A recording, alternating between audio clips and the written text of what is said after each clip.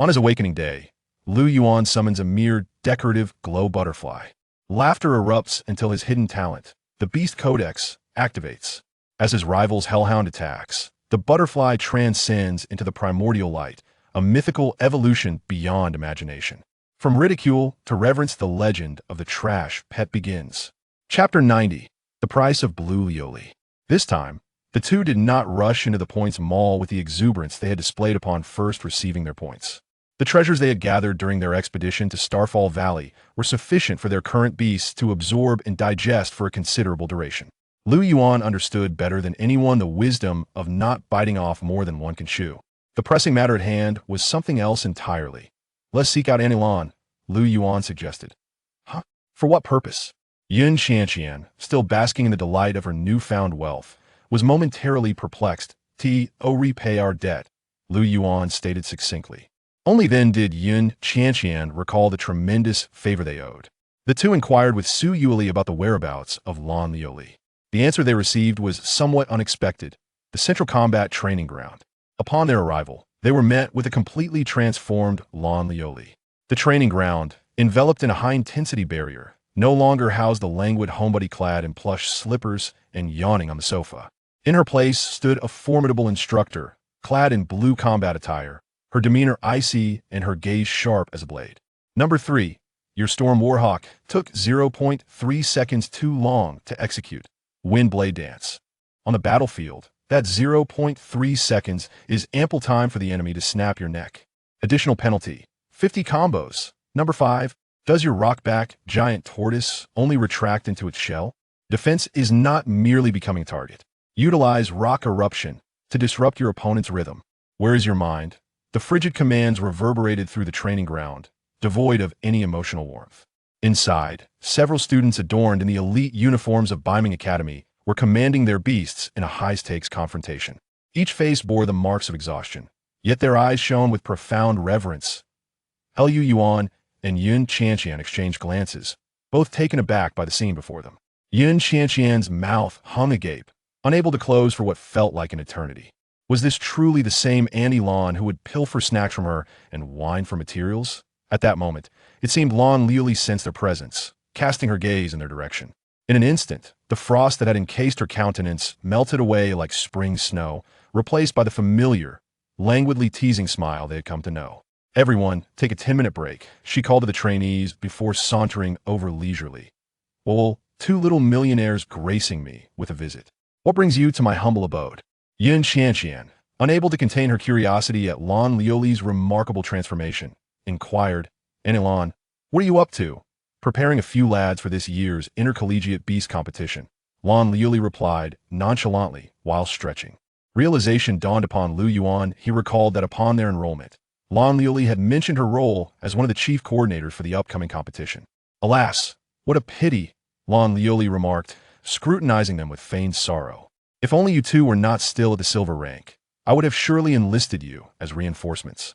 However, with only 5 months left, it seems you will miss out. While her words appeared regretful, they were in fact a high form of commendation. Lu Yuan did not engage further, directly stating their purpose. Anilan, we have come to pay the points for the rescue badges. Oh, Lan Lioli's eyes brightened. She immediately donned an expression of camaraderie, signaling that discussing money was a delicate matter. Yet her words betrayed her intentions. Since you are so earnest, I cannot refuse, she said with a smile, holding up 2 fingers. Considering you, Ellie, I will cut you a deal, 100,000 points each, and we shall call it even. 100,000. Yun Qianqian's eyes widened in disbelief, her voice rising an octave. 100,000 per person? Anilan, why don't you just rob a bank? She felt as though her heart were bleeding. That was 200,000 points. Just imagine how many treasures that could procure in the points mall. Yet, beside her, Lu Yuan remained unperturbed, not even furrowing his brow. He simply nodded calmly and raised his hand ring, executing the transfer with decisive efficiency. Beep. With a soft sound, 100,000 points were deducted. Yun Qianqian, witnessing Lu Yuan's actions, found her subsequent words lodged in her throat. Pouting in frustration, she reluctantly raised her own hand ring, transferring another 100,000 points, though her heart ached at the loss. Watching the substantial sum vanish from her account, the girl's expression mirrored that of someone robbed of their cherished candy. Lan Lioli, content as she observed the additional 200,000 points in her account, smiled with eyes that sparkled. Not bad, not bad. You both have potential. Now go enjoy yourselves. I must return to training that bunch of little rascals. With that, she turned and strode back to the training ground, her smile vanishing as she transformed once more into the cold, formidable instructor. Upon returning to the hillside villa, Yun Qianqian plopped onto the sofa, clutching a cushion, her mouth incessantly muttering, "How outrageous! Annie Lan is utterly shameless. 200,000 points for just a flick of her finger? How easy it is to earn." Lu Yuan, amused by her adorable lamentation over the points, chuckled softly.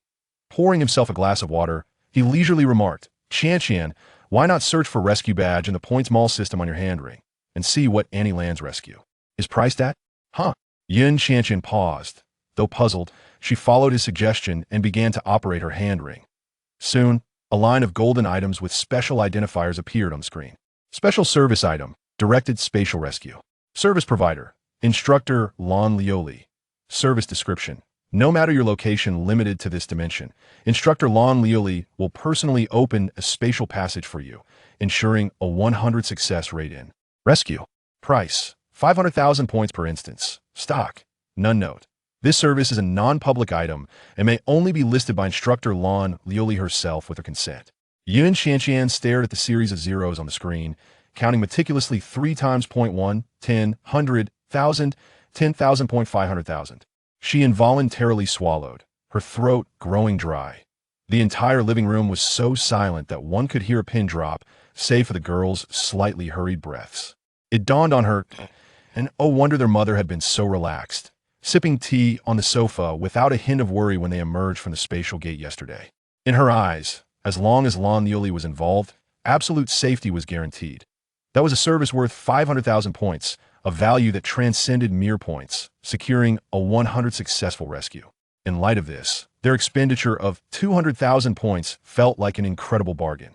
Yun Qianqian's expression shifted from pain to astonishment, then to relief, finally settling into understanding. Clutching her cushion, she murmured softly, "Perhaps it isn't so outrageous after all." Chapter 91. Challenging the Cold Abyss Rankings. In the aftermath of the Tempest, the Half-Mountain Villa has remarkably returned to its erstwhile tranquility.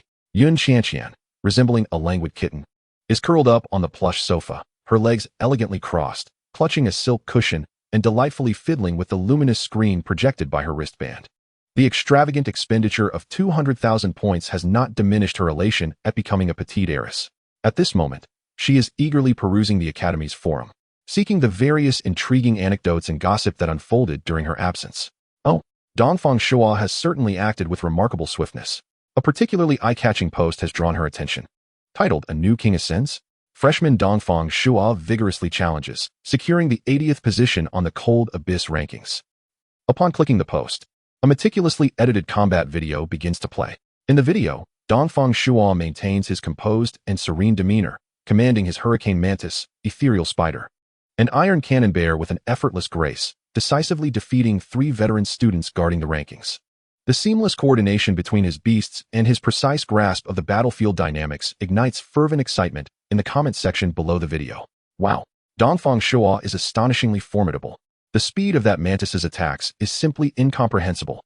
This is the pride of our current freshman.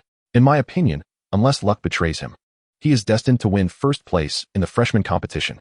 The above comment rings true, although Lu Yuan performed admirably in the secret realm. Who can say he did not simply cling to Yun Qianqian for support? True personal strength must be demonstrated on the arena. Indeed, just observe how, since the beginning of the semester, he has only engaged in the freshman competition. When has he actively challenged the rankings? He must be afraid, after all. Luck cannot be relied upon indefinitely. Yun Qianqian initially found the commentary entertaining, but as she read the subsequent remarks, her enchanting peach blossom eyes narrowed in irritation. What does it mean to cling to someone's coattails? What does it mean to be afraid? The girl's cheeks puffed with indignation, her fair fingers tapping furiously on the luminous screen, and she immediately engaged in a heated exchange with a user named Truth exists only within the cannon's range. Qianqian, doesn't he want to talk to you? You know nothing. Maya Yuan is the strongest. You don't even know what his beasts are. Truth exists only within the cannon's range. Haha, the strongest? Is the strongest merely hiding behind a woman? If he has the capability, let him challenge the Cold Abyss rankings as well. Stop merely talking without action. Qianqian, doesn't he want to talk to you? Just wait. Fuming, Yun Qianqian promptly shut off the screen. She glanced at Lu Yuan, who was reviewing data beside her, and indignantly declared, "Ah, Yuan, we must challenge that cold abyss rankings. Look at them, they underestimate us. Just a few days away, and this group has forgotten who instilled fear in them." Lu Yuan slowly opened his eyes, amused by the sight of the girl's furious demeanor. He reached out, habitually ruffling her hair, and spoke in a calm tone. "What do you have to compare with them? In terms of strength, even I may not be your match among those of the same rank. You are already very strong. Your focus should be on surpassing your past self, not dwelling on others' opinions." His words carried a soothing conviction, and much of Yun Qianqian's ire dissipated. However, she still muttered stubbornly, "But they said that about you, and it makes me unhappy." At that moment, a gentle voice interjected from the side. "Qianqian is right this time. Xiao Yuan, you really should participate in the rankings challenge." Su Yueli emerged from the kitchen, holding 2 glasses of chilled fruit tea. Placing them on the coffee table before the two, she regarded Lu Yuan with a warm yet serious gaze. "Have you forgotten what I told you before?" Lu Yuan's gaze shifted slightly as memories surfaced of Su Yueli's words before the dual rankings at Beiming when he first arrived. Although the Cold Abyss rankings may not possess the same prestige as the Frosty Heaven rankings, Su Yueli said slowly, it remains one of the most closely watched stages within the Academy.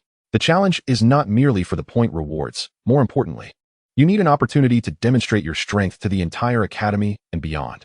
Your performance in the Freshman Secret Realm was impressive, but that was a closed trial. Apart from a select few, no one knows what you truly experienced.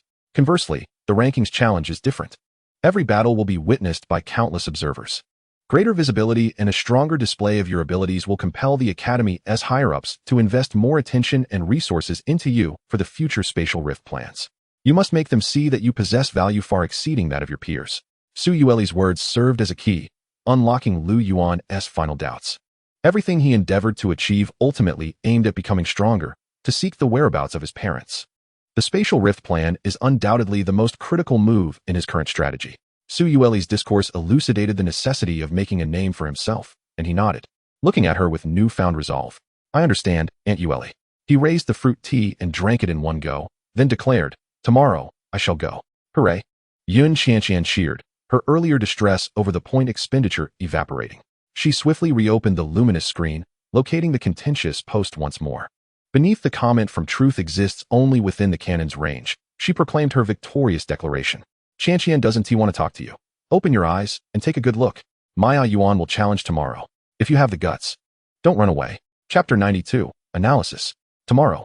Yun Qianqian's declaration resonated with conviction, as if she envisioned Lu Yuan ascending to the pinnacle of the Cold Abyss rankings, trampling all dissenters beneath his feet. Her petite face radiated excitement, her sparkling eyes darting with a bold thought that suddenly sprang to mind. "Ah, Yuan." She grasped Lu Yuan's arm, her eyes gleaming as if she had discovered a new continent. "Let us set up a betting pool. We can earn a fortune from them." The memory of their previous triumph at the freshman competition's betting pool was still fresh in her mind. Lu Yuan, upon hearing this, was not taken aback. Given Yun Qianqian's nature, it would be quite peculiar for her to let such a lucrative opportunity slip by. He considered for a moment before responding, "All right. In Beiming Academy, establishing a betting pool is no trivial matter. The Academy system evaluates the feasibility of the pool, the most critical criterion being that the outcome must possess sufficient uncertainty. For instance, a match between the current 80th-ranked Dongfang Shuo and the first-ranked Situ Nongyue, which is a guaranteed loss, would render the betting pool invalid. This scenario is no longer a gamble, but merely a one-sided score donation. Conversely, if the challengers possess comparable strength or there exists a variable capable of overturning conventional wisdom, then the betting pool holds its value." Lu Yuan's gaze fell upon his wristband, his fingertips lightly tapping. Suddenly, he recalled the languid yet astute visage of Lan Lioli. Perfect. He owed Aunt Lan a favor from their last encounter. It would be prudent to inform her about this betting pool. Yun Qianqian immediately leaned closer, whispering, "So what shall we bet on this time? Directly challenge the first place?" "No." Lu Yuan shook his head, a meaningful smile gracing his lips. "Let us wager on whether I can successfully challenge the 50th ranked Cold Abyss." 50. This rank, neither too high nor too low, is imbued with a subtle yet compelling challenge. For a newcomer who has only been in school for a few months, this is an almost audacious goal. Yet, for Lu Yuan, a creator of countless miracles, it seems far from unattainable. The air is thick with uncertainty. Yun Qianqian immediately comprehends Lu Yuan's intentions, clapping her hands in excitement. "Excellent. Let us proceed." The girl moves with remarkable speed, swiftly establishing a new betting pool on the Academy forum. The title, as always, is brazen, instantly captivating the attention of all students idling online. Madman or immortal? Freshman Lu Yuan opens a new pool, challenging the 50th place of the Han Yuan ranking with a weaker force. Once the betting pool is announced, the Academy Forum, which had been dormant for a few days, erupts once more. Am I seeing this correctly? The 50th place? Who is this newcomer Lu Yuan? Is he really that audacious? Are the brothers upstairs living under a rock? Even Lu Yuan is unknown to them. The dual champion of both the freshman competition and the freshman secret realm. He is no ordinary person. I know him. His strength is indeed formidable, but this is simply outrageous. The senior in 50th place is at the peak of silver rank. With a remarkably comprehensive beast taming lineup, is he really going to take him on as a newcomer? Furthermore, the current 80th place belongs to Dongfang Shua. I reckon Lu Yuan's strength is at best comparable to Dongfang Shua's. Challenging the 50th place is pure whimsy. I really can't fathom how this betting pool came to be, but since it has, Lu, will not hold back. I bet on his loss. Let us start with 20,000 points. The forum is abuzz with speculation. Yet over 90 of the participants believe that Lu Yuan's actions are merely a bid for attention, driven mad by the desire for points. Just then, a post surfaces, attempting to vindicate Lu Yuan. The poster is a member of Dongfang Shua's team, who shares a segment of a video documenting their joint battle against the Golden Tier 9 Nether Serpent deep within the 10,000 Serpents Cave. In the video, Lu Yuan's Legion of Light withstands the mental onslaught of the Golden Tier Beast, creating an essential output environment for the team. Everyone, take note.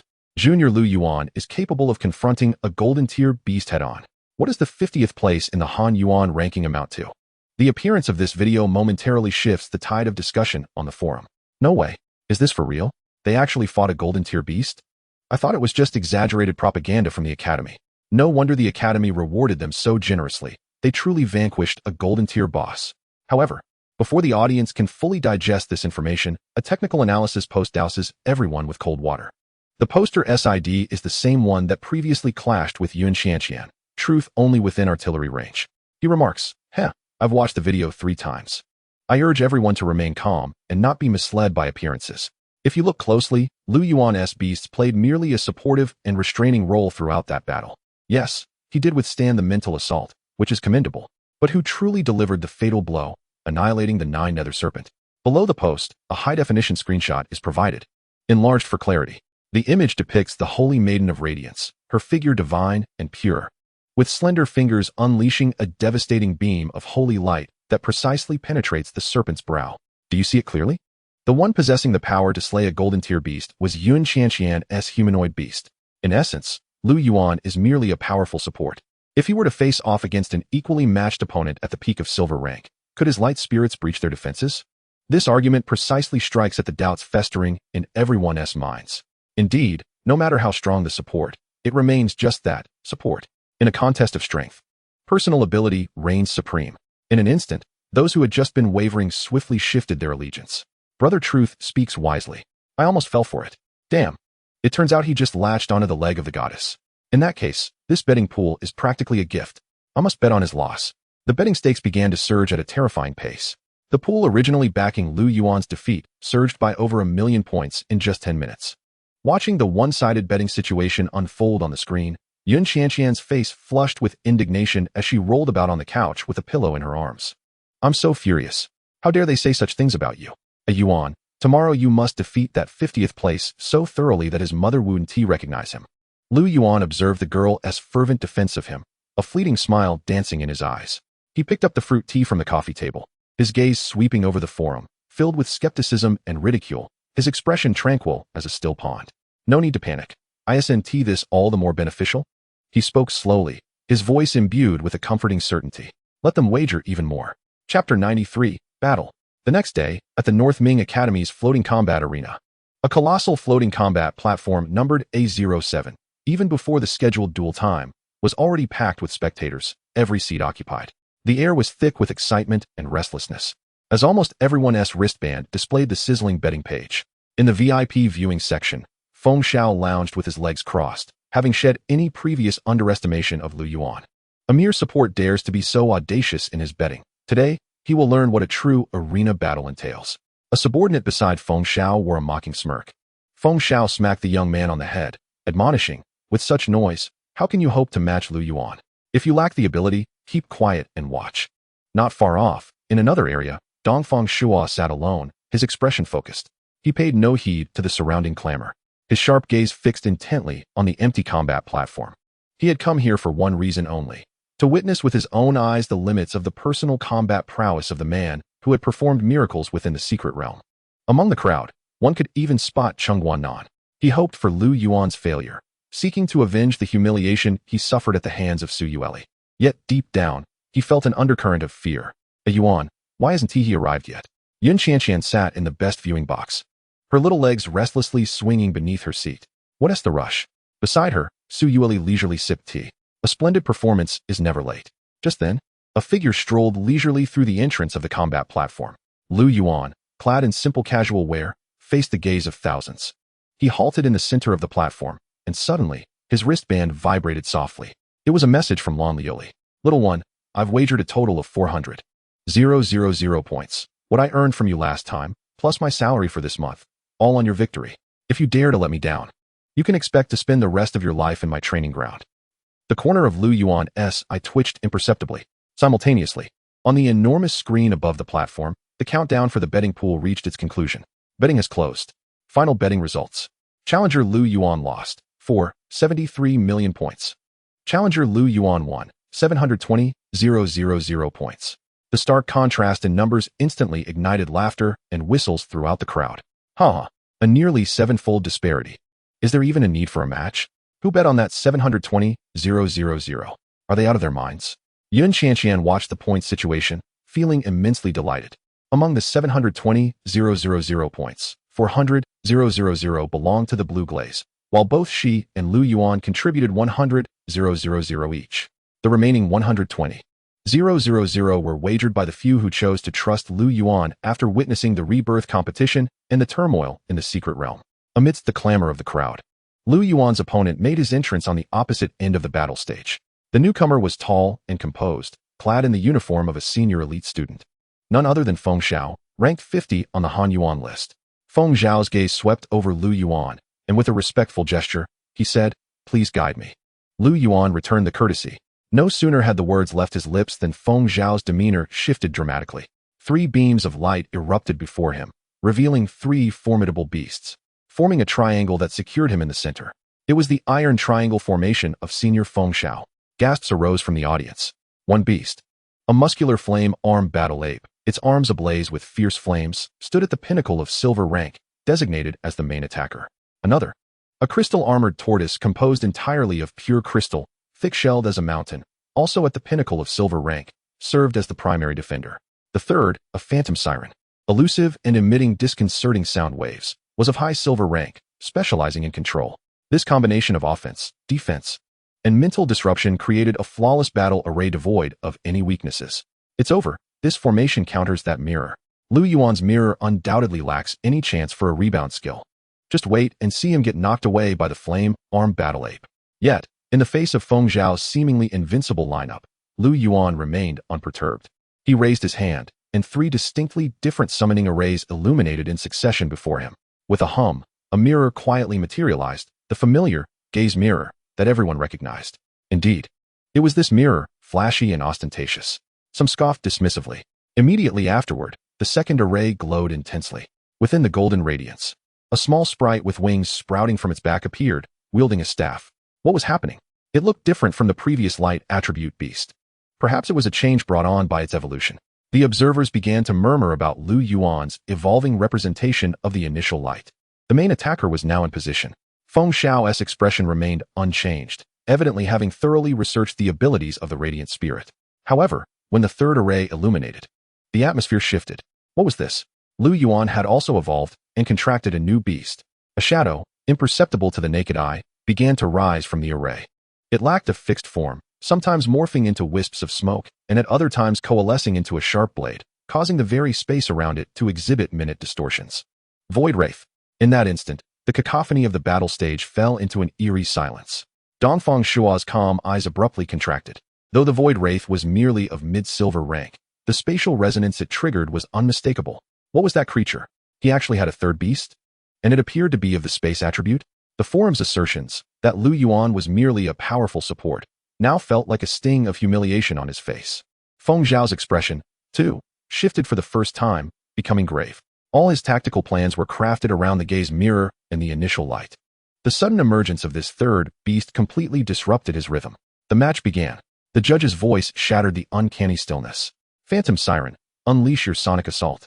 Flame Arm Battle Ape, charge forth. Feng Zhao decisively initiated the attack. The piercing sound waves transformed into invisible stabs, hurtling towards Lu Yuan's mental realm. Simultaneously, the Flame Arm Battle Ape roared, its fiery iron fist lunging toward the radiant spirit. His intent was clear. First, to disrupt Lu Yuan's command with a mental attack, then to incapacitate his core attacking beast. However, just as the mental assault was about to reach Lu Yuan, the radiant spirit unfurled its light wings behind it. Spirit's blessing. A gentle golden halo enveloped Lu Yuan and all his beasts in an instant. The Phantom Siren's sonic onslaught dissipated into nothingness. What? Feng Zhao's heart jolted. In that fleeting moment of distraction, Lu Yuan made his move. His voice rang out, calm and clear across the arena. Void Wraith. At the instant those words were spoken, the shadow that had been swirling around Lu Yuan vanished abruptly. Just as the Flame Arm Battle Ape charged forward, a ripple of space opened behind it, revealing the Void Wraith. Dimensional Blade. An imperceptible, exquisitely compressed spatial blade silently sliced toward the unguarded back of the Flame Arm Battle Ape. Chapter 94, Lu Yuan's Victory. With a barely audible sound, akin to fabric tearing, the invisible dimensional blade precisely penetrated the broad back of the Flame Arm Battle Ape. Under the gaze of thousands of spectators, there was no splatter of blood, only a subtle ripple of spatial waves, reminiscent of a stone cast into a lake. Roar. The Flame Arm Battle Ape emitted a howl intertwined with pain and shock, abruptly halting its forward momentum. Its massive body trembled violently, as the fur and muscle at its back were visibly annihilated by an invisible force, leaving behind a gaping void. A destructive spatial power was rampaging within it. How could this be? Feng Zhao's pupils dilated in disbelief, his mind reeling. His Flame Arm Battle Ape was at the pinnacle of silver rank. Its muscles and bones forged through countless battles, boasting a defense comparable to that of a defensive beast of the same rank. Yet, Lu Yuan's bizarre beast, merely of mid-silver rank, had managed to breach its defenses with a single strike. What skill was that? The arena fell silent. Everyone stood in stunned silence. Just moments ago, the audience had been jeering loudly. Now, they resembled ducks with their throats grasped, unable to utter a sound. In the observation seats, Feng Zhao's hand, holding a drink, hung suspended in the air, forgotten. Dongfang Shua's eyes sparkled with unprecedented brilliance. He understood that was neither an energy attack nor a physical one, but rather an application of the very rules of space, disregarding defenses. Well done. In the VIP box, Yun Qianqian's face flushed crimson. Su Yueli's lips also curled into a smile. On the battlefield, the situation changed in an instant. Feng Zhao, a battle-hardened expert from the Han Yuan list, quickly regained his composure after his brief shock and executed the most prudent countermeasures. Crystal Armored Tortoise, Shield Wall. Phantom Siren, screamed to lock onto that shadow. The sturdy Crystal Armored Tortoise stepped forward to guard the injured Flame Arm Battle Ape, its crystalline armor glowing brilliantly, forming a translucent energy barrier. Concurrently, the Phantom Siren's sharp screech rang out once more. This time, her attack transformed from a wide-range sonic assault into a visible wave of sound, hurtling directly toward the spiraling Void Wraith. However, Lu Yuan was even quicker. At the very moment Feng Zhao issued his command, Lu Yuan's voice resonated once again. Mirror, counter. The gaze mirror, which had been hovering beside Lu Yuan as if merely decorative, suddenly illuminated with brilliance. Buzz. The piercing shriek, imbued with the ethereal essence of the siren, seemed to be drawn by an invisible vortex just as it was about to strike the Void Phantom. With a sudden shift in trajectory, it shot straight into the looking glass. The surface rippled like water before returning to tranquility. Absorbed? This realization sent a jolt of intense unease through Feng Zhao's heart. Before he could fully contemplate the implications, a flash of light from the looking glass reflected a more formidable violet beam. Reversal light. A tangible wave of purple sound energy surged forth, propelled at a speed far exceeding the previous attack. Its target was not the resilient crystal-shelled tortoise nor the injured fierce arm battle ape, but rather the sole control core within the formation, the siren. This swift succession of offense and defense was bewildering. From the Void Phantom's ambush to Feng Zhao's command for counteraction, and then to Lu Yuan's timely intervention utilizing the looking glass for retaliation, the entire sequence transpired in a mere 3 seconds. Yet, those 3 seconds were sufficient to determine the outcome of the battle. For the first time, Feng Xiao's complexion turned ashen. As a psychic beastmaster, the siren was inherently fragile. How could it withstand a full-force strike at double its power? With a piercing sound, the violet sound wave penetrated the siren's illusory form. There was no scream. The siren's figure twisted violently before dissolving into motes of light, forcibly returned to the contract space. Instant kill. The iron triangle formation, led by Feng Xiao, crumbled in an instant. The arena was once again enveloped in an eerie silence. If the initial attack from the Void Phantom had shocked the audience, this time it was a complete upheaval. Can this even be happening? A student exclaimed, shattering the stillness. Using his opponent's skill, Lu Yuan had once again showcased his signature prowess. It's over, my points. Whereas that truth emperor. Come out and take a beating. A bespectacled boy dropped his drink cup with a loud crash, the icy liquid splattering across his pants, yet he remained oblivious. Fixated on the unnaturally calm figure in the arena, disbelief etched in his gaze. The battle was not yet concluded, but all present understood that it was effectively finished. With the loss of the control core and the main attacker severely injured, Feng Xiao's formation was rendered virtually defunct. Lu Yuan didn't even permit the Void Phantom to strike again.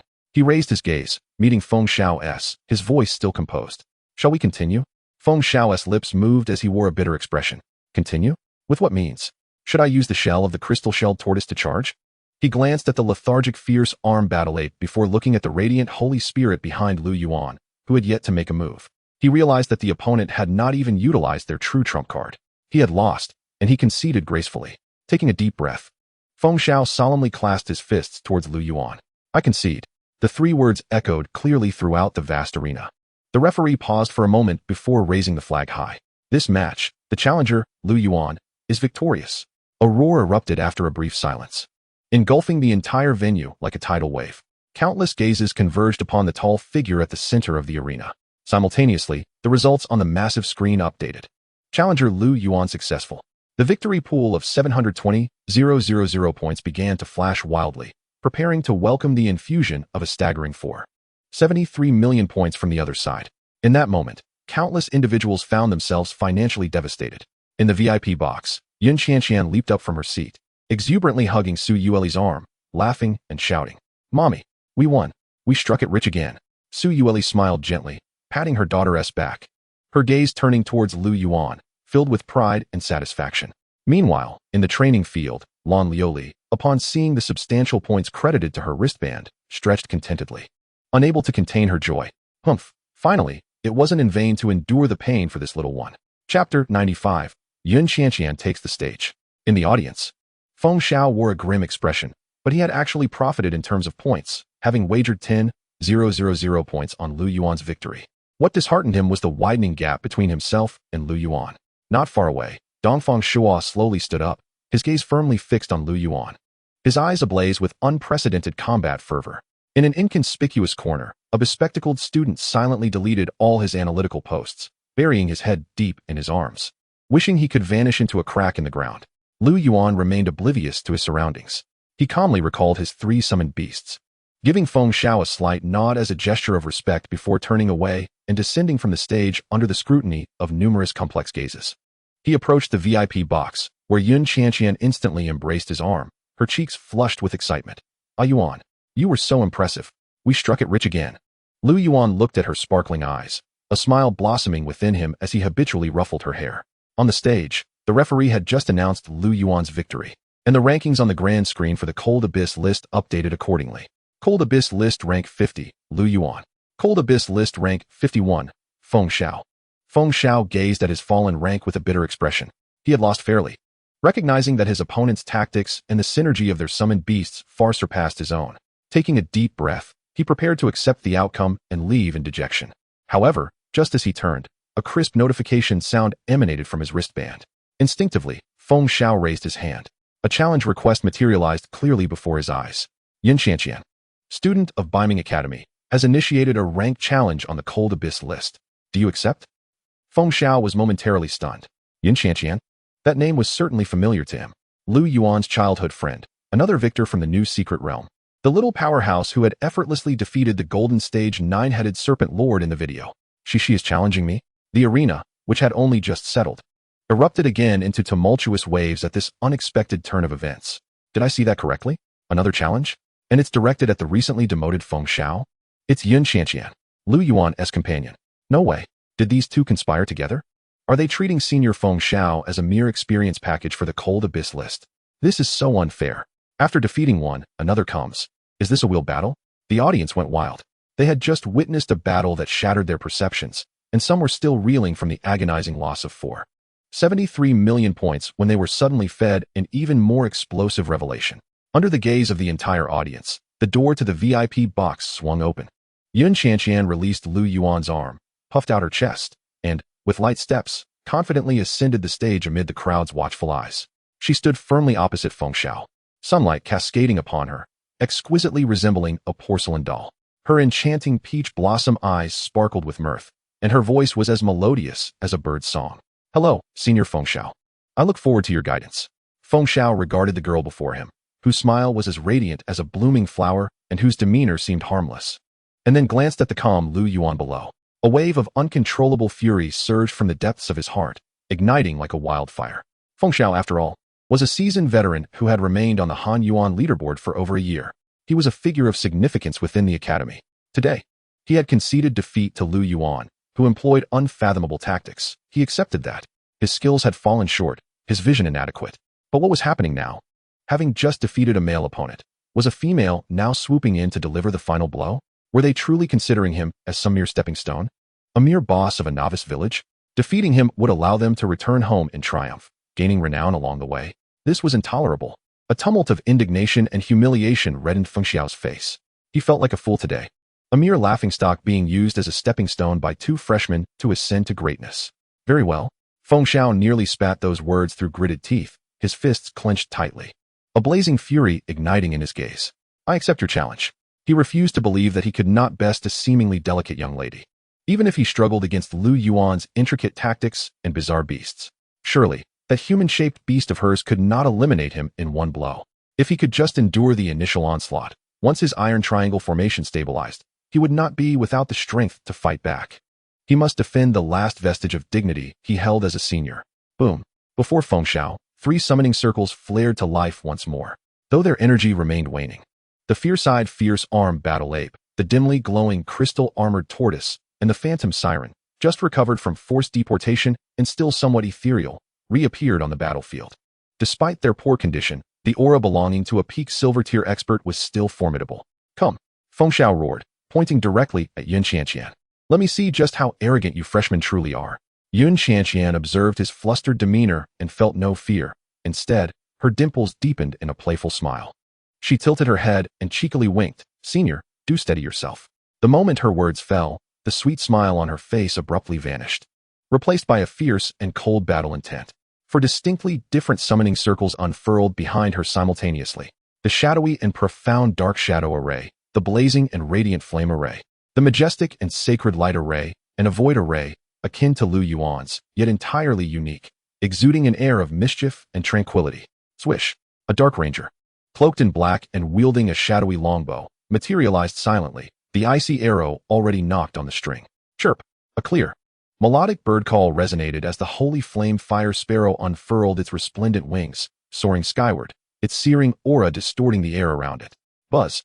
A blinding light coalesced as the figure of the holy maiden of dawn slowly solidified, her divine pressure overwhelming, her golden eyes coldly surveying Feng Xiao as beasts across the arena. Lastly, a small black cat, no larger than a palm and adorned with a whimsical white mask, danced between reality and illusion, elegantly landing on Yun Qianqian's shoulder. This was the Void Masquerade Cat. It lazily yawned, yet its eyes sparkled with a glimmer of mischief. For beasts, among them, 2 possessed an astounding 5-star potential, the Holy Maiden of Dawn and the Void Masquerade Cat. When Yun Qianqian's entire lineup was unveiled to the audience, the venue fell into a profound silence once more.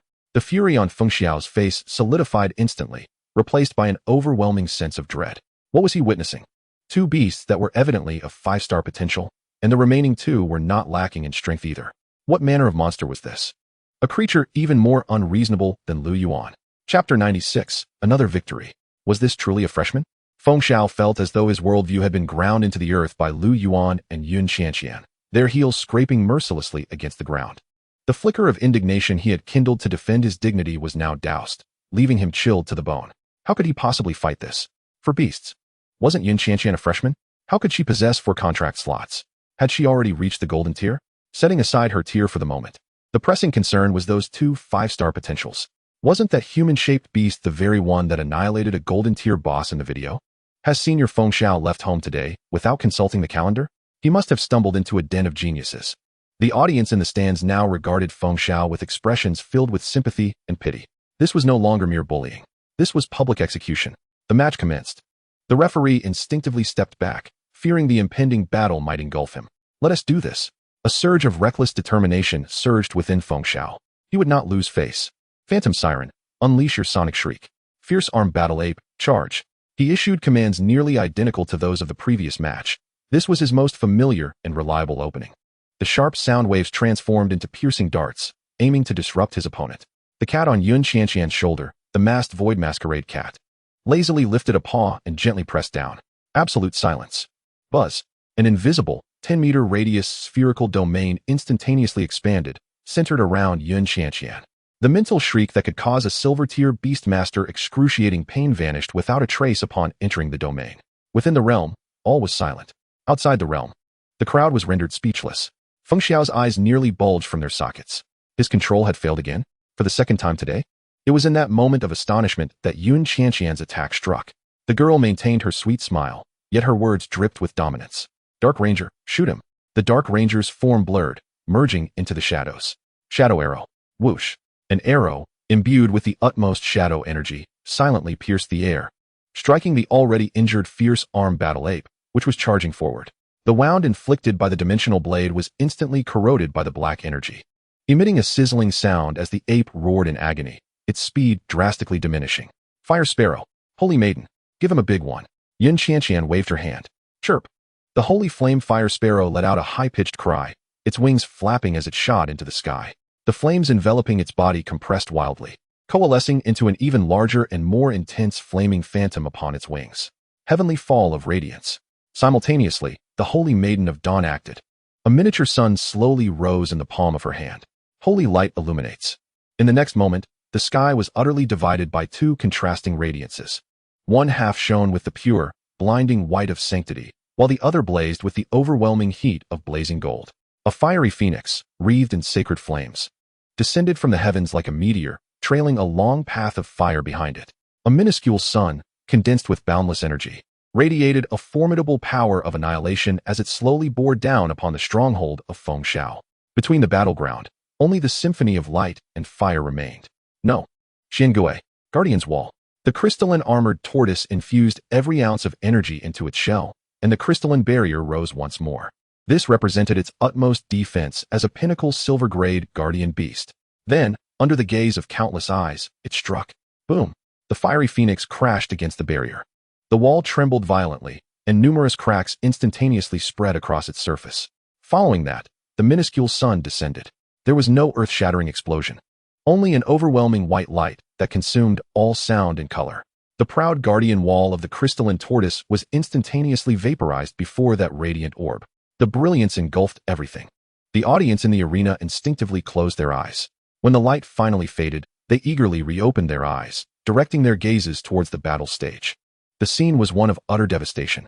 The sturdy alloy floor had melted into a gigantic pit, its edges still shimmering with sacred light. Feng Xiao's 3 guardian beasts lay at the bottom of the pit, charred and emitting wisps of smoke, utterly devoid of combat capability. The entire arena fell into a profound silence. If Lu Yuan's victory was characterized by the precision and lethality of a surgical blade, evoking awe and astonishment, then Yun Qianqian's triumph was a crushing force akin to Mount Tai, rendering onlookers powerless and speechless. The referee, observing the unfolding events, announced in a hoarse voice, "In this match, the challenger, Yun Qianqian, emerges victorious." The crowd, at long last breaking free from their petrified state, erupted into a cacophony far more chaotic than any previous uproar. My goodness, is it over just like that?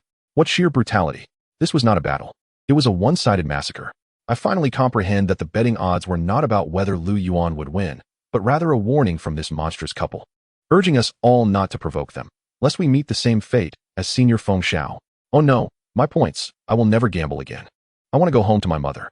In the audience, Feng Xiao's underling collapsed onto the ground, trembling uncontrollably like a leaf in the wind. He gazed at the girl on stage, who wore a charming smile, as if she had merely accomplished something trivial. The jealousy and resentment in his eyes evaporated, leaving only an abyss of fear. Dongfang Shuo quietly took his seat, lifting a cup of water that had long gone cold and draining it in one gulp. The fierce combat spirit that had once burned in his eyes was now replaced with gravity and confusion. He realized that his proud strength and talent seemed somewhat inadequate in the face of this unreasonable couple.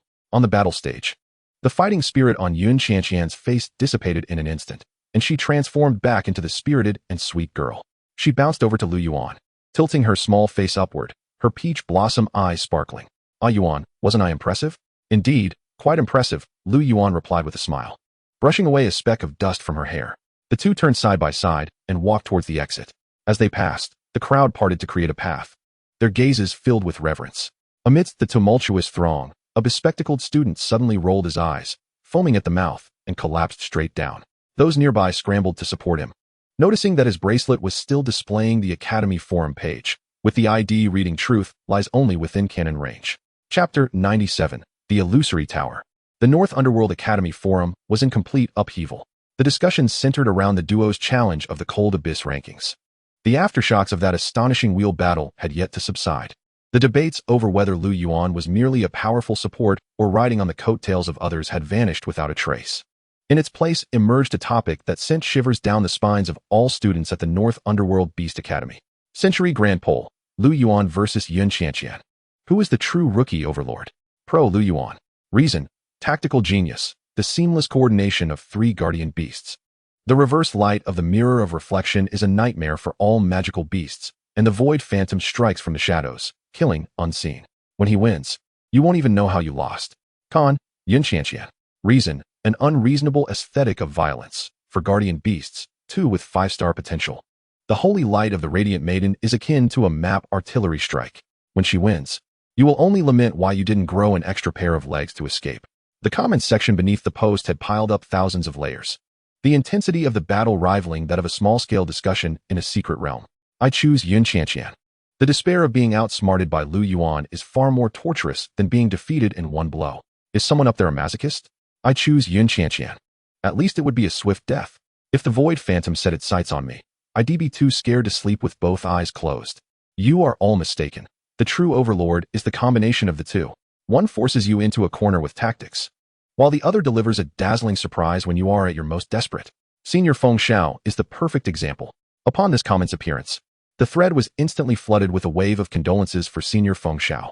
It was said that after returning that day, Senior Feng Xiao locked himself in his room and did not come out for 3 days. As for the bespectacled brother with the ID "Truth lies only within cannon range," he lay in the infirmary for a day and a night before waking up, the first thing he did being to change his ID to "I was wrong, Sister Qianqian. I will never dare again." This uproar solidified Lu Yuan and Yun Qianqian's names as an omnipresent legend in the hearts of all students at the North Underworld Academy. The two at the center of the storm, however, were enjoying a rare moment of leisure in a villa halfway up a mountain.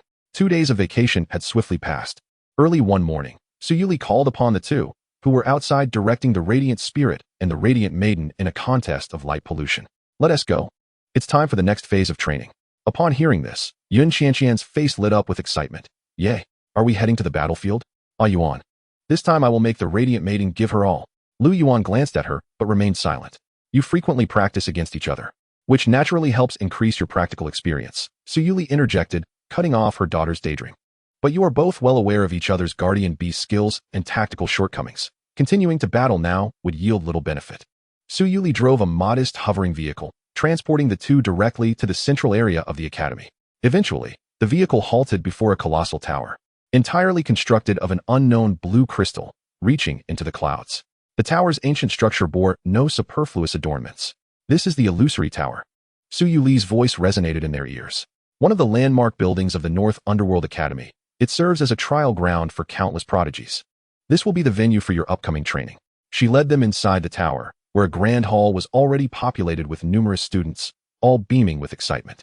The Illusory Tower is divided into 7 levels, corresponding to the difficulties of black iron, bronze, silver, gold, platinum, diamond, and epic. Every successful challenge of a level allows them to receive a reward once per day, Suyuli slowly elaborated. It is said that the Illusion Tower harbors the legendary 8th floor. However, since the establishment of Beiming Academy, no one has ever successfully challenged it. She paused, casting a glance at the curious faces of Lu Yuan and Yun Qianqian, and with a smile, revealed today's mission. Your objective for today is quite simple, to conquer the first level. The first level? Yun Qianqian was momentarily taken aback, her beautiful peach blossom eyes widening in disbelief. Thinking she must have misheard. Black iron difficulty? Mother, you cannot be jesting. I could complete it even with my eyes closed. Not to mention summoning the Radiant Saintess. Even her lowest-ranked Dark Ranger could single-handedly navigate through the Black Iron tier with ease. Observing her confident demeanor, Su Yueli revealed a knowing smile. One can only hope. She offered no further explanation, instead leading the two into the center of the hall. There, 7 colossal virtual screens floated in parallel, each framed in a color corresponding to a rank. At that moment, nearly all eyes were fixed upon the screen bordered in black. Illusion Tower Black Iron Daily Ranking. First place, Zhang Luotian, Waves Cleared, 12. Second place, Zhang Haoyu, Waves Cleared, 11. Third place, Uxin, Waves Cleared, 9. The relaxed expression on Yun Qianqian's face faltered slightly upon seeing the words Waves Cleared. Wasn't he defeating a single boss sufficient for completion? The challenge of the Illusion Tower entails facing wave after wave of illusory monsters until one is defeated or chooses to withdraw, Lu Yuan quietly explained, his gaze sweeping over the leaderboard, while the Beastmaster's compendium began silently analyzing the tower's energy composition. Su Yueli cast an approving glance at Lu Yuan, then addressed the two. Do you understand now? Your task today is not merely to pass the Black Iron Gate, but to etch your names upon this leaderboard. She pointed delicately at the screen. Oh, and one more thing. The beasts within the Illusion Tower are a myriad of peculiarities, many of which are species you have neither heard of nor seen in the outside world. Do not approach them with conventional thinking. Now go forth. Su Yueli patted their shoulders, her face adorned with an encouraging smile. Ah Yuan, let us see who can clear more waves. Yun Qianqian's competitive spirit ignited instantly as she pulled Lu Yuan along, eagerly heading towards the entrance of the Black Iron Challenge. 12 waves. This number, it seemed, was not beyond the reach of individuals of their caliber. However, Su Yueli's words of hope and the mention of the bizarre beasts cast a faint ripple in Lu Yuan's heart. It appeared that matters were not so straightforward. The two stepped into the black light gate side by side. The scene before them shifted dramatically. Chapter 98, Accumulated Battles. Beyond the light gate, the space transformed. Lu Yuan found himself in the center of a vast circular arena. Surrounding him were stone stands, utterly deserted. Yet one could almost hear the echoes of ancient battles and cries. A chilling atmosphere permeated the air, mingled with a faint scent of energy particles. Everything here was a mirage constructed from energy. Standing in the center of the arena, Lu Yuan had yet to examine his surroundings when a heavy stone door before him suddenly ascended with a thunderous crash. A low growl resonated, and a black shadow darted forth from the darkness behind the door, as swift as lightning. It was a black wolf, its size twice that of an ordinary wild wolf, its fur resembling solidified shadows, and its eerie green eyes fixated upon Lu Yuan, radiating a bloodthirsty desire. Before Lu Yuan, the panel of the Beastmaster's compendium materialized automatically. Name, Shadow Wolf, Illusion Creature. Rank, Peak Black Iron. Potential, 2 stars. Skills, Shadow Claw, Swift Ambush. Description, a basic magical creature formed from the energy of the Illusion Tower. Proficient in speed and ambush tactics. Peak Black Iron. Lu Yuan understood immediately. He was even disinclined to summon other beasts, with a mere thought. He summoned the Radiant Spirit.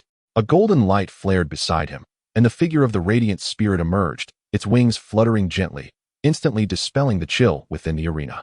In the face of the charging Shadow Wolf, the Radiant Spirit didn't even cast a glance at it, its aura radiating more intensely. Holy Radiance Domain. A visible shockwave of radiance emanated from it, rippling outward. The fierce Shadow Wolf, upon contact with the shockwave, seemed to crash into an invisible wall, emitting a brief, mournful cry before its body was sent flying, crashing heavily onto the sand a dozen meters away, convulsing twice before falling still. Instant kill. Yet, a subtle frown creased Lu Yuan's brow. Something was amiss. The defeated Shadow Wolf did not dissipate into light as anticipated, but lay there like a true corpse, motionless. Just as he pondered this, 2 more stone doors rose from either side of the arena. This time, 2 distinctly different illusion creatures emerged, a rock-armored beetle and a green swamp frog that could emit a weak venom. The Beastmaster's compendium swiftly provided information. They were still of Black Iron rank. The Radiant Spirit effortlessly fired 2 purifying light particles, striking each target with precision. The 2 creatures could not even approach Lu Yuan before they met the same fate as the Shadow Wolf, collapsing onto the ground, lifeless. As before, the bodies remained undissolved. Lu Yuan's gaze swept over the three motionless corpses on the ground, but before he could contemplate further, a thunderous roar echoed. The third wave had arrived. 4 stone doors opened simultaneously, and 4 black iron rank illusion creatures charged forth with howls. This time, Lu Yuan refrained from letting the radiant spirit engage directly. Spirit servants. Following the command, the radiant spirit summoned 3 spirit servants, each wielding a spear of light. Low-tier silver, with the radiant spirit advancing to the mid-tier silver rank. The summoned spirit servants also rose in rank. The 3 low-tier silver spirit servants faced the 4 peak black iron creatures, and the scene turned into a one-sided slaughter. As the light spears danced, the 4 creatures fell without contest, joining the ranks of the lifeless on the ground. For the 4th wave, 8 stone doors opened, unleashing 8 creatures. Lu Yuan had begun to grasp the pattern. He waved his hand, dispersing the 3 spirit servants into light particles, allowing only the radiant spirit to act. A broader shockwave of radiance was unleashed, swiftly clearing the arena. Just as anticipated, when the 5th wave approached, all 16 stone doors around the arena simultaneously ascended. 16 black iron rank creatures, each of varied forms, surged forth from the darkness, roaring as they surrounded Lu Yuan from all directions. However, the true upheaval was just beginning. At that instant, as the 16 new creatures charged out, the bodies of the previously defeated creatures, those that had remained motionless on the ground, totaling 15, suddenly quivered violently. The wounds that represented death on their bodies rapidly healed under the influence of a strange energy, and their dim eyes reignited with a bloodthirsty glint. In the next moment, all the corpses leaped back to their feet, their power restored to its peak state. 15 resurrected magical creatures, accompanied by 16 newly emerged ones, culminated in a formidable tide of 31 black iron tier phantoms, completely engulfing Lu Yuan in their midst and sealing off all his avenues of retreat. Thus it was revealed.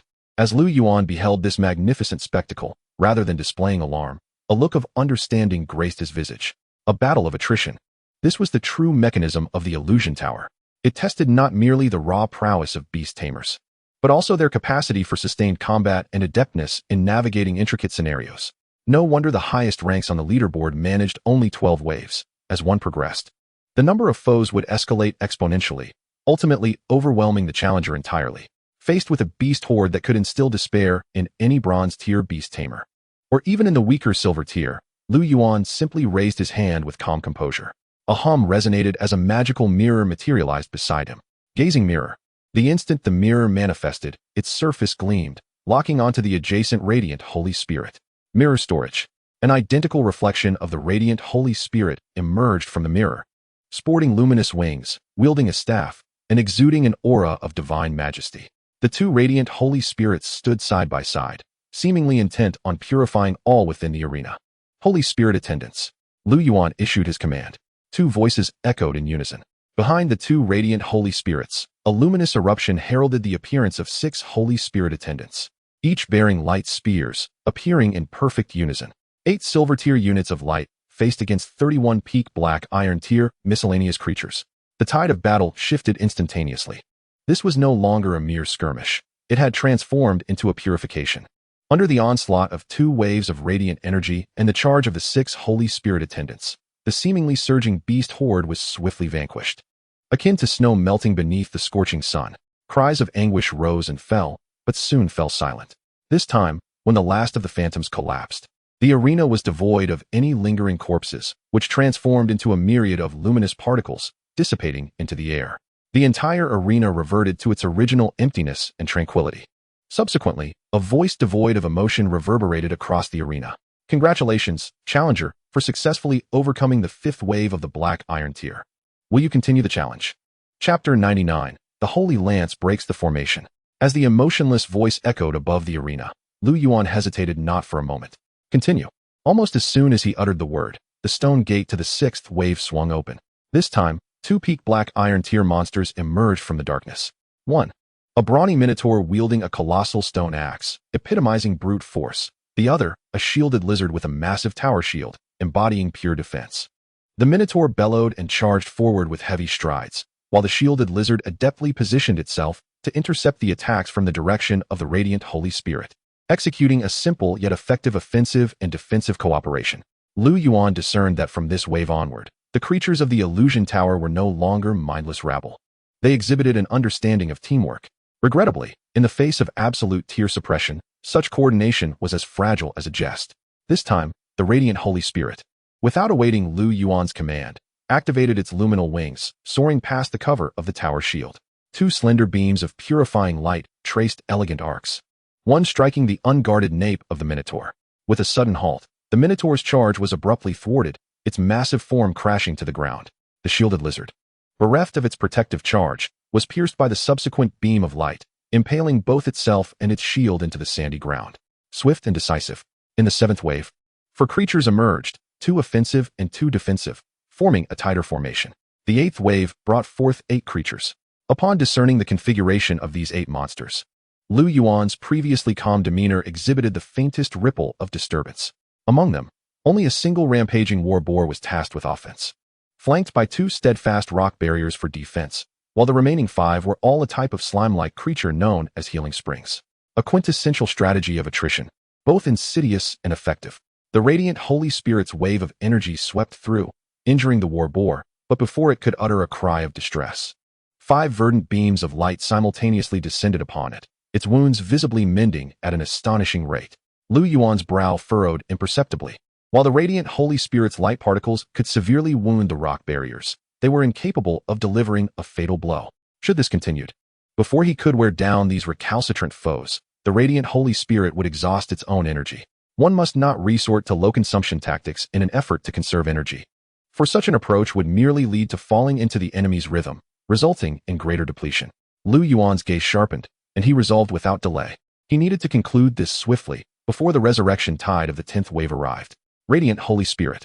His voice was calm, yet resolute. The End's Holy Lance. The moment the command was issued, the radiance surrounding the radiant Holy Spirit contracted sharply, ceasing to release area-wide shockwaves, instead compressing all its energy to the utmost. A golden lance, entwined with the aura of destruction, coalesced behind it.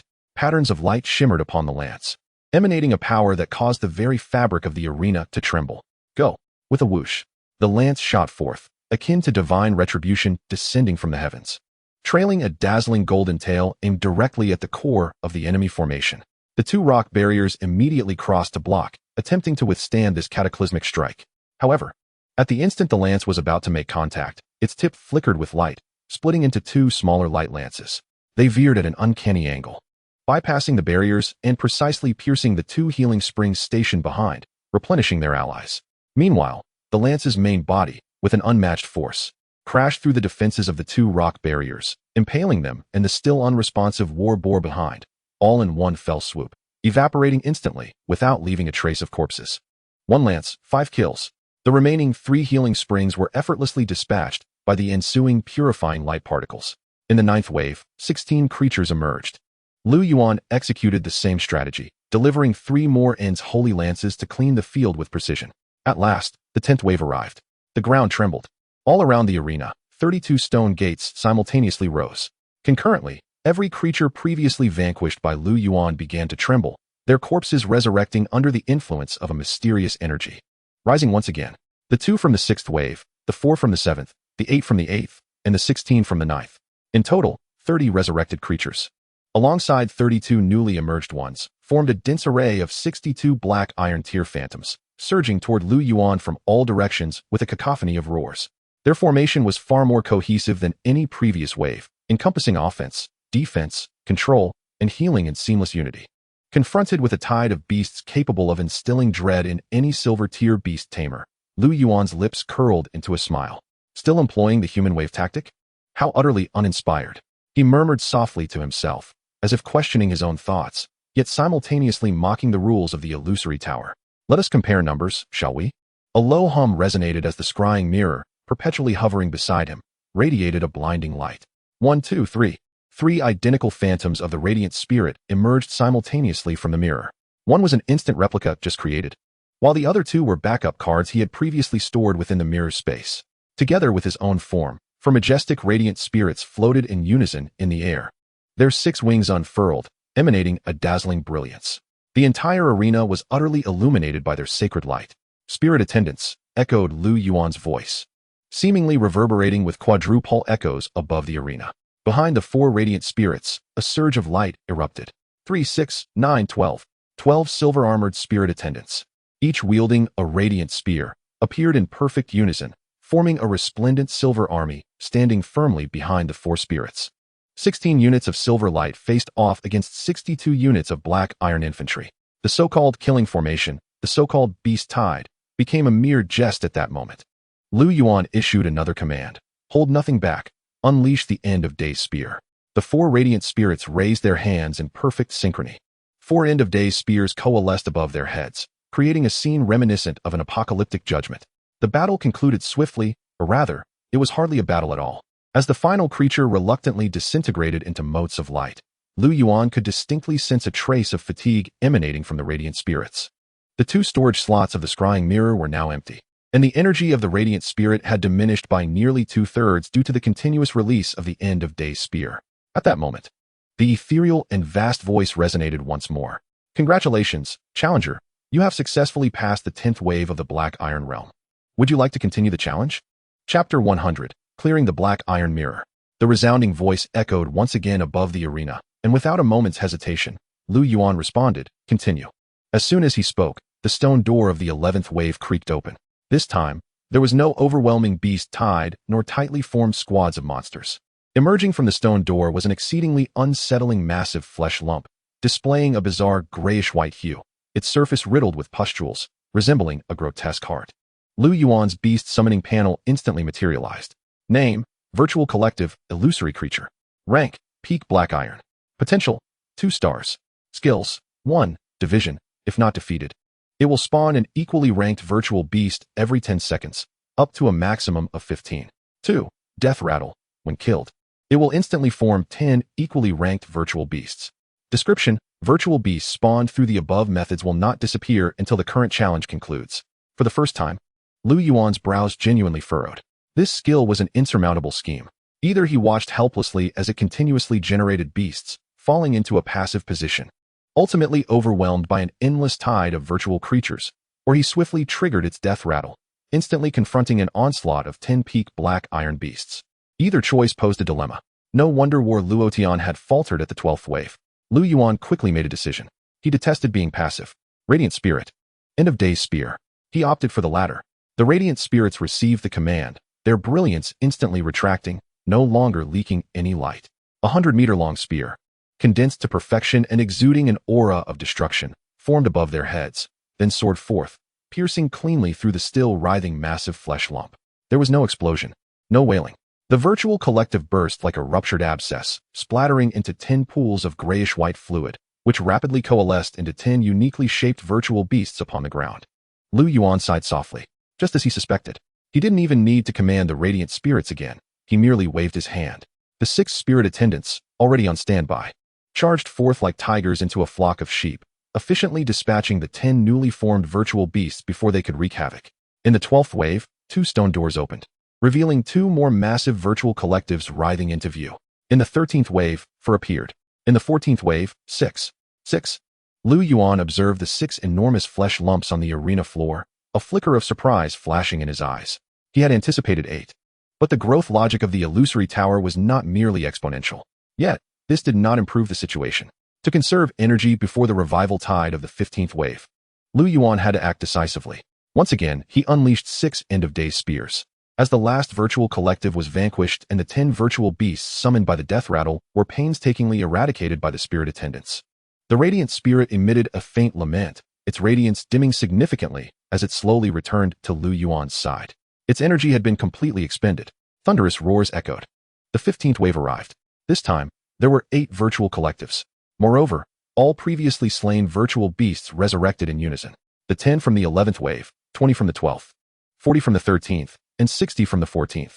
In total, 130 resurrected virtual beasts, coupled with the 8 newly birthed virtual collectives from the 15th wave. Had he opted to trigger the death rattle, there would have been at least 210 virtual beasts. If the former's division occurred, it would have been 250. As he gazed at the densely packed virtual beasts that completely surrounded him in the arena, Lu Yuan remained calm, internally sighing. Do I truly have to resort to this? He raised his hand, bringing his index and middle fingers together, and 2 deep purple-gold lights gradually coalesced at his fingertips. This was his unique ability. 2 enigmatic runic beast seals formed at his fingertips. Go. He flicked his fingers, and the 2 beast seals transformed into streaks of light, precisely embedding themselves within the radiant spirit and the scrying mirror. A hum resonated. Almost instantly, the previously dim radiant spirit erupted once more with resplendent light, its wings unfurling, its aura revitalized to its peak, even surpassing it. Meanwhile, the ancient surface of the scrying mirror glimmered, the two previously used storage engravings reigniting. Lu Yuan's complexion paled momentarily. This was a trump card reserved for him as a master. Utilizing his own essence to nurture his beasts, he would never employ it lightly unless absolutely necessary. Yet now, the moment had arrived. Come forth. He raised his hand, and a third, entirely different summoning array illuminated. A mass of shadow, elusive in form, quietly materialized. It was the void mirage. The scrying mirror shimmered, and an identical phantom of the radiant spirit emerged from within. Spirit attendants. Behind the two radiant spirits, a surge of light erupted, and 6 spirit attendants appeared in perfect formation. Void mirage, locate their command core. Lu Yuan's voice rang out clearly amidst the cacophony of the beast tide. In the next moment, the gray ocean formed by 130 monstrous creatures stirred, while the unaddressed amalgamation began to differentiate. At that instant, Lu Yuan's legion also sprang into action. 2 resplendent holy spirits hovered in the air like twin radiant suns, alternating the release of the finality holy lance and the radiant shockwave, executing a sweeping clearance across the battlefield. 6 holy spirit attendants, under Lu Yuan's guidance, formed the sharpest blade, repeatedly piercing the heart of the beast tide with precision, systematically slaying the unique individuals hidden among the horde who were responsible for command and coordination. The mirror of facade floated beside Lu Yuan, its surface shimmering with violet light, poised to unleash reflected light, doubling any missed ranged attacks. This was an unprecedented, grueling battle. However, from the moment Lu Yuan activated his innate talent, the scale of victory had already been firmly grasped in his hands. When the final virtual beast was reluctantly pierced by the holy lance and dissipated into motes of light, the entire arena finally returned to its initial tranquility. That vast voice, carrying a barely perceptible tremor, resonated once more. Congratulations, Challenger, for successfully clearing the Black Iron Realm of the Illusion Tower. Clearance reward, 30,000 Academy points, or select 2 items of silver-grade materials. Without hesitation, Lu Yuan chose the points. As his words echoed, the scene before him warped, and in the next moment, he found himself back in the grand hall of the Illusion Tower. Not far away, Yun Qianqian and Su Yuli stood there, smiling as they gazed at him. Upon seeing him, Yun Qianqian's face radiated with a look that seemed to say, "Look how impressive I am." Lu Yuan chuckled, remaining silent, as he lifted his gaze towards the massive light screen in the center of the hall that represented the Black Iron Realm. The leaderboard had refreshed. Illusion Tower Black Iron Realm Daily Rankings. First place, Yun Qianqian, Clearance Waves, 15, Clearance Time, 6 minutes 14 seconds. Second place, Lu Yuan, Clearance Waves, 15, Clearance Time, 9 minutes 52 seconds. Third place, Zhang Luotian, Clearance Waves, 12. In the case of identical clearance waves, the one with the shorter time ranks higher. Chapter 101, Just Good Luck. Lu Yuan scrutinized the leaderboard, his gaze oscillating between Yun Qianqian's name and his own. 15 waves. The same clearance record. Yet her name was placed above his. This signified that she had completed it in a shorter time. A look of surprise flickered in Lu Yuan's eyes. He was acutely aware of the terrifying spectacle that the gray ocean of monsters represented in the 15th wave. He had relied on his innate imprint, forcibly restoring the states of the radiant Holy Spirit and the mirror of facade to achieve clearance, having exhausted all his trump cards. Yet how had Yun Qianqian managed to do it? Even faster than he had. How? It seemed that Yun Qianqian had seen through his thoughts. With her hands behind her back, she pranced over to him, tilting her exquisitely crafted face adorned with a look that begged for praise, her eyes sparkling with mischief. Are you surprised that I was even faster than you? Lu Yuan regarded her triumphant demeanor, his confusion undiminished, and he nodded honestly. I knew it. Yun Qianqian's smile grew sweeter as she cleared her throat and began recounting her glorious exploits. The first 8 waves were quite dull, all merely lowly minions of the Black Iron tier. I let the Dark Ranger handle them on their own, not even counting as a warm-up. The 9th and 10th waves were a tad more interesting, as those monsters began to employ formations. I had the Facade Cat assist the Dark Ranger by using Absolute Silence to block those pesky mental attacks. Then the Dark Ranger, using Night Stealth, infiltrated to eliminate the restorative and support-type virtual beasts, and the rest were easily dispatched. However, after the 10th wave, the Dark Ranger had expended quite a bit. Lu Yuan listened quietly. Her tactical reasoning was clear and direct, utilizing the domain of the Void Facade Cat to perfectly counter the disruptive monsters. Allowing the Dark Ranger to reap the rewards, indeed the most efficient solution. Then came the 11th wave, that disgusting mass of flesh. At this point, Yun Qianqian wrinkled her little nose in disdain. I had no idea that thing would explode upon death, so I had the fire sparrow finish it off with a blazing dive. Suddenly, with a bang, 10 small monsters erupted forth, startling me. And then, Lu Yuan pressed for more details. And then, Yun Qianqian puffed out her tiny chest, as if it were the most natural thing. Then I summoned the Holy Maiden. And with a heavenly light judgment, swoosh, swoosh, swoosh, all 10 little monsters turned into motes of light. Lu Yuan understood. The single target burst of the radiant Holy Maiden was equally formidable. In the 12th wave, I didn't let the fire sparrow deliver the final blow directly, but it ended up spawning what seemed to be over a dozen virtual beasts. After that, I wised up. Yun Qianqian continued. When that kind of mass of flesh appeared again, I didn't give it a chance to differentiate. I had the radiant Holy Maiden take action immediately, and she obliterated it. As for the little monsters that emerged after its demise, I had the Dark Ranger, Facade Cat, and Fire Sparrow work together. They cleared them out effortlessly. By this point, Lu Yuan had grasped the gist. Yun Qianqian's lineup possessed formidable firepower coverage that he lacked. And what about the final wave? Lu Yuan posed the most critical question. How did you handle those nearly 200 resurrected virtual beasts? Oh, that. Yun Qianqian tilted her head, discussing it nonchalantly. They like to huddle together and employ a swarm tactic, densely packed, which could make anyone's scalp tingle. I had the Holy Maiden fly up high, and then I cast Holy Light Radiance upon them. At this point, the girl extended her fair little hand, fingers splayed, then suddenly clenched them into a fist, mimicking an explosion while vocalizing. With a bang, the entire world was cleansed. I checked the time. It was precisely 10 seconds. Lu Yuan fully comprehended. This was a dimensional strike.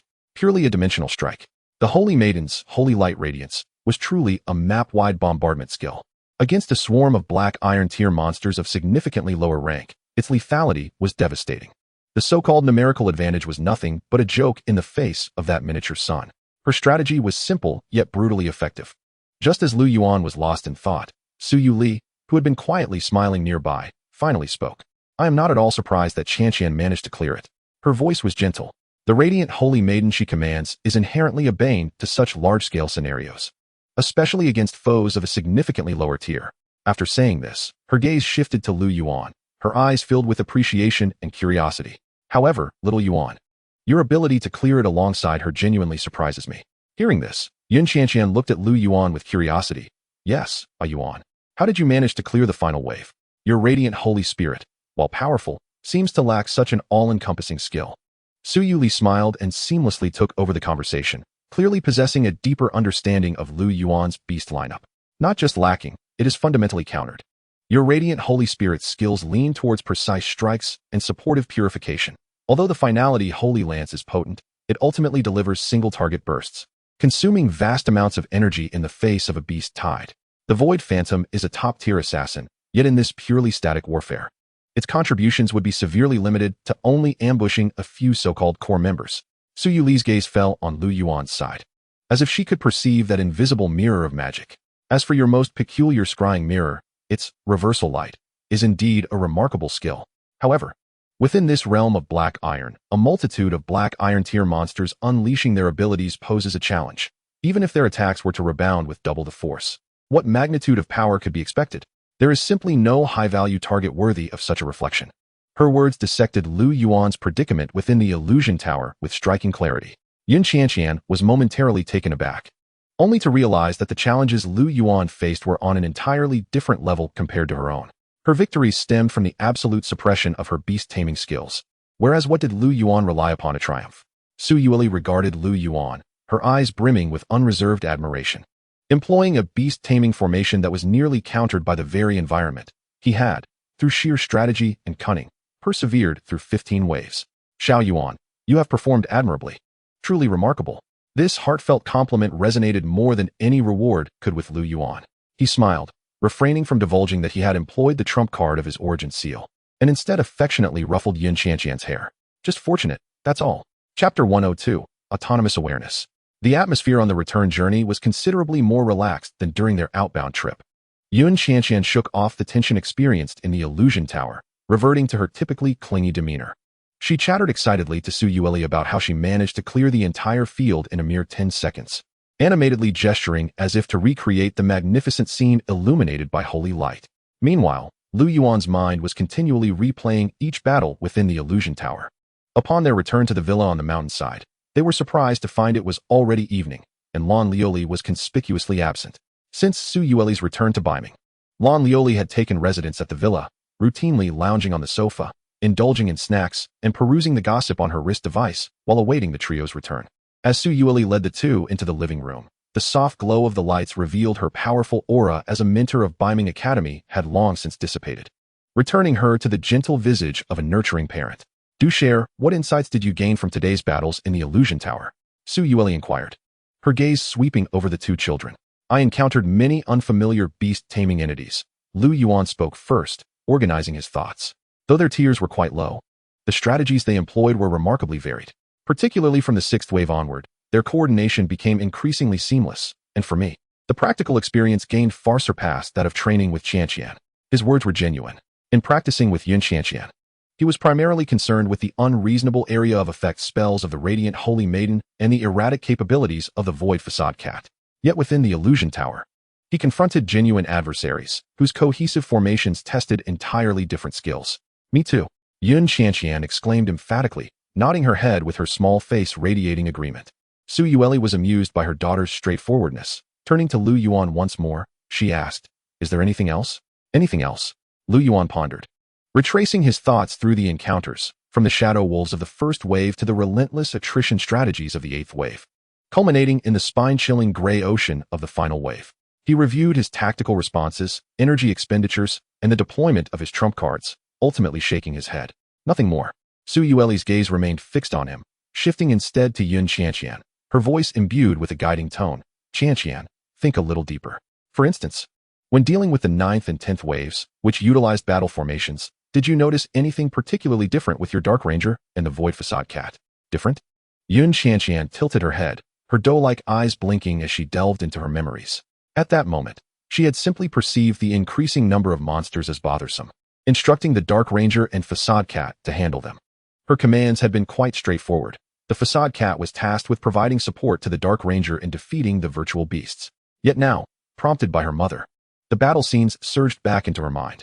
The timing of the Void Facade Cat's absolute silence field was impeccable, neither a moment too soon nor too late, perfectly encompassing the range of all enemy mental attacks, thereby minimizing energy consumption.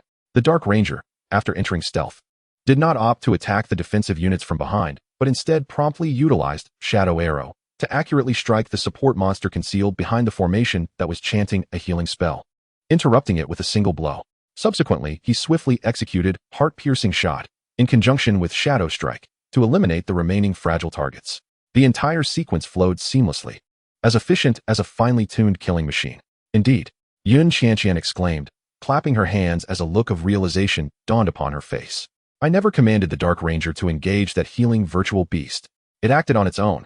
And as for the Facade Cat, I merely instructed it to activate the field, yet it maintained the size of the field perfectly, wasting not an ounce. The more she spoke, the brighter her eyes shone. At this juncture, Lu Yuan felt a jolt in his heart. His own memories surged forth. It was a month prior during his first practice match with Yun Qianqian. The Radiant Holy Spirit, having delayed a few seconds before unleashing the Radiant Nova, maximized its damage output. The Void Mirage, acting before he had even delivered his command, had released the Dimensional Blade to intercept the flanking Shadow Arrow. At that moment, his beasts demonstrated their own autonomous awareness. That unspoken bond of understanding, that so-called spiritual consciousness, was not merely a fleeting occurrence. In the high-pressure battles of the Illusion Tower today, his beasts had likewise made optimal choices. As the Radiant Holy Spirit confronted the attrition strategy of the 8th wave, the two small light spears split from the end of Day's Holy Gun were not random attacks. They precisely circumvented the frontline barriers to prioritize the elimination of the support virtual beasts lurking in the rear. The mirror's image storage allowed it to mimic the Radiant Holy Spirit, seamlessly interweaving its skills with those of the original. These details, overshadowed in the heat of battle, were initially dismissed by him as part of his tactical planning and subconscious commands. Yet now, upon reflection, it was clear that these were not his judgments, but those of his beasts, their own discernments. Su Yueli had been quietly observing Lu Yuan's expression, noting the astonishment and understanding flickering in his eyes. She knew then that this astute child had grasped the essence of the matter. A smile of satisfaction graced her face, her tone remaining gentle yet earnest. Indeed, it is the autonomous awareness of your beasts, The true purpose of the Illusion Tower is not merely to provide a simulated battlefield for you to familiarize yourselves with various monsters. Its greatest value lies in subjecting you to wave after wave of high-pressure combat, compelling and igniting your beast's instinct for autonomous combat. Typically, this is a capability that only beast tamers of the golden and even platinum tiers begin to cultivate, as it is only at that stage that the beast's intelligence and their bond with the tamer can support complex, independent thought. Suyueli gazed at the two children before her, her eyes radiating unabashed pride. However, you two are different. The potential and spirit of your beasts far exceed those of others at the same tier. They are akin to uncut gemstones, and the Illusion Tower serves as the chiseling tool that will sharpen them into brilliant, deadly weapons. Lu Yuan and Yun Qianqian listened attentively, their hearts brimming with astonishment. They had always believed that they were merely engaged in a challenging level of a game, unaware that profound significance lay hidden beneath the surface. Thus, I shall assign you a new training objective. Suyueli rose, her gaze sweeping over the two individuals, exuding once more the aura befitting an epic-level powerhouse. Within a week, you are to conquer the Black Iron Realm of the Illusion Tower at least 3 times. Each conquest must be approached with a different combination of summoned beasts and varied tactics. Your aim is no longer to pursue speed in clearing levels, but to experience guidance in battle, amplifying the autonomous awareness of your summoned beasts. Until the day arrives when you no longer need to issue intricate commands, when a mere thought or glance suffices for your companions to respond in perfect harmony. Only then will you have truly transformed from a mere beast master into a true beast sovereign. Chapter 103. The Disturbance in the Secret Realm. Suyueli's remarks regarding the beast sovereign stirred ripples of contemplation in Lu Yuan and Yun Qianqian's hearts. This was not merely a change of title, but a profound leap in realm. From a commander issuing orders to a sovereign in sync with their companions. The difference in wording belied a divergence of great magnitude. Yun Qianqian rested her chin on her hand, reflecting on the extraordinary synergy observed between the Dark Ranger and the Void Mirage Cat during battle, a look of contemplation gracing her youthful visage for the first time. It dawned on her that her powerful companions were not mere obedient tools, but comrades endowed with independent thought. Lu Yuan, however, delved deeper. His beast pictorial could chart evolutionary paths and discern weaknesses, yet it could not substitute for the growth and spirit inherent to each summoned beast. The Radiant Holy Spirit, the Mirror of Faces, the Void Phantom, each one was a unique life form. His role was not to bind them with commands, but to become the fulcrum that allowed them to shine in their fullest glory. The living room fell into a hushed silence as the two young individuals processed the day's revelations. At that moment, the villa's door swung open, and a figure stepped inside, bringing with it a chill from outside. My heavens, I'm utterly exhausted. Lon Lioli flopped onto the sofa, sinking into its depths. At that moment, she bore no resemblance to her usual lazy, homebound persona, yet the lingering gravity in her expression did not escape Suyueli's notice. Aunt Lioli, did you forget to buy snacks today? Yun Qianqian inquired curiously, poking Lon Lioli's arm. No mood for it. Lon Lioli waved her hand, propping herself up slightly from the sofa, her gaze sweeping over Lu Yuan and Yun Qianqian. You two are here just in time. Her demeanor grew considerably more serious as she addressed them. Do you remember the 2 Dragon Nest Secret Realm badges I gave you before we headed to the Falling Star Valley? Lu Yuan nodded. Yun Qianqian's eyes brightened. I remember. They said it would open in 3 months. I heard it's filled with various dragon-type summoned beasts. Is that true? Indeed. It is, Lon Lioli replied, though her excitement was markedly subdued, and it has been moved up. She looked at the two and continued. It was originally set to open in 2 months. But today we received news from Longshao Academy that there has been an unusual situation regarding this year's Dragon Nest Secret Realm. Suyueli set down her teacup, the bottom clinking against the table. She turned her gaze to her friend, her expression calm. What kind of situation? The energy tides are abnormally active, exceeding previous records by more than 3-fold. Lon Lioli rubbed her forehead, seemingly recalling something troublesome. I went to handle this matter today. The Academy's higher-ups, in collaboration with Longshao Academy, employed a secret treasure for remote exploration and discovered that the spatial stability deep within the secret realm is highly compromised. She paused, dropping a bombshell. There are rumors that a king-level summoned beast may awaken within this year's Dragon Nest. King level. A king is an entity that stands atop the pinnacle of all beasts, a terrifying symbol capable of overturning a great city single-handedly. We silver-tier beast masters would hardly be more than ants in the presence of such a being. The excitement faded from Yun Qianqian's face, replaced by gravity and concern. She instinctively glanced at Lu Yuan beside her, subtly shifting closer to him. Suyueli's expression turned serious as well. She asked in a low voice, is the information credible? Not 100% certain. Lon Lioli shook her head. The scouting treasure was overloading and destroyed upon encountering that aura. But the fleeting pressure was undoubtedly above the epic level. Thus, the two Academy senior officials jointly decided to advance the opening of the Dragon Nest secret realm to 1 week from now. Advance the opening? Why? Yun Qianqian asked, perplexed. If there is such a danger, shouldn't it be sealed off? It cannot be sealed, Lan Liuli responded with a bitter smile. The abnormal energy tides have rendered the entrance to the secret realm extremely unstable, potentially spiraling out of control at any moment. Rather than waiting for it to erupt completely, creating uncontrollable spatial rifts, it is better to proactively guide and open it early, allowing qualified young individuals to explore. This will relieve internal pressure and also present an unparalleled opportunity. Opportunity and risk coexist, Su Yueli interjected. The awakening of a king-level summoned beast will inevitably draw upon the source power of the entire secret realm, possibly unveiling many long-dormant celestial materials. For dragon-type summoned beasts, every breath of air there may be akin to elixirs. Thus, your expedition to the Dragon Nest has also been moved up. Lan Liuli's gaze finally settled on Lu Yuan and Yun Qianqian. In 1 week, you shall set forth. Of course, given the dangers involved, you have the right to opt out. The living room once again plunged into silence. The word opt-out was nearly non-existent in Lu Yuan's vocabulary. Danger? The Mirage Secret Realm. The Cave of 10,000 Snakes. The Falling Star Valley. Each one bore its own perils. As the freshman ceremony at Beiming Academy stated, opportunities are born from danger. He had relied on strategy and hidden cards to survive thus far. Facing the unknown Dragon Nest, he certainly had the means to fight back.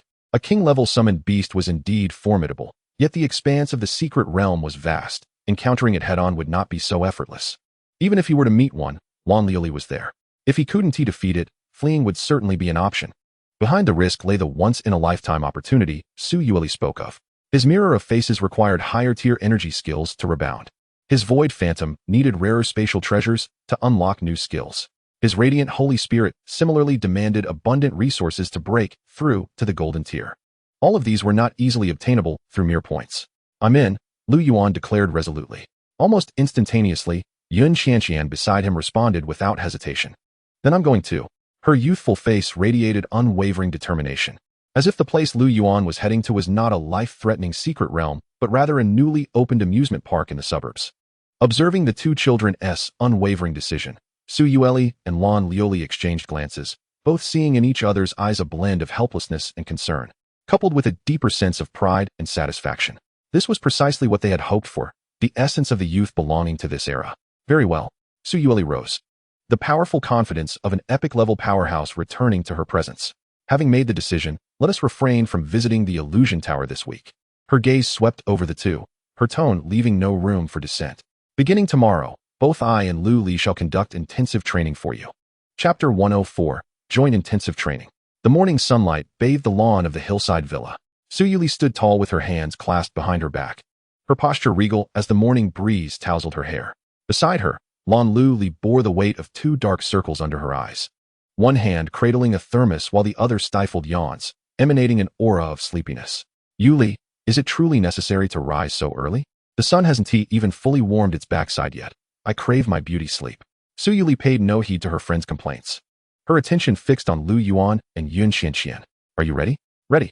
Yun Qianqian energetically waved her small fist, transforming the previous night's shock into fervent determination.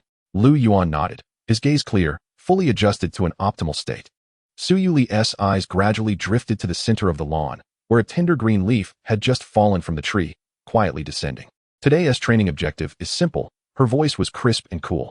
You two will work together to obtain that leaf from Lu Li and me. Yun Qianqian blinked, glancing between the easily attainable leaf and her mother and Lan Liuli, her little face a canvas of confusion. Stealing something from them? What a jest. Both were bona fide epic beastmasters. Su Yueli discerned the bewilderment in their expressions. There is no need for concern. Lu Li and I shall not attack. Nor will we defend. We will simply obstruct your strategies to heighten the challenge of acquiring the leaf. After a brief pause, she added, however, you must not speak or issue any verbal commands. Not allowed to speak? Lu Yuan and Yun Qianqian exchanged glances, both finding gravity in each other's eyes. At that moment, Lan Liuli's previously languid gaze sharpened, her presence radiating the chilling aura characteristic of Master Lan, as she set her thermos aside, flexed her wrists, and allowed a dangerous smile to grace her lips. Do you understand, little ones? What follows will be a pure contest of mastery between beastmasters. That little girl is finally within my grasp. While I cannot attack, it will be enough to give you a run for your money.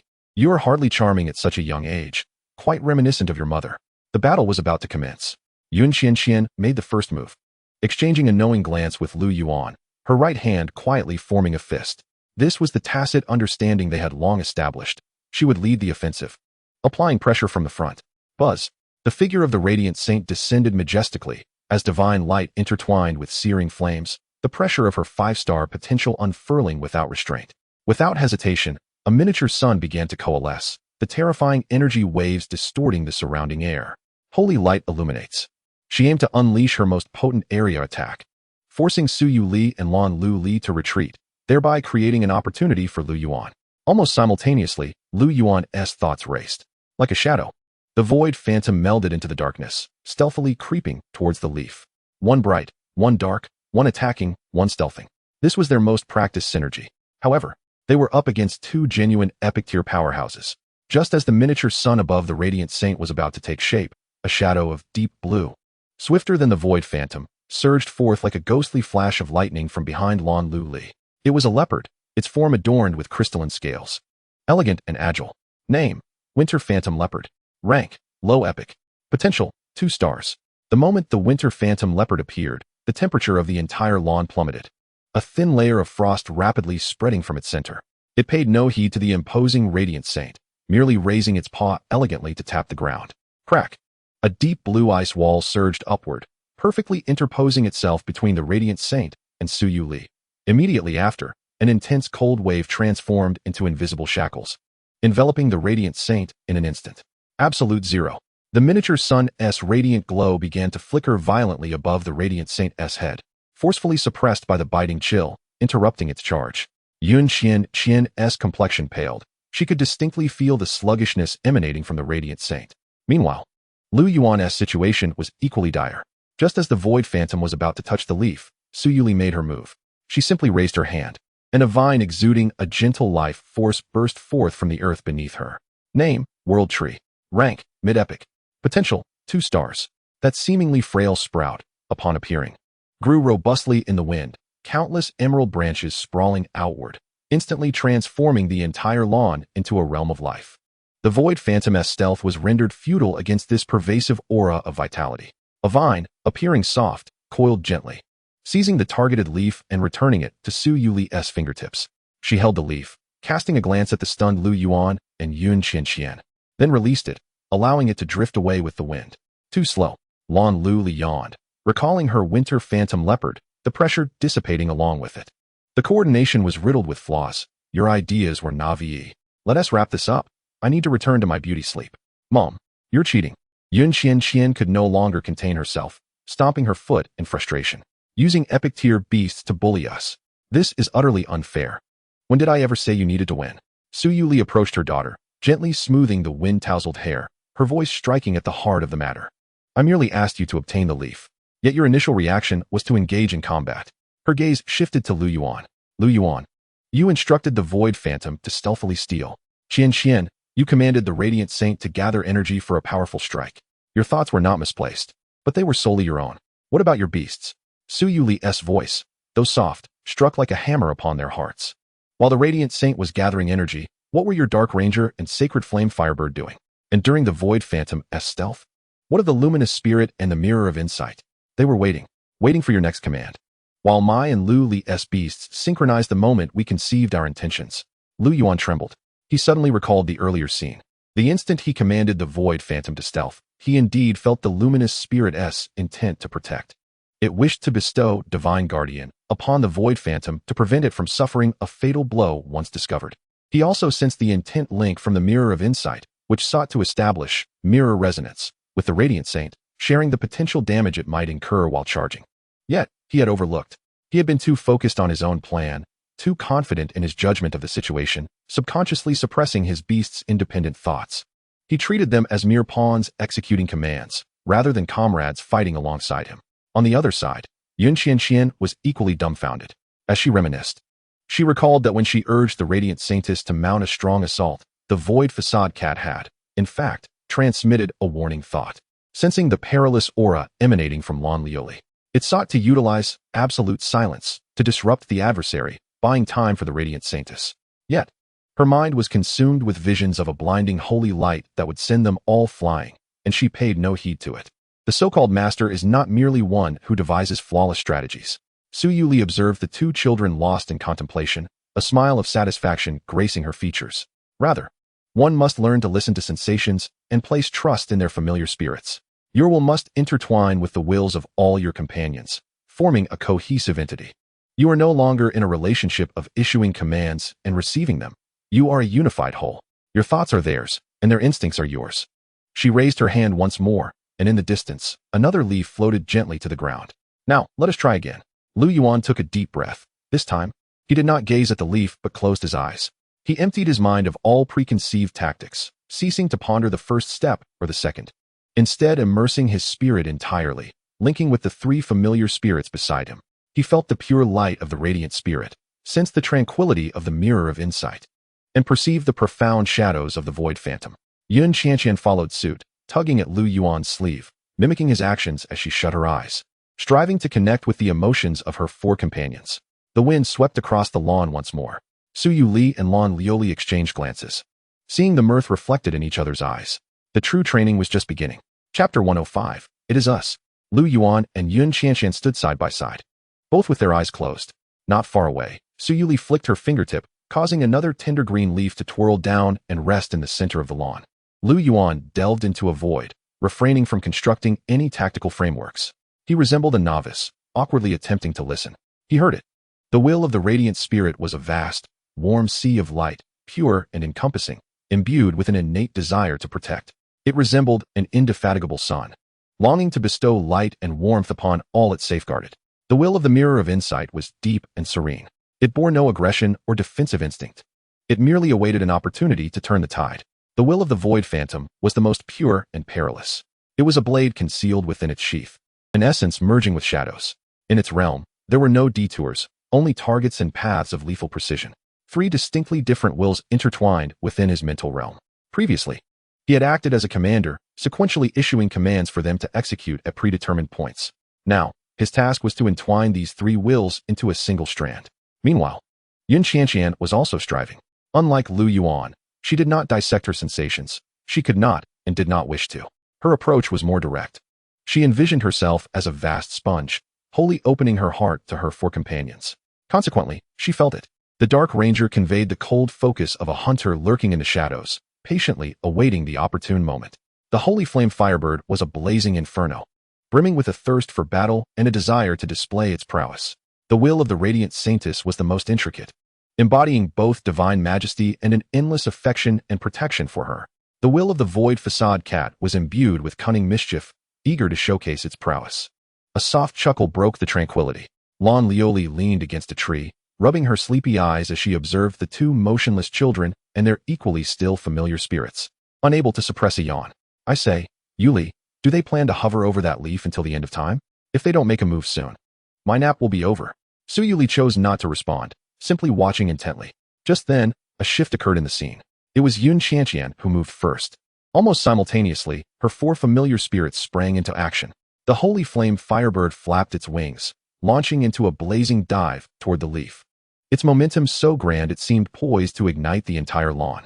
Under the cover of its imposing figure, the Dark Ranger melded into the shadows, activating Shadow of the Night, also targeting the leaf. A dual advance, one bright, one dark. Concurrently, the Radiant Saintess raised her hand, conjuring a solar chain out of thin air. Yet her target was not Su Yu Li or Lan Lioli, but the ground beneath them, intending to bind their movements with fiery chains.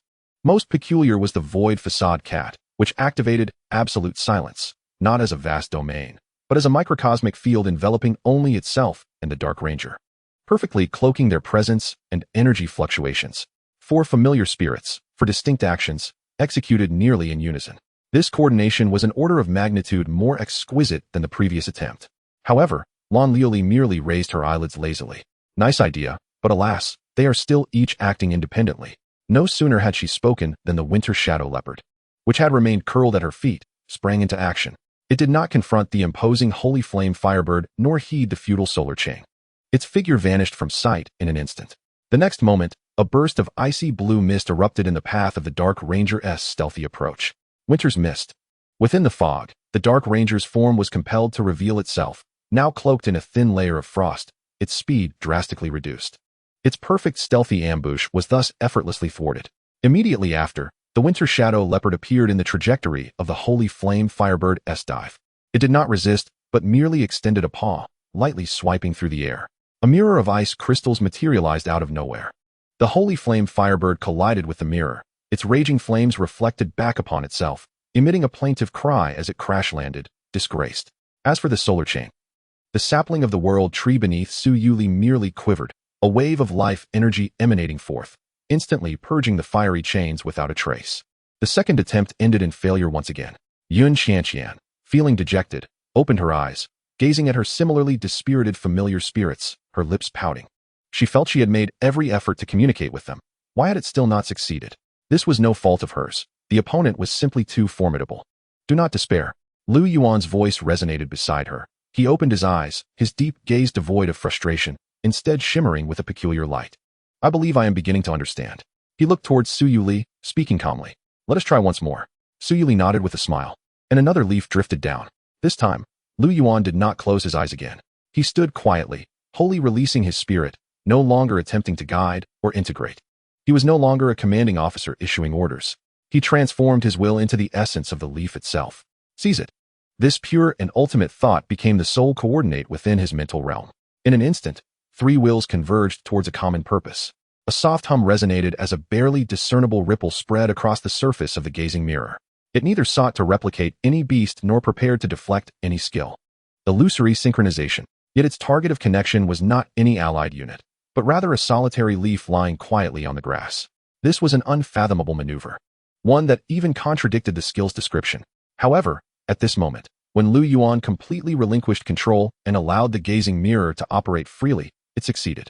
It linked a fragment of its essence with that very leaf. Simultaneously, the void phantom stirred. It did not engage in stealth nor employ the dimensional blade. Instead, it transformed into the most inconspicuous shadow, moving silently in a direction entirely opposite to that of the leaf. Its objective was the thermos placed beneath the tree by Lan Liuli. The radiant spirit also activated. It did not unleash any offensive skills. Its luminous wings gently fluttered, scattering soft golden light particles. These particles fell upon the grass, causing no harm, merely enhancing the verdancy of the blades. Holy Radiance Domain unfolded quietly. These three actions appeared utterly disconnected, even somewhat nonsensical. Yun Qianqian, observing with bewilderment, found her own agitation calming as she caught sight of Lu Yuan's focused gaze. Mimicking Lu Yuan, she ceased to ponder complicated combinations and simply shouted in her heart to her companions. We will aid him. At the moment this thought crystallized, her four beasts moved in a novel manner. The Dark Ranger drew back his longbow, and a shadow arrow was silently loosed. Aimed not at a person, but at a bird's nest perched on a tree not far behind Su Yuli. The Holy Flame Fire Sparrow soared into the air, not diving but circling high above, its wings stirring a faint spiral of airflow that gradually pressed down towards the center of the lawn. The Dawnlight Saintess brought her hands together, and a gentle, blazing sun ring unfurled around her, radiating warmth without scorching damage, akin to a true sun that drew the eye. Meanwhile, the Void Masquerade Cat merely yawned and lazily activated Masquerade Mimicry. It simulated the aura of Lan Liuli's Winter Phantom Leopard. In an instant, two identical beasts appeared on the field, one exuding epic-level pressure and the other platinum level. Though merely a mimicry, it was sufficient to induce a momentary delay in judgment. All of this transpired in the blink of an eye. Then, all changes detonated simultaneously. A startled bird call pierced the air as the Dark Ranger's arrow accurately disturbed the bird's nest, causing a frightened forest bird to flutter out, successfully capturing Su Yuli's attention. Lan Liuli's brow furrowed sharply as she sensed two auras of the Winter Phantom Leopard. What ignited her ire was the sight of a shadow stealthily approaching her precious thermos. How dare you? Without a moment's hesitation, Lan Liuli commanded her Winter Phantom Leopard, which understood the cue, and an icy blade shot forth. Now's the moment. In Lu Yuan's eyes, brilliance surged. He paid no heed to the leaf, but instead focused on the direction of the Void Phantom. That thermos had been nothing more than a feint from the very beginning. The true aim of the Void Phantom was to harness the spatial fluctuations generated when the Winter Phantom Leopard attacked it. Spatial passage. A micro-anchor point formed instantaneously beside the icy blade of the Winter Phantom Leopard. Another anchor point quietly opened above the leaf, suppressed by the spiral airflow. A radiant hand extended from the minuscule spatial passage, precisely grasping the leaf. It was the Holy Spirit's attendant. It had been concealed within the radiance of the radiant spirit all along, never revealing itself. By the time Su Yu Li and Lan Liuli comprehended the situation, the hand had already retracted back into the spatial passage, which subsequently closed. Lu Yuan opened his palm, and a tender green leaf lay quietly in his grasp. The entire sequence unfolded seamlessly, like flowing water. The lawn fell into a profound silence. Lan Liuli gazed at her unscathed thermos, then at the leaf resting in Lu Yuan's hand, her face displaying a look of dazed astonishment. Yun Qianqian's mouth hung agape, utterly baffled by the events that had transpired. Yet she understood that Lu Yuan had triumphed in a manner she could not fathom. This was the true essence of a master. Su Yuli regarded Lu Yuan, her eyes brimming with shock and admiration. She retracted the world tree, a genuine smile illuminating her face. By linking the gazing mirror to the leaf, she shared coordinates. Utilizing the domain of the radiant spirit as cover, she concealed the Holy Spirit's attendant. Then, employing the void phantom as bait, she lured Liuli's beasts to attack, utilizing the spatial fluctuations from their assault to open a teleportation passage across distances. With each word she spoke, Yun Qianqian's eyes widened further. Was this truly a strategy conceivable by any human? Yet Lu Yuan shook his head. It was not my design. It was ours. Chapter 106. The warm-up concludes. At this moment, Lan Liuli's expression was a tapestry of emotions. She blinked in disbelief, then swiftly approached the tree, seizing her thermos and examining it from every angle. Confirming the surface was as smooth as ever, without a single scratch, she exhaled in relief, then looked up at Lu Yuan with a tone laced with danger. You, my boy, have considerable audacity. She ground her back teeth. Using my globally limited song Hai Yu Ming as bait, if it were to be nicked or scratched, I would be unable to compensate for your transgressions. Before Lu Yuan could respond, Yun Qianqian exclaimed in awe. She stared at the leaf in Lu Yuan's palm, then dashed up to him, gripping his arm and shaking it vigorously. How did you do that? How on earth did you achieve it? The incredulity was palpable in her eyes. It felt as if you all transformed into one single entity. No, you became all of yourselves.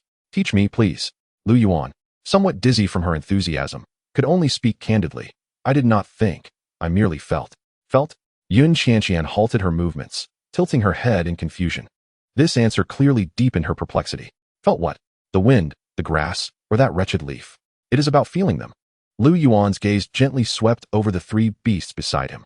The radiant aura of the Holy Spirit seemed to warm slightly. The gazing mirror reflected his visage, while the void phantom seamlessly melded into his shadow, exuding a subtle intimacy.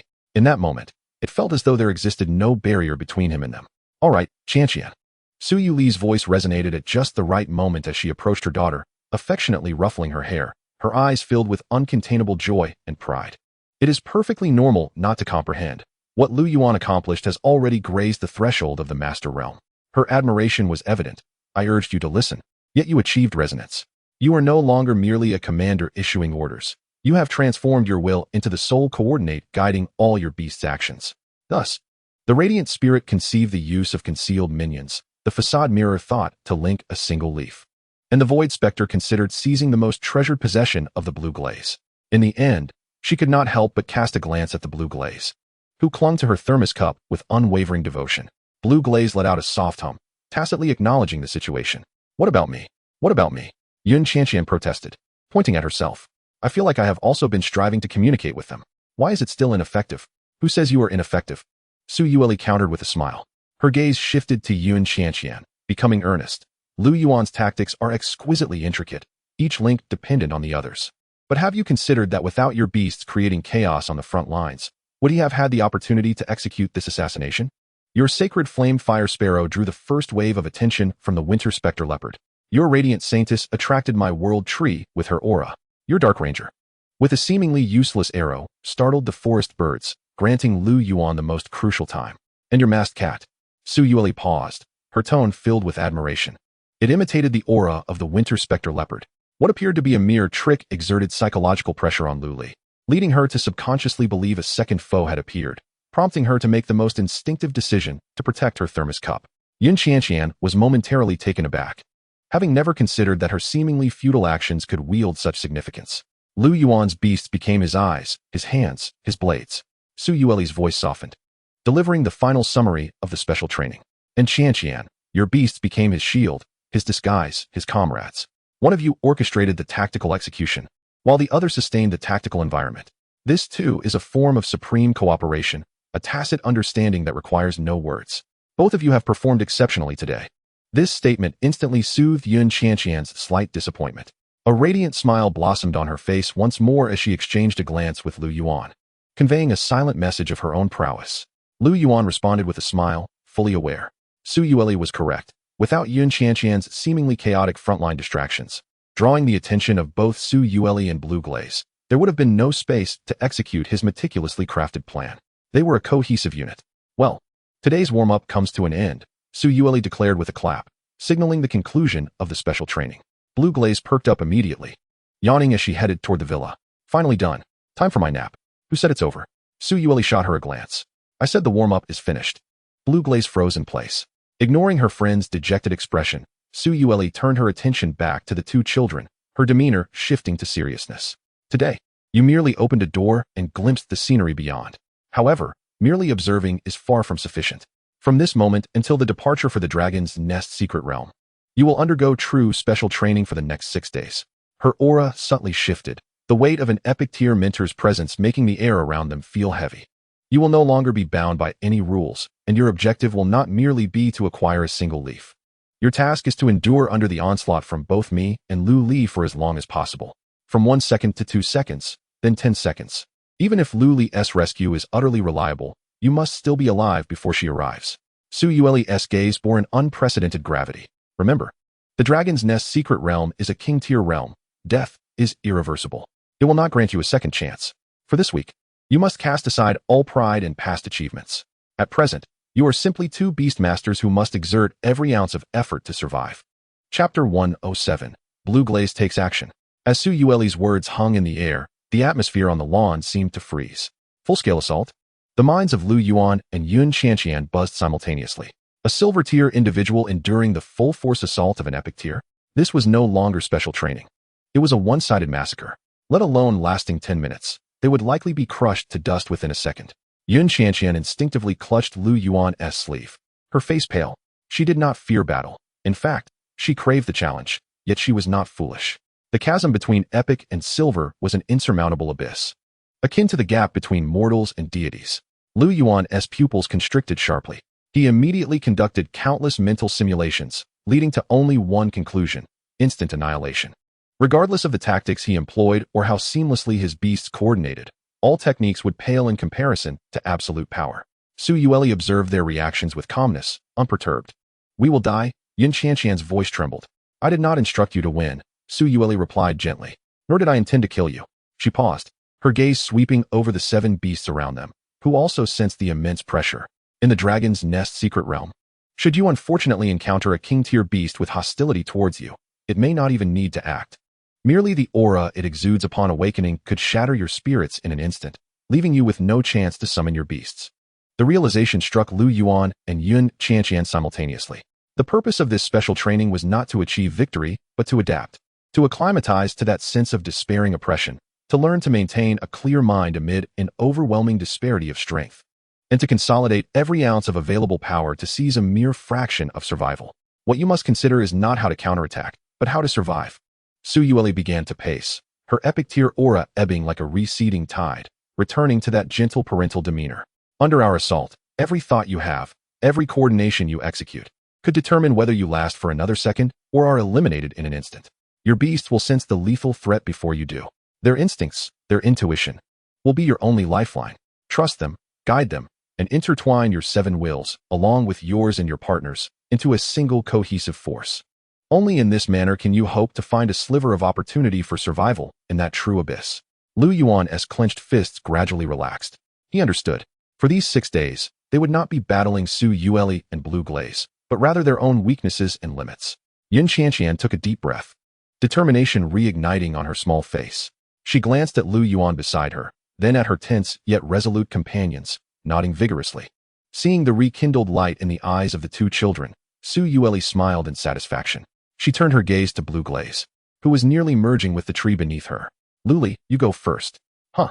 Blue Glaze seemed to awaken from a dream, incredulity written across her face. Wait, Yueli. You just said full-scale assault.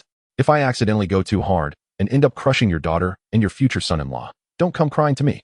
She complained with her mouth, but her body obediently straightened. The languid posture vanished in an instant, replaced by an aura of coldness and danger that surged forth. "Rest assured, begin with merely 30% of your strength. Let them experience it," Su Yueli instructed. 30%? Lan Lioli raised an eyebrow, a playful smile curling at the corners of her mouth. "Very well, but remember, you shall cover the medical expenses." No sooner had the words left her lips than the winter shadow leopard, which had been lying in wait beside her, slowly rose to its feet. It merely cast a fleeting glance from its ice-blue eyes towards Lu Yuan and Yun Qianqian. Buzz. An intense chill enveloped the entire lawn in an instant. This was not a mere drop in temperature. It was a sensation of freezing that emanated from the depths of the soul. It felt as though an invisible hand was gripping their hearts, slowing the flow of blood and halting their thoughts. At that moment, all of Lu Yuan and Yun Qianqian's summoned beasts emitted cries of anguish in unison. The radiance surrounding the radiant Holy Spirit was suppressed to its limits. The flames on the sacred flame fire sparrow flickered precariously, and the shadow of the void phantom began to destabilize. This was the pressure exerted by an epic tier summoned beast, a mere byproduct of its released might. Hold on. This thought flashed through the minds of Lu Yuan and Yun Qianqian simultaneously. They had no time to communicate. Relying solely on the tacit understanding they had established that morning, they poured their wills unreservedly into a connection with their summoned beasts. The mirror of insight's reflective glow flickered, and mirror synchronization was activated in an instant. This time, it forcibly linked all 9 units present on the field, excluding the enemy. Invisible chains bound Lu Yuan, Yun Qianqian, and their 7 summoned beasts into a singular entity. The pressure that could have caused a silver-tier beast master to faint was now evenly distributed among the 9 units. The intensity of the strain diminished dramatically. Almost simultaneously, Yun Qianqian's summoned beast sprang into action. Guard. The radiant holy maiden, suppressing the tremors of her soul, raised both hands high, and a circle of gentle, ring of the blazing sun, suddenly expanded. The warm light clashed with the extreme cold, emitting a sizzle as the halo neared destruction upon contact, yet it successfully afforded everyone a brief moment to breathe. "Well done," came Lan Lioli's voice, laced with approval. "To withstand 3 seconds under my little leopard's winter gaze and still devise an effective response, you have surpassed 99% of silver-tier practitioners." Her tone shifted, the smile at her lips taking on a dangerous edge. "However, the warm-up is over." With a gentle snap of her fingers, the winter shadow leopard sprang into motion. Its movements were not swift but exuded elegance as it raised a forepaw and gently stepped down. Crack! A faint, crisp sound resonated. In the next moment, a deep blue frost spread rapidly across the ground from where the winter shadow leopard had landed, moving at a speed nearly imperceptible to the eye, wherever the frost touched. The grass instantly transformed into ice sculptures, the earth completely frozen. Frosty silence of the sky. Quick. Too fast. Lu Yuan's pupils constricted to pinpricks. He had no time to think, instinctively sending a thought to the void phantom. Run. The void phantom understood instantly, the power of space surging forth. And spatial passage was activated. However, just as the black portal was about to take shape, mysterious ice crystal runes emerged upon the advancing deep blue frost, sealing off the surrounding space entirely. The spatial passage failed to open. In the face of absolute tier suppression, any spatial technique was but child's play. Lan Lioli's voice echoed in their ears. As the deadly frost approached the sacred flame fire sparrow at the front, Yun Qianqian's eyes brimmed with tears of panic. Just at that critical moment, the previously silent Dark Ranger stirred. It received no commands. Instead, relying on a hunter's instinct, it made its own judgment. And Shadow Arrow was stealthily released. Its target was not the unstoppable frost, nor the lofty winter shadow leopard, but rather the thermos cup that Lan Lioli had casually placed at her feet. Chapter 108. Insight. The arrow, imbued with shadow power, appeared diminutive under the epic tier pressure capable of freezing souls. It silently flew towards the most incongruous presence on the battlefield, the thermos cup belonging to Lan Lioli. Lu Yuan's pupils reflected the trajectory of the arrow, his mind a blank slate. In all his calculations, he had never anticipated such an absurd option. Yun Qianqian, too, was rendered breathless, her face paling in an instant. She watched helplessly as her Dark Ranger's shot was aimed not at the enemy, but at Aunt Lioli's prized possession. It's over. This thought arose simultaneously in their minds. Yet the anticipated scene of the arrow being shattered by the frost, sending them flying in the aftermath, did not unfold. Just as the arrow was about to make contact with the thermos cup, all expression on Lan Lioli's languid face froze in an instant. "My cup!" A sharp, uncharacteristic scream from Lan Lioli shattered the tranquility of the lawn. Her figure transformed into a blur, faster than her winter shadow leopard. She even forsook maintaining the stature of an epic-tier powerhouse, rolling lazily to the base of a tree, shielding the precious thermos cup tightly in her arms. As her emotional turmoil surged, the winter shadow leopard halted to assess its master's condition. The frosty silence of the sky, which had spread to the feet of the sacred flame fire sparrow, abruptly ceased its advance. The imminent peril was dispelled in a manner that none had anticipated. The lawn fell into an eerie silence. Lu Yuan, Yun Qianqian, and their 7 summoned beasts, who had just brushed against death, stood frozen in place, motionless. The pressure dissipated. The aura of death receded. They had survived. Had they endured for perhaps 5 seconds? Yun Qianqian gazed at Lan Lioli, who clutched the thermos cup, anxiously wiping its surface with her sleeve, then looked at the Dark Ranger, which had sheathed its bow and retreated silently into the shadows, her eyes filled with bewilderment. Is this all over? A stifled chuckle broke the silence from the side. It was Su Yueli. She looked at her friend, who seemed to have lost and then regained the world, and the warm smile that usually graced her composed face could no longer be contained. Lan Lioli, hearing the laughter, froze in her actions. Slowly, she lifted her head, her ice-blue eyes devoid of any murderous intent, leaving only boundless resentment and embarrassment. She glared fiercely at Su Yueli before turning her ire towards the true culprit. Yun, Qian. She articulated each word with clenched teeth. You've grown bold, inciting your summoned beast to attack a mentor's personal belongings. Do you have any idea that this cup was personally crafted by the chief artificer of the Dragon Kingdom, Yangzi, 3 years ago, with only 3 in existence worldwide? If it gets damaged, even selling you won't cover the cost. Yun Qianqian trembled at her outburst. Instinctively retreating behind Lu Yuan, her voice barely above a whisper as she defended herself. I didn't tell it to shoot. It acted on its own. She spoke halfway, suddenly realizing something. Indeed, it was the Dark Ranger's own judgment. While everyone was paralyzed by the overwhelming pressure of the epic tier and that unfathomable skill, it was this usually taciturn hunter who only knew how to execute commands that discovered the singular and most incredible breakthrough point. It did not attack the winter shadow leopard, nor did it target Lan Lioli herself. Instead, it aimed for Lan Lioli's weakness. Yun Qianqian's eyes instantly brightened. She ceased to be afraid. Abruptly peering out from behind Lu Yuan, and embraced the Dark Ranger's arm, her small face radiating pride. Xiaohei, you are amazing. Lu Yuan observed this dramatic scene before him, his own astonishment no less than that of Yun Qianqian. He exhaled slowly, the tension in his body finally easing. Just moments ago, he had felt the very essence of death. Although he knew Lan Lioli would not genuinely strike, that feeling of mortality was strikingly real. Yet after that, he sensed something transcending tactics and cooperation. It was insight. The Dark Ranger had discerned Lan Lioli's obsession, without consulting anyone. It had devised the optimal solution in that critical moment. Lioli, it's over. Su Yueli finally ceased her laughter, walking to Lan Lioli's side and patting her shoulder. The children performed admirably. You have not lost unjustly. I lost. Lan Lioli reacted like a cat whose tail had been stepped on, instantly flaring up. How could I have lost? That was a strategic retreat. Yes, a strategic retreat. I was afraid of freezing them to death.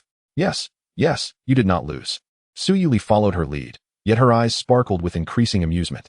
She turned to the still-shocked Lu Yuan and Yun Qianqian, her voice filled with approval. You see, this is what I've been saying, to trust your companions.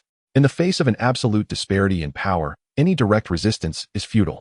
Mirror synchronization and Ring of the Blazing Sun, while they bought you precious 3 seconds, will ultimately be crushed. The Void Phantom spatial passage being sealed also proved that conventional escape methods are ineffective under tier suppression. However, battles with beast tamers are never merely a clash of skills and energies. Su Yuli's gaze fell upon the Dark Ranger beside Yun Qianqian. An epic tier beast tamer is indeed formidable, yet as long as they are human, they will possess weaknesses, obsessions, and emotional fluctuations. Once your beasts resonate with your intentions and merge their wills with yours, what they can perceive extends beyond the enemy's energy levels. They can sense their hearts. The Dark Ranger's arrow did not strike Lan Lioli's body, but rather her heart. It leveraged minimal cost to exert maximum influence, shattering the might of an epic-tier powerhouse in one fell swoop. Su Yuli's words sent a jolt through Lu Yuan's heart. He had always believed that becoming a beast master meant achieving greater synergy with his beast, enabling the execution of more complex commands. It was only today that he understood that a true beast master is one whose insight into all things arises from becoming a cohesive whole. Well then, today's special training concludes here, Su Yuli announced. Lan Lioli felt as if she had been pardoned, clutching her beloved cup and dashing back to the villa. Her voice echoing, I don't care. After such a fright today, I want to file for work-related injury. Dinner must have 10 extra dishes. On the lawn, only Su Yu Li and the two youngsters remained. Yun Qianqian was still immersed in the immense joy of her beast driving back the enemy. Snuggling closer to the Dark Ranger's arm, the latter maintained its cool demeanor, yet the slight twitch of its ears betrayed a hint of pride within. Lu Yuan approached the Mirror of Insight and the Void Phantom, gently stroking them.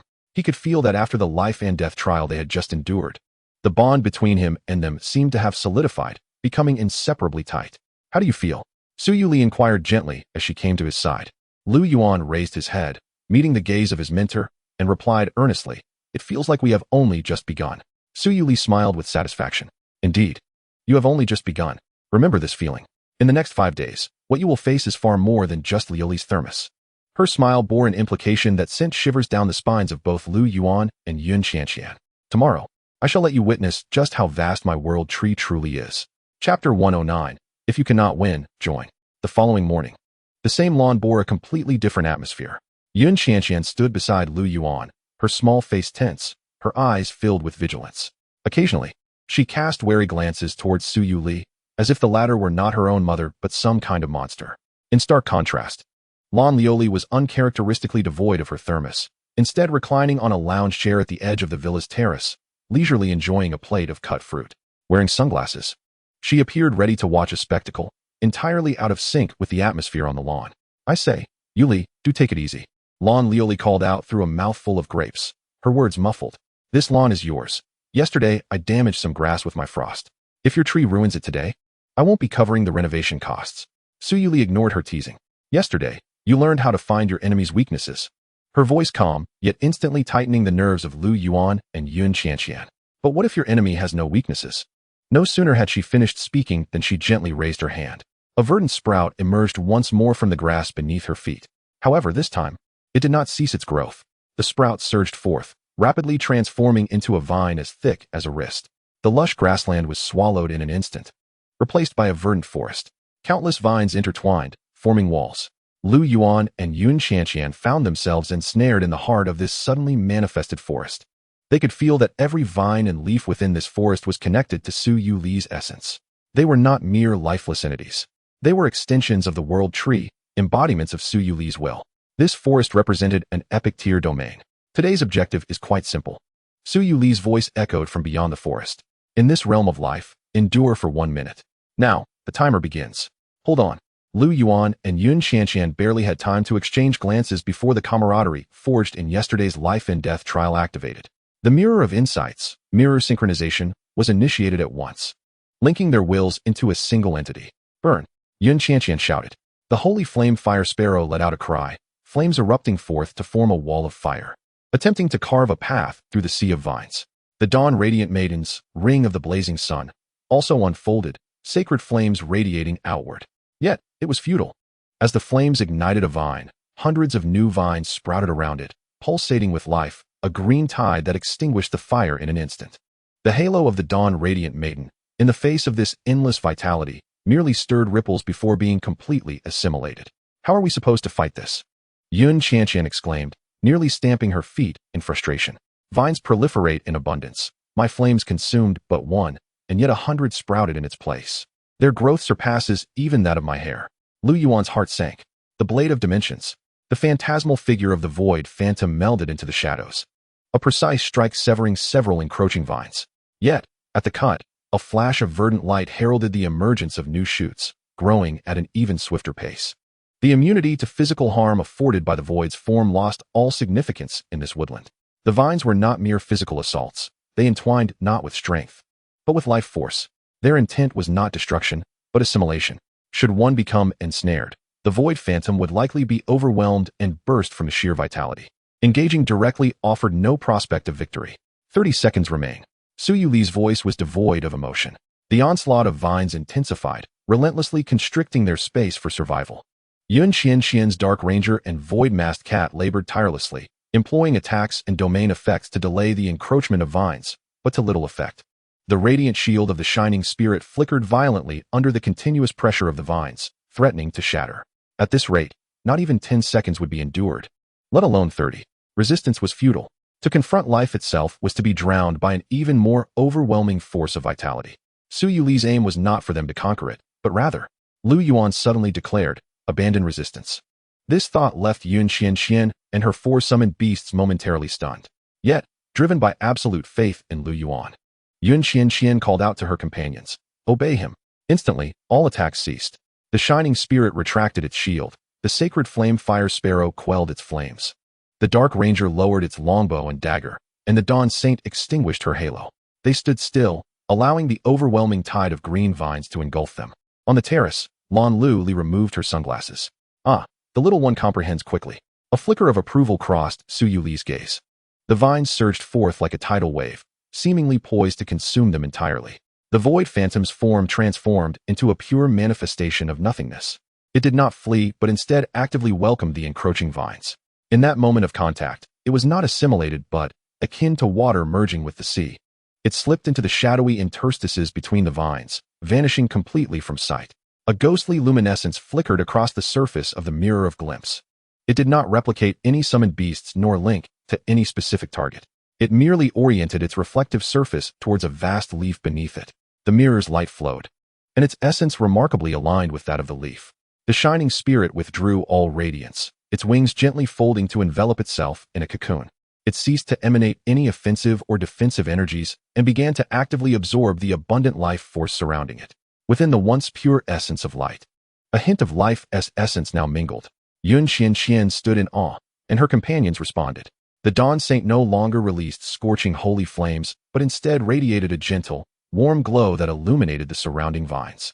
Under this light, the vines not only refrained from attacking her, but unfurled their leaves.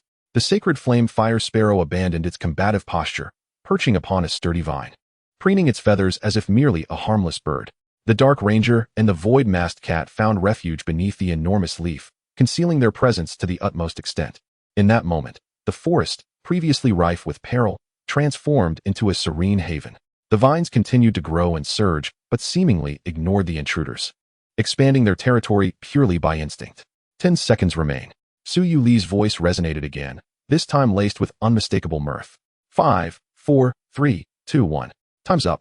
As her words fell, the forest rapidly contracted, all vines and leaves dissolving into green specks of light that ultimately coalesced beneath Su Yuli's feet, reverting to a diminutive sapling. Warm sunlight cascaded anew. The lawn remained unchanged, as if nothing had transpired. Lu Yuan, Yun Xianxian, and their 7 summoned beasts stood unharmed in place. They had succeeded. On the terrace, Lan Lu Li donned her sunglasses once more, reclining back in her chair. Though she muttered softly, 2 little monsters. Su Yuli approached the two, stating, if you cannot win, then join. You have grasped this concept more swiftly than I anticipated. She regarded the 2 children with pride. Life embodies both creation and destruction. In the dragon's nest secret realm, the gravest dangers are not the roaring dragons, but those ancient life forms that have remained silent for millennia, fully integrated with the realm itself. Today, you have learned how to avoid being repulsed by life. Tomorrow, a chilling undertone crept into her smile. Tomorrow, you shall learn how to unearth that single thread of hope amidst life. Chapter 110, Seeking Survival. On the 3rd day, dawn broke. On the lawn, Lu Yuan and Yun Xianxian were prepared for the trials of the day. The understanding of if you cannot win, then join had completely faded from Yun Xianxian's expression. Stealing a glance at Lan Lu Li on the terrace, leisurely tossing cherries into her mouth, she looked back at her mother, whose demeanor remained calm, and discreetly swallowed. Today, Lan Lu Li had truly embraced leisure, having swapped for a more comfortable beach chair. Her side table brimming with an array of snacks and chilled beverages, resembling one on vacation. I say, Yuli, she chewed on a cherry. What antics are we playing today? Just so you know, if you touch my thermos again, I might actually retaliate. Su Yuli feigned indifference to her words, her gaze settling on the 2 children. Yesterday, you learned how to acclimate to your surroundings without facing rejection. Her voice retained its soothing quality. Today, you will learn to find that singular glimmer of hope within life. As her words fell, the sapling of the world tree beneath her stirred once more. The verdant shoots rapidly expanded, transforming the entire lawn into a peculiar bog. A thin layer of pale green mist floated above the mire, exuding a rich scent of decaying organic matter. Countless bizarre plants emerged from the swamp. This is the bog of decay, Su Yuli's voice echoed from outside the marsh. The mist within this bog will incessantly siphon your strength and that of your summoned beasts. The longer you remain, the weaker you shall become, until your consciousness blurs, wholly sinking into the mire, becoming its nourishment. Your objective is to locate the soul seed of life within this bog before losing consciousness entirely. It is your only antidote. Now commence. The moment her command concluded, an invisible force began to envelop them. Lu Yuan distinctly felt his stamina being drawn away. Yun Xianxian swayed unsteadily. Ranger. Fire Sparrow. She urgently commanded. The Dark Ranger melded into the shadows, stealthily scouting in one direction, while the sacred flame Fire Sparrow soared aloft, attempting to disperse the eerie mist with its intense heat. However, as the flames ignited, the mists of the swamp surged frantically towards the holy flame Fire Sparrow. The flames enveloping the bird rapidly dimmed, and it let out a mournful cry, its strength being siphoned at an alarming rate. Come back, Yun Xianxian exclaimed, startled, and hurriedly summoned it back. Any violent fluctuation of energy would hasten the depletion of vitality. Meanwhile, Lu Yuan's Void Phantom attempted to open a spatial passage, but as before, the space within this domain was thoroughly locked down by the power of the World Tree, unable to match strength, unable to force entry, and even hesitant to expend energy lightly. How on earth were they to find it? Yun Xianxian felt a surge of anxiety. This place was vast, and they had no idea what the life seed looked like. It was akin to searching for a needle in a haystack. From the terrace, the voice of Lan Liuli floated over. Little Xianxian, how about surrendering? If you yield now, Annie will share half of her chilled watermelon juice with you. I will not surrender. Yun Xianxian pouted defiantly in response. Lu Yuan remained silent, his mind racing. Conventional means of reconnaissance had failed. All he could see were distorted plants and dense mists. In such an environment, the scope and efficiency of the Dark Ranger's reconnaissance were severely compromised. The only method left was, he closed his eyes, fully connecting his spirit with the Void Phantom. Void map. A map, centered around him with a radius of 5 kilometers, unfolded instantaneously in his mind. However, on the map, there were no clear biological or resource points. Instead, all that met his eyes was a chaotic expanse of green. The entire swamp, as depicted on the Void map, was a colossal source of life energy. Even if the life seed emitted a unique energy fluctuation, it was utterly submerged within this ocean of green. Fine beads of sweat began to appear on Lu Yuan's forehead. Maintaining the Void map was already energy-consuming, and in this swamp that continuously siphoned energy, the consumption doubled. This aimless scanning was futile.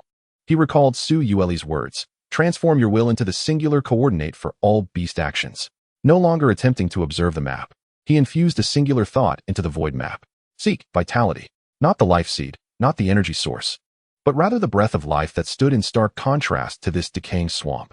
His will began to filter and sift through the chaotic green sea in his mind. Meanwhile, Yun Xianxian had also found her own task. Seeing Lu Yuan's tightly shut eyes and increasingly pale face, she immediately understood what he was doing. Holy Maiden, protect us. The Dawn Radiant's Holy Maiden clasped her hands together, emanating a sacred and gentle light. Holy Light Sanctuary. Outside the light barrier, the green mist surged violently, incessantly eroding the barrier's energy. Within the barrier, the force of siphoning was greatly diminished. The Holy Maiden's body began to tremble slightly, clearly under immense strain. Masked Cat.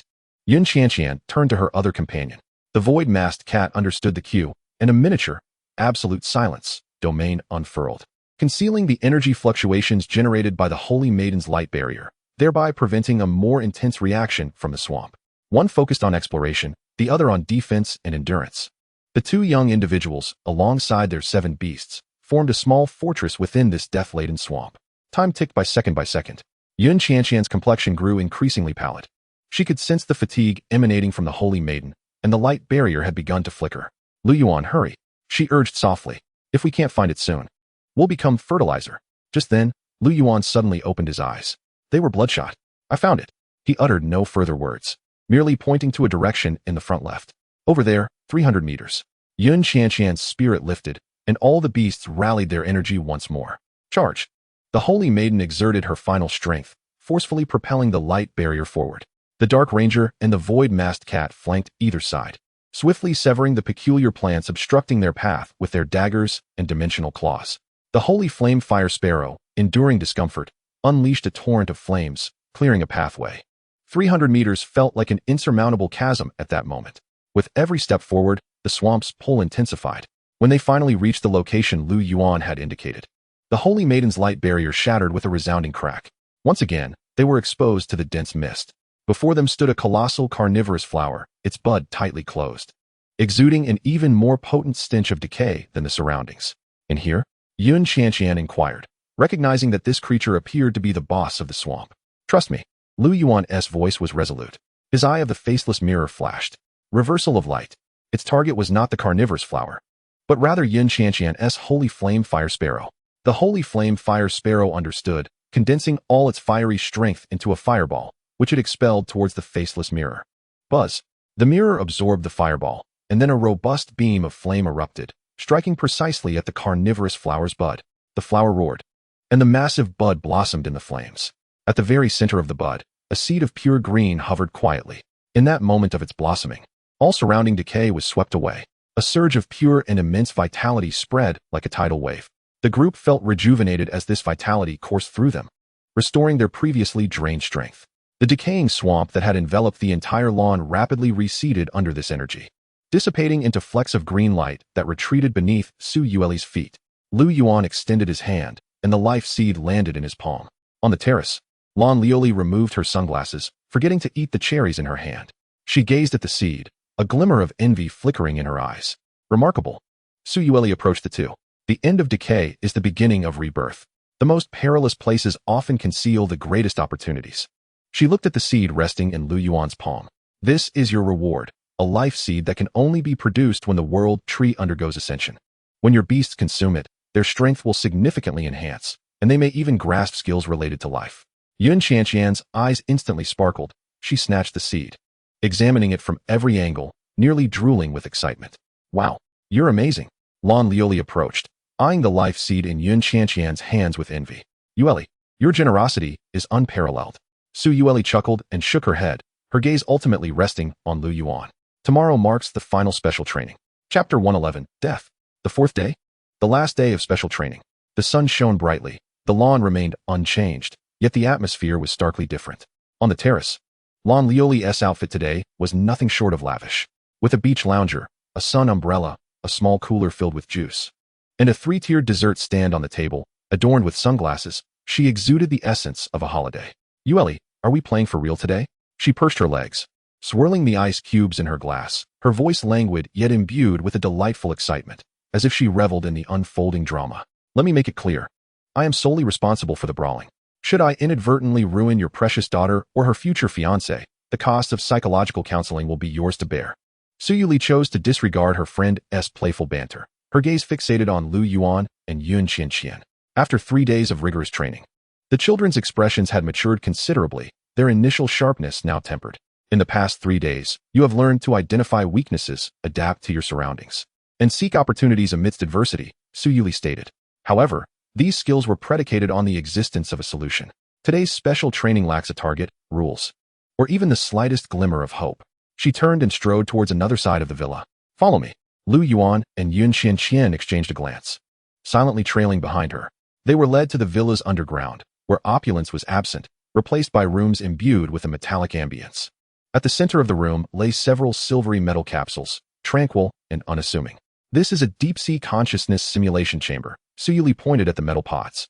Once you lie inside, your consciousness will be projected into a hyper-realistic battlefield of the mind. There, you will experience everything, pain, fatigue, and even death. Yet, your physical bodies will remain unscathed. Remember this, Su Yuli admonished. Your sole task is to survive against me and Lu Li. In the instant their consciousness returned, Lu Yuan found himself standing on a desolate gray wasteland, with Yun Qianqian beside him, both surveying their surroundings with grave expressions. 100 meters ahead, the figures of Su Yuli and Lan Li materialized. They spoke not a word, merely standing in silence. Yet the pressure they emanated was more terrifying than on any previous occasion. It was the weight of two true epic-tier powers. Just as Yun Qianqian was about to utter the words to prepare herself, Lan Li made her move. She merely lifted her eyelids. The silhouette of the winter phantom leopard emerged behind her. Lu Yuan barely had time to form any thoughts before his consciousness, alongside his body and beast companion, was abruptly frozen and shattered. Gasp! Lu Yuan jolted upright from the metal pod, panting heavily, his heart racing, drenched in cold sweat. Beside him, Yun Qianqian also awakened simultaneously, her complexion pale, the terror in her eyes still lingering. Her voice had trembled moments ago. We died. Lu Yuan articulated for her. Su Yuli and Lan Li stood outside the pod, their expressions serene. How do you feel? Lan Li removed her sunglasses, a mocking smile gracing her lips. The power of the epic tier is rather impressive, isn't it? You couldn't even last a second. Again, Yun Qian gritted her teeth, stubbornly lying back down. She refused to give in. During their second attempt, they had learned their lesson. As soon as Su Yu Li and Lan Luli appeared, the Mirror of the Hidden Face S, Mirror Synchronization, and the Holy Maiden of Dawn S, Holy Light Protection, activated simultaneously. However, this time, Su Yu Li took action.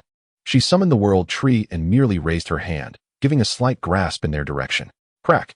The protective barrier of the Holy Maiden of Dawn, along with the link established by the Mirror of the Hidden Face, was shattered by countless entwining vines, the defense collapsing in an instant. Immediately after, an irresistible torrent of life engulfed them entirely. Death claimed them a second time. In their third attempt, they sought to escape through the Void Phantom's spatial passage. Yet, as the passage barely opened, a paw covered in ice crystals emerged from the other end, effortlessly collapsing the space with a gentle squeeze. Death claimed them a third time. For their fourth attempt, they aimed directly at Lan Luli, the Dark Ranger launching an attack. Lan Luli remained stationary throughout, watching them with keen interest. Death claimed them a fourth time. The fifth, sixth, and 10th times followed suit. They endeavored every conceivable tactic, unleashing all their hidden trump cards. Ambushes, brute force, feints, blending into the environment. Each time, they were extinguished in increasingly swift and despairing ways. Their opponent required not even to exert full strength. Sometimes it was merely a glance. At other times, just a fleeting thought, rendering their meticulously constructed defenses and strategies laughable. This was no battle. It was akin to deities whimsically crushing two ants that dared to provoke them. Veins throbbed on Lu Yuan's forehead as his mind raced. Yet all calculations and deductions ultimately pointed to the same inescapable conclusion. His composure and strategy crumbled against the overwhelming force. After what felt like the umpteenth death, when the two awoke from the metal pod once more, Yun Qian could no longer hold on. She did not muster the defiance to lie back down as before. Merely sitting silently, her body trembling uncontrollably. "What's wrong, little Qian?" Lan Luli's teasing voice rang out. "Is this how you give up? Where's your fighting spirit?" Yun Qian remained silent. Sobs escaped her, stifled yet uncontainable, laden with boundless grievance and fear. Tears streamed down her pale face like pearls slipping from a broken string. "We can't win against her," she choked out intermittently. "We can't win at all. Why must it be like this?"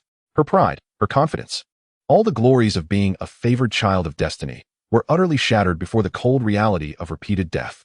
The mocking smile faded from Lan Luli's face. Su Yuli stepped forward, fully opening the cover of the metal pod, then bent down to gently embrace her trembling daughter. In that moment, stripped of the epic tier Minter's oppressive aura, she became merely a mother, aching for her child. "Silly child," she softly caressed Yun Qian's back. "When have I ever allowed you to win?" Yun Qian wept even harder in her embrace. From the national competition to the Mirror Shadow Secret Realm, then to the North Ming Academy's freshman ceremony, and finally to the Serpent's Pit and Starfall Valley. Su Yuli's voice resonated clearly in Lu Yuan and Yun Qian's ears. "Your journey has been far too smooth. You have triumphed over every foe, seized every opportunity, and you even began to believe that you were the protagonist of destiny, able to transform any peril into safety." Lu Yuan shuddered. "But this world has no eternal protagonist." Su Yuli's gaze pierced through her daughter's shoulder to settle on Lu Yuan.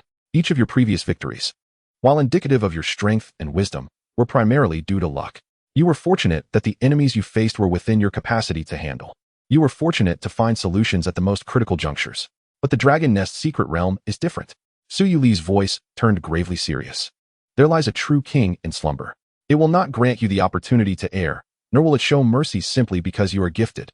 In that realm, a single misjudgment, a minuscule mistake, or even a touch of bad luck will not result in merely waking from the simulation pod, but rather eternal death.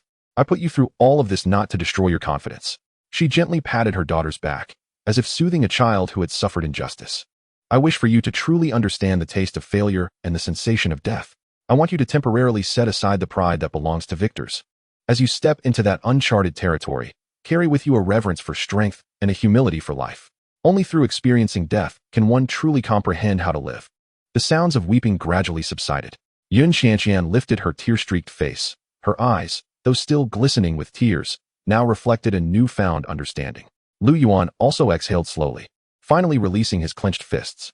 His heart, which had become somewhat restless due to successive victories, found an unprecedented tranquility after undergoing this repeated baptism of death. He gazed at Su Yuli, observing her calm daughter in her embrace, and spoke earnestly, "We understand." Chapter 112, The Courage to Rebuild. Su Yuli gently patted her daughter's back, lifting her gaze with a look of satisfaction. She refrained from imparting further grand wisdom, simply saying softly, "All right, let us get up. There's a feast outside waiting for you." The voice of Lon Lioli reached them. She had unknowingly left the basement and returned to her designated lounge chair. "That takeout was ordered by me. I even neglected the latest anime series to be your practice partner." Her words instantly diffused the oppressive atmosphere in the room. Yun Qianqian raised her head from her mother's embrace and sniffled. Su Yueli assisted her in standing from the simulation pod and glanced at Lu Yuan, her expression softening considerably. "Go wash up, change your clothes, and then come out for dinner." When the two had tidied themselves and returned to the villa's living room, a rich aroma of delicious food enveloped them. A lavish spread adorned the dining table, while Lon Lioli, with a piece of fried chicken in her mouth, was clumsily directing the housekeeper robot to set the table. Upon seeing them emerge, Lon Lioli spat out the chicken bone, wiped her hands, and her relaxed demeanor returned. However, when her gaze swept over the two, particularly lingering on Yun Qianqian's still slightly swollen eyes, her teasing expression subtly softened. She rummaged through her storage ring and casually tossed 2 items towards them. "Here, take these." Instinctively, Lu Yuan and Yun Qianqian caught them. They were 2 badges. The design of the badges was similar to those from their previous visit to the Falling Star Valley, yet the sensation upon holding them was entirely different. The last badges felt smooth like jade, while this pair radiated a searing warmth.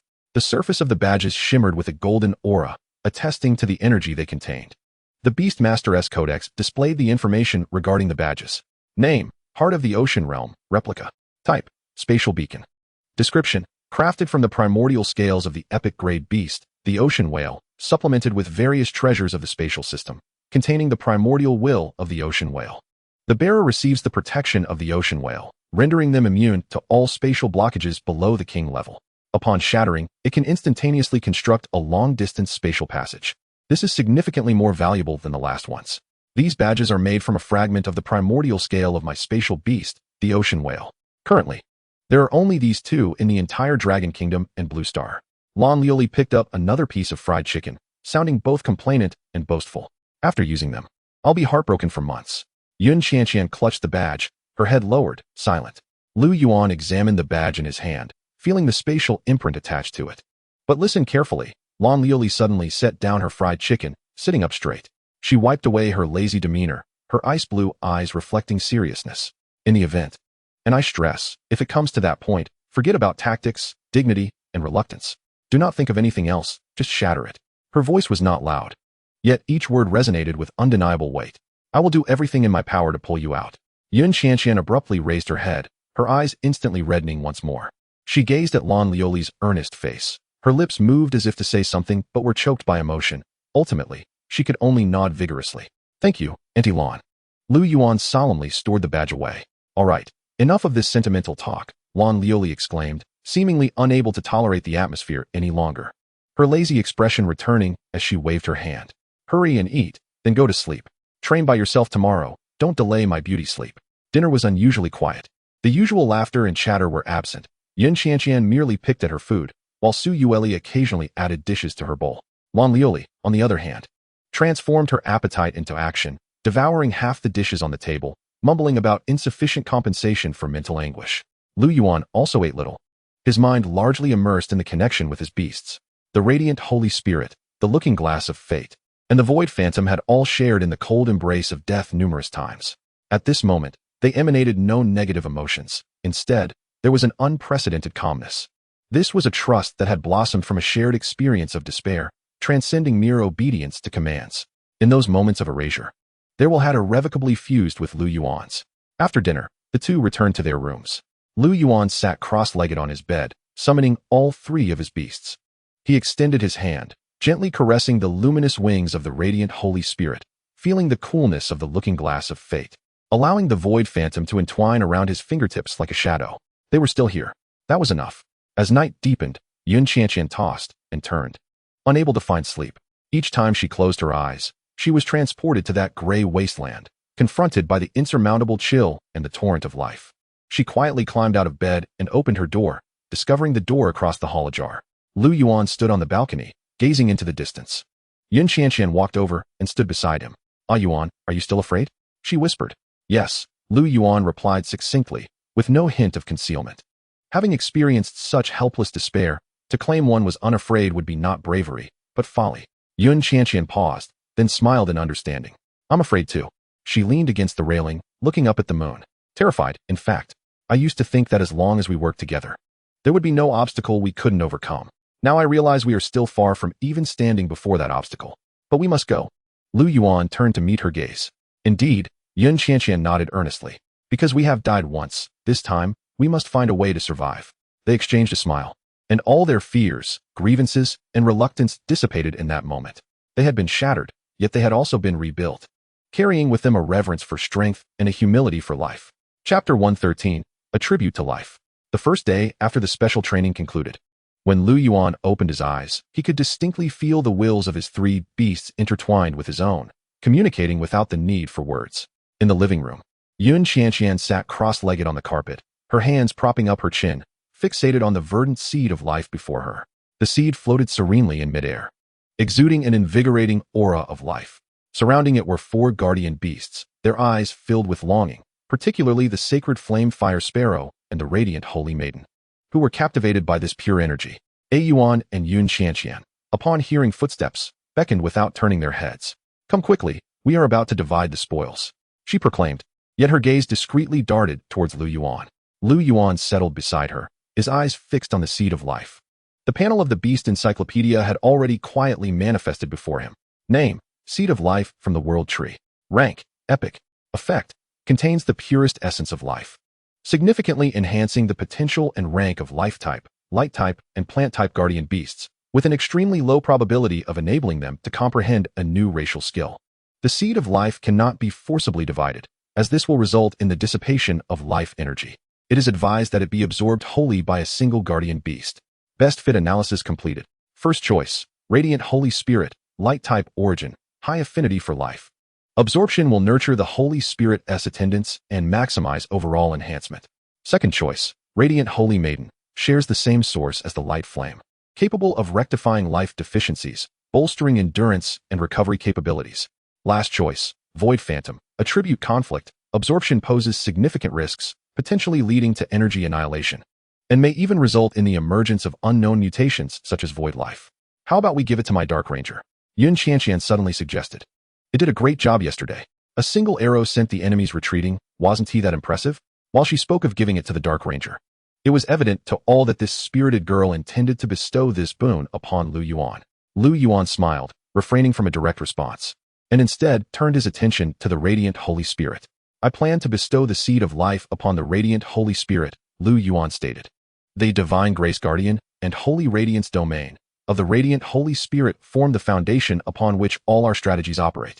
Strengthening it will lead to a profound leap in our entire team's survivability. He paused, adding, in the Dragon Nest secret realm, survival is paramount.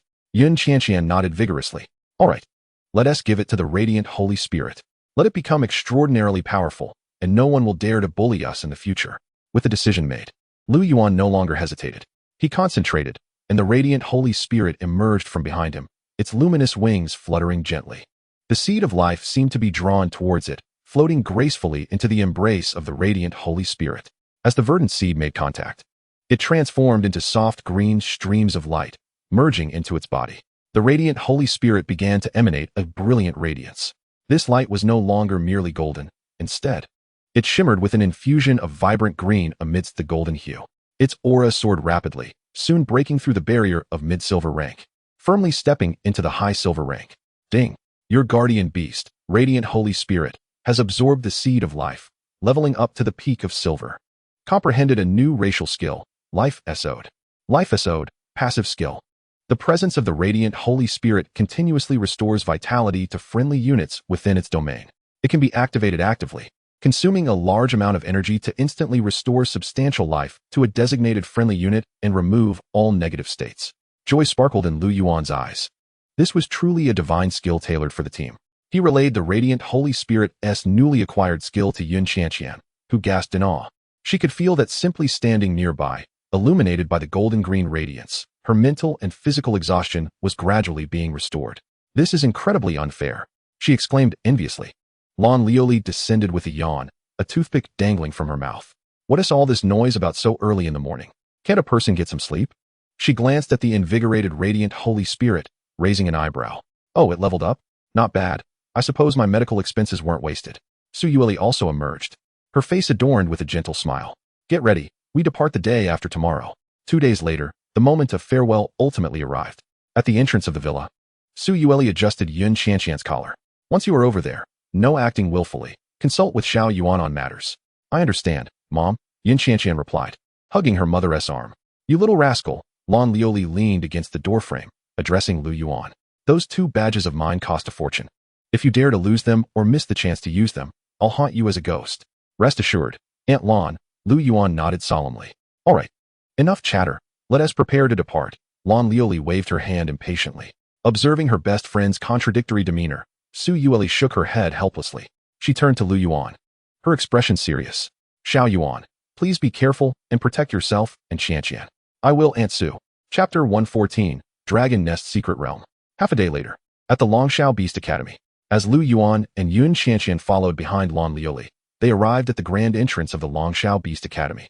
The entrance was a towering stone sculpture, a magnificent Chinese dragon coiled in majesty, its head held high, surveying all visitors.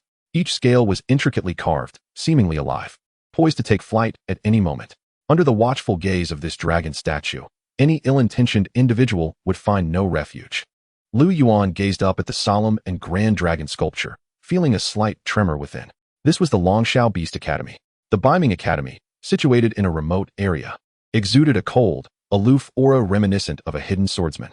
In contrast, Longshao appeared as a sovereign, commanding the realm from a central position. In a certain sense, it surpassed Beiming Academy in strength. Though hard to admit, Longshao is indeed somewhat superior to our Beiming at present. Lan Lioli's voice resonated beside him, her hands tucked into her pockets as she looked up at the dragon. However, the future remains uncertain. She suddenly turned her head, her ice blue eyes sweeping over Lu Yuan and Yun Qianqian. After all, with the 2 of you around, we 4 were not any more conspicuous back then. Perhaps, you might truly restore Beiming's former glory. We 4. Yun Qianqian blinked curiously, about to inquire further. A resounding, triumphant cry echoed from above, interrupting her words. The sound waves rolled forth. A massive golden giant rock broke through the clouds, casting a vast shadow below. Its feathers gleamed like gold, exuding an extraordinary majesty. It was none other than Qin Yan's celestial golden rock. Upon its back stood a striking figure clad in fiery red, the mentor from Longshao Academy, Qin Yan. She immediately spotted Lan Lioli at the entrance, her lovely brows knitting together as she shot her a conspicuous eye roll, her expression unambiguous in its disapproval. It seemed to convey, "What are you doing here?" Lan Lioli feigned ignorance, even waving at her, then nudged the 2 young ones behind her with a tilt of her chin. "Let us go? We're hitching a ride." Before she could finish her sentence, she lightly tapped her toes on the ground, gracefully landing on the broad back of the celestial golden rock, finding a comfortable spot to settle down. The entire motion was fluid, as if the rock were her own guardian beast. On the back of the golden rock, Qin Yan's lips visibly twitched. "Let us ascend as well," Lu Yuan urged, pulling the still-dazed Yun Qianqian along, mimicking the graceful leap of Lan Lioli. The 2 soared onto the rock's back. The celestial golden rock, evidently familiar with its mistress's unruly friend, made no move as it took flight at Qin Yan's command, its wings beating powerfully against the wind. The howling gales rushed past their ears, the colossal dragon sculpture and the academy's entrance rapidly diminishing in their view. From this lofty vantage point, the entirety of Longshao Academy unfolded beneath them. "Moonli must be quite assured, entrusting you alone to bring them here," Qin Yan remarked, standing at the rock's head. "What of it? My prowess is not to be underestimated. While I may not match you in combat, who among you can rival me in retreat?" Lan Lioli lounged on the rock's back, rummaging through her storage ring to produce a bag of potato chips, tearing it open and munching as she spoke. Qin Yan shot her a stern glance. Her gaze then shifted to Lu Yuan and Yun Qianqian, the discerning scrutiny of a mentor returning, particularly as she noted their composed and restrained demeanors, a flicker of surprise igniting in her eyes. It seemed Moonli had indeed provided them with specialized training. "Are you prepared?" Qin Yan inquired. Lu Yuan and Yun Qianqian replied in unison. Upon hearing their response, Qin Yan chose not to elaborate further. At last, the celestial golden rock came to a halt before the highest peak. This mountain appeared cleft in twain, revealing a gaping chasm. The entrance to the rift shimmered with distorted space. There lay the entrance to the Dragon Nest Secret Realm. The rock hovered steadily before the crevice. Deep within the rift, dark red lightning flickered ominously. The emotions emanating from the void phantom within Lu Yuan's beast space grew increasingly agitated. Its sensitivity to spatial fluctuations far surpassed that of other beasts. To it, the scene before them resembled a furious sea. Instinctively, Yun Qianqian edged closer to Lu Yuan, her small hand clutching his sleeve. The resolute expression on her face, tempered by rigorous training, now betrayed a hint of anxiety. This was no simulation. The pressure surrounding them was palpably real. Humph! Coward! A discordant voice drifted up from below. The celestial golden rock descended gradually onto a vast platform that had been cleared.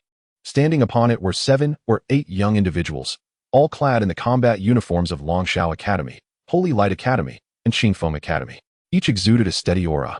Their gaze is sharp, clearly the elite among elites. The speaker, a handsome youth at the forefront, bore an unmistakable air of arrogance. Beside him stood a 3-meter-tall subdragon beast, the Lava Earth Dragon. Name, Lava Armored Earth Dragon. Rank, High Silver. Potential, 4 stars. Lu Yuan's Beast Encyclopedia activated automatically. Yet he merely glanced at it before redirecting his focus back to the spatial fissure. Qin Yan's beautiful brows furrowed, and she leaped down from the rock's back. Her tone turning icy. Long Chun, mind your tongue, and your beast as well. The youth, addressed as Long Chun, responded with utmost respect. Instructor Qin, I meant no offense. The disturbance in the Dragon Nest's secret realm has attracted only top second-year beast masters from other academies. Yet these two from Beiming Academy seem a bit. His gaze lingered pointedly on Lu Yuan and Yun Qianqian. The superiority from the foremost academy unmistakable. We from Beiming Academy do not require your concern, Lan Liuli yawned, leisurely sliding off the rock's back. She casually dug at her ears, appearing as if she had just awoken, yet emanating the formidable aura of an epic-level beast master. That little lizard seems lively enough, though its breath could use some improvement. Yuli always says I have a sharp tongue. Today, I finally witnessed the stench that arises when a person and their beast are so well matched. You, Long Chun, feeling the immense pressure, broke into a cold sweat. He had never expected that this seemingly youthful individual, comparable in age to Instructor Qin, was also an epic-level beastmaster. Liuli, that's enough. A lesson will suffice. Qin Yin sighed in exasperation at Lan Liuli. Upon hearing her words, Lan Liuli reluctantly retracted her imposing presence. The Lava Earth Dragon beside Long Chun whimpered softly and lay back down, while he turned pale, refraining from further comments. Lan Liuli, however, appeared unfazed, stretching languorously as she approached the edge of the rift, peering inside, then recoiling with a look of distaste. Ugh, this dreadful place still smells as awful as ever. I say, Qin Yin, can't you invest a little to install an air purifier at the entrance? Every time I come here, I leave needing 3 extra face masks. A vein twitched at Qin Yan's temple as she resolved to ignore her friend's incessant rambling. She turned to address everyone, her expression regaining its gravity. Listen closely. The rules of the Dragon Nest's secret realm are simple, or rather, there are no rules. Your objective is to search for treasures within the realm, which will automatically eliminate non-participants 10 days from now. Her gaze swept over each individual, landing on them with a weighty significance. And the final point, the most crucial one. She continued, do not provoke any dragons of gold rank or above. This is not a warning, it is a prohibition. Should you encounter them, sheath all pride and combat fervor, and flee as far as you can. Otherwise, no one will be able to retrieve your bodies. After delivering her warning, she raised her wrist to check the time. The energy tied at the entrance is about to stabilize for a duration of 10 minutes. Prepare to enter. Longchen scoffed, straightening his combat uniform and leading his team towards the distorted fissure. As he passed by Lu Yuan, he paused deliberately, speaking in a voice only the two could hear. Don't perish on the first day, otherwise it would be a disgrace to Beiming Academy. Lu Yuan paid him no mind, his full attention devoted to the rapidly refreshing data stream presented by the Beast Encyclopedia. Warning, periodic fluctuations in spatial structure detected. Current space is highly unstable. Analysis reveals a strong correlation between spatial fluctuations and dark red lightning.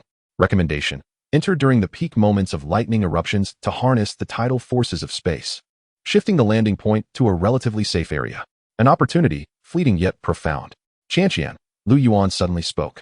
Yun Qianqian turned her gaze toward him. Stay close to me. When I call, do not hesitate. His voice was soft, yet resonated with unwavering steadiness. Yun Qianqian did not question him, merely nodding earnestly.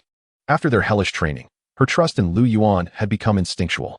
Long Chun and his team had already vanished into the rift. The other academy students followed suit. And soon the platform was left with only Lu Yuan, Yun Qianqian, and the spectating Lan Liuli and the solemn Qin Yin. What's the matter? Afraid? Lan Liuli's languid voice drifted over. There's still time to reconsider. Come back with me, and I'll treat you to milk tea. Lu Yuan's gaze remained fixed on the depths of the rift, where dark red lightning flickered at a specific rhythm. Once, twice. Now, at the third surge of lightning, illuminating the rift in a crimson glow, he commanded, "Go." Grasping Yun Qianqian's hand, he stepped boldly into the distorted veil of light. Chapter 115, The Silent Trap. The sensation of spatial transition lasted but a moment. In the next moment, an ancient aura enveloped them. Lu Yuan and Yun Qianqian stumbled slightly, but steadied themselves.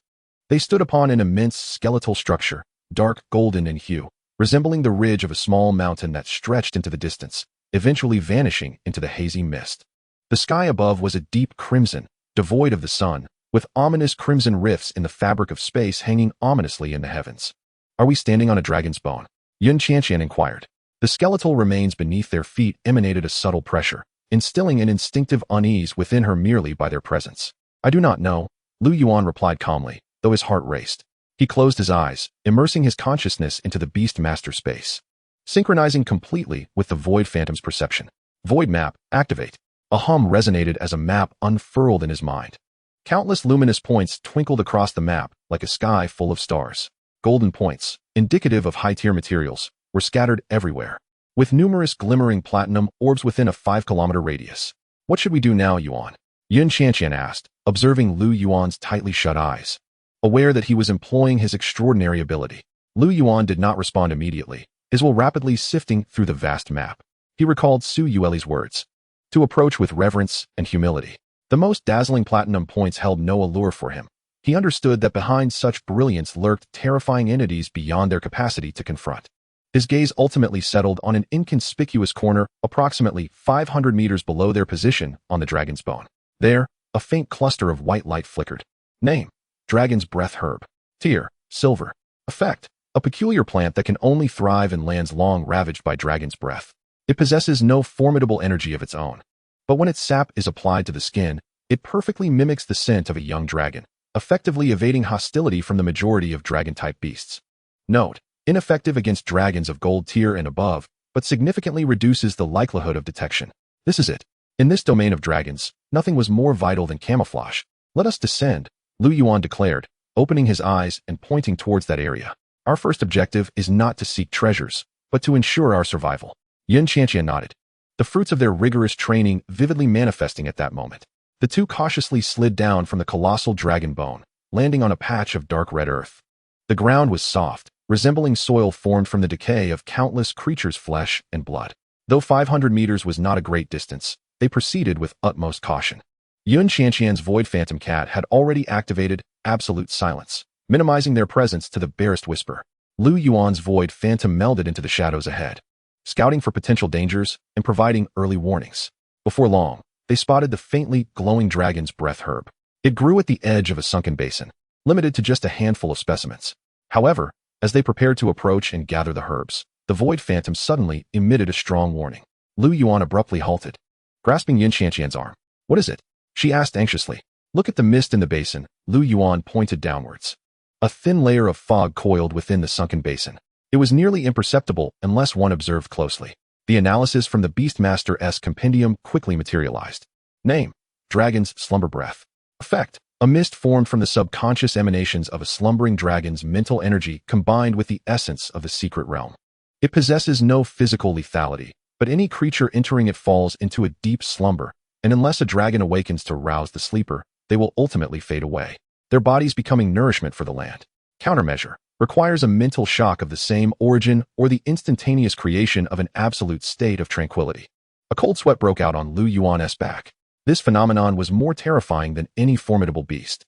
Silent and undetectable, once one stepped inside, there would be no opportunity to struggle. One would meet a tranquil demise in eternal slumber. What a sinister trap. Lu Yuan informed Yun Qianqian about the dragon's slumber breath. Understanding dawned upon her, her face paling. No wonder the dragon's breath herb thrived and scathed here. It was a natural dead zone. "Qianqian, prepare your phantom cat," Lu Yuan instructed. Yun Qianqian immediately understood, issuing commands to her Void Phantom Cat. "Now," Lu Yuan called out.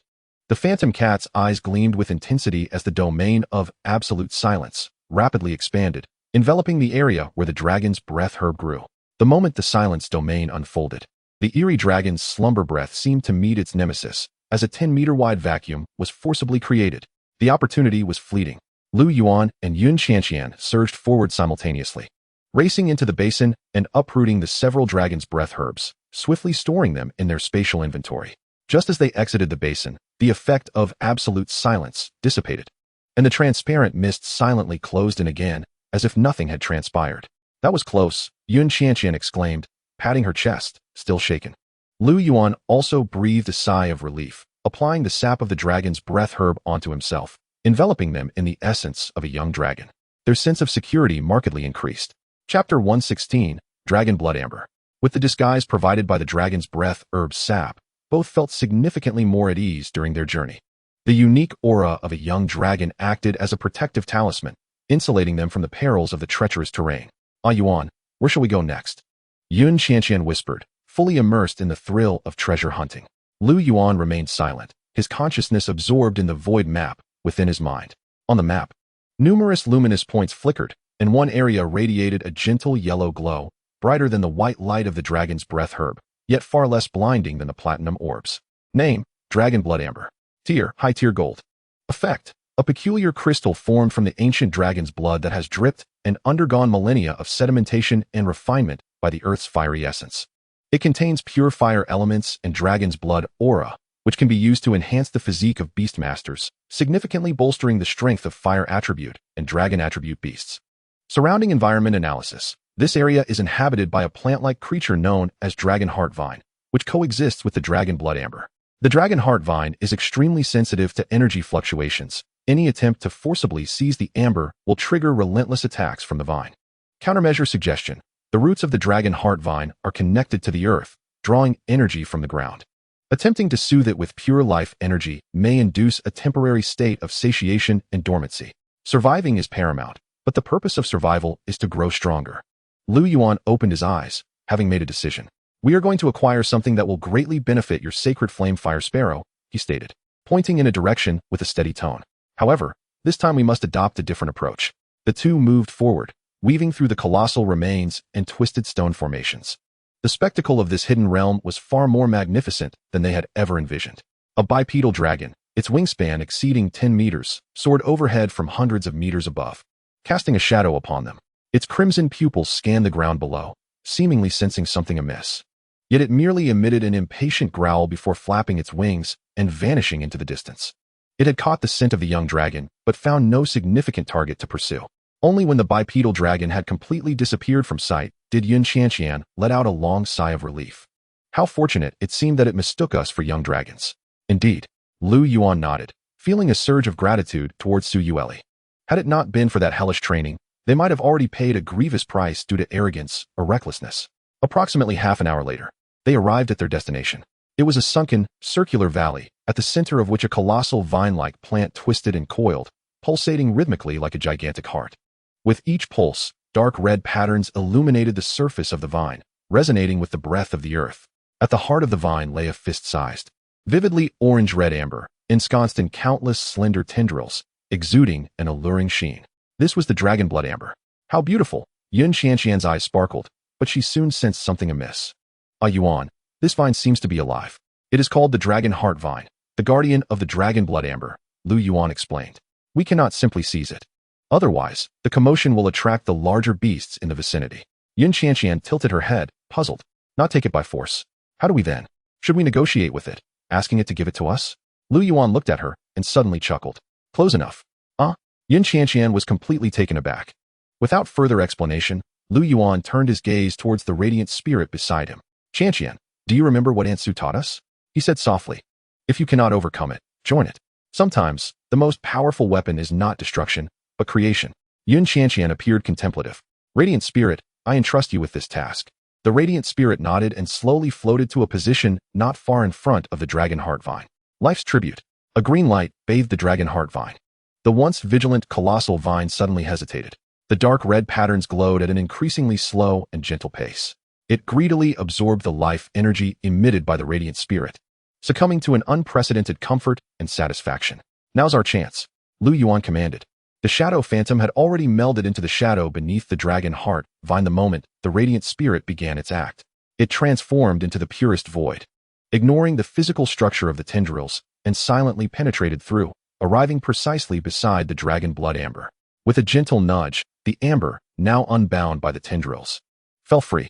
The shadow phantom grasped the amber and darted out from the shadows, returning to Lu Yuan's side. The entire process was as fluid as flowing water, utterly silent.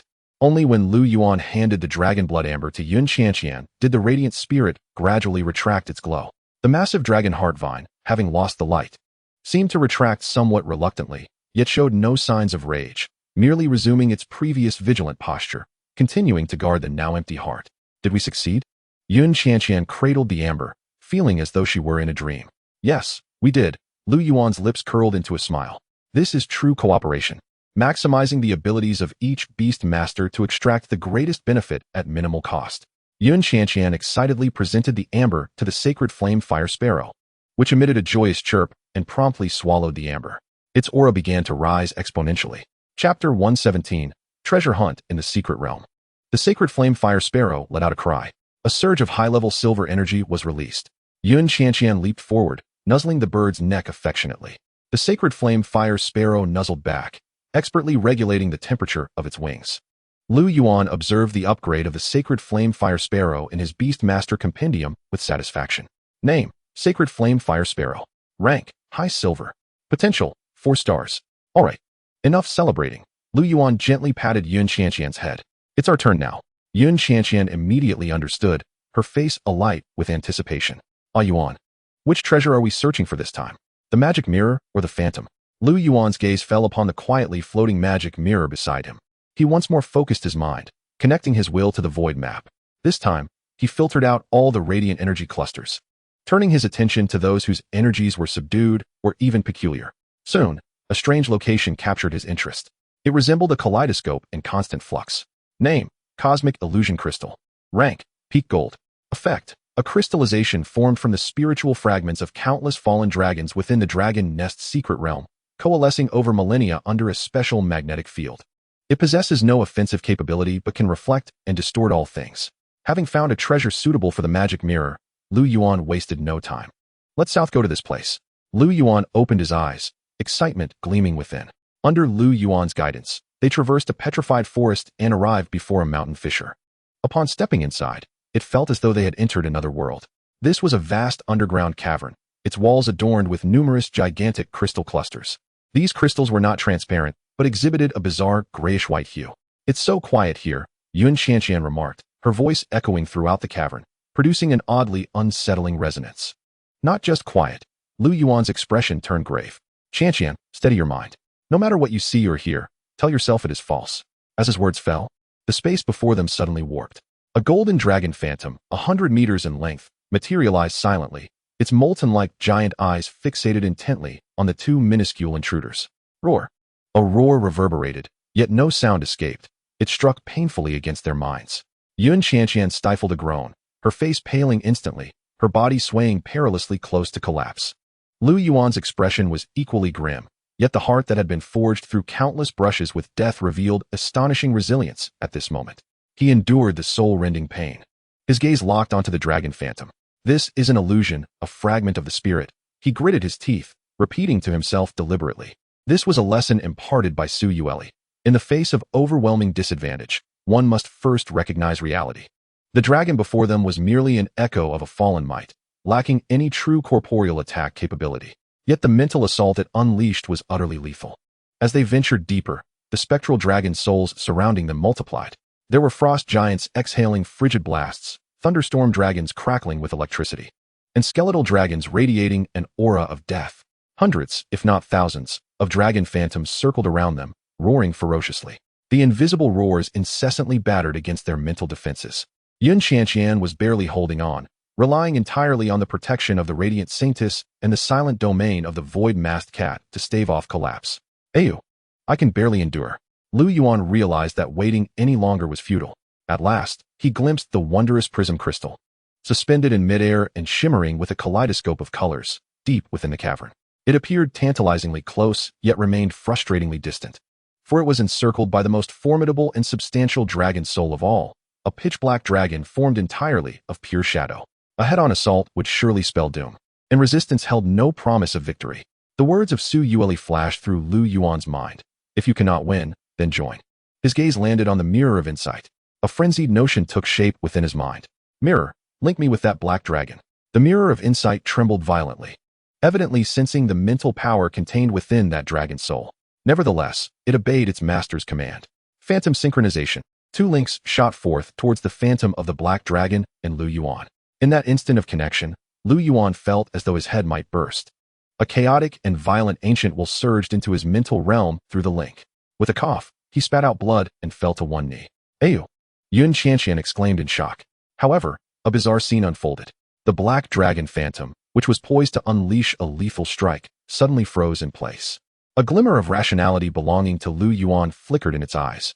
Simultaneously, the other dragon soul phantoms in the cavern ceased their assault, gazing in confusion at their most powerful kin, unable to comprehend its reluctance to attack. Now, Mirage! Lu Yuan shouted. The void mirage weaved through the dazed dragon souls, retrieving the prism crystal and returning to Lu Yuan's side. He grasped the crystal tightly, severed his link with the black dragon, and pulled Yun Qianqian as they bolted towards the cave's exit. Only when the warm sunlight bathed them anew did they collapse to the ground, gasping for breath. We succeeded again, Yun Qianqian remarked, her eyes filled with apprehension as she gazed at Lu Yuan's pale face. Leaning against a stone, Lu Yuan managed a bitter smile. This adventure had proven more perilous than any prior. Just as he prepared to hand the prism crystal to the mirror of insight for absorption, a new disturbance emerged on his void map. The source of the commotion lay in a nearby valley. Someone was battling. Lu Yuan immediately became alert. He and Yun Qianqian stealthily climbed to a ridge to observe the valley below. Inside, Long Chun and his team were being relentlessly pursued by a high-ranking golden lava tyrant. Caught in a dire predicament, the earth dragon was battered and bruised, while several team members' familiars had already succumbed to defeat. Captain, we can't hold on. That beast can fly. We won't escape. One team member cried out in despair. Long Chen's face turned ashen. He had never anticipated that his hunt for a silver-tier subdragon to seize treasure would awaken a hornet's nest, drawing out its silver-tier progenitor. He watched the lava tyrant indiscriminately unleashing its dragon breath in the air, remorse and resentment flashing in his eyes. On the ridge, Yun Qianqian whispered, "Ew, should we?" No. Lu Yuan decisively shook his head, his gaze drifting beyond the chaotic battle to the cliffside of the lava tyrant's lair. They are immodest. Entirely crimson grass swayed gently in the heat of the dragon breath. The panel of the Beast Master's Codex quietly materialized. Name, Dragon Blood Refining Grass. Tier, Low-Tier Gold. Effect, a rare herb that can only thrive on the periphery of a golden-tier fire dragon's lair, constantly refined by dragon breath. It significantly strengthens the physical body of familiars and enhances fire resistance. Lu Yuan glanced at Long Chen's team, now serving as bait and drawing the lava tyrant's full attention, then at the easily attainable treasure. Their fates were of no concern to me. Chapter 118, The Manifestation of All Things. Their lives and deaths were irrelevant to us. Lu Yuan's voice was soft, instantly extinguishing the flicker of compassion that had ignited in Yun Qianqian's heart. Indeed, Mother had once said that in the dragon's nest secret realm, a single erroneous judgment, a minor misstep, or even a touch of bad luck could lead to death. Long Chen's arrogance was his gravest misfortune. Void Mirage, proceed. Lu Yuan issued the command. In the valley, dragon roars and cries intertwined in a cacophony. Each breath of the lava tyrant unleashed a miniature meteor shower, creating charred craters in the earth. Long Chen's earth dragon was already battered and barely holding on, driven solely by instinct, while his remaining team members shielded all their familiars, forming a precarious line of defense. No one noticed the shadow that melded seamlessly with the rocky shadows beneath the furious dragon's lair, silently gliding past. The Void Mirage disregarded the flying debris, its void body, rendering it immune to the chaos. It moved like a top-tier assassin, arriving quietly beside the dragon blood refining grass swaying in the dragon breath. The dimensional blade sliced through, precisely severing the grass's roots. In the next moment, the Void Mirage snatched up the rare herb and melded back into the shadows. Retracing its steps, the battle in the valley raged on fiercely. The lava tyrant seemed to sense the loss of the treasure. It opened its massive maw, rapidly coalescing a fireball far larger than before. Captain, the team members cried out in despair. A flicker of pain and determination crossed Long Chen's face. He abruptly produced a badge resembling the one gifted by Lon Lioli and crushed it. A powerful spatial fluctuation instantly enveloped Long Chun and his team. The lava tyrant's colossal fireball detonated against the distorted edges of space, sending half the cliff crashing down. Yet Long Chun and his group had vanished without a trace. On the ridge, Lu Yuan withdrew his gaze, storing the dragon blood refining grass that the Void Mirage had presented into his storage space. We should leave, he said. pulling Yun Qianqian along as he turned away. Yun Qianqian cast a final glance at the ravaged valley, her heart settling into calm. The two sought out a more concealed cave, once a lair for a small dragon beast, but now long abandoned. The void-masked cat cast in absolute silence, domain at the entrance, severing all traces of their presence. Only then did Lu Yuan present the dazzling prism crystal to the mirror of insight. Absorb it. The mirror of insight emitted a glimmer of yearning light. It slowly approached, the mirror surface adhering to the phantasm crystal. In an instant, the phantasm crystal transformed into a stream of ethereal light, surging into the mirror. A resonant hum echoed as the scrying mirror began to tremble, its surface flashing with countless fragmented images. A colossal dragon roared, mountains crumbled, and stars fell from the heavens. These were the spiritual remnants imprinted within the phantasm crystal, fragments belonging to the dragon's lair's secret realm. Lu Yuan remained silent, patiently awaiting the outcome. Meanwhile, Yun Qianqian produced the dragon blood refining herb and handed it to her dark ranger. This extraordinary herb was ideally suited for enhancing the physical form of a Beast Tamer's assassin-type creature, elevating its survival and explosive capabilities in extreme environments. Time passed without measure until the vibrations of the scrying mirror gradually subsided. Its surface deepened, as if it could devour all light. Ding! Your beast, the scrying mirror, has absorbed the phantasm crystal, elevating its strength to the mid-silver tier. The race skill, Mirror Storage, has mutated and evolved into the All-Encompassing Reflection. All-Encompassing Reflection allows for the immediate replication of a beast. Its strength must not exceed that of the scrying mirror by 2 minor tiers. In addition to the replicated beast, it can preemptively recreate a complete mirror image of an allied beast. In battle, it can be released at any time, with the mirror image lasting 5 minutes. Current storage capacity, 2. Furthermore, it can additionally store an illusion of a previously defeated enemy, with the illusion possessing 100 of the original strength, lasting 1 minute. A spark of delight ignited in Lu Yuan's eyes. This skill was extraordinarily powerful. It was not merely an increase in quantity and duration. The ability to store an enemy's illusion meant he now possessed a formidable trump card. Just then, an unusual fluctuation rippled across Lu Yuan's void map. It was neither a powerful energy source nor a glimmer of rare materials, but an expanse of emptiness. Amidst a map saturated with colorful points of light, a pure void with a radius of approximately 100 meters emerged, as if the space there had been obliterated by some force. Let us go take a look. Lu Yuan's curiosity was thoroughly piqued. The two set off again, guided by the void map, skillfully circumventing all hazardous areas until they arrived at a serene valley deep within.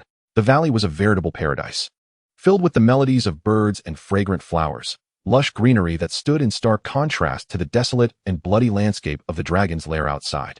At the very center of the valley lay a spring. The water was crystal clear, bubbling forth without any discernible peculiarity. Yet, the more ordinary it appeared, the more anomalous it seemed within this dragon's lair's secret realm.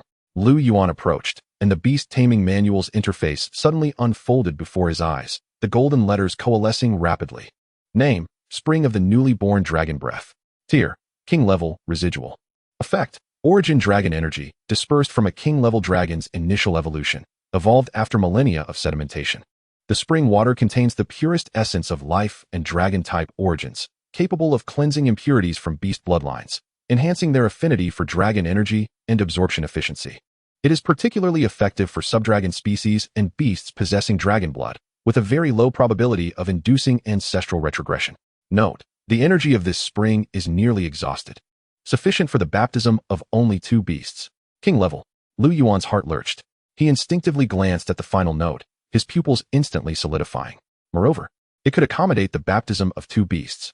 Chapter 119, Dark Dragon Descendant. He forcibly suppressed the wild beating of his heart and shared the information from the Beast Taming manual with Yun Qianqian. King level?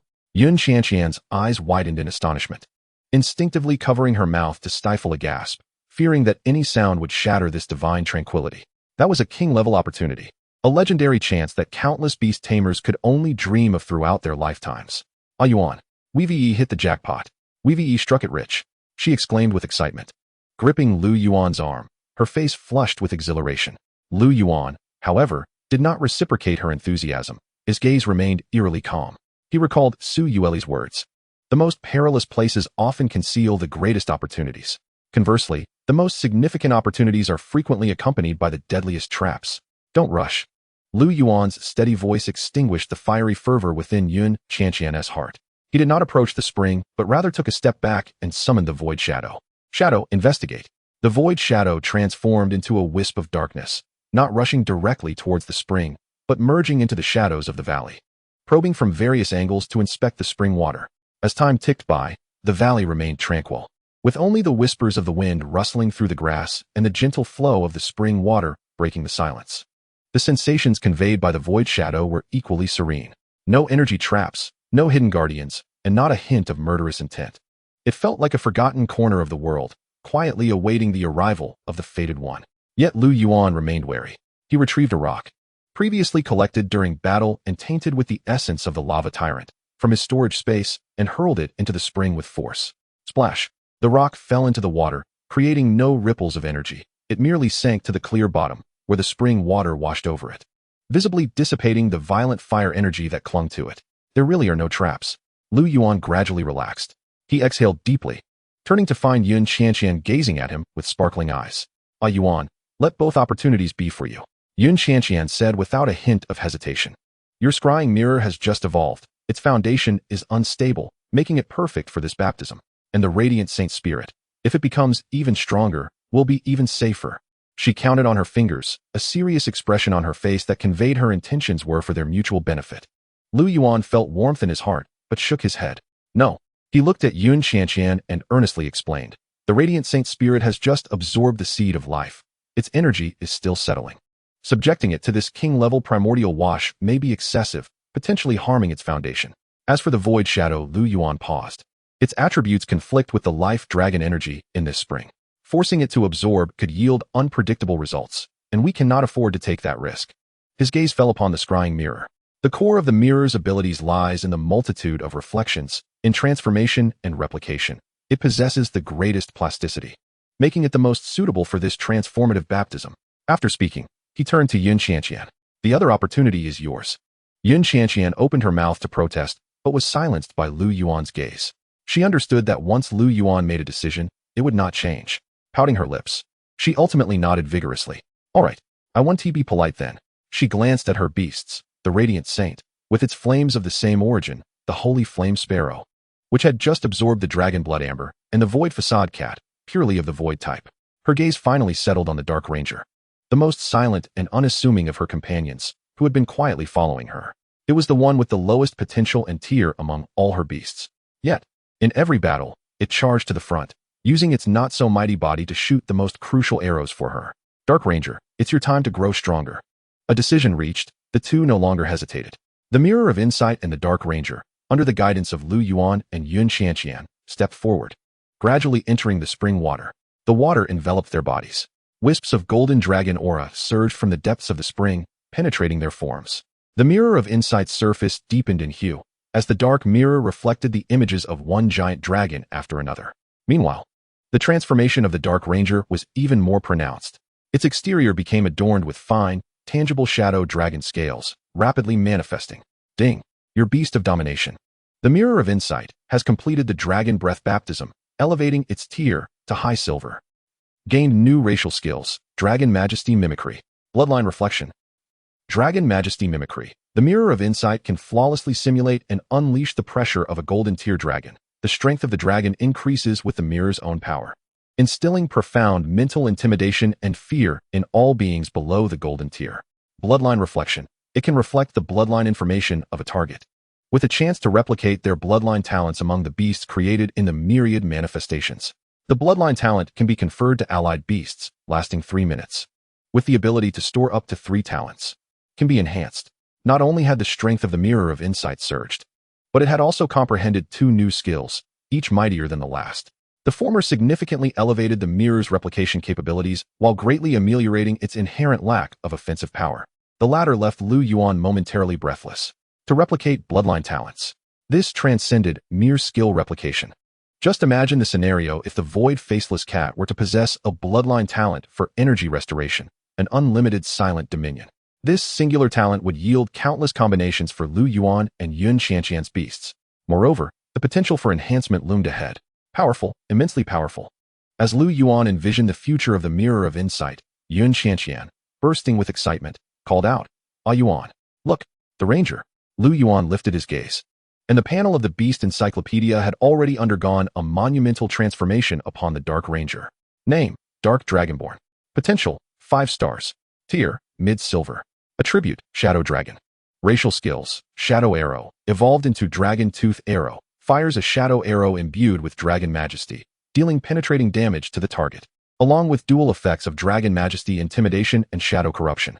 Heart-piercing barrage. Evolved into Dragon Tooth Barrage. Rapidly fires 3 arrows if the target is under Shadow Corruption.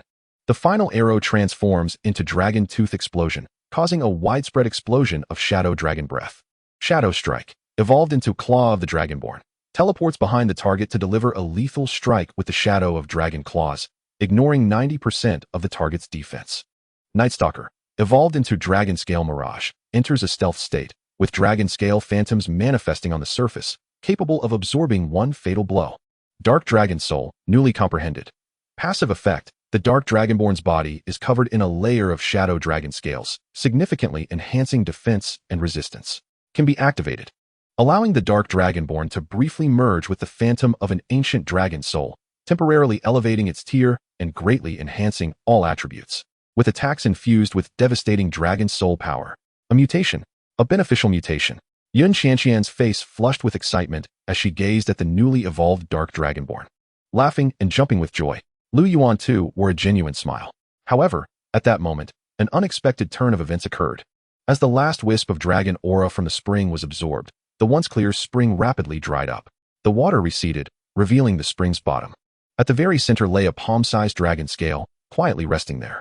The Beast Encyclopedia's panel flickered wildly before Lu Yuan's eyes, detecting unknown sovereign-level item information matching. Chapter 120, The Battle for the Air. Name: Scale of the Winter Queen. Tier: Sovereign Level, Token. Effect: Contains the essence and will imprint of the Sovereign Level Frost Saint Dragon. Not a treasure. Imprint information: Seek my scattered scales within this realm. After 10 days, the one holding the most scales may come to seek me with the dragon scale and claim my progeny. Note: This scale is ice-based, causing severe conflict with the fire energy inherent to this secret realm, being one of the roots of the energy turmoil within the dragon nest. Each dragon scale will generate a faint resonance within a 100-mile radius. Golden characters appeared on the Beast Encyclopedia. These words left Lu Yuan astonished, not merely because of the term sovereign level, but due to the explosive information contained in the imprint. Seek my scattered scales within this realm. The one holding the most scales may claim my progeny. Suddenly, Lu Yuan comprehended everything. The turmoil of the secret realm and the energy disruptions were merely facades. This was not a disaster, but rather a selection, a grand trial orchestrated by a sovereign-level Saint Dragon. Its purpose was not destruction, but to find the most worthy master for its offspring. What puzzled Lu Yuan was why this Frost Saint Dragon would allow a beast master to become its progeny's master. Such a situation seemed impossible, given the pride of dragonkind. Ah Yuan, look, what a treasure! Yun Qianqian's exclamation pulled Lu Yuan from his musings. She was crouched at the spring's bottom, gingerly cradling the chilling dragon scale. This too appeared to be a sovereign-level material. Encountering a sovereign-level opportunity and now possessing a sovereign-level material, our luck in this dragon nest secret realm journey was truly unbeatable. Lu Yuan took a deep breath and conveyed the information from the Beast Encyclopedia to Yun Qianqian. The smile on her face gradually froze. She repeatedly verified the imprint information. Her eyes shifted from confusion to disbelief, finally igniting with ambition. The offspring of a sovereign-level giant dragon? Her voice trembled, not from fear, but from sheer exhilaration. What did this imply? It meant that once a successful contract was established with this progeny, she would directly possess a beast with at least sovereign-level potential. This was the ultimate opportunity capable of altering the fate of a beast master, even that of an entire family. We were mistaken before. Lu Yuan's voice was unusually calm as his mind raced. From the moment we stepped into this place, the game had already commenced. Long Chun and the others from different academies might still be oblivious, thinking this was merely a secret realm energy surge. But soon, when they too discover a dragon scale, they will unveil the truth. Lu Yuan's gaze swept over the dragon scale in his hand. This item would guide us to the next scale. Likewise, it would lead others to find us. Yun Qianqian instantly grasped Lu Yuan's meaning. Her excitement faded, replaced by a solemnity.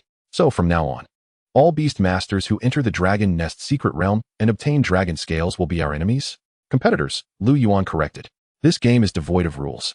The sole principle is to acquire more dragon scales than anyone else within a span of 10 days. At that moment, the dragon scale in Lu Yuan's hand suddenly quivered. emanating a chill that pointed towards a specific direction in the valley, indicating the location of the next dragon scale. Without a moment's hesitation, Lu Yuan sprang into action. The two swiftly set forth, concealing their presence as they moved towards the direction indicated by the scale. Their mindset had transformed. They were no longer mere adventurers in search of fortune, but hunters vying for supremacy. Navigating through a bizarre forest of mushrooms, they arrived at the edge of a precipice. Beneath the cliff, approximately 100 meters down, lay a cave entwined in vines, exuding the same chilling aura as the dragon scale they possessed. However, just as they were poised to act, Lu Yuan's pupils constricted sharply. He grasped Yun Qianqian's arm, and they both concealed themselves behind a massive boulder. On the opposite side of the cliff, three silhouettes materialized silently. At the forefront stood a young man with a refined visage, clad in the combat attire of the Holy Light Academy, accompanied by a graceful, pure white Aurora Fox. Name: Aurora Fox. Rank: High Silver. Potential: 3 stars. The young man's gaze was also fixated on the cave, and in his hand, he too held a dragon scale radiating an icy aura. Captain Xiao Ran, it appears fortune is on our side. We have quickly discovered the second scale, remarked one of his teammates, barely containing his excitement. Yet, the young man, referred to as Xiao Ran, displayed no signs of elation.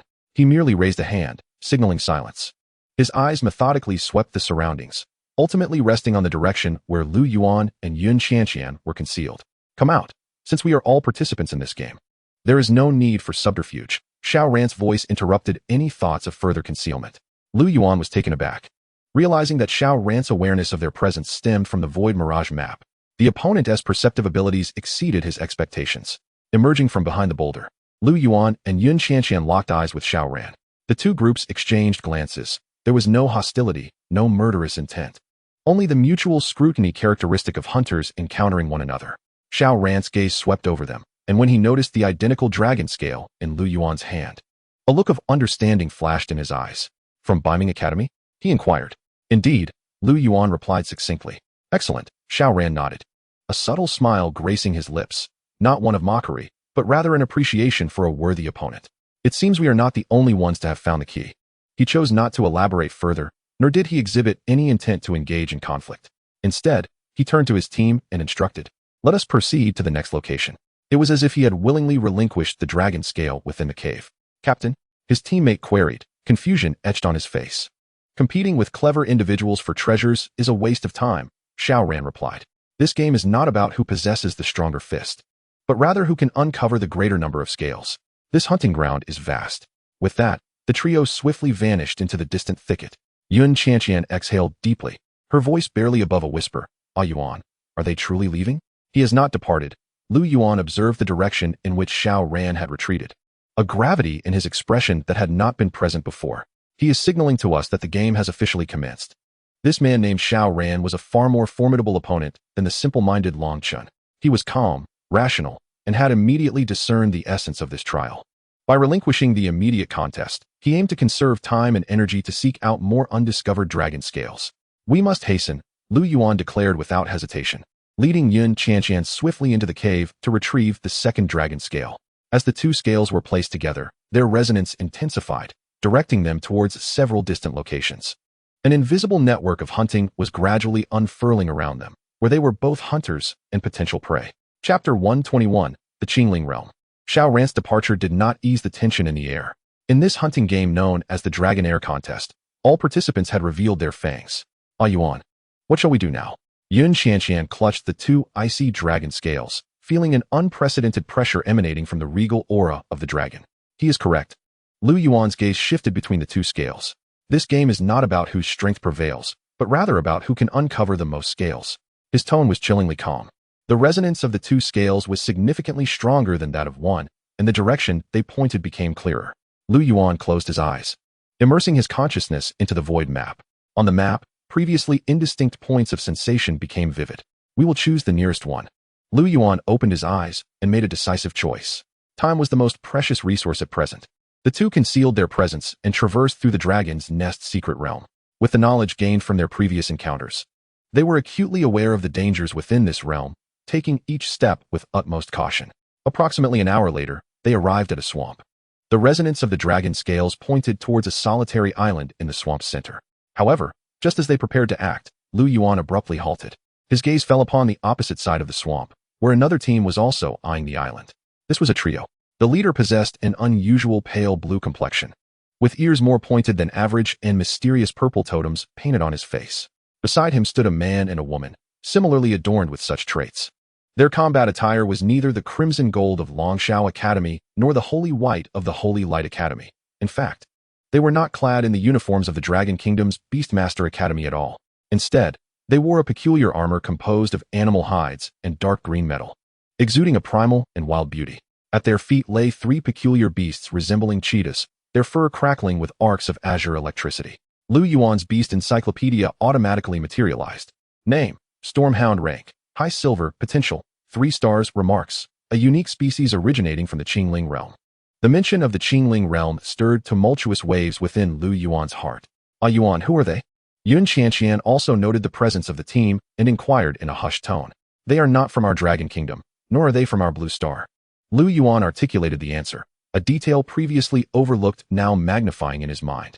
The Winter Queen, a regal dragon. Could its power truly be confined to a mere blue star? No. It had the capacity to extend its trials to a broader world. The so-called chaos in the secret realm's energy may not be due to a clash between the ice-type dragon scales and the dragon's nest secret realm at all. However, it was because this king-class dragon had forcefully torn through the fabric of space, temporarily linking the dragon nest secret realm to other worlds. For instance, this Qingling realm. At this moment, Lu Yuan finally comprehended the true scale of this game. It was not merely an internal competition among the prodigies of Blue Star. This was a royal trial that swept across numerous races of the beast realm. Just as Lu Yuan pondered, the youth with azure skin across the swamp seemed to have sensed their presence. His gaze instantly shot over, devoid of surprise, replaced instead by a scrutinizing indifference. As if observing fellow prey, he had evidently also noticed the dragon scales held by Lu Yuan and Yun Qianqian. Roar! A stormhound beside him emitted a low growl, its body crackling with arcs of electricity, exuding a provocation. Yun Qianqian instinctively clenched her fists, while the dark dragon descendant beside her glinted with a dangerous light in his eyes. A fierce battle seemed imminent. Yet, the azure-skinned youth merely raised a hand. Halting his beast, he uttered no words, only casting a deep glance at Lu Yuan. That gaze seemed to convey, "I have noted your lives for the time being." Subsequently, without hesitation, he turned and led his team swiftly in another direction, abandoning the dragon scale within reach. They too were leaving? Yun Qianqian found it hard to believe. Like Xiao Ran, she was no fool. Lu Yuan's expression grew gravely serious. These competitors from the beast realm were far more composed and decisive than he had imagined. They understood that in the early stages of the game, meaningless skirmishes would only benefit others. However, they differed from Xiao Ran. Lu Yuan watched the direction in which those individuals disappeared. Xiao Ran's eyes reflected admiration, a worthy opponent. Yet the look in that youth's eyes was. Lu Yuan paused before stating, a gaze that regarded them as prey. Yun Qianqian's heart sank. She understood. In Xiao Ran's eyes, they were competitors. But in the azure-skinned youth's view, they, along with the dragon scales in their possession, had already become his property. Yuan, this game is far more terrifying than we imagined. Indeed, the nature of the game has shifted due to the presence of the beast realm's inhabitants. Lu Yuan retracted his gaze, and, with Yun Qianqian, swiftly submerged into the swamp to retrieve the third dragon scale from the isolated island. With 3 dragon scales in hand, the resonating guidance intensified, urging them onward to the next location of a dragon scale. Lu Yuan lifted his gaze to the dark red sky. He was acutely aware that there were certainly more outsiders like the azure-skinned youth, arrogant beings like Long Chun, wise individuals like Xiao Ran, and these otherworldly arrivals who viewed them as prey. All players had entered the fray. Lu Yuan couldn't help but shake his head, wishing that all were as simple-minded as Long Chun. Yet, many, or rather, most geniuses, were like Xiao Ran, aware of when to advance and retreat, calculating gains and losses. This dragon nest secret realm was fraught with peril, and now, with so many guests from the beast realm appearing. Qianqian, we need to change our approach. A playful smirk suddenly graced Lu Yuan's lips. Since everyone wishes to be hunters, let us be the disruptive fishermen. Chapter 122, The Disruptive Fisherman. A disruptive fisherman? She held the 3 cold dragon scales tightly in her palm, momentarily unable to follow Lu Yuan's line of thought. Indeed, Lu Yuan's gaze fell upon the luminous dots on the void map, representing various competitors. They were wary of one another, yet all moving toward the same direction. Now, everyone understood that the crux of the game lay in the dragon scales. Thus, whether it was Xiao Ran or that individual from the Qingling realm, they were all avoiding meaningless early battles, aiming to seize those dragon scales that remained undiscovered as swiftly as possible. It was akin to a race. No matter how fast we run, there will always be someone faster. Lu Yuan's voice trailed off. But what if a barrier suddenly appeared on the racetrack? What if the frontrunners suddenly turned on themselves? Yun Qianqian's eyes gleamed with realization. You want them to turn against each other? No. Lu Yuan shook his head, correcting her. Not to have them kill each other, but to give them a reason to do so. And we shall be the ones providing that reason. His gaze settled on the scrying mirror. This was his true trump card. Half an hour later, in a gorge adorned with enormous purple crystals, Lu Yuan and Yun Qianqian concealed themselves behind a crystal, silently observing below. On their void map, two teams were approaching a cave in the gorge's center from different directions. One team was the trio from the Qingling realm they had encountered earlier. The other was a group of creatures Lu Yuan had never seen before, towering over 3 meters. Their massive, rock-like gray-brown skin exuded explosive strength. They were the barbarians from the Stone Realm. Accompanying them was a beast the size of a small mountain, the Earth Tyrant. Name, Earth Tyrant. Rank, Silver Pinnacle. Potential, 3 stars. Remarks, a unique race from the Stone Star, an epitome of power and defense, though simple-minded and easily enraged. The target has been selected. Lu Yuan's gaze swept over the two groups. One was calm and cunning, the other simple-minded. A perfect combination. Qianqian, summon your faceless cat. Lu Yuan whispered. Yun Qianqian immediately understood, her thoughts conjuring the void faceless cat beside Lu Yuan. Mirror. Lu Yuan glanced at the scrying mirror. Copy it. The mirror's surface shimmered, and a perfect replica of the void faceless cat was produced. This was the most basic duplication of all-encompassing nature. Then, have the mirrored void faceless cat use its ability once again. Lu Yuan's command momentarily stunned Yun Qianqian. Under her watchful gaze, the image of the void faceless cat, replicated by the mirror, began to change in shape. Faceless mimicry. The next instant, the mirrored cat's form blurred, impeccably transforming into the likeness of the storm hound. Both in appearance and in the wild aura of wind and electricity emanating from it, it was indistinguishable from the one below in the gorge. Heavens! Yun Qianqian stared in disbelief. What a nested operation. Go. A cold smile curled at the corners of Lu Yuan's mouth. Deliver the reason to them. The replicated void faceless cat, disguised as a storm hound, flashed and transformed into a blue bolt of lightning, darting directly into the central cave of the gorge. Almost simultaneously, both the barbarian tribe and the team from the Qingling realm reached the cave entrance. Roar. A roar unique to the barbarians echoed through the gorge. At the forefront, the colossal barbarian was about to step into the cave when he caught sight of a cerulean shadow darting past him, clutching a dragon scale, exuding an icy aura. The unmistakable scent of the storm hound filled the air. The barbarian's movements froze. In an instant, his simplistic thought process completed the logical circuit. People from the Azure Spirit realm. They've stolen my dragon scale. Scoundrels.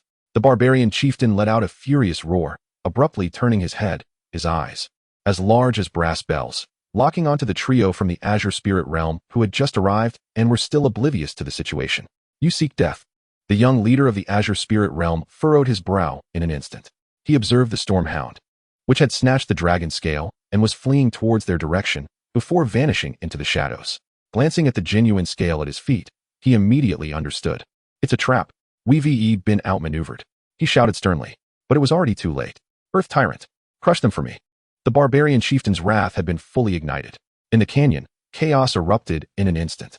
Behind the crystal, Yun Qianqian watched the tumultuous battle below, her small face alight with excitement. She turned to Lu Yuan, her gaze akin to that of someone observing a monster. Merely by employing a few clever combinations of his beast-controlling abilities, he had effortlessly instigated a conflict akin to a clam and a snipe. Beneath the canyon, the rumble of energy resonated. With each heavy stomp of the Earth Tyrant, the massive crystal rock where the two hid vibrated ominously. The clash of azure lightning and earthy shockwaves reverberated. Observing the beasts from both sides engaging in combat, Yun Qianqian couldn't help but exclaim, "Ah Yuan, you're simply a devil." She turned her head, looking at Lu Yuan, who was intensely focused. "I merely provided them with an irresistible rationale," he replied calmly. "You see, anger is the easiest emotion to manipulate in this world." The battle below unfolded precisely as Lu Yuan had anticipated. The barbarian clan, relying on the absolute might of the Earth Tyrant, forcibly tore through the electric net formed by the storm hounds. Yet, the youth from the Azure Spirit realm was far from benign. After paying the price of 2 severely injured storm hounds, he left a grievous wound on the leading barbarian, deep enough to see the bone. Ultimately, the youth from the Azure Spirit realm cast a glance at the barbarian, who had unleashed true fury and chose to retreat. He understood that continuing the battle would merely lead to mutual destruction. Roar. The leading barbarian let out a reluctant roar. Were it not for the innate defenses of the barbarian clan, that recent attack would have left any other race either dead or gravely injured. He panted heavily, collapsing onto the ground. Let us go, Lu Yuan whispered. The two silently departed from their crystal refuge. The mirrored facsimile cat presented the fourth dragon scale it had acquired to Lu Yuan. Chapter 123. The fisherman reaps the benefits. In the canyon, the chieftain's unwilling roars still echoed. Yet, Lu Yuan and Yun Qianqian had long since departed. Ah Yuan, that was spectacular, Yun Qianqian exclaimed, trailing behind Lu Yuan with palpable excitement. She had witnessed the entire process, from the mirror of facades replicating the void facade cat, to the mirrored cat transforming into a storm hound using facade mimicry, ultimately snatching the dragon scale right under the noses of the barbarian chieftains, and squarely placing the blame on the Azure Spirit Realm group. The entire scheme not only incurred zero costs, but was also intricately interconnected, exploiting the barbarian's simplistic reasoning and the relationships among all competitors. A twofold achievement. No, it was practically a threefold gain.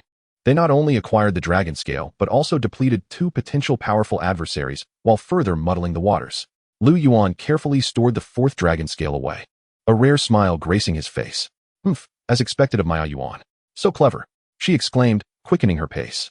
So, are we still to be fishermen next? Naturally. There are plenty of fish left in this river.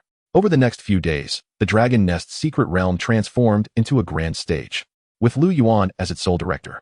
The location of the fifth dragon scale was a lava cave, inhabited by a cadre of beast masters from the fire demon star. Lu Yuan chose not to charge in headlong. Instead, he led Yun Qianqian around to the opposite side of the cave, where a frost-laden expanse lay. He commanded the mirrored image of the facade cat to replicate Yun Qianqian's sacred flame fire sparrows, blazing heavenly descent, and launch it deep into the icy territory.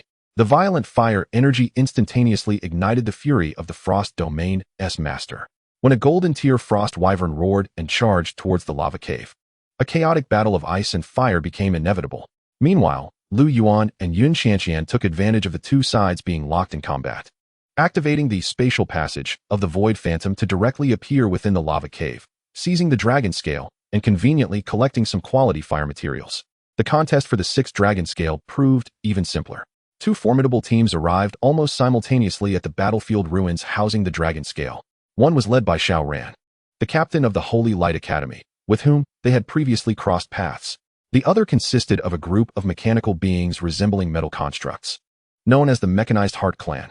Both sides remained remarkably calm, confronting each other outside the ruins, neither daring to enter first. They awaited the other to make a move or for a breakthrough opportunity to arise. Then, the opportunity presented itself. The new skill of the Mirror of Facades, Dragon Might Mimicry, proved remarkably effective at that moment. A terrifying pressure, belonging to a golden tier dragon, erupted from deep within the ruins without warning. The intensity of that pressure was so authentic, so overwhelming. Both the calm Xiao Ran and the emotionless Mechanized Heart Clan underwent a drastic change in countenance under this force. A golden tier dragon, Xiao Ran made a decisive judgment without hesitation, turning to withdraw with his team. The Mechanized Heart Clan, calculating the power disparity in an instant, chose to evade as well. The two teams hastily retreated. Once they had departed, Lu Yuan and Yun Qianqian emerged from behind the concealed bones, leisurely entering the ruins to claim the effortlessly acquired dragon scale. Ah Yuan, your trick is rather devious, Yun Qianqian remarked, stifling a laugh as she watched Xiao Ran and his team depart.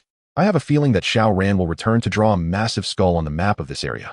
Problems solvable by intellect should be approached with minimal force. Lu Yuan shrugged. You see, now there's no one competing with us. Thus, through a series of ever-evolving tactics, Lu Yuan's endeavors as a fisherman progressed exceptionally smoothly.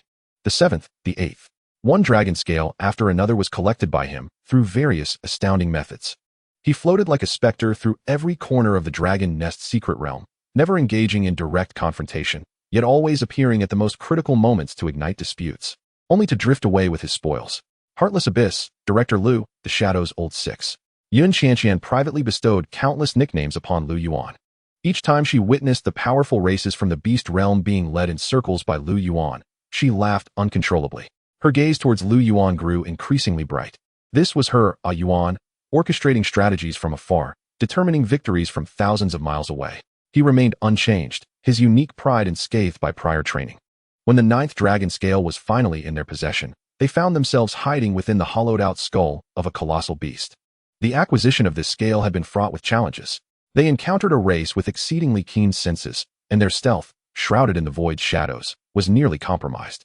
Fortunately, Lu Yuan reacted swiftly, using an illusion of an enemy, a magma tyrant dragon, stored within myriad forms and all things, to divert their attention, allowing them to escape perilously unscathed. 9 scales. Yun Qianqian arranged the 9 dragon scales in a row on the ground, her excitement palpable as she rubbed her hands together. Lu Yuan, we must surely be in first place now, right? 9 scales. Lu Yuan smiled at her exuberance, but remained silent, closing his eyes to immerse his consciousness once more into the void map. Buzz. On the map, the light representing their position radiated a notably bright white halo.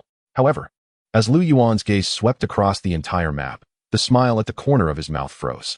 Several other luminous clusters flickered in different areas of the map. Among them, 2 clusters shone with a brightness comparable to theirs, evidently having also collected 8 or 9 dragon scales. Even more alarming, 3 clusters gleamed with an intensity that clearly surpassed theirs. This implied that their competitors possessed a quantity of scales exceeding 10. What's wrong? Yun Qianqian noticed the shift in Lu Yuan's expression, her smile fading. Lu Yuan opened his eyes, his demeanor unusually grave. He conveyed the information from the void map to Yun Qianqian. Her pupils dilated in disbelief. How could this be? After all our effort in fishing, there are still others who are faster than us. They are not fishermen. Lu Yuan's voice was heavy. They are sharks. Yun Qianqian instantly comprehended. While they had employed cunning tactics to deceive various teams into relinquishing their dragon scales, some had chosen a far more direct and brutal method of hunting from the outset. They regarded every other competitor holding dragon scales merely as prey, utilizing their overwhelming strength. Lu Yuan pointed out a particular light point on the map, which could no longer be described as merely bright. It resembled a miniature sun. That location boasted at least 15 dragon scales. What a terrifying figure. This indicated that a team, or a singularly powerful individual, had obliterated all competitors in their vicinity with a crushing force. In the initial phase of the game, victory belonged to the swift. Lu Yuan's gaze fixated on that light point. Now, the game had transitioned to its latter half. All the smaller fish had been devoured, and the sharks on the racetrack began to draw close, preparing for the final slaughter. Yun Qianqian looked at him, her shock transforming into a fervent resolve. She nodded vigorously. So what shall we do now? Should we circumvent them? Circumvent? Lu Yuan chuckled. Of course not. We have yet to seize the big haul. How could we confront our prey now? He rose, brushing the dust from his clothes. Chapter 124, The Shadowbone Dragon. The big haul? Yun Qianqian asked, puzzled. There has always been a particular location on my void map, Lu Yuan elucidated, where a low-tier platinum dragon beast, the Shadowbone Dragon, resides. Platinum tier. The mere mention of those words sent ripples through Yun Qianqian's heart. They had tread cautiously thus far, encountering only the most formidable of dragons, which had merely been the high-tier golden magma tyrant dragon, and that was only because they had used the dragon mourning squad as bait. Now, Lu Yuan intended to provoke a terrifying entity of platinum tier. Lu Yuan, are you out of your mind? We cannot contend with a platinum tier beast. Yun Qianqian instinctively clutched the hem of his clothing. No, Lu Yuan shook his head. Precisely because it is a platinum tier, it is the safest place to be. His reasoning was impeccably clear. A clever individual like Xiao Ran would actively avoid regions fraught with incalculable risks. Meanwhile, those reckless sharks would prefer to hunt the smaller fish possessing dragon scales, as the rewards were more immediate and the risks lower. Consequently, the treasure guarded by the Shadowbone Dragon had remained untouched until now. Moreover, based on the resonant strength of the dragon scales, that treasure was estimated to contain at least 8 dragon scales. 8 scales. Yun Qianqian gasped. If they could obtain these 8 scales, their total would soar to 17. They would surpass the vast majority of competitors, truly placing themselves in the upper echelon of this hunting game. But it's a platinum tier. Yun Qianqian hesitated. Qianqian, have you forgotten what Ansu said? Lu Yuan gazed at her earnestly. If we cannot defeat them, we must join them. If we cannot seize it, we must outsmart them. This time, we shall not be fishermen, we shall be thieves. An hour later, the two stood before a vast abyss. It resembled a refused pit of the entire dragon nest secret realm, with countless colossal beast bones protruding from the cliffs on either side, forming a forest of white bones. This was the lair of the Shadowbone Dragon, the Bone Abyss. What a stifling atmosphere. Yun Qianqian felt a wave of deathly energy rising from the ground, making her uneasy even at the edge. Lu Yuan remained silent, his consciousness already delving into the Beast Master Compendium, where a detailed battle plan was rapidly taking shape. Name, Shadowbone Dragon. Tier, Low Tier Platinum. Attributes, Undead Dragon. Weakness analysis. As an undead being, it harbors an extreme aversion to pure life and fire energy. As a dragon, it possesses a strong territorial instinct, launching relentless attacks against any creature of golden tier or above that intrudes its domain. Countermeasure suggestions. Utilize its intense exclusivity to lure it out of its lair. The plan was straightforward. The mirror of glimpse flashed with brilliance, revealing a massive dragon apparition, engulfed in fiery magma flames, which flickered momentarily in the mirror's surface. It was none other than the low-tier golden hurricane dragon. Lu Yuan had managed to slay this dragon beast during a skirmish between the hurricane dragon and a small team, seizing its dragon scale. Shortly, I will command the magic mirror to release this illusion at the abyss entrance. Lu Yuan's eyes sparkled with calculation. When a low-tier golden dragon approaches the home of a platinum-tier undead dragon, what do you suppose will happen? Yun Qianqian's eyes gleamed with realization. The Shadowbone Dragon will undoubtedly erupt in rage and tear it apart. Precisely. Lu Yuan snapped his fingers. This is our opportunity. It will emerge to chase the illusion, and we will slip in to claim the dragon scales. Qianqian, this infiltration relies on you. Lu Yuan turned his gaze toward the dark dragon descendant and the void faceless cat behind Yun Qianqian. The faceless cat's absolute silence would mask their presence, while the dark dragon descendant, possessing both shadow and dragon attributes, naturally resisted the environment here. With that, Lu Yuan directed his attention to the mirror of glimpse. Issuing a second command, Bloodline Reflection, he projected a previously stored bloodline talent directly onto the dark dragon descendant. Bone Affinity, temporary, allows you to tread upon the bones of undead beings silently, without disturbing any slumbering souls. Wow. Yun Qianqian gazed at the peculiar halo that had manifested around her dark dragon offspring, her eyes sparkling with wonder. Ah Yuan, you have truly mastered these skills. Are you ready? Lu Yuan disregarded her flattery. Yun Qianqian suppressed her smile and nodded. I am ready at any moment. Excellent. Lu Yuan inhaled deeply, his eyes gleaming with determination. Let the action commence. With a commanding voice, he directed the mirror of viewing towards the abyss of bones, where a tempestuous dragon illusion roared forth. The roar of the golden tier dragon might mingled with the elements of wind, resounding at the entrance of the abyss. Countless dormant low-tier undead were roused, unleashing silent howls. In the next moment, a pressure far more terrifying than the tempestuous dragon surged from the depths of the abyss. A dragon's roar echoed through the skies. A colossal dragon, its length exceeding several dozen meters and composed entirely of ominous bones, surged forth from the abyss. Its eye sockets ablaze with two ghostly blue flames. The Shadowbone Dragon. It set its gaze upon the tempestuous dragon flaunting itself at its doorstep, and its ghostly blue flames flared up instantaneously. It opened its massive maw, unleashing a blast of blue death breath upon the illusion of the tempestuous dragon. The tempestuous dragon swiftly fled into the distance. The Shadowbone Dragon sensed the aura retreating away. With a furious roar, it flapped its enormous bony wings, transforming into a streak of white light, pursuing the fleeing illusion. Now, Lu Yuan commanded in a low voice. Go. Without a moment's hesitation, Yun Qianqian urged the void-masked cat, imbued with absolute silence, and the dark dragon offspring, enhanced with bone affinity, to leap into the abyss. Lu Yuan's void shadow swiftly followed, merging into the shadow of the dragon offspring. Beneath the abyss lay another world. Countless fragmented bones littered the ground, and the dark dragon offspring treaded upon them soundlessly. The walls were adorned with desiccated corpses, their hollow eye sockets staring vacantly at the intruders. Soon, the dark dragon offspring reached the bottom of the abyss. Here lay a cavern, at the center of which stood a colossal throne constructed from countless bones. Upon that throne, 8 glimmering dragon scales emanating a chilling aura shone brightly. Found it. Yun Qianqian rejoiced at the message relayed by the dragon offspring. Shadow Act. Lu Yuan's command reached the void shadow. In an instant, the void shadow appeared before the throne, extending its ethereal claws towards one of the dragon scales. However, just as its claws were about to touch the scale, an unexpected change occurred. The entire skeletal throne suddenly ignited with dark purple magical runes. The 8 dragon scales erupted with intense coldness, forming a massive frost cage that enveloped the entire throne. A powerful sealing force erupted with a thunderous roar. Not good. It's a trap. Simultaneously, outside the abyss, the Shadowbone Dragon, which had been pursuing the illusion, suddenly froze in its tracks. Its ghostly blue flames flickered erratically as it turned sharply, gazing back at its lair. It sensed that the seal that had confined it for nearly a millennium had been triggered. Roar! It abandoned the accursed tempestuous provocateur, flapping its bony wings with great force. accelerating back towards the abyss of bones at several times its previous speed. Yun Qianqian felt the terrifying aura closing in. Ah Yuan, it's coming back.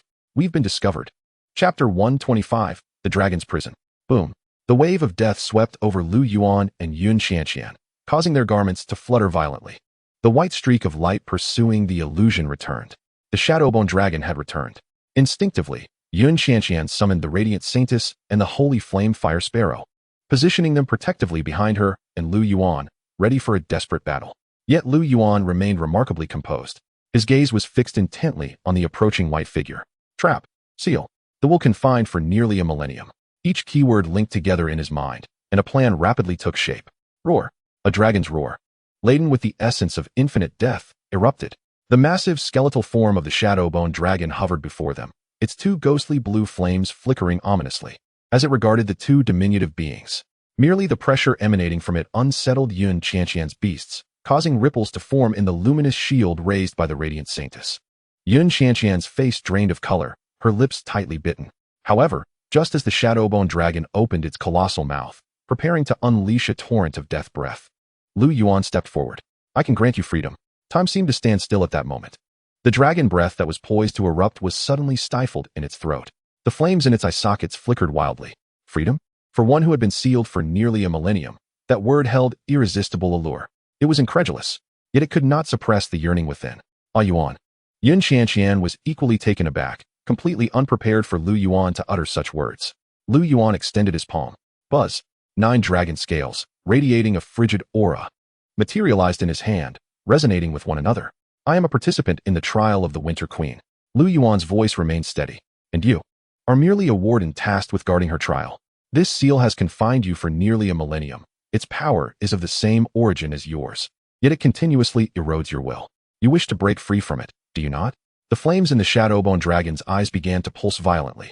It sensed that the dragon scales in this human's grasp, as well as those on the throne and the seal that imprisoned it, all derived from the same source. This human knew its secret. Roar. The Shadowbone Dragon let out a roar, extending an invitation to the two.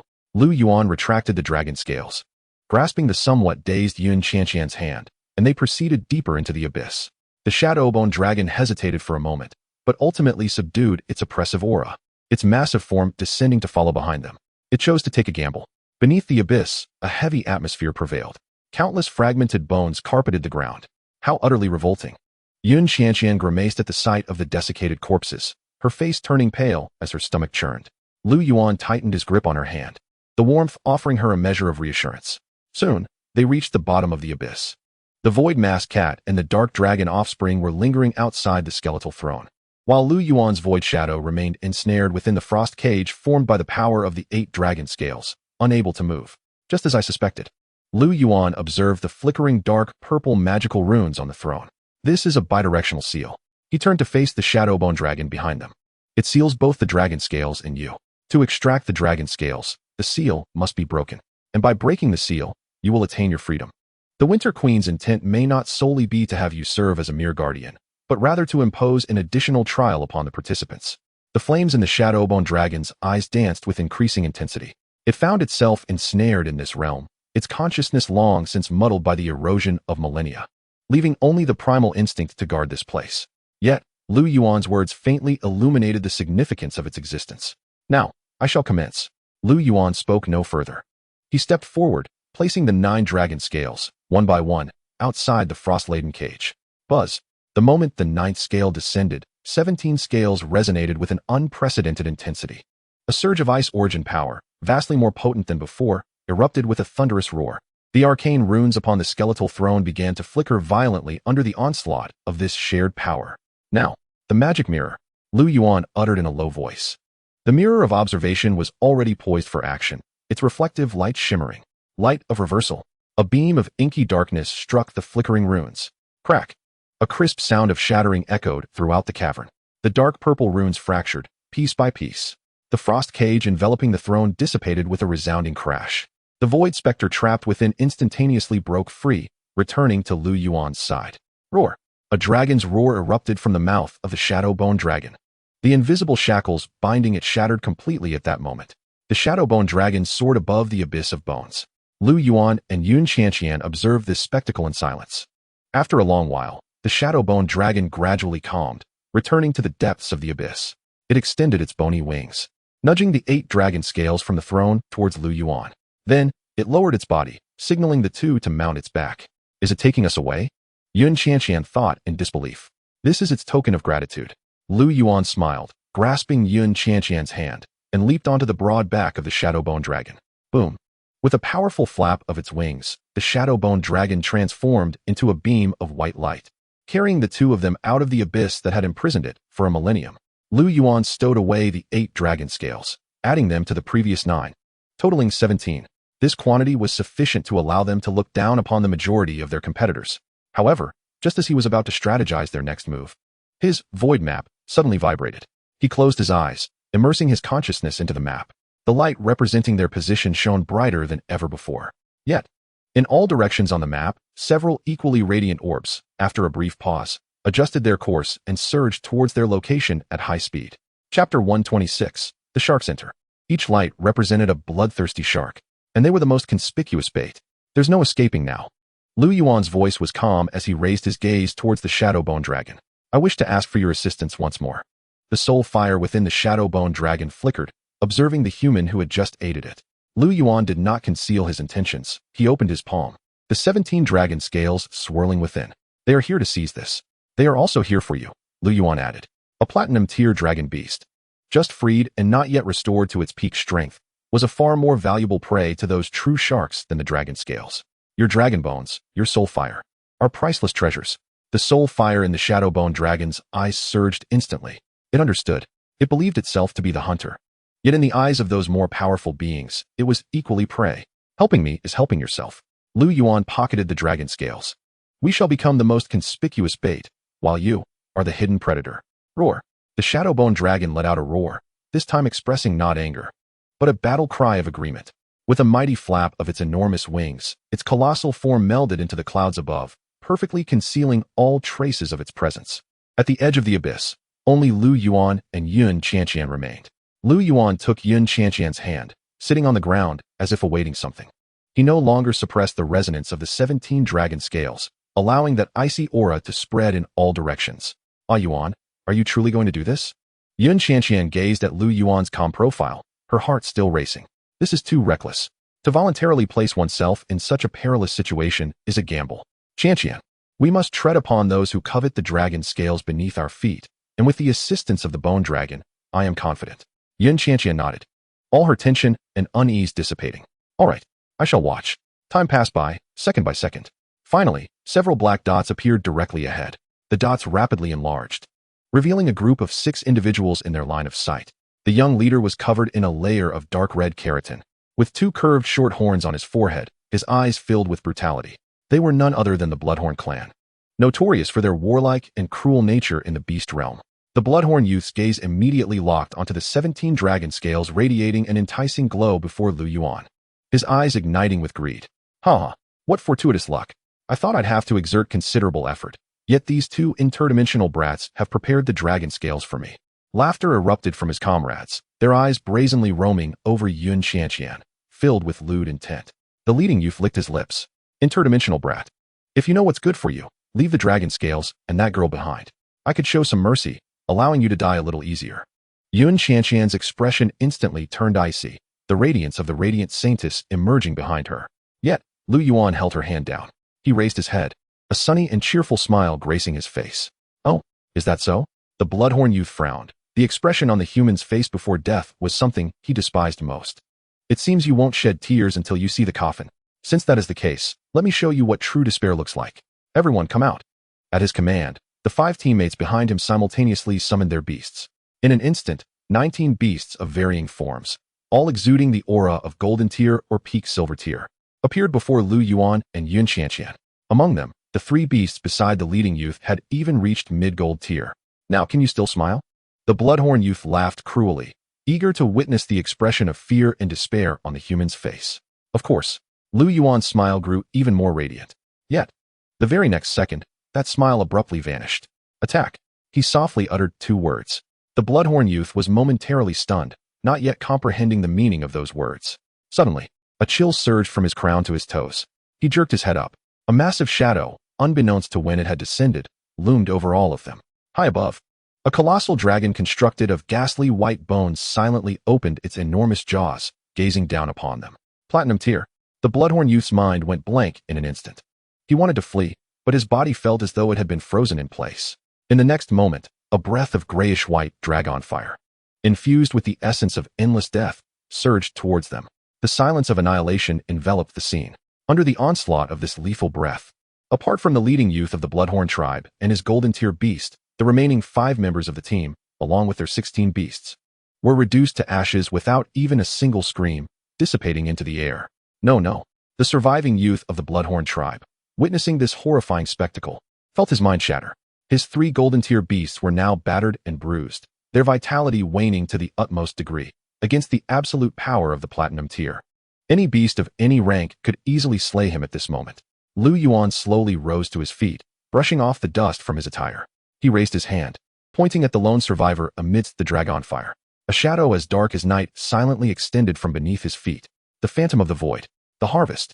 This was the first time Lu Yuan personally issued a command to eradicate a sentient being.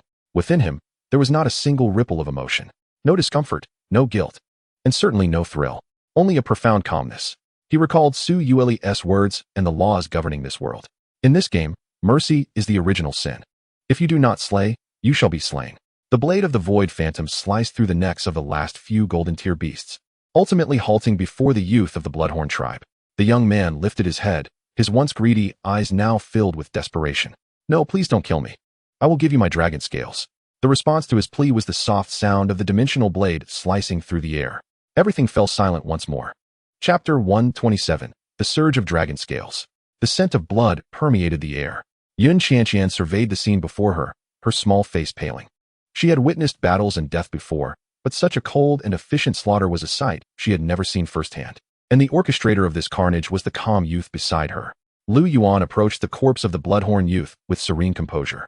The Phantom of the Void retrieved a storage device from the body. Upon opening it, he found 15 dragon scales radiating a chilling aura. Combined with the 17 they already possessed, the total rose to an impressive 32. Let us go. The next batch of guests is arriving soon. Lu Yuan's voice snapped Yun Qianqian from her daze. He took her hand, the warmth of his touch bringing a hint of warmth to her icy fingers. They did not depart, but instead returned to their previous spot, sitting down once more as if nothing had transpired, quietly awaiting the next set of prey. Yun Qianqian gazed at Lu Yuan's profile, and suddenly, she understood. Mother was right. This world was far more brutal than she had imagined. Yuan had not changed. He was merely protecting them, and her, in his own way. Behind that calm exterior lay the burden of all the pressure and danger he bore alone. Yun Qianqian tightened her grip on Lu Yuan's hand, the confusion and discomfort in her eyes being replaced by resolve. Soon, the second wave of uninvited guests arrived from another direction. A group of aliens riding colossal flying lizards approached, exuding an aura of tempestuous winds. Clearly a race adept in speed and reconnaissance. They were far more cautious than the Bloodhorn tribe, halting several hundred meters away to observe. However, upon seeing the 32 dragon scales before Lu Yuan, all caution was swiftly replaced by greed. Engage. Lu Yuan's voice resonated once more. The same script unfolded yet again. The shadowy bone dragon lurking above the clouds descended like the harbinger of death, unleashing a grayish-white breath of annihilation that engulfed the area in an instant. The sounds of the flying lizards ceased abruptly. This time, the bone dragon's assault did not achieve complete extermination. One of the strongest alien beast masters, having sacrificed 3 of his beasts, tumbled out from the dragonfire zone, bloodied and battered, crawling to Lu Yuan and Yun Qianqian's feet. He was not dead yet, but his life was hanging by a thread. He looked at Lu Yuan and Yun Qianqian, then turned his gaze skyward at the bone dragon, his eyes filled with despair.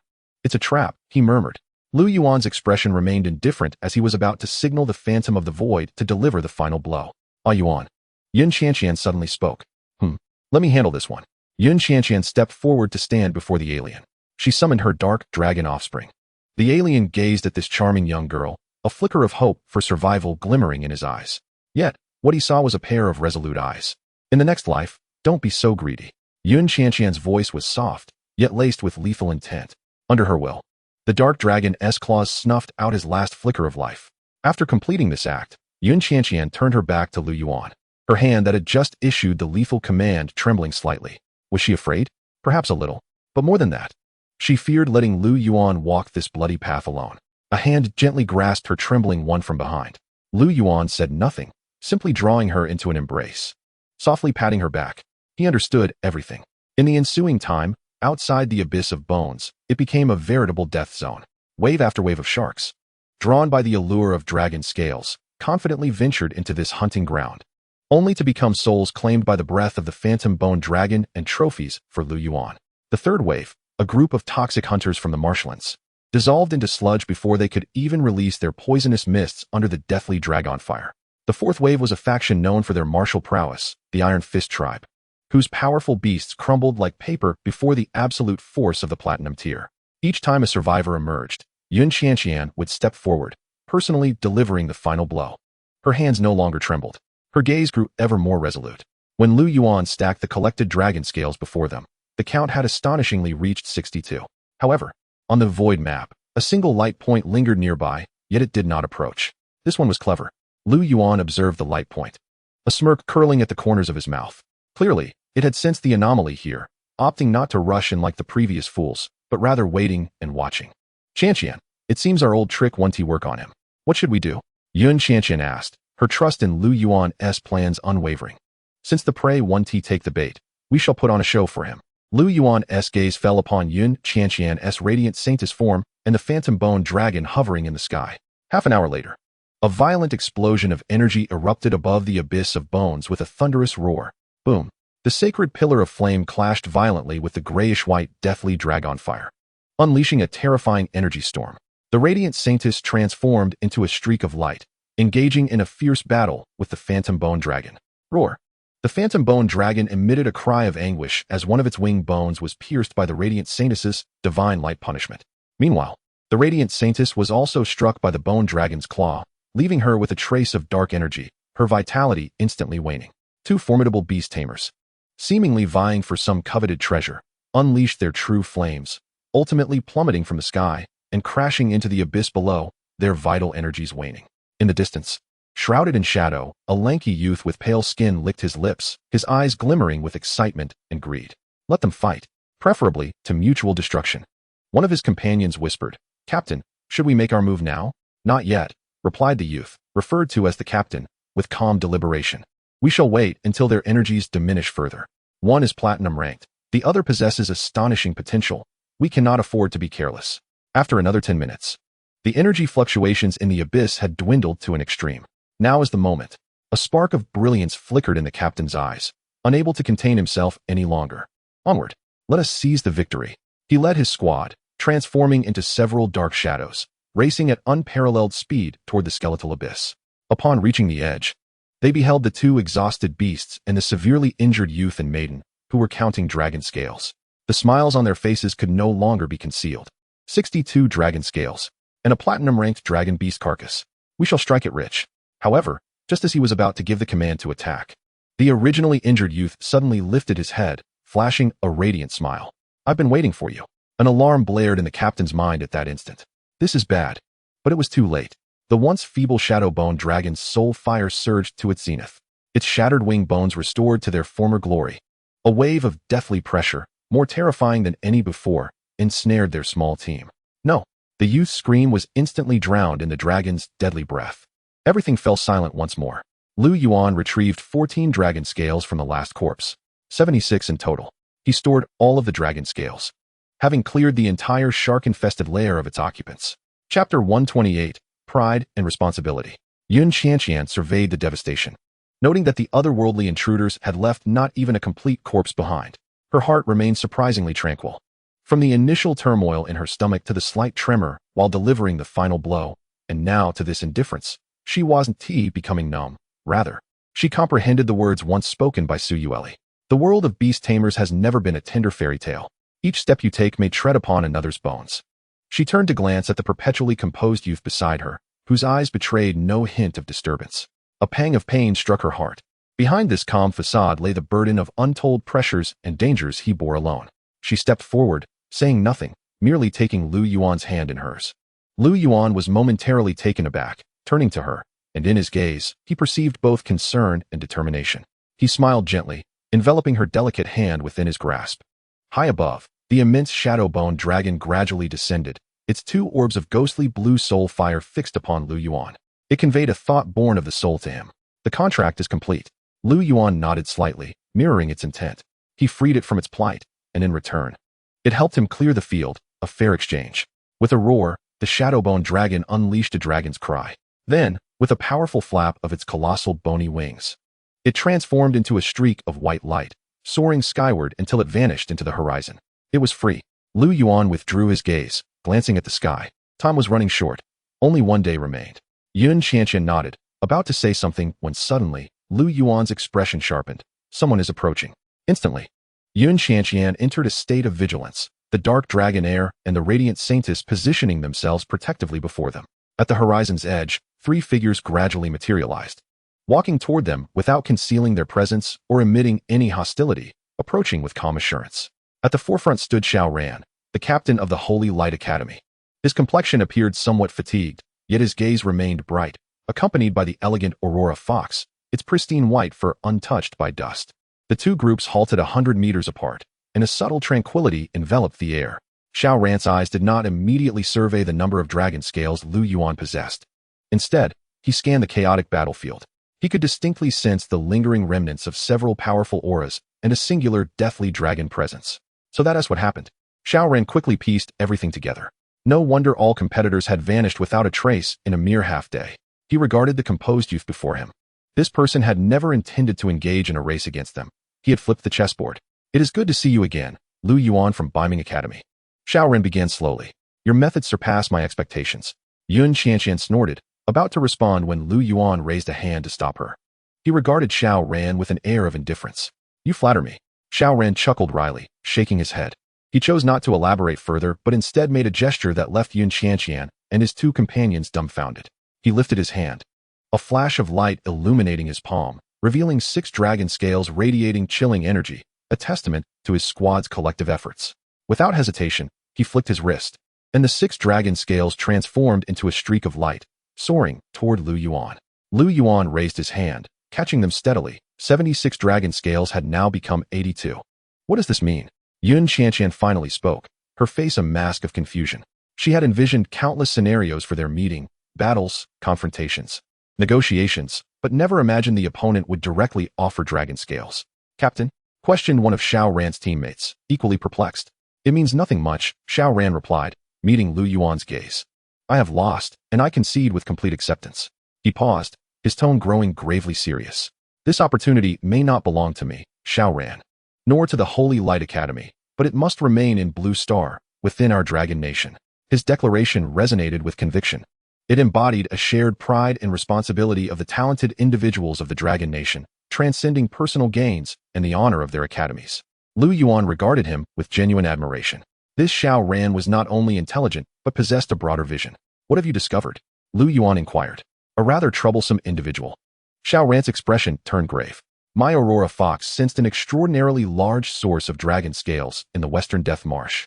Judging by the resonance intensity, the opponent possesses at least 40 scales. 40 scales. The number made Yun Qianqian gasp in shock.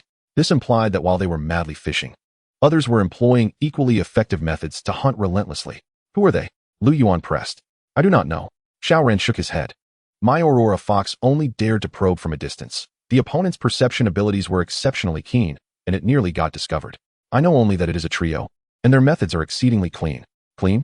Yes, clean. Xiao Ran elucidated. They are not as brutal as the Bloodhorn clan, nor do they leave traces of battle like us. Wherever they pass, all competitors vanish silently, along with their beasts, dissipating into nothingness, as if consumed entirely by shadows. Lu Yuan's eyes suddenly deepened. So, the final adversary is such an entity. Thank you.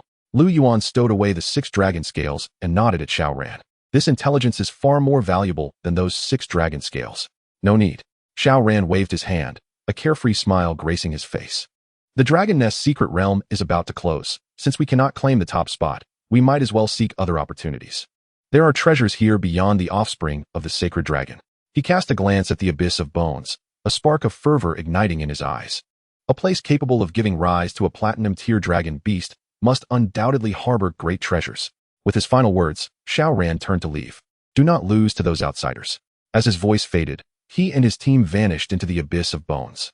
Watching their departing figures, Yun Qianqian couldn't help but exclaim, "He is indeed a true man." Indeed. Lu Yuan smiled faintly, collecting all 82 dragon scales. He rose, dusting himself off, his gaze shifting towards the west. Yun Qianqian approached his side, standing shoulder to shoulder with him. Yuan, shall we seek them out now? No. Lu Yuan shook his head. They are already on their way here. Chapter 129, Devourer of Worlds. The 82 dragon scales, no longer restrained by any force, floated before the two, resonating with one another, unleashing an unprecedented chill. The aura originating from the king-tier sacred dragon transformed into a pillar of light that soared into the sky, piercing the vault of the dragon nest secret realm. This was no longer an invitation. It was the most ostentatious, most arrogant declaration of war. At that moment, the entire dragon nest secret realm seemed to fall silent. All surviving competitors, regardless of their location, felt this unparalleled domineering aura and turned their gazes towards the source of the light pillar. Has he lost his mind? This is a provocation to everyone in the secret realm. Let us go. Let us see who dares to be so audacious. In an instant, countless auras converged from every corner of the secret realm, heading towards the abyss of bones. However, they were swift. Yet the legend of the Death Forbidden Zone set by Lu Yuan spread even faster. Those teams that had just ignited their greed halted their steps upon nearing the abyss of bones. They beheld the ravaged battlefield, sensing the lingering energy of the dozens of fallen golden-tier beasts still hanging in the air. Fear swiftly extinguished their greed. No team dared to take another step forward. They could only linger in the distance, peering at the two figures seated atop the heap of bones, enveloped in the brilliance of the 82 dragon scales. Yun Qianqian observed the hesitating teams, unable to suppress a chuckle. Yuan, you've become the nightmare of everyone in this dragon nest secret realm. Lu Yuan did not respond to her jest. His gaze remained firmly fixed on the west. What a patient bunch they are, Lu Yuan murmured to himself. Time. In this bizarre standoff, trickled by second, an entire day passed, yet the strongest adversary still did not appear. Yun Qianqian couldn't help but ask, Yuan, have those people truly come? Lu Yuan merely stared at the west, as if sensing some great terror lurking there. The last slivers of daylight in the dragon nest secret realm were finally engulfed. The drawn-in onlookers gradually dispersed as the time for the secret realm's closure approached. Ultimately, only Lu Yuan and Yun Qianqian remained in this vast expanse. No sooner had the words left his mouth than the sky of the dragon nest's secret realm trembled violently. Boom.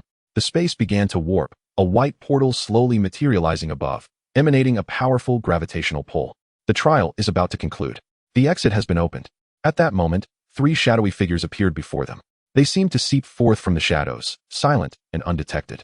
All 3 were clad in voluminous black robes, their hoods obscuring their faces, rendering their features indistinguishable. One could only sense the presence beneath the hoods. Yun Qianqian's heart leaped into her throat. The Saintess of Radiance and the Dark Dragon descendant simultaneously positioned themselves in front of her, unleashing the most potent wave of energy. However, the 3 black figures appeared oblivious to these 2 formidable beasts, not even casting a glance at the 82 dragon scales that could drive anyone mad with desire. The leader of the cloaked figures merely gazed at Lu Yuan. Although no eyes were visible, Lu Yuan felt as though he were being scrutinized by an ancient, frigid deity. Beast Tamer-S Compendium, activated automatically. Yet this time, the compendium revealed no attributes, no skills, no weakness analysis. Only 2 bold characters. Devourer of Worlds. Lu Yuan's pupils constricted dramatically. At that moment, a chilling thought resonated directly in his mind. The voice was one only he could hear. Blue Star, human race. 18 years ago, specimen acquired. The pressure of the sacred dragon has emerged. Retreat. Boom. This brief message detonated within Lu Yuan's very soul. Blue Star, human race, specimen. 18 years ago, all the scenes surrounding his parents' disappearance overlapped infinitely with that phrase at this moment. Could it be that his parents? Lu Yuan abruptly raised his head, his eyes surging with a tempest for the first time. He wished to speak, to question, to roar, but the 3 shadows, having conveyed this thought, did not linger. They showed no interest in the mountain of dragon scales, as if this trial, which swept across myriad realms, was merely a game in their eyes. Their forms gradually faded, disappearing once more into the shadows, never to be seen again. Yuan, what is wrong with you? Yun Qianqian sensed Lu Yuan's anomaly, shaking his arm. Lu Yuan did not respond. He remained fixated on the spot where the cloaked figures had vanished. A grand and imposing voice reverberated throughout the dragon nest secret realm. Dragonair contest concluded. Number 1 in dragon scale possession, Blue Star, human race, Lu Yuan. The victor shall receive the ultimate blessing of the Winter Queen. The surrounding scenery began to disintegrate, transforming into countless specks of light. Lu Yuan gazed at the 82 dragon scales shimmering with a cold aura before him.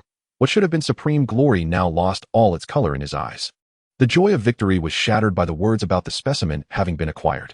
He had won this game. Yet the true enemy hadn't even spared him a glance. He was not even deemed worthy to be considered a rival. A radiant light flashed by, and the figures of the two individuals vanished from the secret realm of the dragon's nest. The light twisted, and space folded. A feeling of weightlessness surged like a tide, only to dissipate in an instant. Lu Yuan's chaotic thoughts were abruptly interrupted by this sudden teleportation. He opened his eyes. The words he had received regarding the specimen still lingered deep within his soul, refusing to fade away. Before him was no longer the desolate silence of the abyss of bones. Lu Yuan and Yun Xianxian were transported to a world blanketed in snow and ice. They found themselves in a castle of such grandeur that it left them speechless. The castle was entirely constructed from pure ice crystals. Above, the dome refracted light, transforming it into swirling auroras, breathtaking and dreamlike. All around were walls of ice crystals, and beneath their feet lay a smooth, mirror-like ice surface. The air was infused with a chilling essence, yet it was not bone-biting. Rather, it bore a sacred aura. Wow, it's so beautiful. Yun Xianxian's exclamation echoed through the vast castle, eliciting a faint reverberation. She curiously surveyed her surroundings, her eyes wide with wonder, temporarily overshadowing the earlier encounter with the young man in the black cloak. Lu Yuan remained silent, his gaze traversing the empty hall, landing upon the throne at the far end. The throne, also carved from ancient, unmelting black ice, was graced by a figure seated upon it. She was a woman, adorned in an ice-blue palace gown, the hem intricately embroidered with dragon patterns in silver thread. Her countenance was dignified, exuding an air of authority, and her ice-blue eyes sparkled like the purest gems in existence. She sat there quietly, as if she were one with the entire icy castle, the sole sovereign of this eternal winter. Chapter 130, The Lament of the Dragon God. The Winter Queen. The woman on the throne regarded Lu Yuan and Yun Xianxian, her ice-blue eyes betraying little emotion. Congratulations, trialist from Blue Star. Her voice was cold, resonating directly in their minds. According to our agreement, the one possessing the most dragon scales shall receive my blessing. Yun Xianxian's eyes instantly sparkled with anticipation, her face alight with eager expectation. After all, that was the progeny of a king-level sacred dragon, a kingly opportunity that could drive any beast master to madness. However, Lu Yuan felt no stirrings of excitement within. Progeny? In light of the words spoken in the abyss of devourers, even the most precious rewards had lost their original luster. The Winter Queen's gaze lingered on Lu Yuan for a moment longer, her perceptive eyes flashing with a hint of intrigue. However, before I bestow upon you treasures, I would like to share a story. Her words caused Yun Xianxian's excitement to temper into curiosity. Lu Yuan raised his head to meet her gaze. The Winter Queen's eyes seemed to pierce through time and space, plunging into a distant memory. Long, long ago, on a planet known as Dragon God Star, there lived the proudest race in the universe, the Dragon God clan. There was a young dragon, newly hatched. Her voice softened, tinged with nostalgia. She was filled with curiosity about everything in the world, often sneaking out of the dragon nest to witness the sights she had never seen and to hear the stories not recorded in books. She had heard from the elders of her clan that beyond Dragon God Star lay the boundless myriad realms, teeming with countless wondrous worlds and fascinating life forms. Yet, the ancient laws of the Dragon God clan forbade any member from leaving their homeland without permission. But curiosity is the most difficult flame to suppress. Finally, one day, while the elders slumbered, the young dragon stealthily opened the long-sealed spatial passage within her clan and slipped away. Yun Xianxian listened, entranced, as if she could see the mischievous yet brave little dragon embarking on her unknown journey. She witnessed oceans of fire, forests growing amidst the clouds, met a race that wove dreams from song, and even fought alongside mechanical beings piloting starships. The Winter Queen's narrative painted vivid scenes of otherworldly landscapes. The young dragon thought that upon her return home, laden with stories and weary from her adventures, she would be greeted with awe and embraces. However, her warmth faded as she continued, replaced by an overwhelming sorrow. She was mistaken. The spatial passage she had opened did not close completely after her departure. A race known as the Devourers followed that passage and discovered the peaceful Dragon God Star. Devourers. The mere mention of this name struck Lu Yuan's heart with a forceful blow. He abruptly lifted his head, staring intently at the Winter Queen upon the throne, desperate to inquire. Yet, the Winter Queen continued her tale, undeterred. They arrived silently and insidiously, like maggots in the flesh. They did not kill, nor did they destroy. They merely corrupted. They regarded the Dragon God clan's proud and powerful bodies as perfect materials. They viewed the noble dragon souls as intriguing collectibles. They twisted and transformed proud dragons into soulless monstrosities, devoid of thought, leaving only instinct. Then they preserved them as specimens. Specimens. That word again. The chilling intent of the figure in the black cloak intertwined seamlessly with the Winter Queen's narrative at that moment. A wave of fear and fury surged uncontrollably from the depths of his heart. When the innocent young dragon finally returned home, she found not the resplendent Dragon God Palace, but a rotting nest adorned with sinister demonic ruins. Instead of welcoming smiles from her kin, she was met with hollow, numbed eyes, now filled only with brutality. The Dragon God clan had all but perished. The pureblood dragons were reduced to but a single survivor. Even the millions of lesser dragons had nearly all succumbed to the corruption of the Devourers, turned into tools of war and subjects of experimentation. Yun Qianqian's face had turned a ghostly white. She instinctively clutched Lu Yuan's sleeve. In the end, the young dragon exerted all her strength, invoking the forbidden secret arts of the Dragon God clan, severing the last uncorrupted land of Dragon God Star along with the surviving lesser dragons that still retained their wits, transforming it into an independent secret realm, forever adrift in the interstice of the myriad beasts. The story concluded. The entire ice crystal hall fell into silence. The Winter Queen lifted her gaze to look at Lu Yuan and Yun Qianqian. That naive and foolish young dragon was me. The last pure-blood sacred dragon of the Dragon God clan, the Winter Sacred Dragon, Ifreya. She finally revealed her name. Within the hall, silence reigned. Yun Qianqian was profoundly moved by this sorrowful tale, her heart overflowing with sympathy and respect for the queen before her. Meanwhile, Lu Yuan stood rooted in place, immobile. His body trembled, and his nails dug into his palms, drawing forth beads of blood. Blue Star, the human race, 18 years ago, had obtained specimens. Devourers, corruption, collection, specimens. Two seemingly unrelated threads converged at this moment in a bloody, horrifying revelation. A preposterously chilling hypothesis took shape in his mind. His parents, their disappearance, could it be? No. Lu Yuan clenched his teeth, forcing himself to remain calm. Yet he found it impossible to suppress the turmoil within.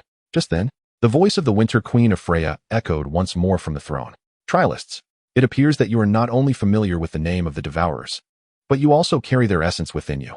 Chapter 131, The True Blessing. The air in the Crystal Palace became thick with tension upon the utterance of this statement. Yun Qianqian's heart tightened abruptly, instinctively clutching onto Lu Yuan's sleeve. It was a chilling sensation that emanated from the depths of her soul, colder than the ancient ice of this very castle. Lu Yuan did not conceal, nor could he conceal, his turmoil. Before a being of sovereign stature, any deception seemed utterly futile. He slowly raised his head, and his usually tranquil obsidian eyes now roiled with tempestuous storms. Moments ago, just before the dragon nest's secret realm closed, I encountered them. 3 figures, cloaked in garments that obscured their forms, emerged like monsters seeping from the shadows. They made no move against me, nor did they spare a glance at the dragon scales before me. Lu Yuan's thoughts drifted back to that moment. They merely left behind a single phrase. He paused, as if that phrase bore an unspoken weight he wished to avoid recalling. Blue Star, human race, 18 years prior. Specimens acquired. The pressure of the sacred dragon surged, retreat. Boom. At the instant those words were spoken, a terrifying force erupted from the throne. The entire crystal castle trembled violently, the auroras above flickering wildly, and countless crystalline walls began to crack. This was not directed at Lu Yuan and Yun Qianqian, but rather a manifestation of centuries of suppressed rage. Devourers. The tone of Ivelia's voice shifted from icy to one imbued with boundless hatred and murderous intent. They have infiltrated my last bastion. The wrath of a sovereign altered the very fabric of reality. Yun Qianqian's complexion turned ashen, her stability faltering. As the Holy Maiden of Dawn and the Sacred Flame Phoenix simultaneously appeared, conjuring a shield of light and fire to barely withstand the aftermath. Yet Lu Yuan remained motionless. He felt no pressure, for the fury within him rivaled that of the queen before him. After a prolonged silence, the oppressive force gradually subsided. The murderous intent in Ivelia's eyes ultimately transformed into resolve. She gazed at Lu Yuan, her expression a complex tapestry of emotions. The reward of the trial. That which you are rightfully owed. She raised her delicate hand, and with a gentle wave, 3 items materialized before them. First, 3 perfectly round pills emanating a soft glow, exuding pure life energy. Beast Master elixirs. Yun Qianqian's eyes sparkled, instinctively gasping in astonishment. She was all too familiar with this substance. She had once obtained one in the Origin Rift, enabling her to gain a new beast mastery position. To her astonishment, the Winter Queen had presented them with 3. Next came 2 palm-sized summoning stones. One was pitch black, seemingly absorbing all light, etched with shadowy runes. The other was as pure as jade, radiating brilliance, adorned with a pair of closed wings. Yet both exuded draconic might. Lastly, there was a vial intricately carved from crystal ice, containing a few drops of liquid that appeared unremarkable, resembling the most ordinary water. Yun Qianqian scrutinized the treasures with curiosity, then, puzzled, scratched her head. Your Majesty, where's the promised offspring? Where's the dragon egg? Ivelia did not respond, her gaze fixating on Lu Yuan. What enmity do you hold against the devourers? Yun Qianqian was taken aback, suddenly realizing that Lu Yuan's demeanor had been amiss since earlier. She cast a worried glance at him. Lu Yuan remained silent. His clenched fists bore deep imprints from his nails. Enmity? This term scarcely encapsulated the tempest of emotions swirling within him. 18 years ago, my parents vanished. Both were formidable beast masters, and the location of their disappearance was a spatial rift within the North Mysterious Beast Academy of Blue Star. There was no distress signal, as if they had evaporated from existence. And just now, the cloaked figure of the devourers spoke. Lu Yuan hesitated, each word forced out as if from between clenched teeth. 18 years ago, specimens of the human race were acquired. I believe they referred to my parents. Boom. Yun Qianqian's mind went blank as she stared at Lu Yuan. She knew of his parents' disappearance, but had been oblivious to the grim truth concealed beneath. She finally understood why Lu Yuan's emotions had shifted so drastically. How could he not think of his own parents upon hearing such words? For the first time, she witnessed this vulnerable side of him. The hall was enveloped in profound silence. Ivelia regarded the young man before her, as if seeing in him the echoes of herself from millennia ago, returning to a ravaged home. After a long pause, she sighed gently. Do you wish to seek them? Certainly. Lu Yuan's reply came without a trace of hesitation. Even if it meant traversing the myriad realms or plunging into the abyss, he would uncover the truth. Very well. A resolute glimmer flashed in Ivelia's eyes. She slowly rose from the icebound throne, a symbol of supreme authority. As she moved, the entire crystal castle began to radiate a dazzling azure light. A surge of primal draconic power erupted from her being. She descended step by step, the icy blue gown dissolving into brilliance, her dignified visage blurring. Her form shrank and curled within the light, ultimately transforming into a dragon egg, half the height of a person. The egg shimmered with interwoven hues of ice and blue, its shell adorned with arcane and ancient draconic patterns, as if it encapsulated the very laws of the winter world. Buzz. The dragon egg quivered gently, a thought resonating deep within Lu Yuan's soul. It was still Ivelia's voice, yet devoid of regal authority. Like you, I harbor an unquenchable hatred for the devourers. Our goals align, the annihilation of the devourers. I once employed the forbidden secrets of the Dragon God clan to bind this last sanctuary to my soul, rendering me unable to leave. However, if I become a dragon egg, contracted by a beast master, this shackling can be broken. Lu Yuan stared in awe at the dragon egg before him. The so-called offspring of the sacred dragon was, in fact, the queen herself. This was the true ultimate reward of the trial, a sovereign being willingly sacrificing everything to become a dragon egg, forging a pact with him solely for vengeance. Lu Yuan stepped forward, extending his arms to embrace the chilling egg. It felt cool to the touch, yet within, a powerful heart resonated with his soul. I, Lu Yuan, hereby swear.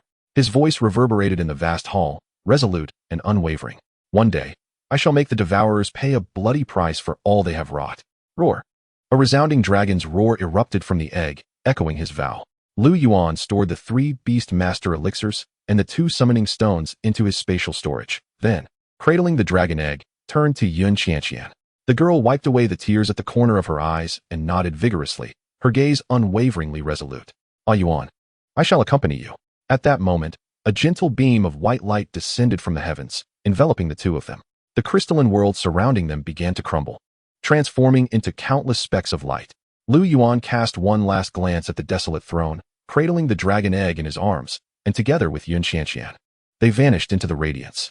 The elation of victory had long since faded, replaced by an unprecedented weight of responsibility and a remarkably clear objective.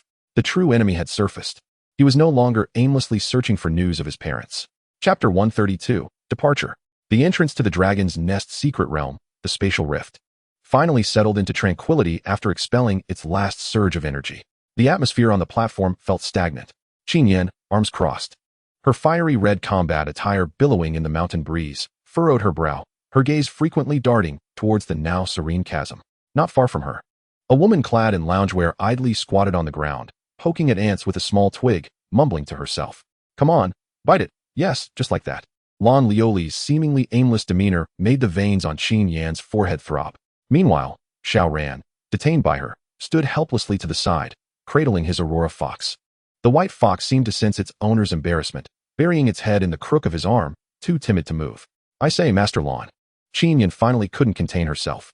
Everyone has left. What are you still doing here? Do you really believe those two little ones can conjure a mountain of gold for you inside? Who knows? Lon Lioli replied without looking up, continuing to tease the ants beneath her. Those two little ones of mine may not possess many skills, but they excel in causing trouble and treasure hunting. Should they actually produce a mountain of gold, you better not get envious. You. Qin Yan was momentarily rendered speechless by her retort. Only then did Lon Lioli discard the twig, stand up, brush the dust from her hands, and direct her gaze toward Xiao Ran. Young man from the Holy Light Academy. I shall ask you one last time. Where are they? Her voice carried an unmistakable pressure unique to an epic-tier beastmaster. Don't tell me they got separated. With that fox's nose, you could detect every mosquito in this entire realm. How could you not find two living people? Xiao Ran could only smile wryly and reiterate. Master Lon, I truly do not know. The last time I saw them, they were behind the bone abyss, and we parted ways then. I have not seen them since. His Aurora fox let out a soft whimper, as if to validate her master's honesty. The bone abyss? Qin Yan pondered for a moment, fully aware of what that entailed. Lon Lioli curled her lip, about to speak again when suddenly, the air on the platform rippled. In the next instant, a flash of white light heralded the appearance of Lu Yuan and Yun Qianqian. They're back. Qin Yan exhaled in relief. Lon Lioli's eyes sparkled. She dashed forward, eager to interrogate them about their discoveries, while also calculating the costs of their delay and emotional distress. However, upon seeing their condition, all words that had been on her lips evaporated. Yun Qianqian's delicate face was somewhat pale, her peach blossom eyes slightly reddened. Unlike her usual self, she did not rush forward to flaunt her spoils. Instead, she clung tightly to Lu Yuan's arm, her gaze filled with anxiety and concern. As for Lu Yuan, his countenance was eerily calm. The depths of his usually tranquil black eyes flickered with uncertainty. In his arms, he cradled a dragon egg that stood half his height, its surface shimmering in an icy blue hue, radiating an aura of both chill and nobility. The regal pressure emanating from it made all present, including Qin Yan and Lon Lioli, feel a pang of trepidation. What is this? Qin Yan's pupils constricted suddenly. Xiao Ran stood frozen. Having anticipated that Lu Yuan might emerge as the ultimate victor, yet he had never fathomed that the so-called fortune of the Holy Dragon's offspring would be so palpably evident. Nevertheless, Lon Lioli's gaze lingered only briefly on the dragon egg before shifting back to Lu Yuan's face. She understood this child all too well. This expression was not one of triumphant return. Something grave had transpired. Auntie Lon. Lu Yuan lifted his gaze to meet hers. We must return to Beiming immediately. Lon Lioli's heart sank. She asked no questions. She did not inquire about what had occurred within the secret realm, nor the origins of the egg, nor why he bore such a countenance. She merely nodded in acknowledgement, looking into his eyes. Very well. Without casting a glance at the stunned Qin Yan, she raised her hand. In a flash of light, a small, entirely white creature appeared on her shoulder, the mysterious beast known as Xiaobai. Lu Yuan's gaze met that of the little beast for a fleeting moment. Xiaobai seemed to recognize him, blinking its sleepy eyes before extending its delicate paw to lightly swipe at the air in front of it, with a soft tearing sound, akin to fabric being rent.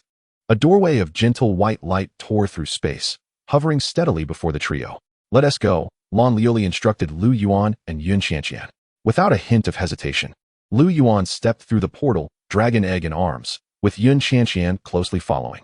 Lon Lioli trailed behind, but just before stepping through, she turned back to wave her hand at the utterly bewildered Qin Yan, her lips curling into a familiar, mischievous smile. Thanks, Sister Qin. We'll be in touch. As her words faded, her figure vanished beyond the threshold. The spatial door closed silently, disappearing without a trace, as if it had never existed. On the platform, only a somewhat disheveled Qin Yan remained, along with a perplexed Xiao Ran and his mentor. Qin Yan lowered her gaze to Xiao Ran, then lifted it to survey the empty air, taking a full 3 seconds to process what had transpired. Lon Lioli. A roar echoed across the mountaintop. She had been outwitted by that scoundrel once again. She had provided a ride, detained members of the Holy Light Academy, and in the end, without so much as a farewell, had used her own teleportation to escape. Xiao Ran, cradling his Aurora fox, watched the furious Qin Yan and quietly took a couple of steps back, deciding to minimize his presence. His gaze, however, involuntarily drifted towards the place where Lu Yuan had vanished, fixating on the icy blue dragon egg and the boy whose eyes concealed a myriad of secrets. Beiming Academy. Xiaoran silently recited the name in his heart. He suddenly felt that this year's Beastmaster tournament among the 4 prestigious academies would be far more thrilling than anyone could have anticipated. Chapter 133, Dragonheart Spring. At the Beiming Beastmaster Academy, in a mountainside villa, the afternoon sun shone warmly. Suyueli was patiently watering a blooming starlight iris in the garden, holding a delicate silver watering can. The petals glistened with droplets, refracting shards of light under the sun, creating an atmosphere of serene beauty. Suddenly, she paused in her watering, lifting her head to gaze towards the villa's living room. The space there rippled with concentric waves. In the next moment, an invisible force tore through the waves, and a gentle white light door materialized out of thin air. Lan Lioli stepped through first, followed closely by Lu Yuan, who held a massive dragon egg, and Yun Qianqian, who trailed beside him, her expression awry. Suyueli's gaze froze in place. She immediately discerned the reddened eyes of Yun Qianqian and the fluctuating expression on Lu Yuan's face. However, what truly struck her heart was the ice-blue dragon egg nestled in Lu Yuan's embrace. Even from several dozen meters away, the faint yet overwhelmingly pure aura of sovereign-level pressure stirred profound emotions within her, an epic beast master. "Yuli, please enter the house," commanded Lan Lioli, her demeanor unusually grave. Without further inquiry, Suyuli set down the water jug, her mind focused. "Come forth, Xiaomei." A blaze erupted before her, and a graceful fire fox, its fur resembling the petals of a burning rose, materialized silently. At the center of the fire fox's forehead lay a diamond-shaped red crystal, while 9 fiery tails swayed gently behind it. Beast, 9-tailed rose fire fox. Rank, epic high tier. Potential, 1 star. Race skills, 1. Crimson Illusion Realm. Unleashes a rose barrier with a radius of 500 meters, obscuring all units' auras and energy fluctuations within the area. 2. Foxfire Meteor. Summons 9 clusters of rose foxfire while spinning. Upon impact, each cluster splits into 3 smaller flames. 3. Thousand Tails Rhapsody.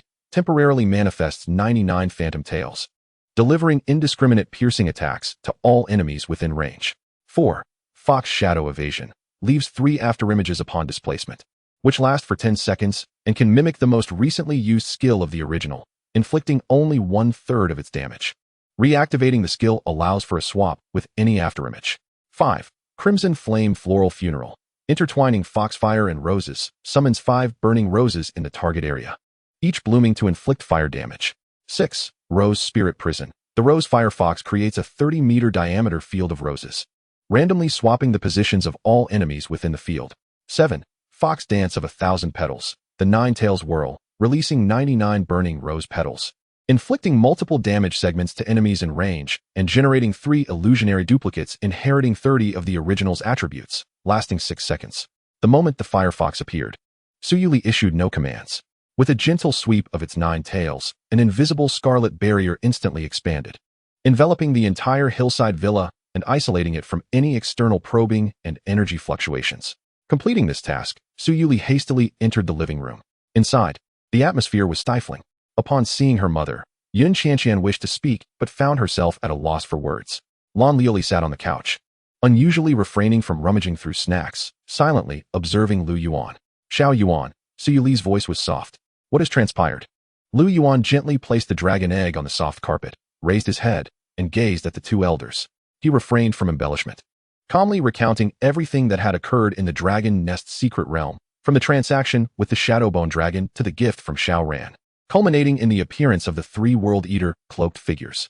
When he uttered the chilling thought, the temperature in the living room seemed to plummet several degrees. "Blue Star. Human race. Has obtained specimens 18 years ago." As his words settled, the living room fell into a profound silence. Yun Qianqian clearly sensed the dangerously shifting auras emanating from her mother and Aunt Lan Lioli beside her. Lan Lioli's eyes, usually imbued with a hint of languor, now radiated a piercing chill. Meanwhile, Suyuli sat upright on the couch, her posture rigid, and within her gentle gaze, a glint of murderous intent surfaced.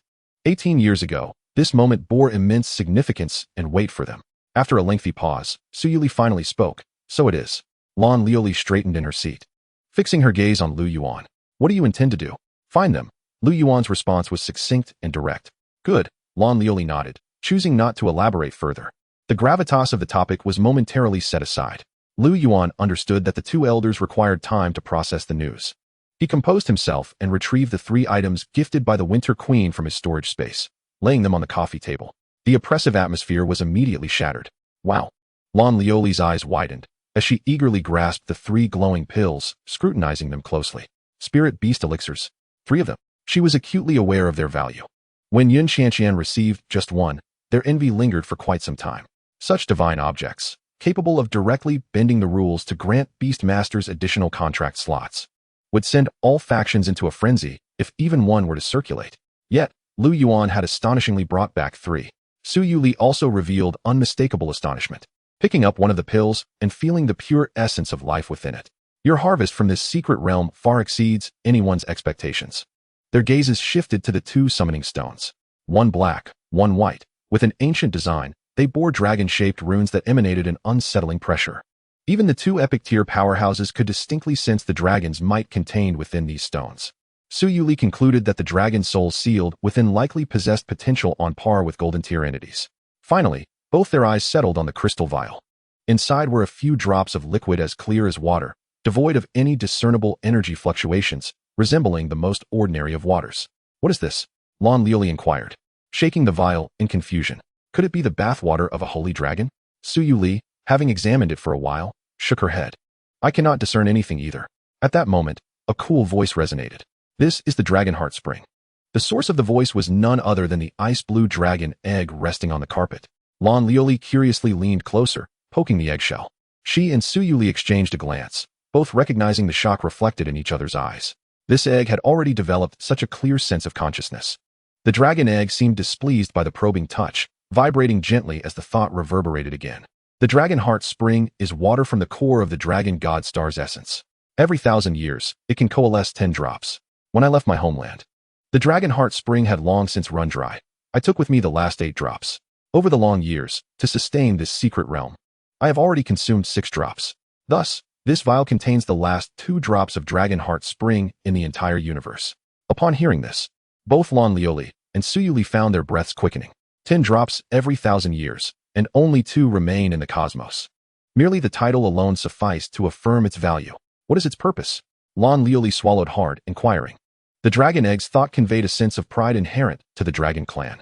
Should a beast master consume a drop, all your beasts, given sufficient potential, may ignore their bottlenecks and directly ascend 1 small tier. Gasp! Both Lon Lioli and Su Yuli simultaneously inhaled sharply. To elevate all beasts by 1 small tier. What a formidable effect.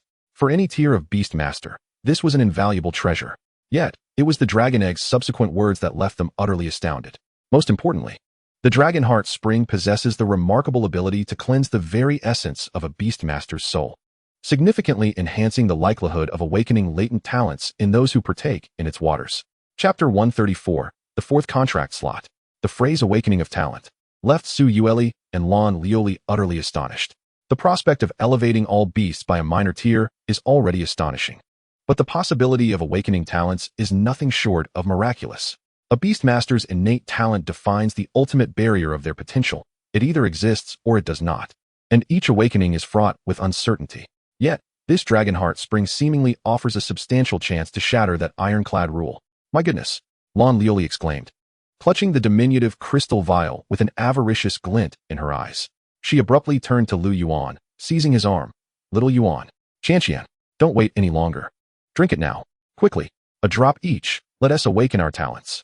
What if one of us awakens a divine-level talent? We could strut around with confidence. While Su Yuli maintained her composure more than Lon Lioli, the excitement in her eyes was unmistakable. She cast a glance at Lu Yuan and Yun Qianqian, evidently in agreement with the suggestion. Such a divine object should undoubtedly be employed as soon as possible. Yun Qianqian, equally dazed by the implications of the Dragon Heart Spring, instinctively looked to Lu Yuan, awaiting his decision. Lu Yuan gazed at the mere 2 remaining drops of Dragon Heart Spring on the coffee table, his heart a tempest of emotions. However, he was not so easily swayed by the overwhelming temptation. He was about to voice his thoughts. Foolishness. A cool voice resonated from the dragon egg resting on the carpet, interrupting Lon Lioli's urging. Huh. Lon Lioli blinked, glancing down at the egg, her lips curling in dissatisfaction. What do you mean, egg sister? If there's something good, shouldn't we use it right away instead of saving it for the new year? The dragon egg quivered slightly. seemingly displeased with the title of Egg Sister. Evelyn's voice chimed in again. To waste such a divine object in your manner would be the gravest of crimes.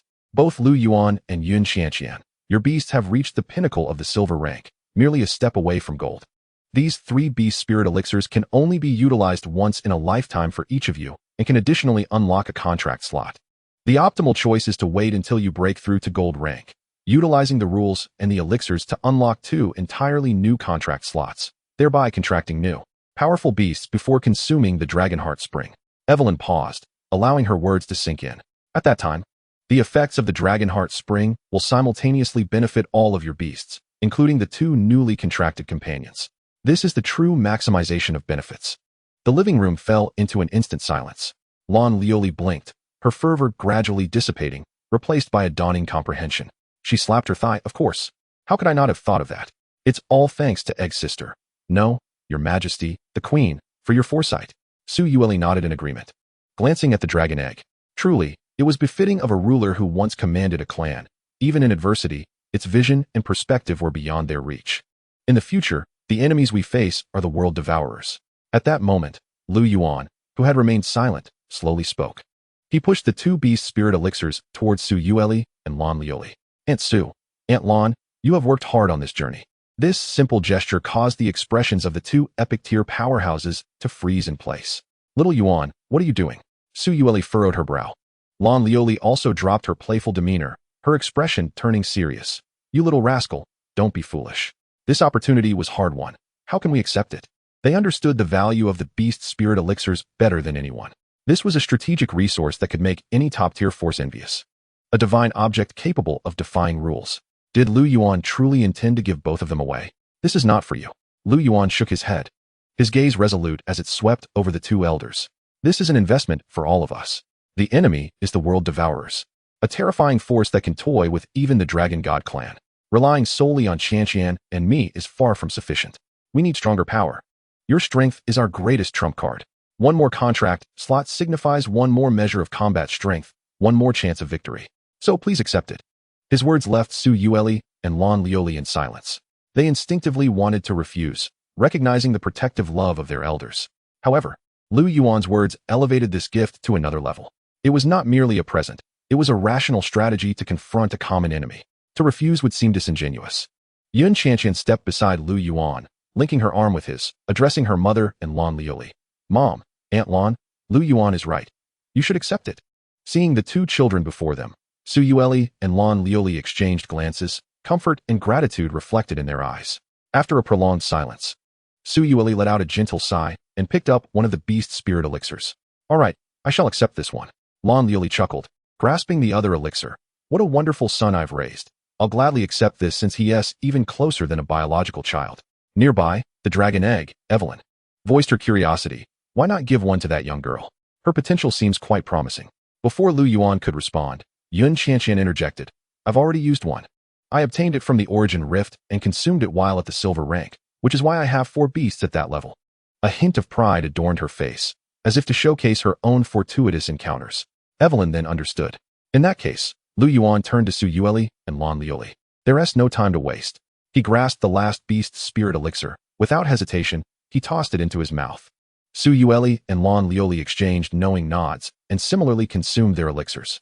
As the elixirs dissolved upon contact, they transformed into a warm, pure current that surged into their spiritual seas.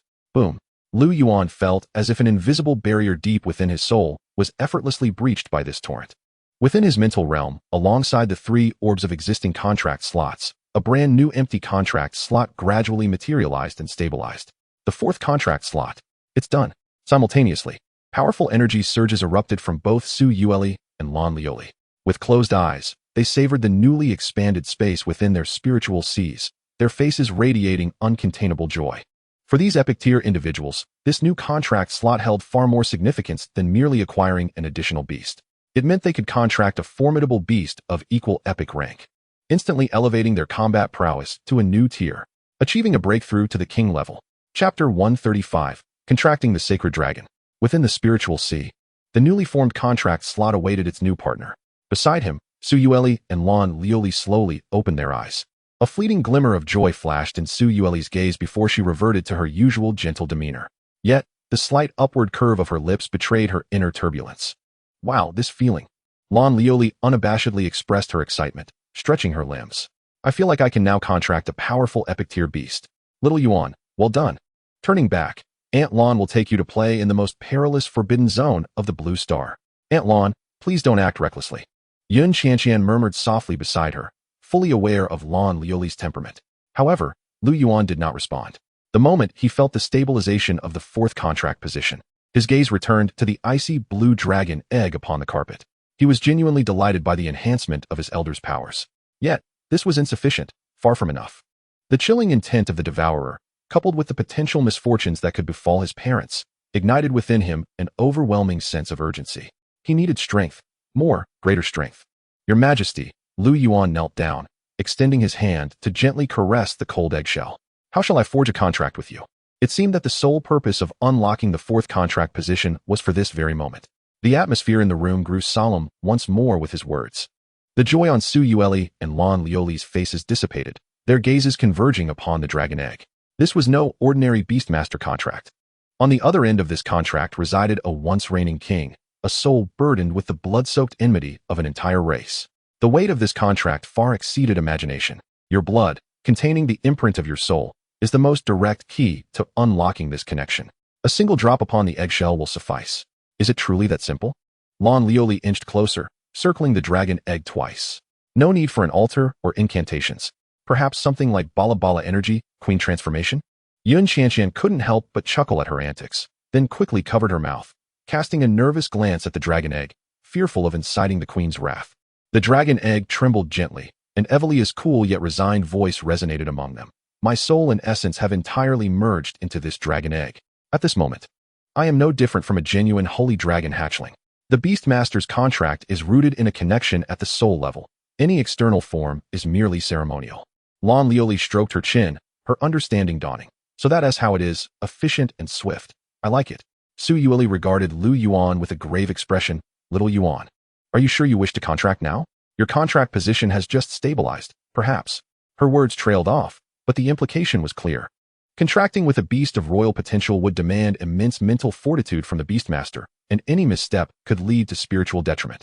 Lu Yuan shook his head, his gaze unwaveringly resolute. Aunt Su, I cannot afford to wait. He offered no further explanation. Seeing the determination in his eyes, Su Yueli ceased her persuasion. Lu Yuan raised his right hand, a thought crossing his mind. A flicker of spatial power coursed through his fingertip, creating a fine wound from which a drop of blood emerged. He directly employed the dimensional blade of the Void Phantom. This precise control over the beast invoked silent nods of approval from Su Yueli and Lan Lioli. The drop of blood hovered at Lu Yuan's fingertip as he slowly extended it toward the icy blue dragon egg. The blood drop departed from his fingertip. Plop. The blood drop landed on the eggshell, instantly permeating it. Buzz. In the next moment, the entire dragon egg erupted with an unprecedented brilliance. It radiated a pure, ethereal icy blue light, not blinding but imbued with the majesty and sanctity that emanates from the depths of the soul. Countless intricate dragon-shaped runes flowed across the surface of the eggshell. An invisible contract array unfolded instantaneously on the ground, centered around the dragon egg. The array's patterns comprised half Beastmaster contract runes and half dragon script belonging to the Dragon God clan. At this moment, two entirely different powers intertwined and fused. Lu Yuan felt his mental sea reverberate violently. The recently birthed fourth contract light cluster resonated powerfully with the dragon egg before him. A vast and desolate soul power surged into his spiritual realm through the contract link. This was not an impact of energy, but rather a torrent of fragmented memories. He envisioned a planet named Dragon God Star, where the magnificent Dragon God Temple pierced the clouds.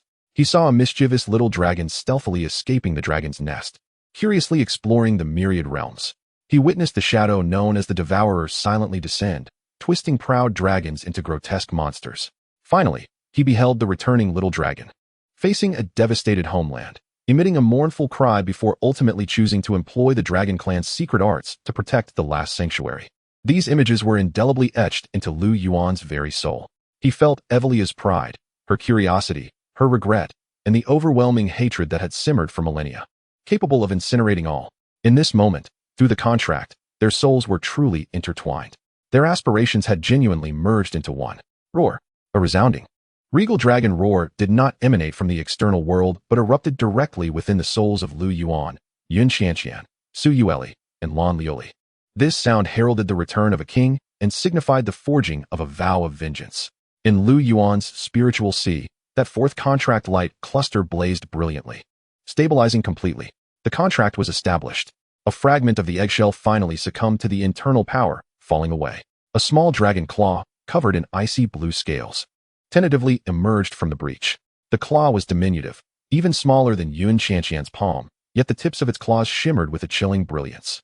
Next, a small head struggled to poke through the opening. It was a little dragon, entirely enveloped in icy blue hues. It shook its head, seemingly disoriented in this new world. When its gaze swept across the gathered individuals, whether it was Yun Qianqian, Su Yueli, or Lan Liuli, they all felt a jolt within their spirits. Those were not the eyes of a newborn hatchling. In those eyes resided no confusion or fear, only the profound wisdom of worldly understanding and the regal authority of one destined to reign. It was as if coiled within this diminutive body remained the Winter Queen, seated upon her icy throne. The little dragon strained, pulling its entire form from the dragon egg. Chapter 136, The Powerful Panel of Evelia. The little dragon emerged from the eggshell, its form fully revealed before the onlookers, measuring nearly half a meter in length.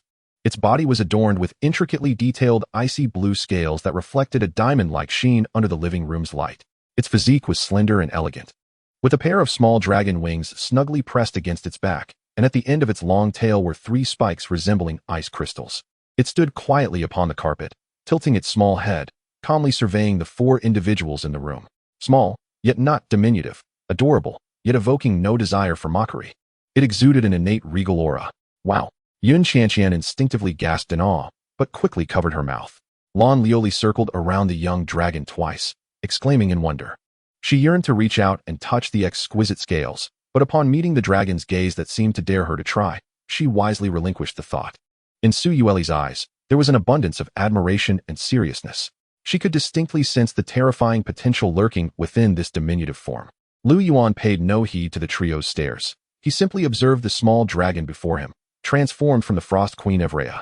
The bond of their contract allowed him to keenly perceive her current state, a most peculiar condition.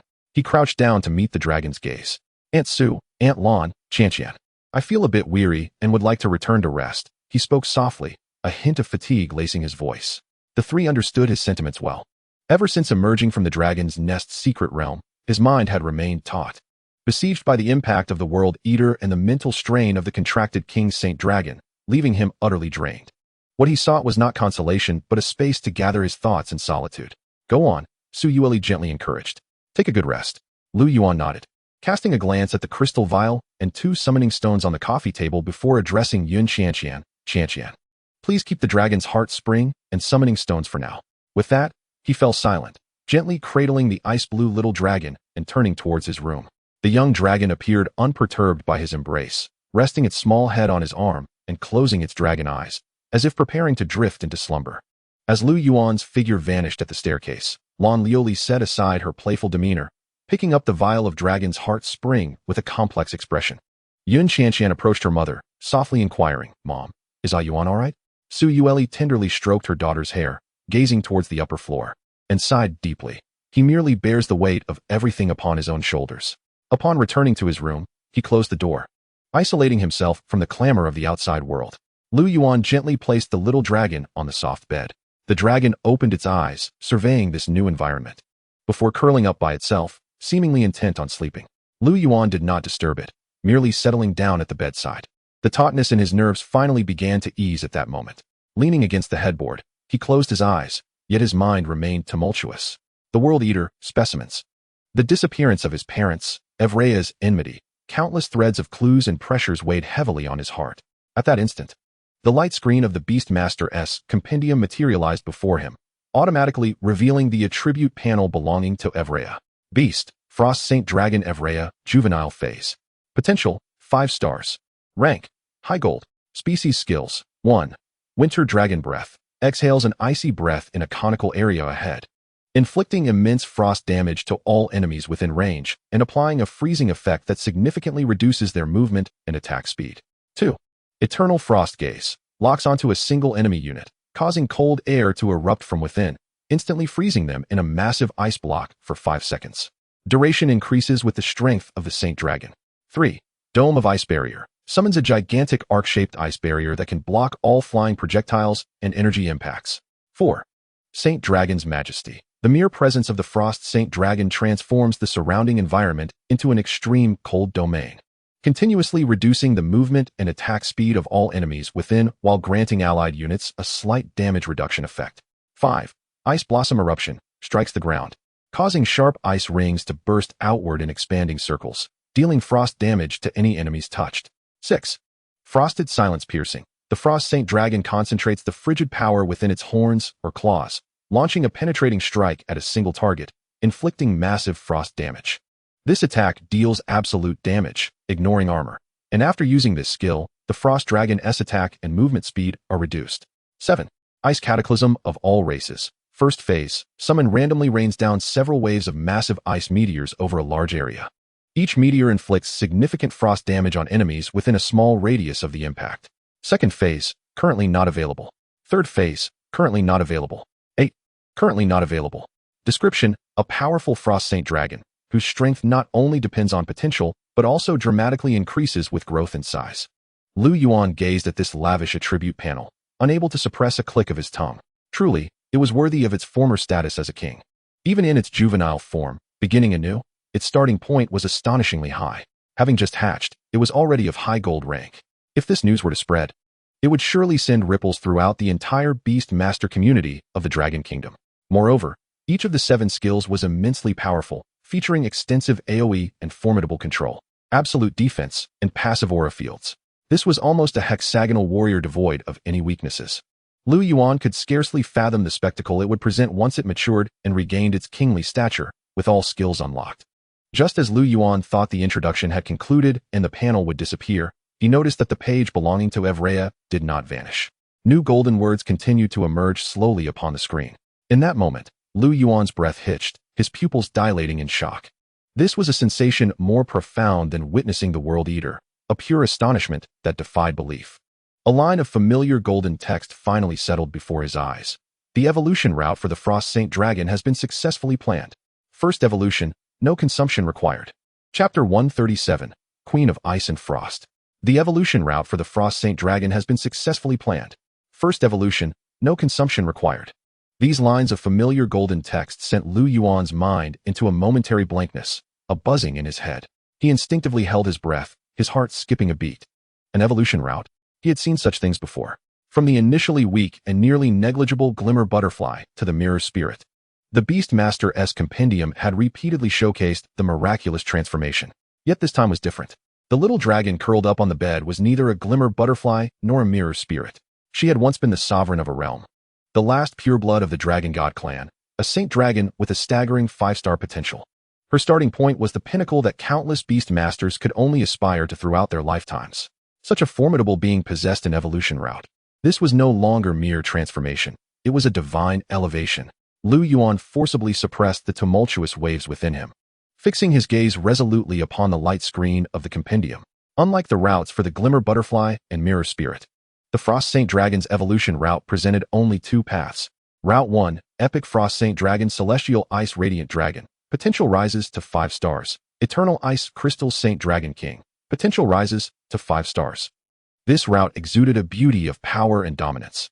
Just from the name alone, Lu Yuan could envision a colossal dragon, shrouding the heavens and exhaling breath that could freeze the firmament. This is a path of pure majesty, one that pushes the power of dragons to its utmost limits. Any beast master, upon encountering this route, would likely choose it without a moment's hesitation. Yet, Lu Yuan's gaze, however, fell upon the second path. Route 2, the Soul Legend Frost Saint Dragon, Queen of Ice. Potential elevated to 5 stars. Sovereign of the Ice Crown's End. Potential elevated to 5 stars. Supreme Dragon Law of Winter Queen. Potential elevated to 5 stars. The Queen of Ice. Without a trace of indecision, he made his choice in the Beast Manual. He selected Route 2. In that very instant, the ice blue dragon, which had been peacefully dozing on the bed, seemingly indifferent to the world around it, suddenly stiffened. A pure ice blue radiance erupted from within its body without warning, enveloping its diminutive form entirely. This abrupt turn of events caught Ivelia off guard. She could sense an irresistible, immense force guiding her bloodline and essence through a transformative process. This power was familiar to her. It was the very essence of the boy's soul from the moment they formed a contract. What has he done to me? Within the cocoon of light, Ivelia found her consciousness momentarily adrift. The brilliance intensified, casting the entire room into a fantastical realm bathed in ice-blue hues. After 10 minutes, the radiance reached its zenith before receding like a tide. On the bed, the ice-blue dragon, no more than half a meter in length, had vanished. In its place sat a woman, poised and serene. She donned an ice-blue gown adorned with intricately embroidered dragon patterns and silver thread, which seemed to shimmer with life. Her countenance was dignified, exuding an innate authority, and her ice-blue eyes sparkled like the purest of gems. It was none other than the Winter Queen Lu Yuan had encountered seated upon her throne in the Crystal Castle. Yet, there was an unmistakable difference. In this moment, she radiated the regal authority of a queen. The Beast Manual aptly turned to a fresh page. Beast, Queen of Ice, Ivelia. Potential, 5 stars. Rank, Pinnacle of Gold. Racial skills, 1. Queen's Edict, Frigid Breath. Ivelia gestures forward as a queen, her dragon-shaped silhouette behind her unleashing a torrent of frigid decree. 2. Gaze of the Eternal Frost Prison. Ivelia can designate an area where all enemies will be rapidly encased in ice from below, transforming into statues, for a duration of 3 seconds during which they suffer double damage. 3. Guardian of the Frosted Ice Point. Ivelia concentrates ultimate cold and dragon power to summon a massive ice-blue crystal wall, perfectly blocking all flying projectiles, energy impacts, and most non-contact skills, while enhancing the defense of allied beasts nearby for the duration. 4. Queen's Domain. Winter is coming. The domain expands with enhanced effects. Enemies suffer significant slow and continuous minor damage, while allies receive increased damage reduction. Ivelia continuously regenerates health within the domain. 5. Royal Ice Shatter Blossom. Ivelia lightly stamps her foot, causing a colossal frost rose to bloom around her. Each petal inflicts substantial frost damage. 6. Final Piercing Judgment of the Queen. Ivelia condenses the power of ice at her fingertips or forms a frost lance to hurl. This attack inflicts absolute damage, ignoring armor. If this skill results in a kill, it removes her own slow debuff and can be reused. If the kill is not achieved, she suffers a penalty to attack speed and movement speed. 7. Royal Icefall of All Races. First phase, summoning a number of massive ice meteors randomly fall within a wide area. Second phase, Cataclysm. All meteors remain on the battlefield as ice pillars, significantly enhancing Ivelia's recovery speed. Third phase, Current strength unavailable for use. 8. Eternal Stasis of the Ice Crown. Ivelia removes her ice crown and tosses it to the center of the battlefield. The crown hovers in the air, freezing time across a wide area for 1 second. Only Ivelia and her recognized allies can act. Cost. After use, the crown temporarily disappears, causing the effect of Queen's Domain. Winter is coming to fail, and the crown will gradually reform over time. 9. Current strength unavailable for use. Lu Yuan gazed at this newly refreshed attribute panel, utterly astounded. Almost all skills had evolved. From Dragon Breath to Queen's Edict. From Gaze to Gaze of the Frost Prison. From passive authority to active Queen's Domain. This was not merely a change in nomenclature, but a transcendent elevation from the instincts of a holy dragon to the sovereign power of a queen. Moreover, Final Piercing Judgment now possessed a terrifying mechanism for refreshing kills, transforming it from a finishing move into a relentless slaughtering technique.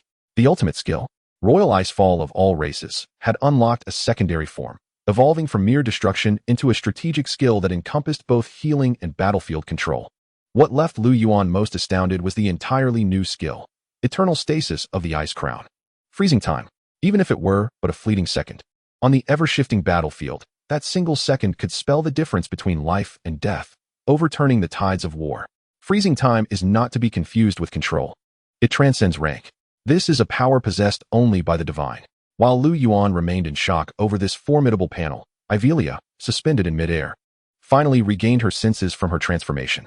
She could distinctly feel the surge of power within her, amplified several-fold compared to before. Her essence resonated in perfect harmony with this new identity, as if she were always meant to be this way. A profound confidence welled within her. Should she return to the realm of kings now, her strength would undoubtedly surpass that of the Winter Queen who once guarded the secret realm by several magnitudes. What on earth is happening?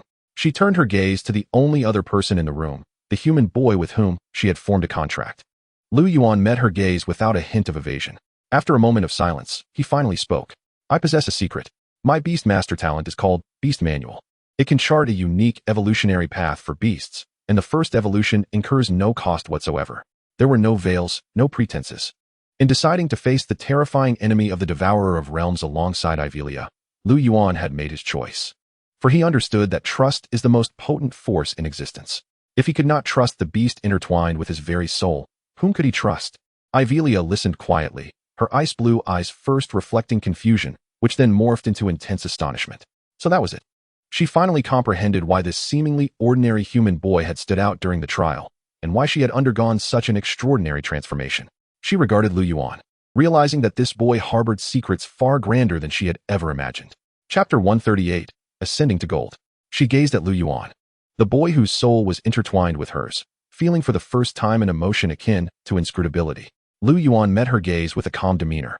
In the moment Lu Yuan laid bare his soul, Ivraya felt the weight of that trust enveloping her. She gazed upon the youth before her, the beast master with whom she had forged a soul contract. After a prolonged silence, she finally spoke. Your secret is now mine to bear. From this day forth, it shall remain as my own. Lu Yuan nodded, the seed of trust firmly planted, requiring no further words. His mind once more delved into the Beast Master Compendium. The page dedicated to the Frost Dragon Queen shimmered at the bottom, revealing new content. Next evolution stage, Epic Sovereign of the Icy Crown. Required materials. 1. Primordial Dragon Crystal, King level. 2. Eternal Ice Core, King level. 3. Crown of Icy End, King level. 4. Celestial Ice Radiance, King level. Each item bore the glaring suffix of King level. Even though Lu Yuan had mentally prepared himself, the sight of this extravagant list caused his lips to twitch involuntarily. Each of these King-level materials was a treasure in its own right, and he needed 4. This was no longer a challenge. It was an impossible quest. What troubles you? Ivraya sensed the subtle fluctuations in his emotions. Lu Yuan informed her that the Frost Dragon Queen was not her final form. This revelation caused Ivraya, who had only just regained her composure, to stiffen once more. Not her final form? She was already the Frost Dragon Queen, her soul and form perfectly aligned. Her strength magnified several-fold compared to her previous incarnation as the Winter Queen. Was this not the pinnacle? Lu Yuan, revealing no hesitation, transmitted the contents displayed in the compendium to her through their mental link. To evolve further, these 4 items were necessary. Upon hearing the names of the materials, Ivraya fell into a contemplative silence, as if sifting through the vast ocean of her memories. Moments later, a spark of brilliance ignited in her ice-blue eyes. Primordial Dragon Crystal. Crown of Icy End, she murmured, nostalgia lacing her tone. These 2 items lie within the Dragon Nest's secret realm. Lu Yuan's head shot up. The Primordial Dragon Crystal is the crystallized heart of the first holy dragon that fell on Dragon God Star, the very source of power for the entire Dragon God lineage.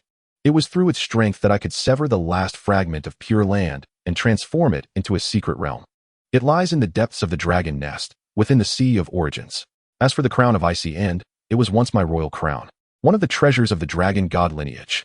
When I transformed into a dragon egg, I left it atop the frozen throne to maintain the final stability of the secret realm. As long as I can return to the Dragon Nest's secret realm, I can reclaim them all. Her words filled Lu Yuan with exhilaration. 2 of the 4 materials were instantly resolved. What about the other 2? He inquired eagerly. Eternal Ice Core, Celestial Ice Radiance. Ivraya's gaze grew distant, as if reminiscing about her travels across myriad realms. I once visited a fascinating world, a planet entirely composed of ice and snow, known as the Frozen Star. The essence of that world was an eternal ice core. Orbiting that planet was a colossal cosmic stone, eternally ablaze with pale flames. That should be the Celestial Ice Radiance. She looked at Lu Yuan, a smile gracing her features. It seems your fortune exceeds my expectations. Lu Yuan's tense demeanor relaxed entirely. The once elusive goal, in the face of Ivraya's millennia-spanning memories, had become clear and tangible. Given time, he was confident he could gather all 4 king-level materials.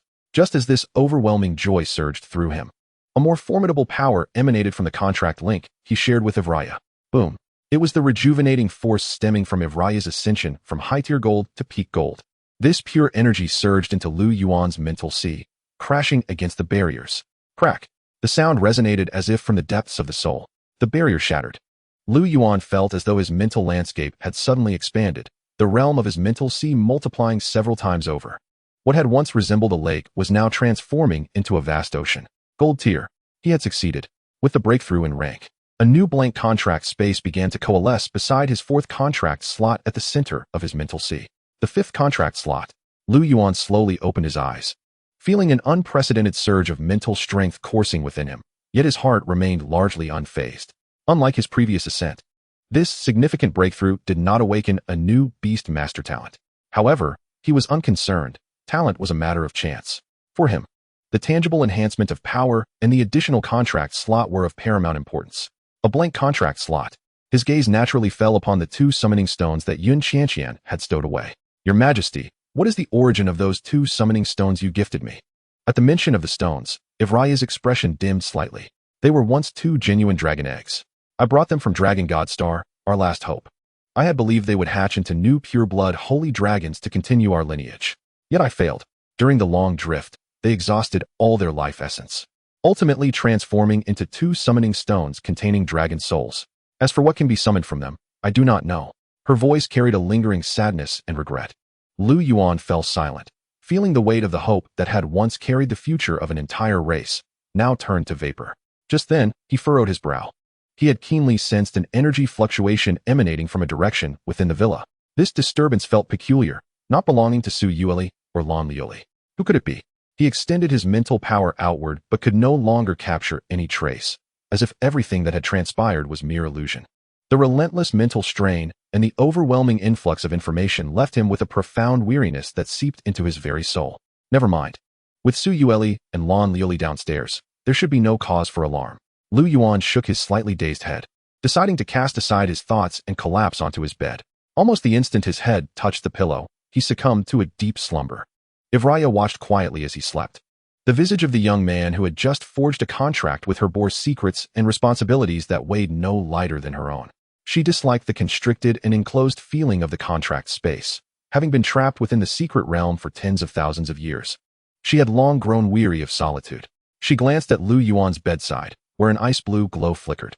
The stately and regal frost dragon queen vanished, replaced by a petite ice-blue dragon, no longer than half a meter. The little dragon flew onto the bed, seeking a comfortable spot beside Lu Yuan's pillow, curling up with its small head resting on its tail, and closed its ice-blue dragon eyes, drifting into the realm of dreams. Chapter 139, A Dual Ascension. The first rays of morning sunlight streamed through the slats of the blinds, casting mottled shadows across the room. Lu Yuan slowly opened his eyes, his consciousness rising from the depths of slumber. The slumber was particularly profound, a soothing balm for the frayed nerves that had been taut for days.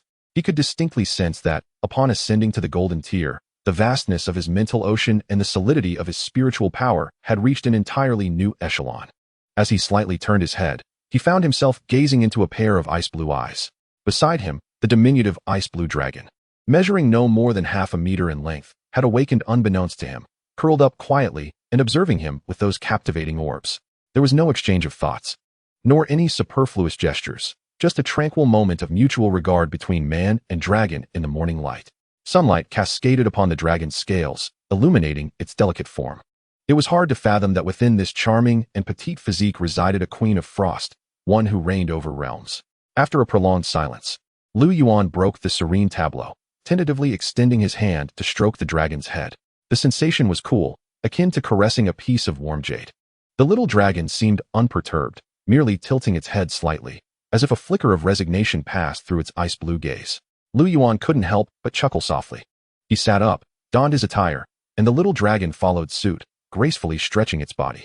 A pair of petite wings gently fluttered, landing on his shoulder, resting its head against his neck and closing its eyes once more, treating him as a mobile nest. Amused, Lu Yuan shook his head, dismissing the moment, and stepped out of the room. However, the atmosphere in the living room below stood in stark contrast to the tranquility above. In the villa's living room, Su Yueli elegantly held a steaming cup of red tea while seated on the sofa. Opposite her, Lan Liuli lounged without any semblance of decorum on another sofa, legs draped over the coffee table, engrossed in a map, pointing and gesturing animatedly. Yueli, stop sipping that health tea and help me strategize. With an extra contract slot, should we venture into the abyss of 10,000 demons to capture a deep abyss behemoth, or should we pursue a thunder titan in the endless thunder domain? Look here.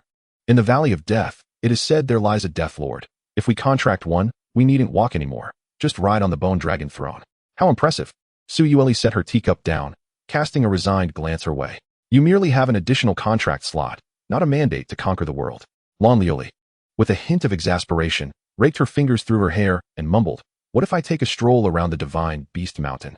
I've heard there's a 9-colored deer appearing lately, but who knows what its temperament is like. Will it even agree to come with me? Su Yueli shot her a disapproving look. You ought to behave. The masters at Divine Beast Mountain are not to be trifled with. Good morning, Aunt Su, Aunt Lan. Lu Yuan's voice resonated from the staircase. Both women ceased their discussion and turned in unison. Awake?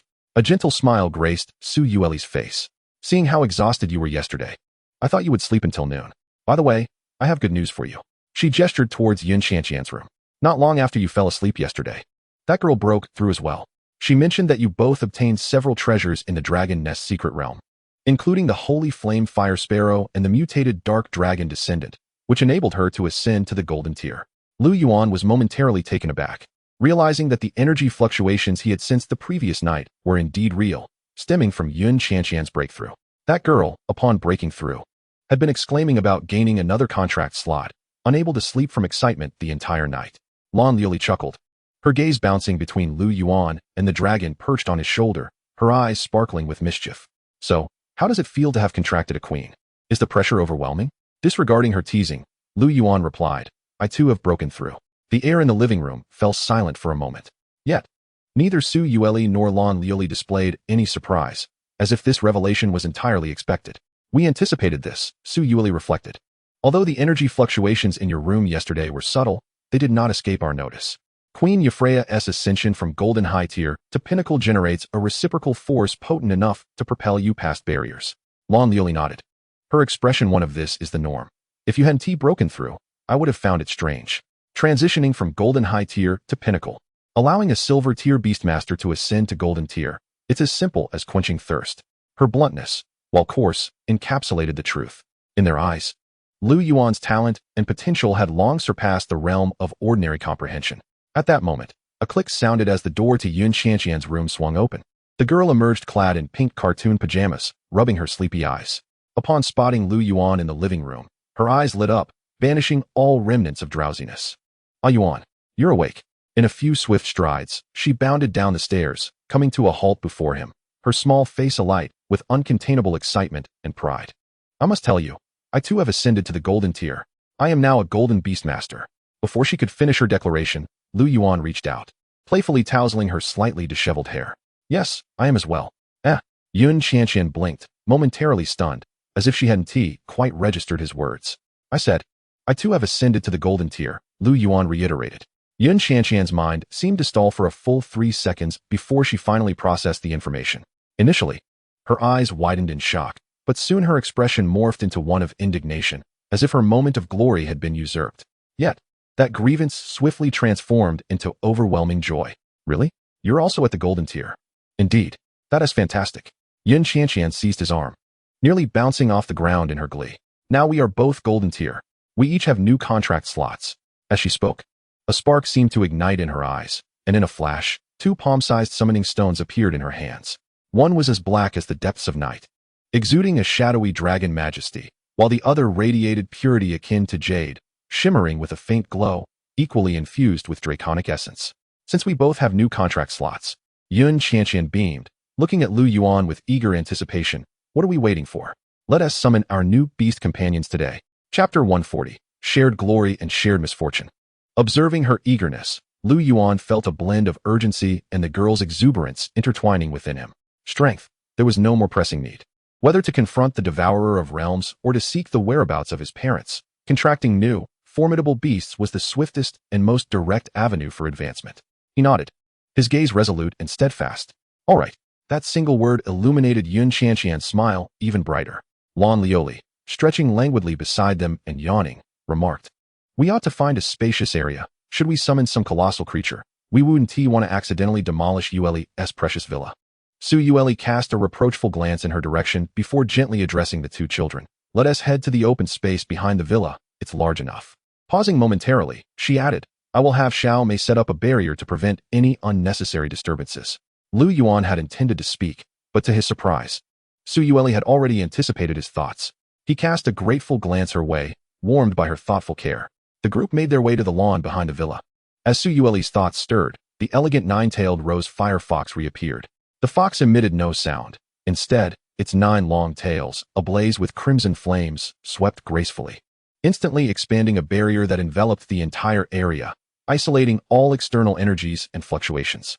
Once this was accomplished, the fox quietly nestled at Su Yueli's feet, gazing at the individual it had watched grow. Very well, let us commence. Su Yueli stepped aside, granting the space to the two young individuals. Lon Lioli, brimming with enthusiasm, dragged a lounge chair over, donned sunglasses, and assumed the posture of one ready to witness a grand spectacle. Yun Qianqian presented 2 summoning stones to Lu Yuan, generously stating, "Ah Yuan, you choose first." Lu Yuan's gaze fell upon the 2 stones. One was entirely jet black, as if it could devour light, adorned with deep and domineering dragon patterns, radiating a dark, restrained pressure. The other was as white as jade, shimmering with a gentle luster, its dragon patterns pure and noble, exuding a completely different aura. Without hesitation, Lu Yuan reached out and grasped the black summoning stone. For reasons unknown, this profound aura of darkness evoked an inexplicable sense of kinship within him. Then I shall take this white one. Yun Qianqian cheerfully cradled the remaining sacred dragon soul stone in her hands, treating it as a treasured possession. Lu Yuan tightened his grip on the summoning stone, preparing to channel his spiritual energy to activate it. Wait, a cool, ethereal thought resonated directly within his mind. It was Evelia. The ice-blue little dragon that had been resting with closed eyes beside Su Yueli had, unbeknownst to him, opened its eyes. Its gaze fell upon the black and white summoning stones, its expression complex, tinged with reminiscence. Yun Qianqian paused, instinctively looking towards Lu Yuan. He too halted his actions, querying through their mental link. "Evelia, is there a problem? Do not separate the summoning." Evelia's voice echoed. "You two must conduct the contract ritual together." "Together?" Lon Lioli, having overheard Evelia's words, removed her sunglasses and sat up, intrigued. "Is there some significance to this?" Evelia disregarded Lon Lioli, her thoughts resonating solely in Lu Yuan and Yun Qianqian's minds. These 2 summoning stones are not ordinary dragon soul stones. They are the twin dragon eggs, born of the same root and source, which transformed into their current forms only after their life essence was exhausted. The twin dragon clan, their souls intertwined, share prosperity and adversity. The weight of those 8 words left Lu Yuan utterly stunned.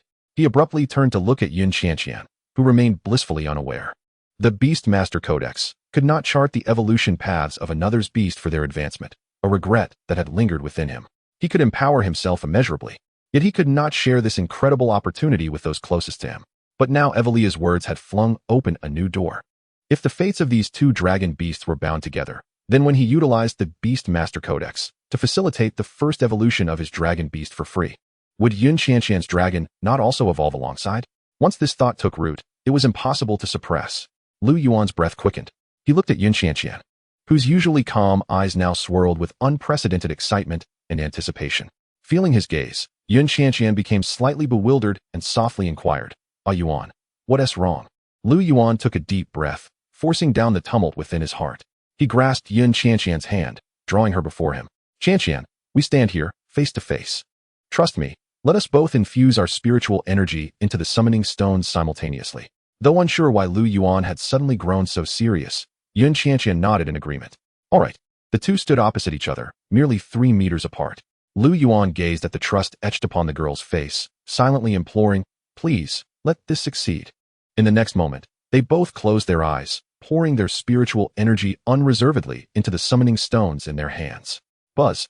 2 utterly distinct forces erupted with a thunderous roar. One was an embodiment of profound darkness, as if it sought to plunge the world into eternal night. The other was an epitome of radiant light, akin to a newborn sun, pure and immaculate. The black and white beams of light surged skyward, intertwining and spiraling in the air, forming a colossal, slowly rotating black and white Taiji diagram that enveloped the entire lawn. The terrifying dragon might violently collided against the scarlet barrier woven by Su Yueli, sending ripples cascading across its surface. Goodness! Lon Lioli gaped at the scene before her, murmuring to herself, "This commotion surpasses even the time I contracted an epic tier beast." Su Yueli's expression grew exceedingly grave as she sensed that within the black and white radiance, 2 immensely powerful dragon beasts were awakening. At that moment, a flash of light occurred beside her. The ice-blue little dragon vanished, replaced by a regal figure clad in an elegant gown, the Dragon Frost Queen, Evelia. She gazed up at the massive black and white Taiji diagram in the sky, her ice-blue eyes filled with disbelief. She extended her delicate hand, gently covering her mouth, fearful of disturbing this sacred ritual. The light, at last, began to retract. The black and white, like the ebbing tide, surged back to the ground before Lu Yuan and Yun Qianqian. As the radiance dissipated, two small dragon beasts materialized upon the lawn. Their forms were nearly identical to Evelia's little dragon shape, possessing slender, elegant bodies and petite dragon wings closely adhered to their backs. The only distinction lay in their colors. One was entirely black as ink, even the seams of its scales exuding a profound darkness, as if it were the favored child of shadows and void. The other was purely white as snow, its scales shimmering with a faint holy light, embodying brightness and divinity. The two little dragons, one black and one white, one dark and one light, stood silently before Lu Yuan and Yun Qianqian, gazing at each other. It was as though they had traversed the annals of time, reuniting once more. Chapter 141, You Have Returned. As the light faded, only two small dragon beasts remained on the lawn, one black and one white, one dark and one light. They stood quietly before Lu Yuan and Yun Qianqian. Axionidehork. A voice laden with endless longing shattered the tranquility. Evelia had, at some point, entered the scene, her gaze transfixed upon the two small dragons. The ice-blue eyes that often bore an air of authority were now misted with emotion. Glimmering tears slipped down her flawless cheeks, falling upon the blades of grass, instantly crystallizing into ice. You have truly returned. She extended her hand, as if wishing to touch them, yet halted mid-air, as though fearing that this reality was merely a fleeting dream, fragile to the touch. Yun Qianqian, Su Yueli, and Lan Liuli silently observed this moment, feeling the profound emotional turmoil within the Dragon Queen, a mixture of overwhelming joy and sorrow, as if something lost had been regained but remained unconfirmed. Lu Yuan refrained from interrupting.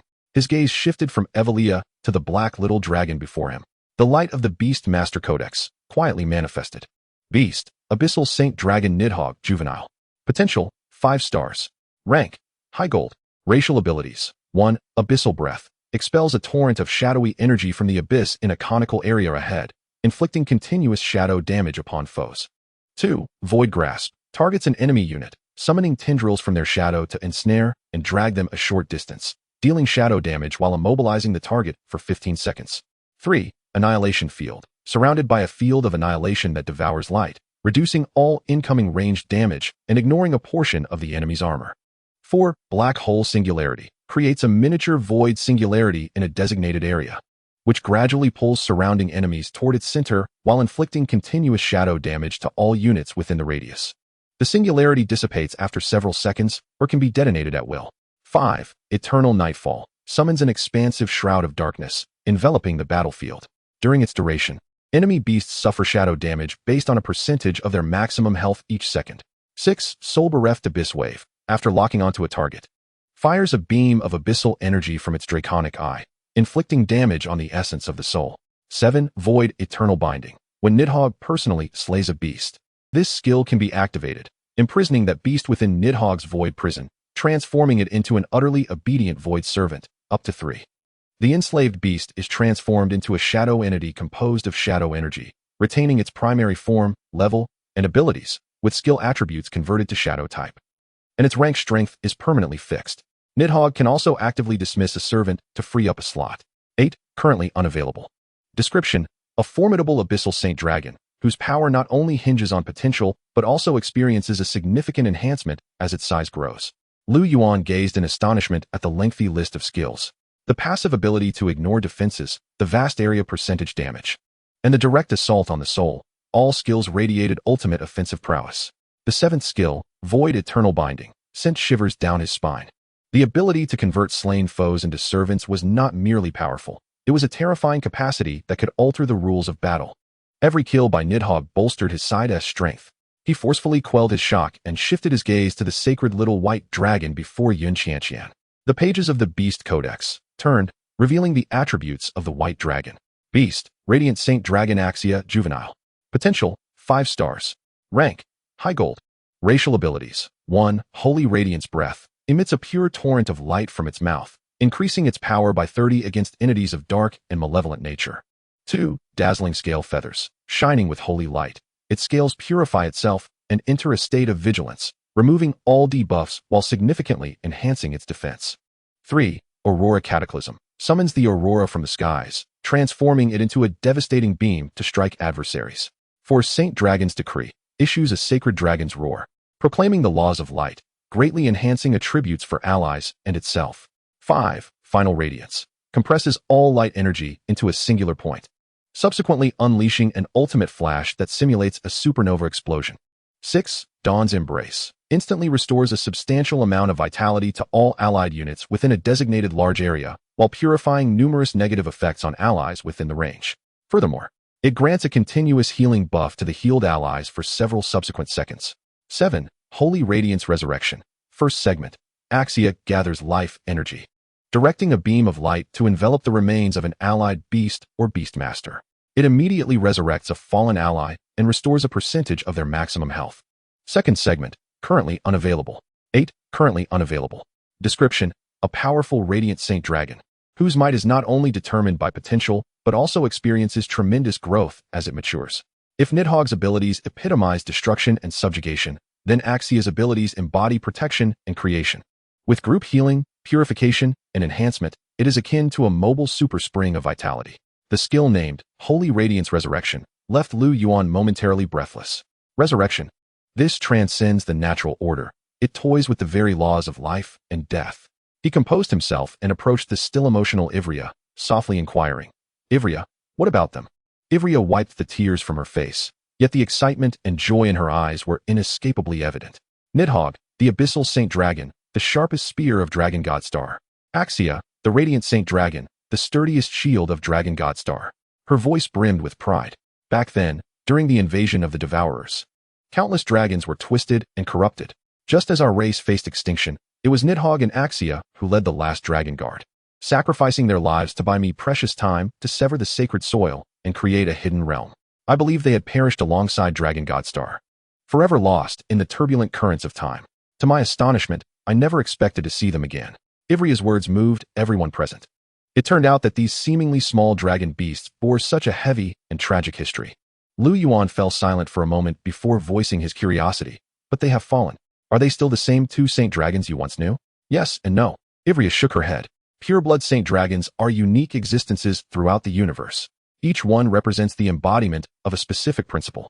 When they fall, it either signifies the complete annihilation of that principle, resulting in the permanent absence of such a saint dragon in all realms, or they may return in a special manner under certain circumstances. She gazed at the two little dragons, who were curiously inspecting Lu Yuan and Yun Qianqian. At present, Nidhogg and Axia have yet to awaken their past memories. To them, you are the first and closest beings they have encountered since their rebirth into this world. Chapter 142. United Glory, Twin Dragon Sovereigns. Ivrea's gaze lingered on the black and white little dragons. A thought resonated through the link of the contract directly into Lu Yuan's mind. Lu Yuan, could you also facilitate their evolution? This inquiry jolted Lu Yuan's senses. He looked at Ivrea, then at the abyssal saint dragon before him, which curiously regarded him with its pure black eyes. Uncertain, that was the answer in Lu Yuan's heart. The Beast Codex only applies to beasts with whom he has formed a contract. Nidhogg posed no issue, but what of Axia, belonging to Yun Qianqian? Could the mutual glory that Ivrea spoke of truly transcend the rules of the Beast Codex? He watched as Yun Qianqian crouched down, reaching out her finger to touch the sacred little white dragon, her face filled with affection and wonder. He delved deep into his mind, and indeed, the Beastmaster Compendium had unveiled a new page before him. Evolution route planning for the Abyssal Dragon King has been completed. First evolution, no consumption required. Route 1, Epic Abyssal Dragon King Void Abyss Dragon, potential enhanced to 5 stars. Annihilation Return Dragon, potential enhanced to 5 stars. Route 2, Unique Legend Abyssal Dragon King Void Dragon Emperor, potential enhanced to 5 stars. Void Weaver, potential enhanced to 5 stars. Lightless End Dragon Law Sovereign, potential enhanced to 5 stars. Both paths remained undeniably formidable. Yet, Lu Yuan's gaze persistently scanned the screen, yearning for even a fleeting mention of Axia. There was none, absolutely none. The rules of the Beastmaster Compendium were cold and unequivocal. Lu Yuan retracted his thoughts, no longer hesitating. He hoped that the Twinborn Dragon clan could weave a miracle for her. He chose Route 2. In his heart, he made his decision. Buzz, almost simultaneously with his choice, a sudden transformation erupted upon the lawn. A profound darkness emanated from the Abyssal Dragon King Nidhogg, enveloping its diminutive form entirely, as everyone was captivated by this unforeseen occurrence. On the other side, the radiant holy dragon Axia before Yun Qianqian also erupted in a pure white light. The interplay of white and black illuminated the grass, dividing it into realms of light and shadow. It was a success. At that moment, Lu Yuan clenched his fist tightly. It had worked. The characteristic of the twin-born dragon clan, as stated by Freya, truly shared the power of the Beastmaster Compendium with Axia. My heavens, what has transpired? Beside them, Lon Leoli was so astonished that her sunglasses slipped down to the tip of her nose. Lon Leoli sprang up from her lounge chair, seizing Su Yueli's arm and shaking it frantically. Yueli, look, have they mutated? No, wait, they've both mutated together. What manner of creatures are these two little beings? Su Yueli, on the other hand, displayed not a ripple of emotion on her face. She calmly observed the two enveloped beasts. Casting a glance at the flustered Lon Leoli beside her, she simply uttered 2 words. Calm down. 10 minutes later, the brilliance reached its zenith and then faded. On the lawn, the 2 little dragon beasts had vanished, replaced by a male and a female figure. The man donned a black imperial robe embroidered with dark golden dragon patterns, his visage strikingly handsome and cold, with long ink-black hair cascading behind him. He stood there silently, his obsidian eyes sweeping over the surroundings, exuding an aura of sovereignty that seemed capable of dragging all into the abyss. The woman wore a pristine white gown adorned with shimmering golden flecks, reminiscent of a starry river. Her appearance was one of sanctity and elegance, her brows carrying a gentle compassion intertwined with an unassailable sanctity. A king and a queen. No words were needed. Their regal presence spoke volumes. Before Lu Yuan, the Beastmaster Compendium appropriately turned to a new page. Beast, Void Dragon Emperor Nidhogg. Potential, 5 stars. Rank, Pinnacle of Gold. Racial skills, 1. Dragon Emperor's Command, Abyssal Torrent. Nidhogg, in his Dragon Emperor form, gestures forward, and the dragon-shaped phantoms behind him unleash a torrent of command. 2. Void Grasp, Royal Authority. Nidhogg can designate an area without needing to lock onto a target, summoning powerful void claws from the shadows of all enemies within that area, dragging multiple foes to a single point while inflicting damage and confinement. 3. Dragon Emperor's Domain, Annihilation Force Field. The field's range is expanded, and its effects enhanced. Within this field, it no longer merely passively defends but actively distorts incoming ranged attacks, with a chance to deflect or even reflect some damage back to the caster, ignoring armor effect enhancements. 4. Void Collapse, an advanced ability of the Black Hole Singularity. Nidhogg can proactively detonate the Black Hole Singularity to inflict severe damage. The singularity will no longer vanish but undergo a violent internal collapse, continuously inflicting damage. 5. Eternal Night Dragon Emperor's Reign. A massive dragon's eye phantom of Nidhogg subtly emerges within the darkened sky. Enemies' beasts suffer increased percentage-based maximum health damage, and their recovery speed is significantly suppressed. Nidhogg and his minions gain enhanced lifesteal effects in Eternal Night. 6. Soul-Quieting Dragon Might. Dragon Emperor's Roar. Nidhogg can infuse his roar with a soul shock, transforming a single target skill into a cone-shaped area of soul impact, doubling the effect on the primary target. 7. Void Summoning, Royal Command. The enslavement mechanism remains unchanged, but the number of enslaved beasts is increased. 5. Nidhogg can temporarily resurrect a recently deceased beast as a temporary servant to fight, which will completely dissipate after a period. 8. Void Royal Authority, Absolute Silence. Nidhogg demonstrates the absolute authority of the Abyssal Dragon Emperor, forcibly stripping all energy and sound within a certain range, creating an absolute void zone for 1 second. All enemy units within this range fall into absolute silence and magic nullification, ignoring rank limitations. This skill consumes tremendous energy. And after use, Nidhogg's Dragon Emperor's Domain, Annihilation Force Field, will temporarily become ineffective, and his movement speed will be significantly reduced for a duration. 9. Current Strength Insufficient for Use. As Lu Yuan gazed upon this rejuvenated panel, he was filled with elation. This was no longer mere strength. It was the epitome of violent aesthetics. And the newly acquired skill, Void Royal Authority, Absolute Silence, sent shivers down his spine. Group Silence and Magic Nullification that disregards rank. Freya's Eternal Stasis freezes time, while Nidhogg's Absolute Silence strips away the very laws. In certain specific battles, a mere second of absolute silence could prove even more lethal than a second of halted time. The Beastmaster Compendium automatically turned its pages, revealing the attributes belonging to Axia. Beast, Radiant Queen Axia. Potential, 5 stars. Rank, Pinnacle of Gold. Racial skills, 1. Queen's Command, Holy Light Judgment. Axia, in her queenly form, gestures forward, and the dragon-shaped phantoms behind her unleash a torrent of holy light. 2. Royal Guardian's Radiant Armor. Axia summons a splendid phantasm of armor composed of pure light energy that envelopes her entire being.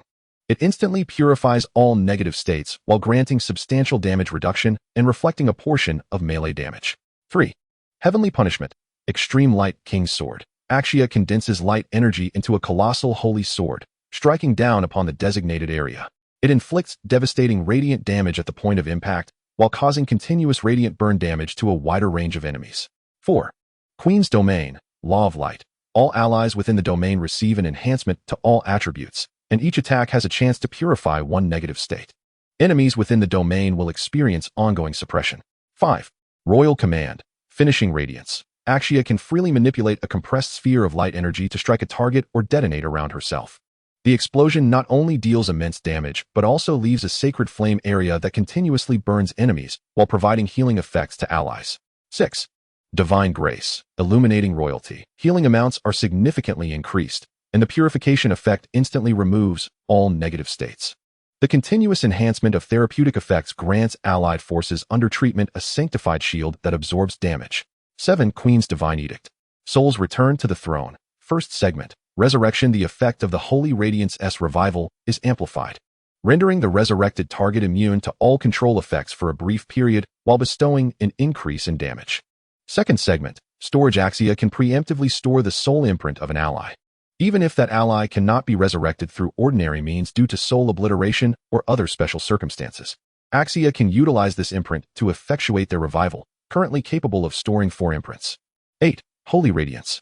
Sovereign Light of Hope. Axia manifests the ultimate powers of the Dragon Radiance Queen. She bestows a brief, invulnerable state upon all allies for 1 second, significantly reducing the resource cost of all skills. This skill demands considerable energy. Post-usage, Axia's Queen's Domain, Law of Light, will temporarily become inactive, and her attributes will substantially diminish for a duration. 9. Current power unavailable for use. The gaze of the Abyssal Dragon King rests upon Axia's 8th skill. Divine Protection. 1 second of invincibility. A collective silence, a collective immunity. The spear and shield are epitomized to their zenith in this moment. Chapter 143. Oath of the Dragon Emperor. A look of astonishment graced Su Yueli's countenance, while the 9-tailed rose-fire fox beside her stood upright. Meanwhile, Lon Lioli had been rendered utterly petrified. Her mouth agape, her sunglasses fell to the ground with a clatter, unnoticed, as her gaze flitted between the strikingly handsome, yet cold black-robed Dragon Emperor and the holy, elegant white-gowned queen. Am I dreaming? She pinched her thigh hard, wincing in pain. Yueli, please slap me. I must be hallucinating from staying up late reading novels. How could summoning a beast lead to the summoning of a beast master instead? No one paid heed to her nonsensical ramblings. In the arena, Evelia approached the 2 figures step by step. Nidhogg, Axia. She finally reached them, yearning to touch, yet hesitated mid-air. The man clad in black robes, the Abyssal Dragon King Nidhogg, turned his gaze towards Evelia, and a ripple of emotion surged within his previously cold eyes. He inclined his head slightly, his voice deep and resonant, akin to the harmonious chime of countless metallic fragments. Evelia, it is good to see you well. On the other side, the Dragon Radiance Queen Axia greeted Evelia with a gentle smile. Evelia, it has been a long time. These simple words of greeting transcended the eons. The mist of tears in Evelia's eyes could no longer be contained. She closed them and let the tears flow, her face breaking into a smile. Welcome back. This exchange finally roused Yin Qianqian from her stupor. She glanced at the resplendent and noble Dragon Radiance Queen before her, then at herself, clad in pink cartoon pajamas, her hair in disarray, her face suddenly flushed with embarrassment. Oh my new beast partner's first impression of me is in this disheveled state. She instinctively wanted to retreat behind Lu Yuan, but Axia's gentle gaze fell upon her. That gaze held only kindness and warmth. Are you my beast master? Axia inquired softly. I am Yin Qianqian. The girl nervously clutched the hem of her garment. Axia smiled, slowly extending her hand towards her. After a moment of hesitation, Yin Qianqian placed her small hand into Axia's fair, jade-like palm. A wave of warm, pure energy coursed through her, instantly alleviating her anxiety. Conversely, the atmosphere on the other side was entirely different. After acknowledging Evelia, the Abyssal Dragon King Nidhogg turned his attention to Lu Yuan. His gaze bore an oppressive weight, as though he were not a summoned beast but a sovereign inspecting his soldiers. Lu Yuan met his gaze with calmness, exhibiting no signs of retreat. After a prolonged silence, Nidhogg knelt on one knee before Lu Yuan, his right hand resting upon his chest, performing a salute befitting a dragon knight. My beast master, Nidhogg, stands ready for your command. This gesture carried more weight than any words could convey. His submission was not to the contract, but to Lu Yuan as a person. Beside them, Lan Liuli finally emerged from her shock. Her eyes darted over Nidhogg, disregarding the aura that warned others to keep their distance. She leaned closer, elbowing Lu Yuan. Hey, Xiao Yuan, your beast is incredibly handsome. Just look at that physique, that face, that charisma. What a lady killer. She cleared her throat and flashed what she deemed an alluring smile at Nidhogg. Hi there, handsome, I'm Lan Liuli. Shall we be friends? What is your type? How about someone as fiery and passionate as me? Nidhogg rose, casting a glance at her. That glance bore no emotion. Lan Liuli's smile froze instantly. She instinctively took 2 steps back, forcing a laugh. Hee, just a joke, trying to lighten the mood. You all continue, please. With that, she dashed back to Su Yueli's side, her heart racing. My goodness, that gaze is terrifying, more so than when your fox glared at me. Su Yueli replied coolly. I've told you before, to behave yourself. Just then, a flash of light illuminated the arena. The 3 dragon sovereigns and the queen simultaneously transformed into ethereal forms, ultimately reshaping into 3 diminutive dragon beasts. The pitch-black little dragon leapt gracefully, landing beside Lu Yuan. The ice-blue dragon, a manifestation of Evelia, settled on Lu Yuan's left shoulder, resting its head against his neck, eyes closed, as if the earlier queen had merely been a figment of imagination. Meanwhile, the pure white dragon affectionately nestled into Yun Qianqian's embrace, curling up comfortably and nuzzling against her arm. Yun Qianqian held the little creature close, her face radiating a maternal smile, the earlier tension entirely replaced by joy. With the crisis averted, Lan Liuli reverted to her true nature. Glancing at the 2 little dragons on Lu Yuan's shoulder and beside him, she remarked enviously, Wow, you're quite the charmer, flanked by beauties. One an ice queen, the other a demon lord, Xiao Yuan. That's quite a burden to bear, isn't it? Lu Yuan paid her teasing no mind. His thoughts remained immersed in the recent triumphant evolution. The power of the Beast Master Codex, through its shared prosperity trait, acted upon Axia. What does this signify? It signifies that he has discovered a means to circumvent the Codex's regulations, enabling him to assist others. Though this method bears significant limitations, necessitating a special existence like the twin dragons, whose souls are intertwined, as a medium, it undoubtedly presents him with a novel approach. He gazed at Yun Qianqian, who was cradling Axia with a blissful smile.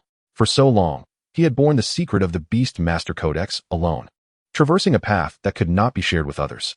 He could empower himself immensely. Yet he was unable to share this greatest opportunity directly with the most important people in his life. This sense of powerlessness had always been a thorn in his heart. Now, that thorn has been withdrawn. Radiant Holy Spirit, Mirror of the Abyss, Phantasm of the Void, Dragon Frost Queen Evelia, Abyssal Dragon King Nidhogg. His 5th contract position has also been filled. In a remarkably brief span of time, his prowess has undergone a transformative metamorphosis. All right, everyone, no more lingering outside. Su Yueli rose, shattering the reverie of the crowd. Whatever needs to be discussed can be addressed inside, although the barrier set by Xiao Mei can obscure our presence. The commotion we just created was too great to avoid attracting the attention of any vigilant onlookers. At her words, the group nodded in unison and made their way toward the villa. Chapter 144. Awakening of Talent upon returning to the villa's living room. The earlier astonishment still lingered in the air. Lan Liuli collapsed onto the sofa, exhaling a long sigh, her voice tinged with wonder. What a sight to behold. One summoned a cold-faced monarch, while the other summoned a sacred queen. You two should forego being beast masters and instead form an idol group. I shall be your manager and ensure you achieve global fame. Yun Qianqian, cradling a snow-white little dragon, felt her cheeks flush with embarrassment at Lan Liuli's playful banter. However, Lu Yuan remained silent, casting a glance at the elegant Evelia perched upon his shoulder and the imposing Nidhogg beside him. The phrase Blue Star, human race, 18 years ago, specimen obtained continued to weigh heavily on his mind. He must grow stronger and swiftly. Aunt Su, Aunt Lan, Lu Yuan spoke, breaking the somewhat relaxed atmosphere of the living room. I wish to utilize the Dragon Heart Spring now. The moment those words escaped his lips, Lan Liuli's teasing fell abruptly silent. Su Yueli turned her gaze toward Lu Yuan, her gentle eyes shimmering with approval. She understood that the burden this youth carried far surpassed that of his peers. I support this decision. The opportunity is right before you, and there is no better moment than now. What are we waiting for then? Lan Liuli exclaimed, her excitement palpable. I have longed to witness the miraculous effects of this exceedingly rare, divine substance. Hurry, bring it forth so I may behold it. Yun Qianqian nodded in agreement, her unwavering support for Lu Yuan's decision evident. With a flicker of her thoughts, a crystal vial containing 2 precious drops of Dragon Heart Spring appeared in her palm. She carefully poured one drop into her hand before passing the vial to Lu Yuan. The moment the liquid emerged, it released a fragrant aroma, washing over the senses and invigorating the spirit as if cleansing the very essence of the soul. Lu Yuan too poured out the remaining drop. Wait, Su Yueli interjected. The effects of the dragon heart spring apply to both the beast master and all their summoned beasts. You should call forth your beasts first, to prevent any loss of energy.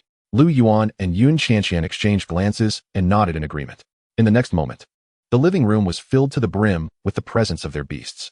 Brilliant flashes of light illuminated the space. The radiant Holy Spirit, the mirror of insight, the void enchantress, the dark dragon descendant, the sacred flame fire sparrow, the dawn radiant maiden, and the void masquerade cat, each manifesting in various forms. Their powerful auras filling the room. The radiant Holy Spirit emitted a soft glow, its pure aura brightening the entire living room. The mirror of insight hovered in the air, reflecting countless scenes. The void enchantress transformed into an unseen shadow, seamlessly merging with Nidhogg's own shadow. Meanwhile, the dark dragon descendant exuded a robust presence. Its eyes sharp as daggers beneath a mask of dragon scales. The sacred flame fire sparrow ignited in flames, warping the air around it. The dawn radiant maiden shone like a small sun, light and warmth radiating from her, and the void masquerade cat elegantly groomed its paw, its mismatched eyes brimming with curiosity. Alongside the 3 little dragons already present, a total of 10 extraordinary beasts filled the spacious living room. Lan Lioli gazed in awe at this opulent assembly, one that would be the envy of even the most elite beast masters, murmuring, "If I hadn't witnessed this with my own eyes, I truly wouldn't have believed that these are the summoned beasts of 2 newly ascended gold-tier beast masters." Her beloved sofa, typically reserved for lounging, was currently being used as a nest by the sacred flame fire sparrow, with embers smoldering atop it. Ignoring her, Su Yueli instructed the 9-tailed rose fire fox to reinforce a stronger barrier. Lu Yuan and Yun Qianqian hesitated no longer and simultaneously consumed the dragon heart spring. Boom!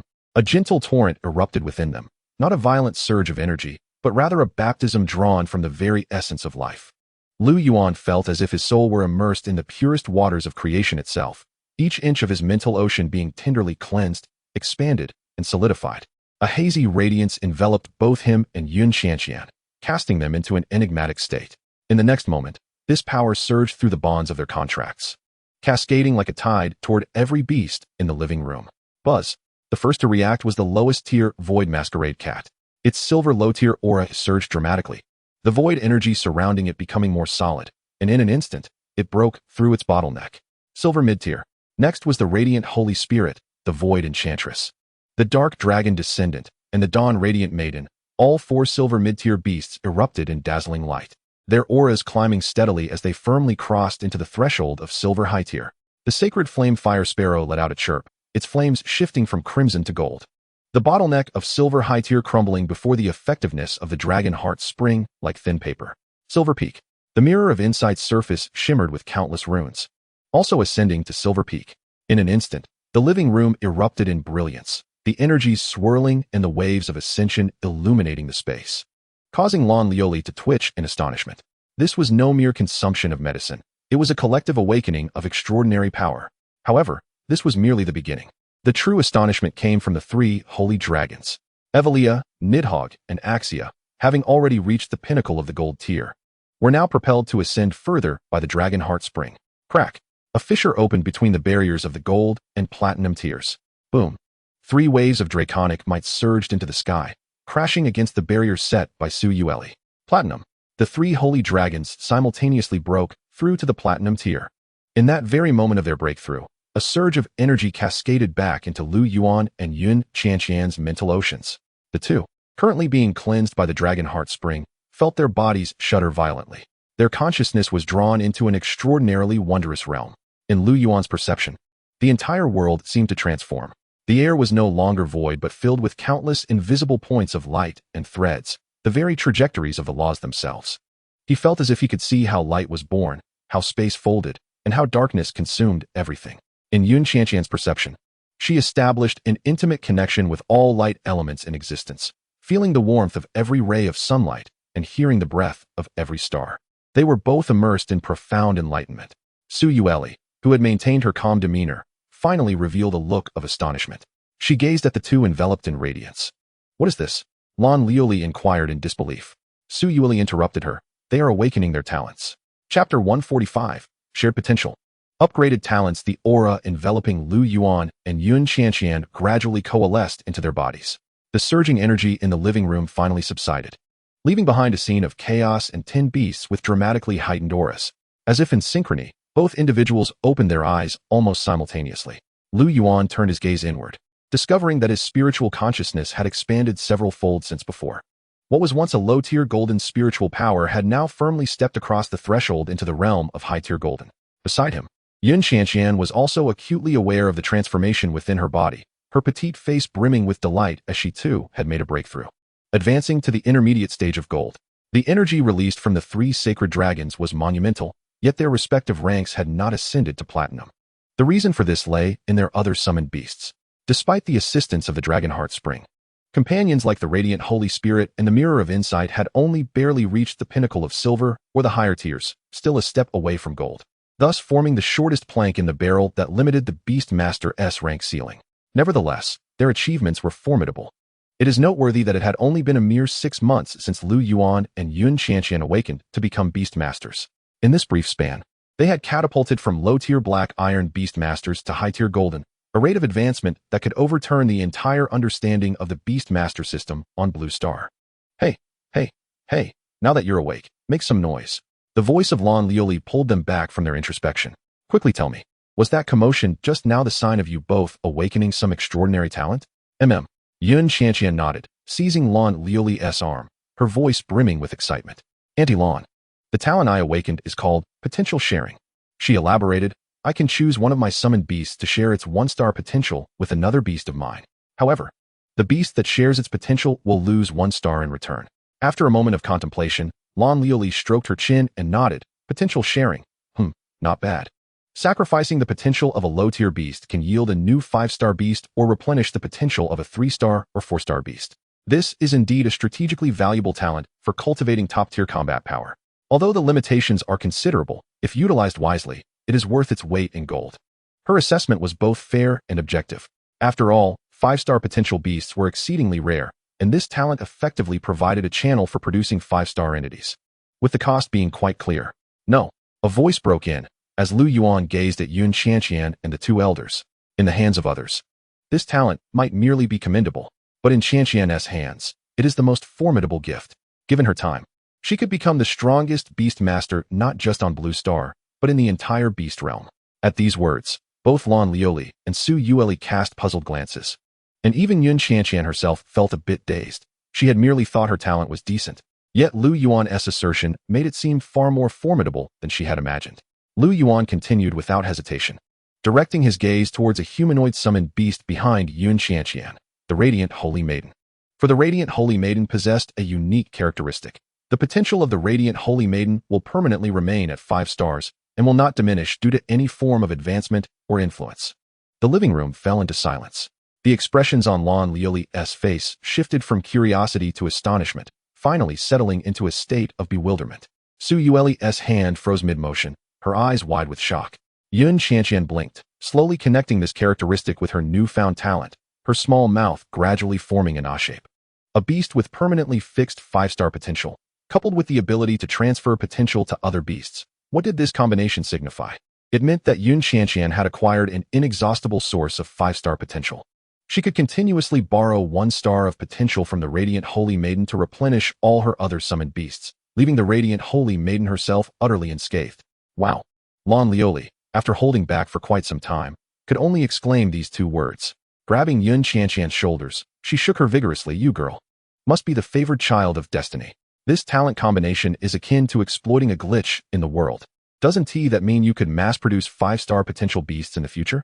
Su Yueli regarded her daughter with a complex gaze, feeling both gratified for her daughter's fortune and apprehensive about this almost unfathomable talent combination.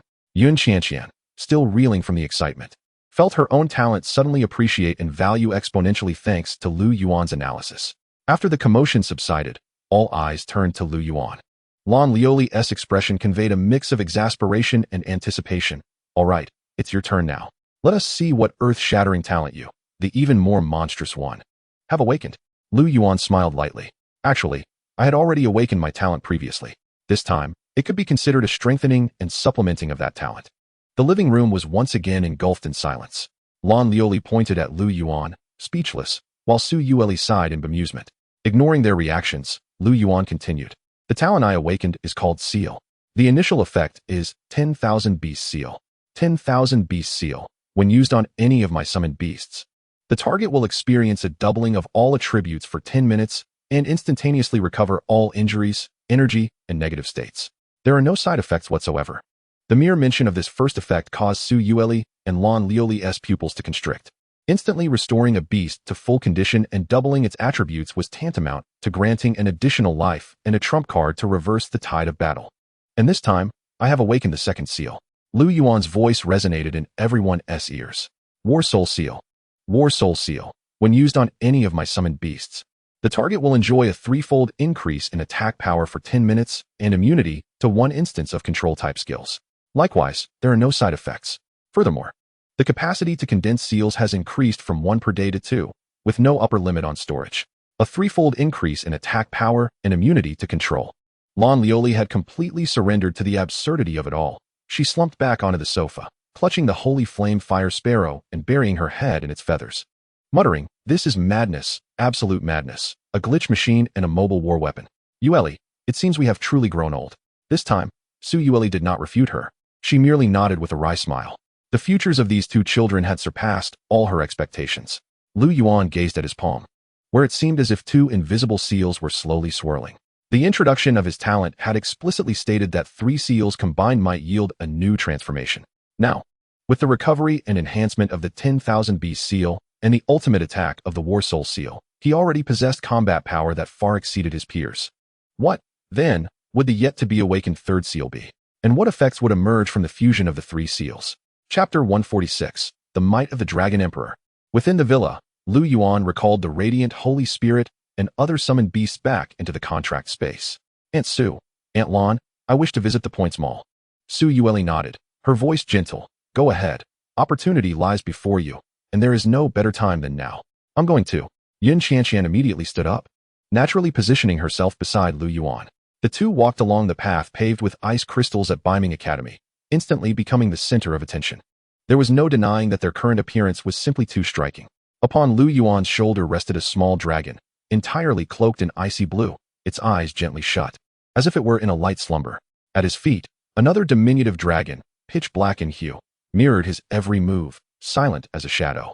Meanwhile, Yun Qianqian cradled a snow-white dragon, the little creature nestling its head in her embrace, resembling an exquisite hand-warmer. The 3 sacred dragons emitted no aura, appearing as splendid specimens of the silver tier, captivating all students who laid eyes upon them with a sense of noble mystery that stirred their hearts. Look, it's Lu Yuan and Yun Qianqian. My heavens, they last wreaked havoc in the Points Market. Finally, we see them in the flesh. It had been quite some time since they had last been seen, following their challenge of the Cold Abyss leaderboard. What exquisite beasts accompany them? Are they newly contracted? They certainly exude a silver tier allure, yet seem lacking in strength. Could they possess immense potential? Do not underestimate them. I heard they conquered the Cold Abyss leaderboard with ease, not even breaking a sweat. These two are monsters. Amidst the murmurs, the pair arrived at the bustling Points Market. Upon spotting them, the senior in charge of exchanges visibly jolted, swiftly donning a cordial smile and approaching them eagerly. Junior Lu, Junior Yun, what do you require today? Lu Yuan wasted no time, projecting a meticulously prepared materials list onto the exchange counter's holographic screen. I desire all of these. The senior's gaze swept across the list, and he momentarily faltered in breath. Void Eye, Illusion Crystal, High-Dimensional Dust, Mirror Realm Sand. All were top-tier silver materials catering to space or illusion-based beasts, several of which were exceedingly rare and priceless. Junior, are you certain you want them all? The senior's voice was somewhat strained. Indeed, Lu Yuan affirmed with a nod. The peering mirror had reached the pinnacle of silver, merely a step away from the gold tier. His intention was to utilize these resources to propel it directly into the gold tier, initiating its next evolution. As the senior processed the transaction, Lu Yuan's points evaporated at an unprecedented pace. 215,000, 150,000, 100,000, 50,000. When the last item on the list was marked off, he found himself with fewer than 1,000 points remaining. Just as Lu Yuan prepared to depart, his attention was drawn to a newly listed special material. Special material, Shattered Mirror Void, or Tier, Gold. Description, a rare or birthed at the intersection of spatial rifts and broken mirror realms, containing a strand of the primal power interwoven with reality and illusion. Price, 35,000 points. Lu Yuan's pupils constricted slightly. This item held far greater value for the peering mirror than all the materials he had just purchased. He glanced at his dwindling points, and a subtle furrow appeared on his brow. At that moment, a delicate white hand reached forward, lightly tapping the holographic screen to activate the exchange for the shattered mirror void or. Without uttering a word, Yun Qianqian merely raised her hand ring. Beep. 35,000 points vanished in an instant. She took the ore, radiating an enigmatic luster, and pressed it into Lu Yuan's hand, lifting her face. Her peach blossom eyes curving into crescent moons. As if to say, what is yours is mine, what is mine is yours. Lu Yuan regarded her without uttering thanks, simply securing the ore and grasping her hand. Let us go. The two turned, but a frosty voice interrupted from the side. Excuse me, please hold. A youth clad in elite uniform obstructed their path. I am Lu Sinan, ranked 87th on the Cold Frost leaderboard. He introduced himself directly. The shattered mirror void, or you possess, is crucial to me. I will offer 70,000 points, double the price, for you to part with it. His tone brooked no negotiation. Lu Yuan did not even lift his eyelids, leading Yun Qianqian around him to continue on their way. The utter disregard triggered a tempest of fury within Lu Sinan, his complexion turning an ashen shade. Stop, he barked, his voice laced with anger. You may not realize, but I am not only a contender on the Cold Frost leaderboard, I am also a key player in the university's Beastmaster competition, as designated by Mentor Lon. My ace beast, the Void Mirror Beast, is on the brink of a critical breakthrough and desperately requires that ore. This concerns our North Ming Academy's reputation on the national stage. He invoked the honor of the academy, attempting to leverage his status. The surrounding students erupted in astonishment. It's Senior Lu Sinan, a prominent figure in his third year. The Void Mirror Beast possessed 3-star potential for the sake of the academy's honor. Relinquishing a single material seemed reasonable, did it not? However, Lu Yuan remained unfazed, as though the Cold Frost leaderboard, the university competition, and the academy's reputation were of no consequence. This dismissal was more cutting than any taunt. Lu Sinan's expression shifted from a shade of blue to a deep purple, consumed by rage. Very well, you refuse my kindness. Now face the consequences. He roared, summoning a radiant contract space. Roar. A colossal dragon, its body encased in molten armor, crashed to the ground, the heat of its breath causing the surrounding temperature to spike. Following it, a tempestuous windstorm griffin and a pitch-black crystal scorpion materialized. 3 golden-tier beasts. The overwhelming pressure radiated from them, forcing the onlooking students to retreat in haste. Lu Sinan's eyes glinted coldly. Boy, I give you one last chance. Hand over the ore, or you shall find no peace at North Ming Academy from this day forth. Yun Qianqian's face flushed with anger, ready to retaliate, but Lu Yuan held her hand firmly. At last, Lu Yuan's gaze shifted from Yun Qianqian to Lu Sinan. Just then, the small black dragon, Nidhogg, which had remained silent like a shadow, slowly lifted its head. Its pitch-black eyes cast a mere glance at the trio of ostentatious golden-tier beasts. Just that one glance. Buzz. Time seemed to freeze. An indescribable fear, originating from the depths of the soul, instantaneously seized the throats of the 3 golden-tier beasts. It was an absolute domination from the apex of the food chain, a king's indifferent gaze. The once boastful molten armor dragon let out a wretched wail, its massive form trembling as it crumpled to the ground, head pressed firmly to the earth, too terrified to move. The windstorm griffin and crystal scorpion fared no better. Frozen in place, their energy spiraling out of control, unable to maintain their stance. Lu Sinan's malicious grin turned to stone. He stared in disbelief at his proud trio of beasts, utterly bewildered by the unfolding events. At that moment, an even more formidable pressure surged from the entrance of the points market, enveloping the entire scene. All eyes turned toward the source. A woman clad in a traditional Chinese long robe adorned with tassels, holding a jade flute, approached with an air of icy elegance. Her gaze swept across the crowd, ultimately landing on Lu Sinan with a frigid stare. Upon seeing her, the color drained from Lu Sinan's face. Meanwhile, Lu Yuan and Yun Qianqian had only encountered her in the forms of their hand rings. The second on the Cold Frost leaderboard, Qi Shi. The appearance of Qi Shi instantly froze the commotion at the entrance of the points market. Her gaze did not linger on Lu Yuan and Yun Qianqian, but instead pierced directly toward Lu Sinan, whose complexion had shifted from green to purple. It was an examination devoid of any emotion, yet it made Lu Sinan feel as though he were completely laid bare, both inside and out. All of his anger and cunning became nothing more than the antics of a ridiculous clown under that single glance. The surrounding students were so awed that they dared not even breathe. Second on the Tian Shuang ranking. This was not a position that someone like Lu Sinan, who ranked over 80, could even begin to compare with. This was a figure truly perched at the pinnacle of Beiming Academy. Rumors circulated in the forum that as long as Qi wished, she could easily claim the top spot. Qi, it had been a long time. The fiery bravado in Lu Xinan's voice had dissipated entirely. He found himself caught in a dilemma. To withdraw his beast meant publicly conceding defeat, a loss of dignity. Yet to refrain from doing so, he had no doubt that he would be soundly thrashed in the next moment, losing face all over again. Qi made no reply to his address, but spoke instead, her voice as cold and clear as the sound of jade striking stone. Fighting is prohibited within the academy. A few simple words conveyed an undeniable authority. Just as Lu Xinan was drenched in cold sweat, uncertain of how to extricate himself from this situation, a voice familiar to the four present emerged from the crowd. Indeed, the crowd parted automatically as a lithe figure clad in black approached with measured steps. It was Lan Lioli. At that moment, the languor and mockery that had adorned her face in the villa were nowhere to be seen. Her beautiful eyes now held a sharpness and chill capable of freezing souls. With each step she took, an invisible aura pressed down, making it hard for others to breathe. This was the devilish instructor of Beiming Academy that all elite students feared, Instructor Lan Lioli. Upon seeing Lan Lioli, Lu Xinan's face drained of color. Becoming paler than the Akshia cradled in Yun Qianqian's arms, he hurriedly attempted to explain. Instructor, Lan Lioli interrupted him. Do you believe that, with your rank of 87th on the Tianshuang ranking, you possess the right to bully others within the academy? Or do you think that I granted you a preparatory position in the college beast competition to serve as your means of ostentation? Each word pierced like a dagger. Lu Xinan's body trembled uncontrollably. He wished to protest, but found himself utterly speechless under Lan Lioli's gaze. From this moment forth, you are removed from both the formal and preparatory lists of the college beast competition. Lan Lioli's pronouncement struck Lu Xinan's heart like a hammer. No, Instructor Lan. His face was a canvas of fear and disbelief. That position was one he had fought tirelessly to secure, the greatest honor and support for his future. However, Lan Lioli merely cast him a cold glance. Leave. That single word shattered Lu Xinan's psychological defenses entirely. Dazed, he recalled the three beasts that remained motionless on the ground, then fled in disgrace under the multitude of scrutinizing eyes. Thus, the farce came to an end. Lan Lioli finally turned her gaze toward Qi, her icy demeanor softening at last.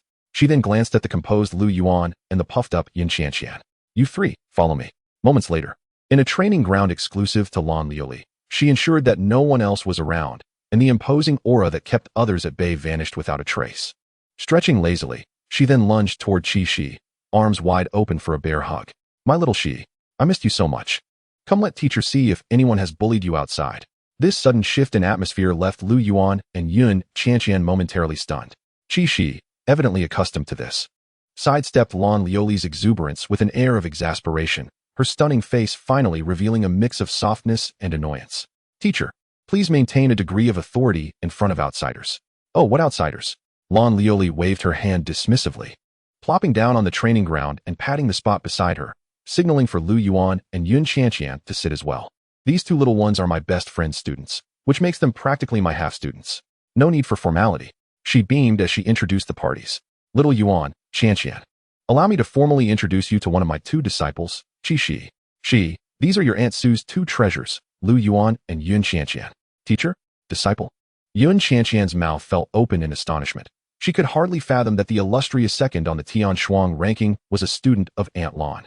Lu Yuan, though similarly taken aback, quickly rose to greet her. Senior Qi. Both he and Yun Qianqian bowed respectfully. Qi nodded slightly in acknowledgement, her gaze lingering for a moment on the small, jet-black dragon beside Lu Yuan, an unusual glimmer flashing in her eyes. All right, enough standing around. Lan Lioli clapped her hands and asked, Qi, weren't you training in the 7th spatial rift? What brings you back so suddenly? Upon addressing the matter at hand, Qi's demeanor turned serious. My main combat beast, the Moonshadow Owl, encountered a bottleneck while attempting to break through to the platinum tier and requires some special mental materials to assist in the breakthrough. So I returned to exchange for some points and resources. She paused, then inquired, Teacher, do you have any news about Tangxi? Upon hearing that name, the smile on Lan Lioli's face faded somewhat. She shook her head. Ever since she dove into the 6th spatial rift a year ago, it's as if she vanished from the face of the earth. There's been no word. A shadow of melancholy flickered in Qi's eyes, but she quickly regained her composure. Seemingly unwilling to linger on the topic, she shifted the conversation back. Teacher, with Lu Xinan removed, what will happen to the team for the upcoming collegiate competition? while Lu Xinan's strength was not considered top tier among the third-year students of Beiming Academy. His Void Mirror Beast held immense strategic significance in team battles and was an indispensable component. So what if we're short a fighter? It's no big deal, Lan Liuli said nonchalantly. Qi Shi frowned slightly. But where will we find someone to replace him who can also gel well with the team? Who says we need to find someone? Lan Liuli suddenly flashed a cunning smile reminiscent of a fox. Her gaze swept back and forth between Lu Yuan and Yun Xianqian, making the two little ones feel a chill run down their spines. Far away in the sky, yet close at hand, Lan Liuli pointed at Lu Yuan. Then, at Yun Xianqian. For this collegiate beast competition, you two will team up with your senior Qi. Chapter 148, Battle with the Moon Shadow Owl. This sudden appointment took both Lu Yuan and Yun Xianqian by surprise, but the one who was most astonished was Qi Shi. Her brows knitted together, and a distinct emotional fluctuation crossed her stunning face. Teacher, this doesn't seem appropriate. Qi Shi's tone was laced with confusion. Aren't they still freshmen? She looked at Lu Yuan and Yun Xianqian, her gaze devoid of contempt, focusing purely on the matter at hand. I know they are talented, but in the collegiate beast competition, they'll be facing the most elite third-year students from various top academies, each one a battle-hardened veteran. I do not harbor any disdain for the juniors. Rather, I am acutely aware that those individuals, in pursuit of their respective academy's honor, employ ruthless tactics, invariably seeking out the weak to target with unrelenting intensity. I am apprehensive. Before QSHY could articulate her thoughts further, she was playfully interrupted by L. Enlil. What are you afraid of? L. Enlil approached her, gently patting her shoulder. Little SHY. What you should fear is that those fellows might be brought to tears by these two little monsters. She gestured towards Lun and Yn Shin Qian. Do not be alarmed. Their strength is exceedingly formidable. You might find yourself merely evenly matched against one of them. This statement left QSHY utterly stunned. She, the second ranked on the T.N. Shuing list, the undisputed powerhouse of the B.I.M. Academy, was being told by her teacher that she might only achieve parity with these two freshmen who had merely entered their first year half a year ago. Observing the disbelief etched across QSHY's face, I couldn't help but smile.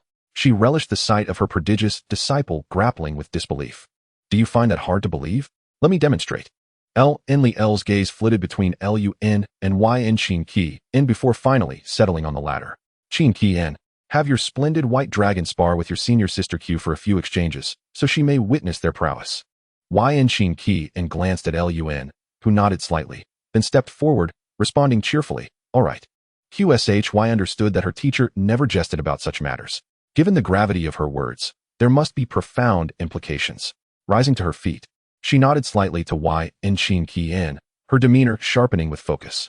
I apologize for the imposition, Junior. As her words fell, a radiant flash appeared before her, revealing an extraordinary giant owl. It was enveloped in silvery feathers, each plume seemingly crafted from moonlight, exuding a chilling luster. Beast, Moonring Owl. Rank, Platinum High Tier. Potential, 3 stars.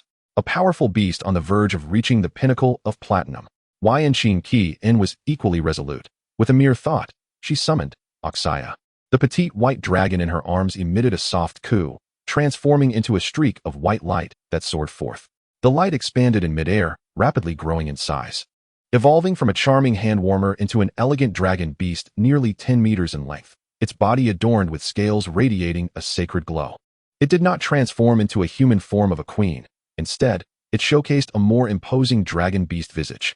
A pure platinum tier dragon might emanated, colliding majestically with the pressure of the Moonring Owl. On Lun's shoulder, Yfil remained in a feigned slumber, indifferent to the unfolding spectacle. QSHY felt the formidable aura emanating from Oxaya, which rivaled that of her Moonring Owl, and a flicker of surprise crossed her face, yet she remained composed. Indeed, it was powerful, yet merely a low-tier platinum, she mused internally. The disparity between high-tier and low-tier platinum was not to be underestimated. Enlil stepped aside, watching with keen interest, and remarked to Lun, Little Yun, are you not concerned? Without deploying a third or even fourth beast, Q's senior sister cannot possibly defeat Oxaya. Lun's tone was resolute. In the arena, QSHY ceased her chatter, issuing commands directly. Moonring, Wings of Serenity. The Moonring Owl flapped its wings, sending dozens of silvery feathers slicing through the air, hurtling towards Oxaya from all directions. These feathers were not only sharp, but also imbued with a special energy that disrupted mental focus. Oxaya, Radiant Guardian Armor. Yn Shin Qian's voice rang clear. Buzz. A magnificent armor forged from pure light energy materialized instantaneously around Oxaya, enveloping it entirely. Clang, clang. Clang. The sound of relentless impacts filled the air as the wings of Serenity struck against the divine armor, leaving not a single mark. As the brilliance of the armor purified and dissolved the attacks, QSHY's pupils constricted. Such formidable defensive skills. Mental impact. From the golden eyes of the Moonring Owl, 2 arrows of spiritual energy shot forth. However, as they neared a 3-meter radius around Oxaya, they vanished into thin air. Queen's Domain, Law of Light. Within the domain, the laws of light persisted, forbidding any external force from infringing. Fascinating. QSHY's fighting spirit ignited completely. Moonring, Moonshadow Duplication, Moonblade Tempest. The Moonring Owl let out a resonant cry, its form splitting into 3 identical giant owls, each simultaneously flapping their wings, conjuring a terrifying vortex composed of countless moonlight blades, converging from 3 directions to obliterate their target. In the face of such an onslaught, Yin Qi North chose to place her faith. Oxaya, Judgment's radiant king's sword. Oxaya emitted a dragon's roar skyward. A beam of holy light shot upwards, coalescing into a colossal sword of radiant energy, stretching several dozen meters long above the training ground. Boom. The radiant king's sword descended with ferocity. It did not target any of the duplicates, but instead cleaved directly towards the heart of the 3 swirling tempests. In that instant, the entire training ground was engulfed in blinding white light. The violent Moonblade Tempest collided with the cataclysmic energy of the radiant sword. As the energy waves dissipated, 2 of the Moonring Owl's duplicates had vanished, and its original form plummeted from the air. Its silver feathers marred by a charred burn mark, its breath slightly erratic. Clearly, it had suffered considerable damage in the recent skirmish. Meanwhile, Oxaya appeared to be in an even worse state.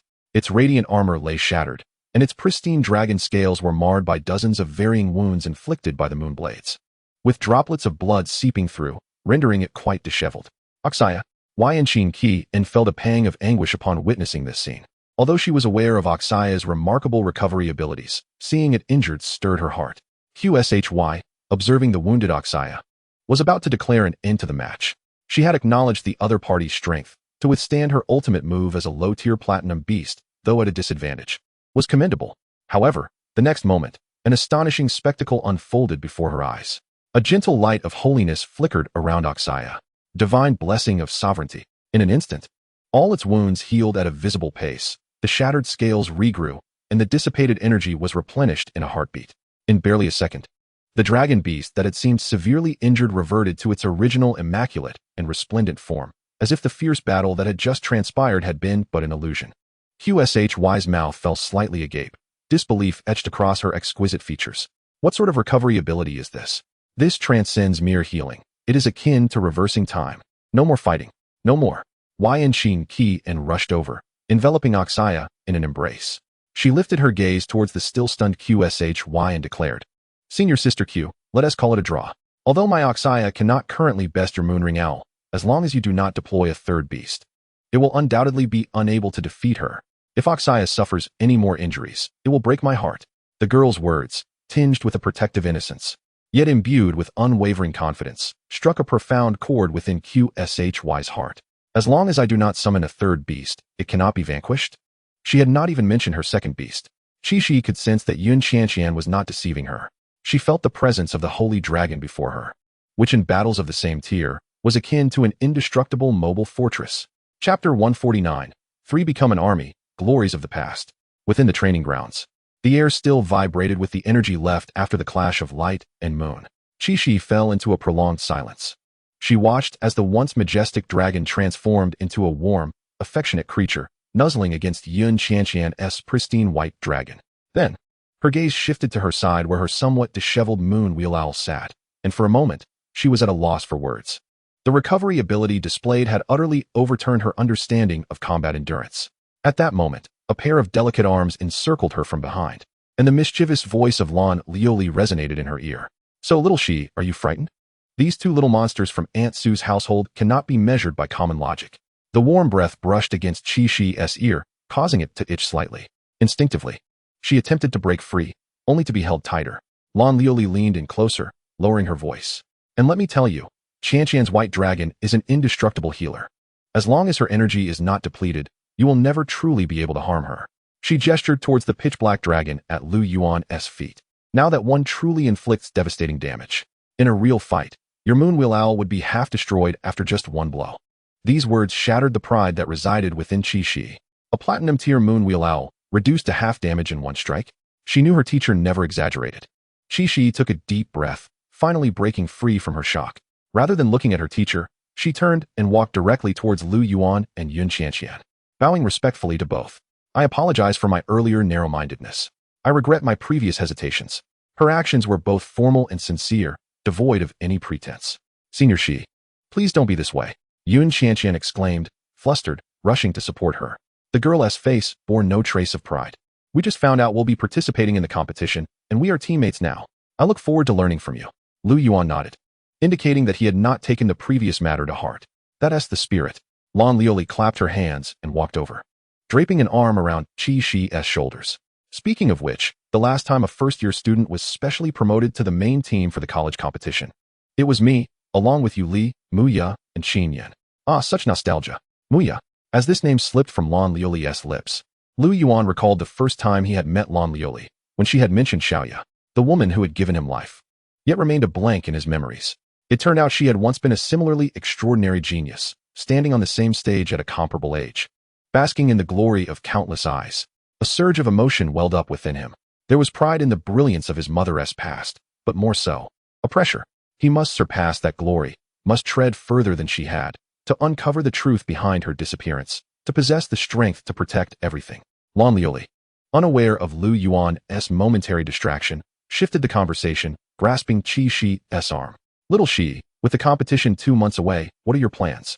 Qi snapped back to reality, responding, I plan to return to the academy to prepare materials for the Moonwell Owl to break through the Platinum Peak and, at the same time, coordinate tactics with the other members of the competition team. What coordination? Your teammates are right here, Lan Lioli insisted, pushing her towards the training grounds. Come on, let us head back to the hillside villa. Aunt Sue misses you, and she's recently perfected her foxfire grilled meat. Crispy on the outside and juicy on the inside. Isn't that your favorite? Teacher enough with the teacher. It's settled. We'll train later. Under Lan Lioli's persistent coaxing and the ultimate temptation of foxfire grilled meat, Qi's cold demeanor finally softened. She glanced at Lu Yuan and Yun Qianqian, realizing she genuinely wished to understand her enigmatic new teammates better, and reluctantly consented. Upon their return to the hillside villa, Suyueli, who was in the living room perusing the Beast Mastery Compendium via a holographic screen, was taken aback upon seeing Qi. Qi, when did you return? Aunt Sue. Qi greeted respectfully. Come, sit down. Suyueli warmly gestured for her to take a seat.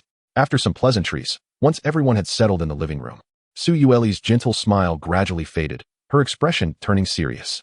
Her gaze swept slowly over Lu Yuan, Yun Qianqian, and the upright Qi. The atmosphere in the living room shifted subtly at that moment. Suyueli's voice rang clear and powerful, echoing in the quiet room. Regarding the upcoming college Beast Mastery competition, Lioli has likely briefed you. I want to reiterate, your sole objective is to secure the championship. Qi's eyes sharpened. The ambition of such a goal was undeniable. Throughout the history of the 100 college competitions, with formidable schools and extraordinary talents, although Beiming Academy had consistently ranked among the top, it had not touched the ultimate trophy in many years. She paused, seemingly allowing the trio some time to digest the information before dropping a truly weighty bombshell. Furthermore, to achieve this goal, the team representing Beiming Academy will not consist of the usual 5 members. Suyueli's eyes fixed on them, enunciating each word carefully. The competitors will be only the 3 of you. At this declaration, astonishment gripped the room. Yun Qianqian blinked, somewhat bewildered. Lan Lioli wore an expression of knowing amusement, leisurely munching on snacks. Meanwhile, Qi, the formidable second on the Tianshuang list, displayed for the first time an unmistakable shock on her face. She abruptly stood from the sofa, her tone laced with confusion. Aunt Sue, 3 competitors? How is that possible? The competition rules allow for a full roster of 5. By doing this, we will be at an absolute disadvantage in terms of tactical reserves, beast configurations, and even the most basic energy exchanges. This is nearly. She did not finish her sentence, but the implication was clear. In response to Qi's skepticism, Suyueli and Lan Lioli exchanged glances. To others, it may be a disadvantage, Suyueli replied calmly. But for you 3 is more than sufficient. Qi's mind was in turmoil. She could not grasp the reasoning of these 2 epic-tier powerhouses. However, just then, Lu Yuan, who had been silent, spoke with a serene demeanor. Gazing at the trust in the eyes of the 2 elders, the fighting spirit within him ignited. We understand.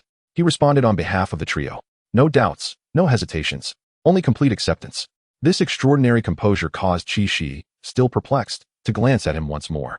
She looked at this junior, who was nearly 2 years her junior, and suddenly felt that perhaps she had underestimated him. Chapter 150. The Evolution of the Peering Mirror. A month swiftly passed in the training grounds of the hillside villa. Qi felt that the impact she had experienced in this single month surpassed that of the previous 20 years combined. She had once believed that team coordination would entail meticulous tactical simulations, the seamless integration of skills, and the rational allocation of energy. Yet the reality was Axia. The royal decree of sovereignty has reached its dazzling conclusion. Bombard them. Nidhogg, the void grasp, pull them in with the royal authority. Bring them together for an explosive encounter. Evelia, the queen's decree of frigid breath. Freeze them. Do not let them escape. On the training grounds, the commands of Yun Qianqian and Lu Yuan were strikingly straightforward and brutally effective. The 3 platinum-tier sacred dragons, in a completely unreasonable manner, reduced the elite squad puppets simulated by Lan Lioli, which were said to contend with the pinnacle platinum beast masters, to mere dust within 30 seconds. Qi's 2 platinum high-tier beast companions barely had time to unleash a few support skills before they witnessed the farcical slaughter masquerading as training. So how is it, little Qi? Have you gotten used to it? On the sidelines, Lan Lioli asked while munching on sunflower seeds. Qi rubbed her forehead, her expression one of numbness. I've gotten used to it. My tactic is to avoid letting my beasts interfere until those 2 have obliterated the enemy. Lan Lioli burst into laughter at her response. Over the past month, Qi finally comprehended why Su Yueli and Lan Lioli dared to form a trio. This was far from a conventional team. Yun Qianqian's Dragon Queen Axia served as the absolute core of the team, a moving fountain of unparalleled healing and formidable defense, ensuring the team's minimum threshold. Meanwhile, Lu Yuan's 2 dragons, the Dark Abyss Dragon King Nidhogg and Ice Frost Queen Evelia, represented the team's peak potential, embodying extreme destruction and absolute control. Moreover, aside from these 3 beasts, their other companions possessed absurd functional strength. As for her own role, which should have been the primary attacker, it now felt more akin to a patchwork solution to fill gaps. However, this sensation of coasting to victory, after an initial shock, had become rather addictive. She felt herself gradually becoming like Lioli, especially when she witnessed Lu Yuan's silver-tier radiant spirit, which could grant the entire team immunity to basic mental attacks with a single divine protection. That same silver-tier void phantom could preemptively evade all area traps. And then there was that peculiar mirror, capable of perfectly replicating an enemy beast, disrupting the opponent's formation at critical moments. She had completely abandoned any attempt to comprehend her junior colleagues through conventional logic. These 2 were born to subvert the rules. In the stillness of the night, Lu Yuan's bedroom remained unlit, illuminated only by the moonlight streaming through the window. The air was thick with spatial energy fluctuations, intermingled with an ethereal presence. The scrying mirror floated above the shattered mirror voidstone. The peak of silver was on the verge of breaking through. After a month of resource accumulation, it had finally reached this critical juncture. In the corner of the room, Evelia and Nidhogg stood vigil beside the scrying mirror. Lu Yuan sat cross-legged, his mental energy linking with the scrying mirror. Let us begin. At his mental command, a hum resonated. The shattered mirror voidstone glowed, transforming into a stream of light that directly fused into the frame of the scrying mirror. In an instant, the silver patterns on the frame began to autonomously arrange and combine. What was once a 2-dimensional design now exhibited a sense of 3-dimensional depth, as if a miniature world was about to unfold within the frame. Its aura steadily climbed. The barrier of the peak's silver tier trembled under this surge of energy. Crack! A crisp shattering sound, seemingly from the depths of the soul, echoed. A powerful presence, far exceeding that of the silver tier, erupted from the scrying mirror. Low-tier gold. It was done. The light of promotion gradually receded, and the scrying mirror quietly hovered in midair. Lu Yuan could distinctly feel the bond of contract between himself and the scrying mirror tighten and strengthen. Meanwhile, the panel of the Beast catalog had been rejuvenated. Beast, scrying mirror. Potential, 3 stars. Tier, low-tier gold. Species skills, 1. Multiverse reflection. Can promptly replicate 1 allied beast, strength not exceeding 2 minor tiers below that of the scrying mirror. Besides the promptly replicated beast, it can also archive complete images of allied beasts. Can be released at any time during battle, with the image lasting 5 minutes. Current storage capacity, 3. Additionally, can store an illusion of a previously defeated enemy, with the illusion possessing 100 of the original strength, lasting 2 minutes. 2. Reversal light. Absorbs and doubles the energy or flight skill of an enemy beast, once every 8 minutes. 3. Illusion mirror synchronization. Select an allied beast to establish a mirrored link, lasting 1 minute. During the link, All linked units will evenly share the damage received. Maximum of 10 units can be linked at this stage.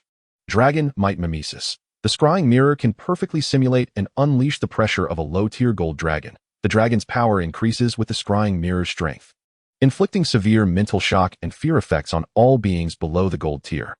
Bloodline Reflection can reflect the bloodline information of a target, with a chance to replicate its bloodline talent among the beasts copied via multiverse reflection. The bloodline talent can be mirrored onto allied beasts, lasting 3 minutes, with a maximum of 5 talents that can be stored in advance. Can be enhanced. As for the advancement of the scrying mirror, Lu Yuan's expression bore little joy. This was merely the beginning. With a thought, he extended his palm.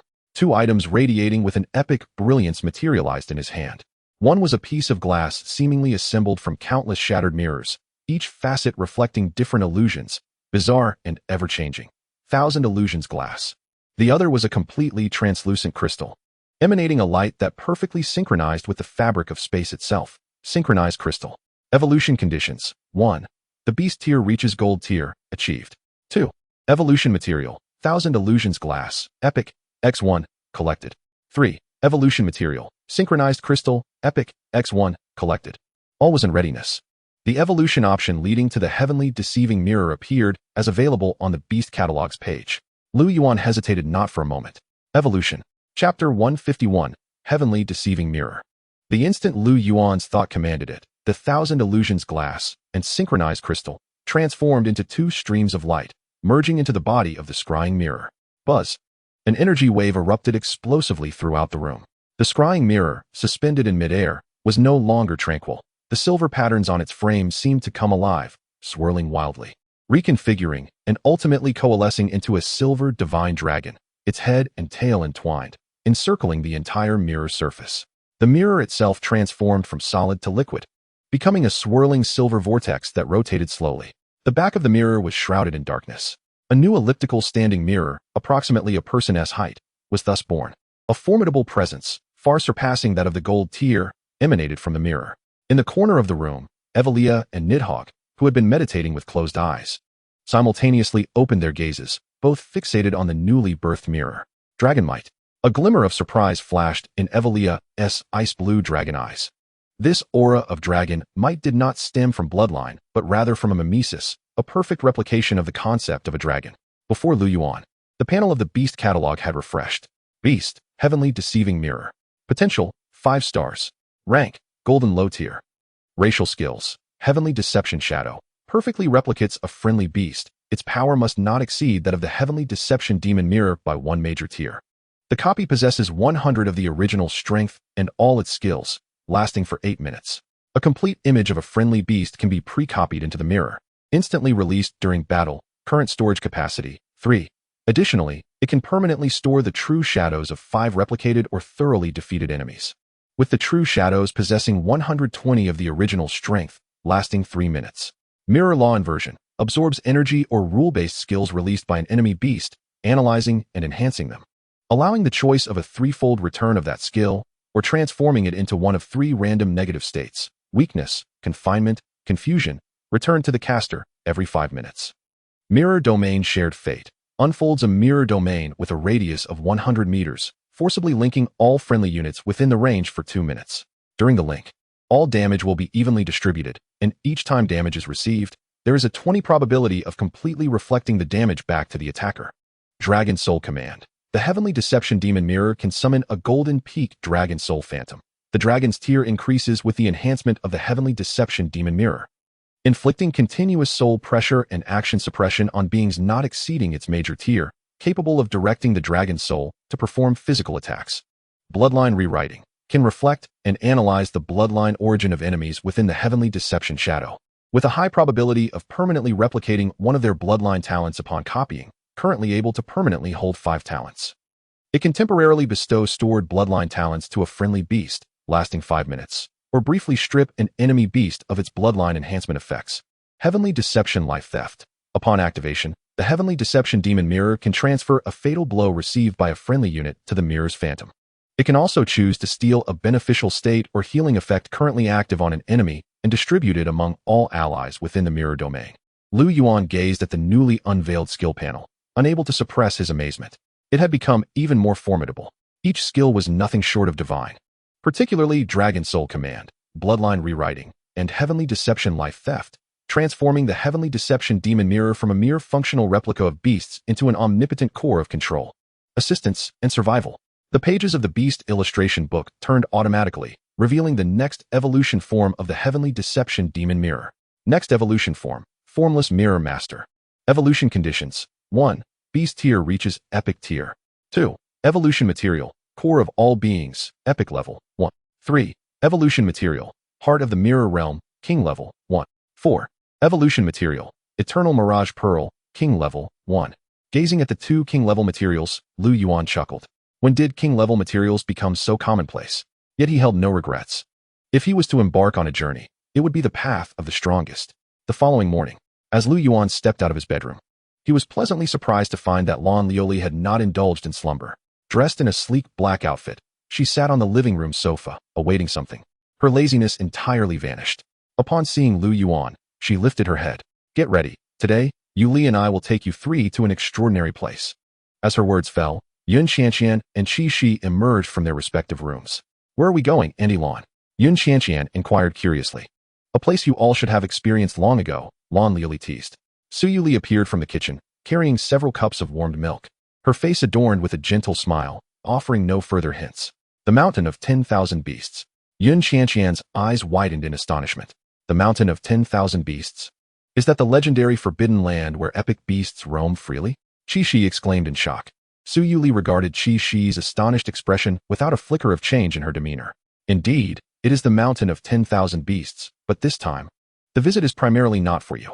Lan Lioli took over the conversation, rising from the sofa and stretching, her previous languor entirely dissipated. Your Aunt Su and I have been stuck at the peak of the epic tier for quite some time. It is time to challenge the king tier. Challenge the king tier. That was the strongest realm for beast masters, a presence standing atop the dragon kingdom. Qi Shi momentarily held her breath. But the Mountain of 10,000 Beasts is the domain of beasts, the beings within. Her words were laced with reverence. Rules are made for ordinary people. Lan Lioli interrupted her. Your Aunt Su and I have already communicated with several mountain lords within. As long as there are beasts willing to accompany us, they will not intervene. Yun Qianqian's eyes sparkled with wonder. Mountain lords? Are they king-level beasts? Indeed, Su Yuli nodded. Thus, our purpose in bringing you is to broaden your horizons. But you must remember, there, you must set aside all pride and maintain absolute reverence. We understand. Lu Yuan spoke up. Su Yuli and Lan Lioli exchanged glances. All right, let us set off. After Su Yuli's command, a figure appeared in the villa's open area. A giant falcon materialized, letting out a clear cry. This was Su Yuli's beast, the cloud-howling falcon. The group leaped onto the falcon's back, and with a powerful flap of its wings, the cloud-howling falcon soared into the sky, disappearing from sight. After an indeterminate duration of flight, as the cloud-howling falcon began to decelerate, an endless expanse of primal mountains emerged before them. Each tree here towered hundreds of meters, casting shadows over the land. This was the Mountain of 10,000 Beasts, a forbidden zone for humans and a paradise for beasts. The cloud-howling falcon landed smoothly. Just as the group dismounted from the eagle's back, the ground ahead began to tremble violently. Boom! A small hill formed from countless ancient trees and rocks slowly rose from the earth. It opened its eyes, gazing down at the few diminutive humans before it. A terrifying pressure, surpassing the epic tier, descended upon them. Yun Qianqian and Qi Shi's faces turned pale in an instant. A voice resonated in everyone's ears. Humans. Only those holding the Mountain Lord's token may enter the mountain. Present your token. Chapter 152, The Mountain of 10,000 Beasts. Faced with the question from the towering stone beast, Yun Qianqian and Qi Shi became acutely cautious in their breathing. That was a terrifying existence at the epic tier. However, Su Yuli and Lan Lioli remained unfazed. From the storage space of her wristband, Su Yuli retrieved a crystal-clear leaf. She held the leaf in her palm, silent. The standing rock giant lowered its head slightly, its massive eyes fixating on the leaf, its imposing aura gradually diminishing. The Mountain Lord's token, authentic. A grand voice boomed again. Enter the mountain, humans. Remember to restrain your aura and do not disturb the beings within. As the final word resonated, the colossal form trembled. Its body of ancient wood and stone parted to either side, forcibly creating a pathway leading into the depths of the sacred mountain. Let us proceed. Su Yuli stowed away the leaf and took the lead down the narrow path. Lan Lioli followed closely behind, turning back to the 3 youngsters. Do not wander off or touch anything. Yun Qianqian playfully stuck out her tongue, curiously surveying her surroundings. Along the path, invaluable spirit plants from the outside world were abundantly scattered, with some luminescent mushrooms swaying in rhythm with their footsteps, releasing a sprinkle of glimmering spores. Chi-Chi, on the other hand, maintained an air of reverence. She could sense that every inch of this forest harbored an unfathomable and powerful aura. Lu Yuan brought up the rear, his beast master compendium refreshing at an unprecedented rate the moment they entered the sacred mountain. Name, Radiant Spirit Herb, rank, Diamond level. Name, Millennium Heartwood, rank, Platinum level. Name, Earthvein Dragon Fern, rank, Platinum level. In this place, where the most sought-after materials from the outside world lay, they appeared as common as weeds by the roadside. As they traversed the winding path, they suddenly emerged into a vast clearing. Before them stood an ancient altar constructed from unidentifiable azure stone. Situated at the center of the space, the sky here seemed exceptionally clear, bathing the area in sunlight. At this moment, the atmosphere turned solemn. Su Yueli and Lan Lioli approached the altar, standing side by side as they bowed before the empty structure. Junior Su Yueli, Junior Lan Lioli. Their voices echoed across the tranquil clearing. We have come to the sacred mountain of 10,000 beasts to disturb the esteemed elders, seeking to find a fated beast with whom to forge a covenant and explore the path of the sovereign. As their words fell, the entirety of the sacred mountain of 10,000 beasts seemed to come alive. 6 distinct, yet equally magnificent auras surged from the 6 directions of the clearing, soaring into the heavens. To the east, a divine deer, its body resembling intricately carved white jade, adorned with blossoming antlers and fluttering spirit butterflies, gracefully trod upon the void as it approached. In the west, a colossal tortoise, comparable in size to a mountain, slowly emerged, its shell etched with the contours of rivers and mountains, each breath resonating with the pulse of the earth. To the south, a chelan ablaze with 9 colored flames, possessing the head of a dragon, the body of a lion, deer antlers, and a bull's tail, stood majestically upon clouds, casting a regal gaze upon the crowd. In the north, a nearly 10-meter-tall humanoid beast master materialized from thin air, clad in heavy judgmental armor, its face obscured by a helmet, holding a massive celestial weighing scale. To the southeast, a gigantic butterfly slowly flapped its wings, each wing reflecting the stars of the universe, scattering countless starlit points with every movement. Finally, from the northwest, a pitch-black giant python emerged from a rift in space, its scales embodying pure darkness, with its vertical pupils revealing unfathomable chaos. 6 sovereigns, Yun Qianqian and Qi were utterly stunned, their minds blank. Each of these beings represented the pinnacle of beast mastery, and now 6 had appeared before them. In that moment, Lu Yuan's Beast Master compendium automatically opened before him, lines of data refreshing furiously. Beast, Kunlun All-Spirit Deer. Potential, 1 star. Rank, Sovereign Pinnacle. Beast, Beaming Mountain Taming Tortoise. Potential, 1 star. Rank, Sovereign Pinnacle.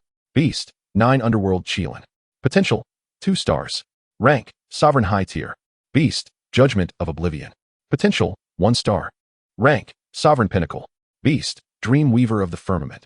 Potential, 1 star. Rank, Sovereign Pinnacle. Beast, Devourer of the Void. Potential, 1 star. Rank, Sovereign Pinnacle. Gazing at the array of Sovereign Pinnacle and Sovereign High-Tier beings, Lu Yuan felt a profound impact upon his spirit. They were all at the Sovereign level, terrifying existences standing atop the world. Yet, their potential had seemingly reached its limit. However, the 9 Underworld Chelan possessed an extraordinary potential of 2 stars. Did this imply that the Sovereign rank was not the ultimate limit for beast mastery? That perhaps even Sovereign Beast Masters were not the pinnacle of beast taming? Lu Yuan's thoughts churned like a tempest over the course of a century. Esteemed elders, Su Yueli spoke again, her voice imbued with absolute respect. My friend and I have come to disturb the sacred tranquility of the mountain solely in search of a method for breakthrough, to form a covenant with a kindred spirit who would accompany us in our journey. As her words fell, a most sacred and compassionate aura subtly quivered. A voice, ethereal and serene, resonated. We are aware of your intentions. It was the Kunlun All-Spirit Deer. Upon finishing its words, it gently shook its flower-adorned antlers. For beams of light shot forth from behind it, landing in the center of the clearing and transforming into 4 distinctive beasts. The first on the left was a humanoid sprite, graceful in form, adorned with 4 wings crafted from pure gale, surrounded by countless tiny wind blades, emanating a sharp aura. The second was a robust giant wolf, its body cloaked in dark red dragon scales, exhaling fierce flames, its vertical pupils brimming with ferocity. The third was a fierce tiger with striking white markings, unlike any ordinary tiger, for it bore a pair of jet black flesh wings upon its back. exuding an overwhelming malevolence. And the fourth, on the far right, left both Yun Qianqian and Qi Shi momentarily speechless. It was a panda, a 2-meter-sized panda, nonchalantly seated upon a rock, clutching a purple bamboo and munching away. The only difference was that with each bite, delicate purple arcs of electricity erupted from its mouth, accompanied by a faint rumbling of thunder. These 4 beasts were, without exception, of epic peak caliber. The voice of the Kunlun all-spirit deer resounded once more, elucidating their mystery. The sacred mountain of 10,000 beasts has sensed the shift of the heavens and the earth. These 4 have voluntarily entered the world, seeking their own path. Gale-winged sprite, infernal flame dragon wolf, twin-winged devouring tiger, and thunderous panda. If any of you are inclined, please step forward to form a covenant. The 4 voluntarily emerging epic peak beasts regarded Su Yueli and Lan Liuli in their own unique ways. The infernal flame dragon wolf and twin-winged devouring tiger cast glances at both Su Yueli and Lan Liuli, letting out a roar. They embodied slaughter and destruction. Though the 2 women were powerful, their auras were incongruous. Proud beasts never settle for less. In a flash, they vanished silently into the dense forest behind them, leaving only the elegant gale-winged sprite and the bamboo-munching thunderous panda. The gale-winged sprite gracefully flapped its wind-formed wings, hovering in midair, its gaze lingering on Su Yueli for a considerable time. Eventually, it moved, gliding gracefully before Su Yueli, slightly bowing in an elegant gesture of respect. The choice had become clear. Meanwhile, Lan Liuli observed the panda, still engrossed in its bamboo, her lips twitching slightly. Just then, the thunderous panda finished its last bite of purple bamboo, smacking its lips in delight, as arcs of electricity crackled at its mouth. It wiggled its round body on the rock, seemingly searching for a comfortable position. Then, to the astonishment of all, it rolled off the rock, clutching its belly. It transformed into a colossal black and white fur ball, rolling across the cobblestone ground, and with a resounding thud, it came to a precise halt at the feet of Lan Liuli. The creature flipped onto its back, gazing skyward, patted its plump belly, and let out a contented belch, from which delicate violet sparks drifted forth. Its languid demeanor seemed to convey, "You are the one. From now on, this bear's bamboo is yours to provide." Lan Liuli looked down at the playful panda at her feet, and then at the elegant and noble spirit before Su Yueli, momentarily at a loss for how to react. A soft giggle escaped from the side. Yun Qianqian quickly covered her mouth. Leaning towards Lu Yuan, she whispered almost inaudibly, "Ah Yuan, look at that panda. It's a perfect match for Annie Lan. One, a cold-faced demon instructor in front of others, yet a homebody who would rather lie down than sit in private. The other, appearing endearingly clumsy and harmless, yet possessing the thunderous might of an epic beast." Yun Qianqian leaned closer to Qi Shi and murmured, "Senior, don't you think that panda and Annie Lan are a perfect match? One is openly slacking off, the other secretly goofing around. It's not merely a coincidence. They are practically identical." The corners of Qi Shi's mouth involuntarily lifted slightly. Upon the altar, the voice of the Kunlun spirit deer resounded once more. "These 2 have made their choice. If you are satisfied, then let the contract be formed." Su Yueli extended her hand towards the stormwing spirit, a gentle smile gracing her face. Meanwhile, Lan Liuli sighed with resignation, squatted down, and poked the panda's belly, only to be amused by its soft and bouncy texture, leading her to engage in an endless series of belly rubs. "All right then, you'll be following me from now on." Both extended their hands, and the respective contract formations for their beast masters materialized in their palms. A couple of beams of light slowly illuminated, enveloping the stormwing spirit and the thunderous panda, thus commencing the contract ceremony. Observing the 2 gradually stabilizing contracts, Yun Qianqian quietly tugged at Lu Yuan's sleeve. "Ah Yuan, Axia says she no longer wishes to remain in the contract space. She wants to come out." Almost simultaneously, Lu Yuan felt the intent from Ivelia and Nidhogg to emerge as well. He nodded affirmatively. Stepping forward, he bypassed Su Yueli and Lan Liuli, and faced the 6 majestic beast kings. Gathering his thoughts, he respectfully bowed to the most serene of them, the Kunlun spirit deer. "I, the junior Lu Yuan, pay my respects to you esteemed elders." His voice was calm, resonating in the space overshadowed by the ruler's might. This action elicited a shared flicker of attention from all 6 kings. "My companions and I have come with these 2 elders, harboring no ulterior motives," Lu Yuan continued, maintaining a dignified composure. "However, our beast companions are naturally averse to the constraints of the contract space. Might I implore you, esteemed elders, to permit them to experience the ethereal aura of the divine mountain?" He paused, his tone growing increasingly earnest. "I assure you, they will not disturb any beings within the sacred mountain, nor will they exhibit any disrespect." At this declaration, Even Su Yueli and Lan Lioli, who were in the midst of their contract, diverted their focus, casting anxious glances. To pose such a request before 6 mighty rulers was akin to asking a ferocious tiger for sustenance. A minor misstep could easily provoke these titans who stood atop the world. Shi held her breath, her palms clammy with sweat. She could not fathom why Lu Yuan would take such a considerable risk merely to allow his beast to breathe freely. Yet, Lu Yuan's gaze remained tranquil. He understood that for true titans, respect exists even within the bounds of rules. He respected these sovereigns of the sacred mountain, and what he sought was their acknowledgement of his companions. The clearing fell into a brief silence. The 6 overwhelming auras seemed to freeze. Just as the tension reached its peak, the Kunlun spirit deer's antlers, adorned with blooming flowers, gently swayed, and a soft voice emerged. Very well, just a single word. Yet it carried with it an air of approval. As the spirit of all beasts, it sensed the sincerity in the young human's words and the unbreakable bond he shared with his beasts. For the comfort of his companions, he was willing to face the dissatisfaction of the 6 rulers. Such beast masters were indeed a rarity. With the nod of approval, a weight lifted from Lu Yuan's heart. He bowed once more to the Kunlun spirit deer and then turned to Yun Qianqian, who had been waiting, nodding in acknowledgement. Yun Qianqian immediately understood, her face breaking into a radiant smile. In the next moment, 3 beams of light erupted simultaneously in the clearing. A resounding, exalted dragon's roar reverberated through the skies. In front of Yun Qianqian, light coalesced, and the elegant and divine dragon Queen Axia unfurled her form, revealing her human guise. An overwhelming aura of pure life and law radiated forth. Simultaneously, 2 figures, one black and one blue, materialized quietly beside Lu Yuan. To his left stood the Frost Queen Ivelia, maintaining her human form with ice-blue draconic eyes, tall and exquisitely poised. Yet with her arrival, the temperature plummeted, and frost crystals began to form in the air, representing the absolute authority of the Winter Monarch. To his right was the abyssal Dragon Emperor Nidhogg, also in human form, his pitch-black eyes exuding profound depths. He merely stood quietly, causing the light around him to warp. The dark dragon's might emanated from the abyss. 3 holy dragons. 3 distinct yet equally formidable dragon auras were unleashed before the altar of the sacred mountain of beasts. In that instant, the 6 rulers, who had previously only diverted a fraction of their attention, now directed their full gaze upon the scene. The eastern Kunlun spirit deer paused the fluttering of the spiritual butterflies upon its floral antlers. The western North Sea turtle's connection to the earth's breath stilled. The southern nether Cheelant's 9-colored divine flames surged dramatically. The northern judicator of silence tilted its massive scales slightly.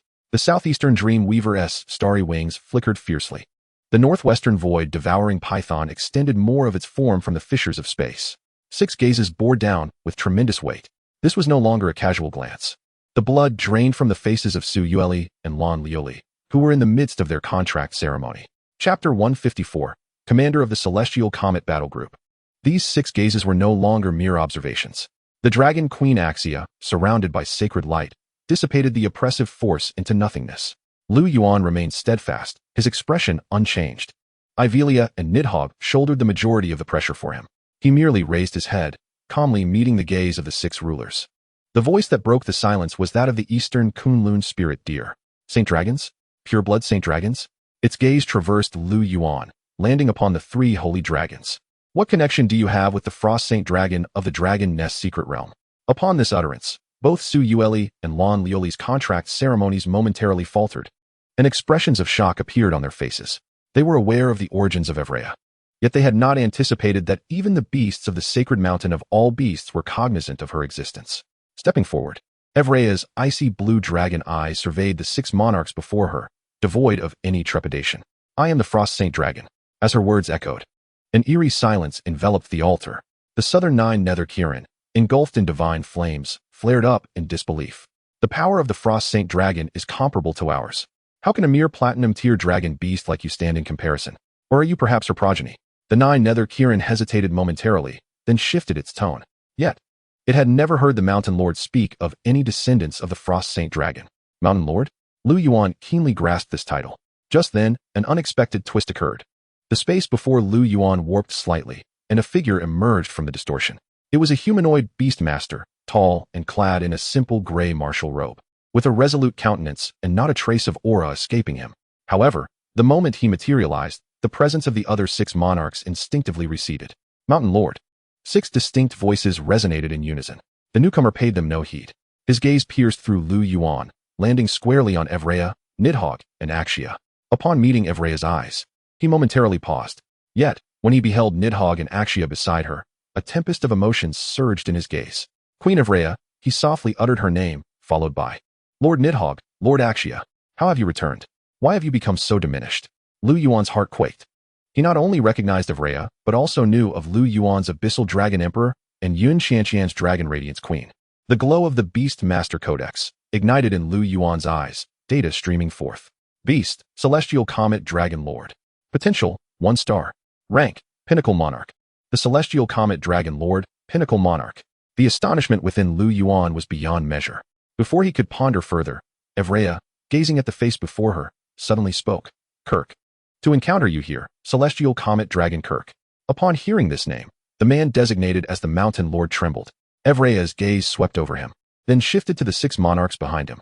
So you are the Mountain Lord they spoke of, she murmured softly. Then as if recollecting something, she urgently inquired, Kirk. Thousands of years ago, I sent you away from the Dragon Nest secret realm to seek out the surviving clansmen of Dragon God Star. You, Kirk, the Celestial Comet Dragon. He had once been the last commander of the Celestial Comet Legion of Dragon God Star. Possessing the bloodlines of both the Great Dragon and the Holy Dragon, one of the most formidable warriors of Dragon God Star, aside from the pure-blood Holy Dragons. It was he who had witnessed the dual fall of Nidhogg and Axia during the cataclysmic war tens of thousands of years ago. Kirk regarded Evrea, then glanced at Nidhogg and Axia behind her, a mixture of excitement and confusion swirling in his eyes. Queen Evrea, how did you escape the Dragon Nest secret realm? And Lord Nidhogg and Lord Axia, I saw them burn their very essence to protect. Why? Why have they reemerged? Evrea took a deep breath and began to recount the tale from the beginning, of her quest for vengeance, sacrificing everything to transform into a dragon egg, and leveraging Lu Yuan's aid to break free from the confines of the Dragon Nest secret realm. Furthermore, she explained how Nidhogg and Axia had not been entirely extinguished, but had instead transformed into a twin dragon soul summoning stone with the last remnants of their essence, which were later acquired by Lu Yuan and Yun Qianqian, allowing them to descend once more into the world as beast masters through a contract. Finally, within her icy blue eyes, flames of vengeance ignited. My sole purpose in leaving the Dragon Nest is to find the Devourers and then obliterate them. As the words Devourers escaped Evrea's lips, Kirk's expression contorted into a snarl. An uncontrollable wave of hatred and killing intent surged from him, causing all the creatures of the sacred mountain to tremble. Devourers. He gritted his teeth, each word seemingly forced through clenched jaws. In the next moment, to the astonishment of all present, the Mountain Lord, who commanded the sacred mountain of all beasts and had the 6 monarchs bowing before him, knelt on one knee before Evrea, whose stature was significantly smaller and rank far beneath his. With a resounding thud, the hard granite ground fractured beneath his knee. Your subordinate, the last commander of the Celestial Comet Legion, Kirk. His head bowed deeply, his voice laden with endless anguish and remorse. I failed to locate any surviving clansmen of Dragon God Star. Please punish me, Your Highness. A being at the pinnacle of monarch status knelt before all, seeking forgiveness. This scene utterly shattered the perceptions of everyone present. Evrea gazed at the kneeling figure of her old acquaintance. It is not your fault, Kirk. Perhaps we of the Dragon God clan truly remain the last of our kind. These words struck deeply within Kirk's heart. Evrea closed her eyes, and when she reopened them, they were filled with resoluteness. Rise. Her voice was imbued with authority. Kirk's body jolted, and he lifted his head. He complied, standing upright. Yet the overwhelming aura of dominion that once enveloped him dissipated in Evrea's presence, leaving only the absolute subservience of a commander before a queen. Your Highness, the reason I remain at the sacred mountain of all beasts is because. Kirk's expression grew grave, as if he were formulating the words to reveal a secret. His gaze swept over Lu Yuan and Yun Qianqian before finally returning to Evrea. Deep within this sacred mountain, I discovered an independent secret realm related to Dragon God Star. Upon uttering these words, not only Lu Yuan and Yun Qianqian, but even Evrea, Nidhogg, and Axia turned their attention to him simultaneously. A secret realm related to Dragon God Star? The laws of that realm are exceedingly peculiar, Kirk continued to explain. It repels all life forms of monarch-level strength. I have attempted to enter several times, but each time I drew near, I was repelled by an irresistible force of law. Moreover, he paused, revealing the most crucial point. The laws there seem to permit only beast masters with great dragon beasts to enter. Chapter 155, Dragon Tomb. This revelation echoed in Lu Yuan's mind. These stringent conditions were almost tailor-made for him and Yun Qianqian. He recalled the origins of Nidhogg and Axia, the twin dragon soul summoning stones. If those summoning stones were the final legacy of Dragon Godstar, then might there be more within that secret realm? Once this thought took root, it became uncontrollable. This was not merely a quest for treasure in a secret realm. It pertained to the continuation of a magnificent race, and, more critically, to his own ascent to a higher realm. He could distinctly sense Nidhogg's excitement and yearning at this moment. Yun Qianqian evidently shared this realization, her face alight with anticipation. She leaned close to Lu Yuan's ear and whispered, "Ah Yuan, the secret realm of Dragon Godstar. Perhaps there are others in there like Nidhogg and Axia." Kirk observed their reactions and continued speaking. "I once sensed the aura of that secret realm from the outside, though it was vague. I could ascertain that there existed within it power fluctuations akin to those of the dragon soul summoning stone." He cast a glance at Evlia. "Your Highness, I suspect that place is a dragon tomb, established by some ancient holy dragon ancestor during the flourishing era of the Dragon Godstar." Dragon tomb.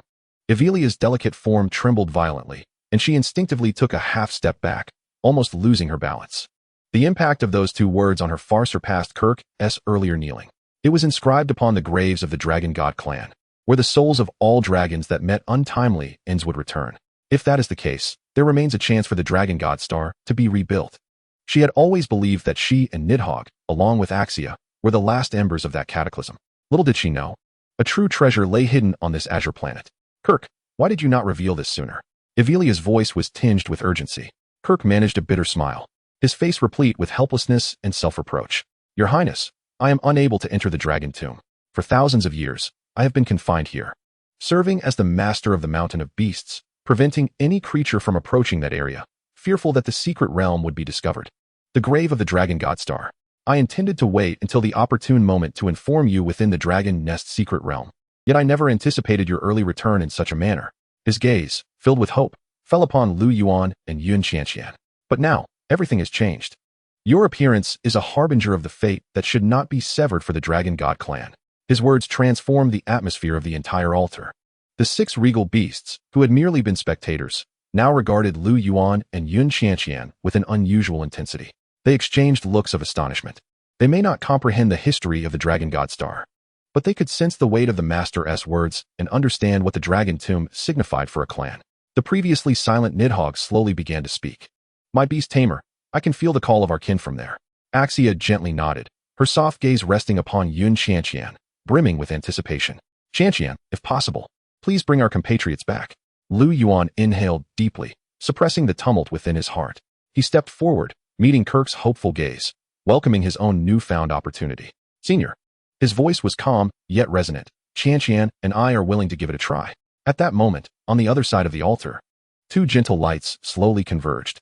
The contract ceremony between Suyu Li and Lan Lu Li had officially concluded. The Stormwing Fairy circled around Suyu Li before returning to the contract space. Meanwhile, the Thunder Panda, which had been lazily sprawled on the ground, rolled over and sluggishly returned to Lan Lu Li's contract space.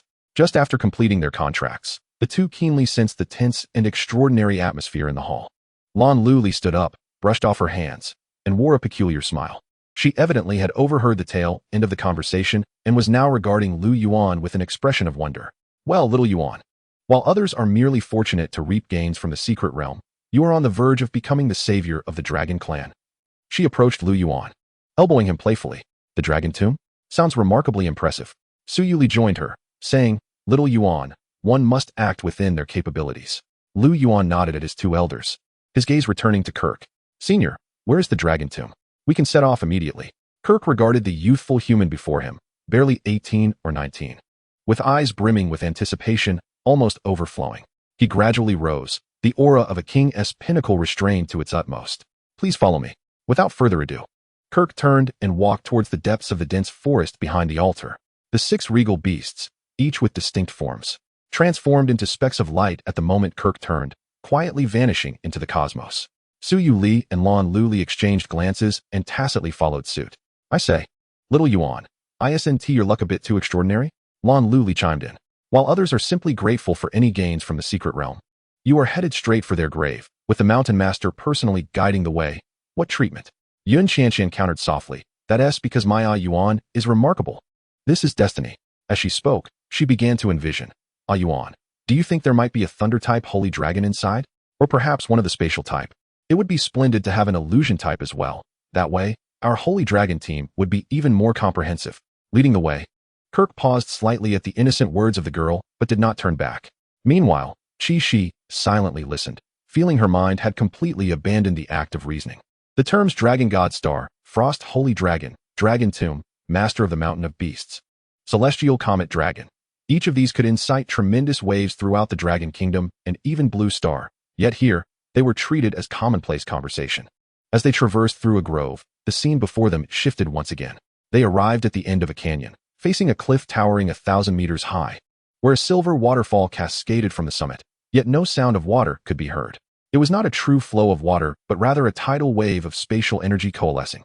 At the center of the waterfall, an irregular circular void floated, resembling a shattered mirror, reassembled. A breath of law's essence emanated from that void. Chapter 156, The Law of the Dragon Gate. Kirk's expression turned solemn as he pointed to the waterfall composed of pure spatial energy and the irregular circular void at its center. This is the entrance to the Dragon Tomb, which I refer to as the Dragon Gate. His voice echoed through the canyon. It is itself a test of laws. Only those recognized and possessing a dragon beast can enter. The power of the law will assess your qualifications. Lu Yuan and Yun Qianqian exchanged a glance, each seeing the resolve in the other's eyes. Mom, Aunt Lon, Senior Qi, we shall enter first. Yun Qianqian turned, waving her small fist, her face unable to contain her excitement. Be careful, Su Yuli advised, her eyes filled with concern. Lon Luli, crossing her arms, lazily leaned against a rock, teasing. Go ahead, just remember to bring back a few 5-star potential dragon hatchlings. Chi stood aside, staring at the distorted space of the Dragon Gate, her nerves taut. She could not imagine what a magnificent world lay behind that door. Lu Yuan and Yun Qianqian hesitated no longer, walking side by side towards the silver waterfall. As they approached step by step, the Dragon Gate seemed to respond. The shattered mirror-like void began to ripple, emanating circles of silver light. Everything appeared to be normal.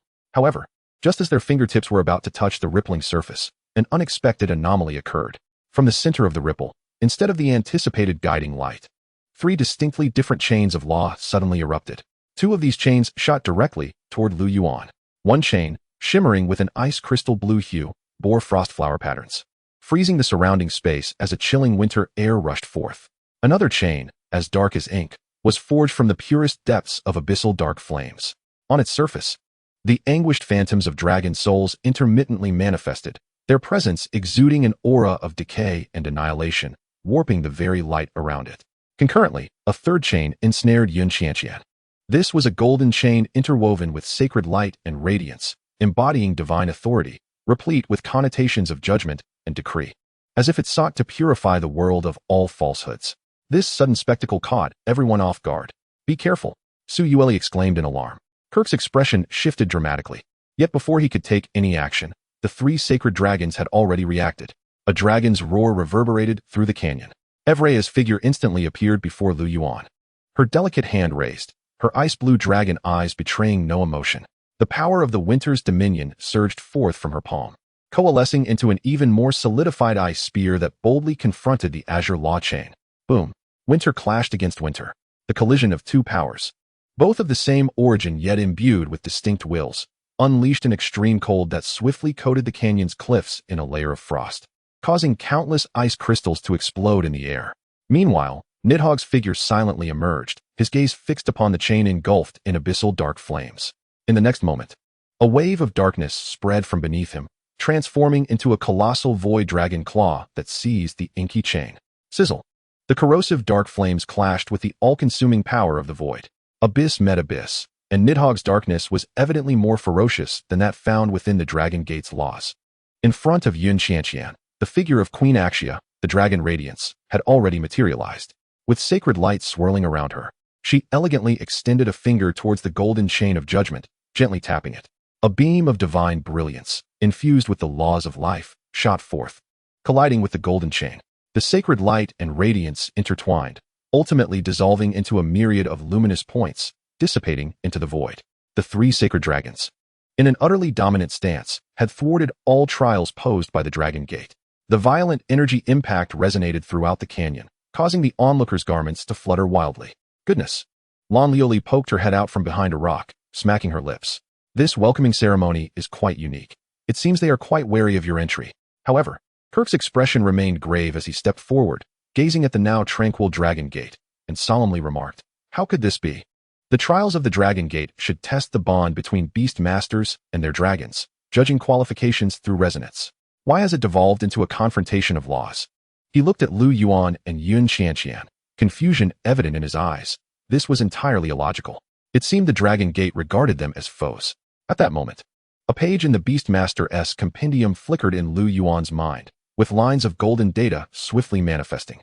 Warning, multiple pure-blood sacred dragon auras detected, and a soul contract exists with human beastmasters, triggering a conflict judgment by the Dragon Gate's protective laws. Analysis: the protective laws are perceiving you as aberrations that have usurped the dragon god's bloodline, rather than as inheritors. Conclusion: the logic of the protective laws has deviated, unable to comprehend why pure-blood sacred dragons would form contracts with humans, and have classified you as top priority targets for eradication. Upon observing the analysis provided by the compendium, Lu Yuan instantly grasped the crux of the matter. The issue lay in their humanity, while Evrea, Nidhogg, and Akshia possessed bloodlines that were too pure. The protective laws left behind by the ancestors of the dragon god star operated under a rigid logic. In its understanding, pure-blood sacred dragons were supreme and could never be subordinate to a feeble foreign entity. Therefore, when it detected the close connection between the 3 pure-blood sacred dragons and the 2 humans, it could not fathom the situation, concluding that these 2 humans had, through some vile means, usurped the sacred dragon's power and bloodline. They were not chosen inheritors, but rather thieves who had defiled the glory of the dragon god.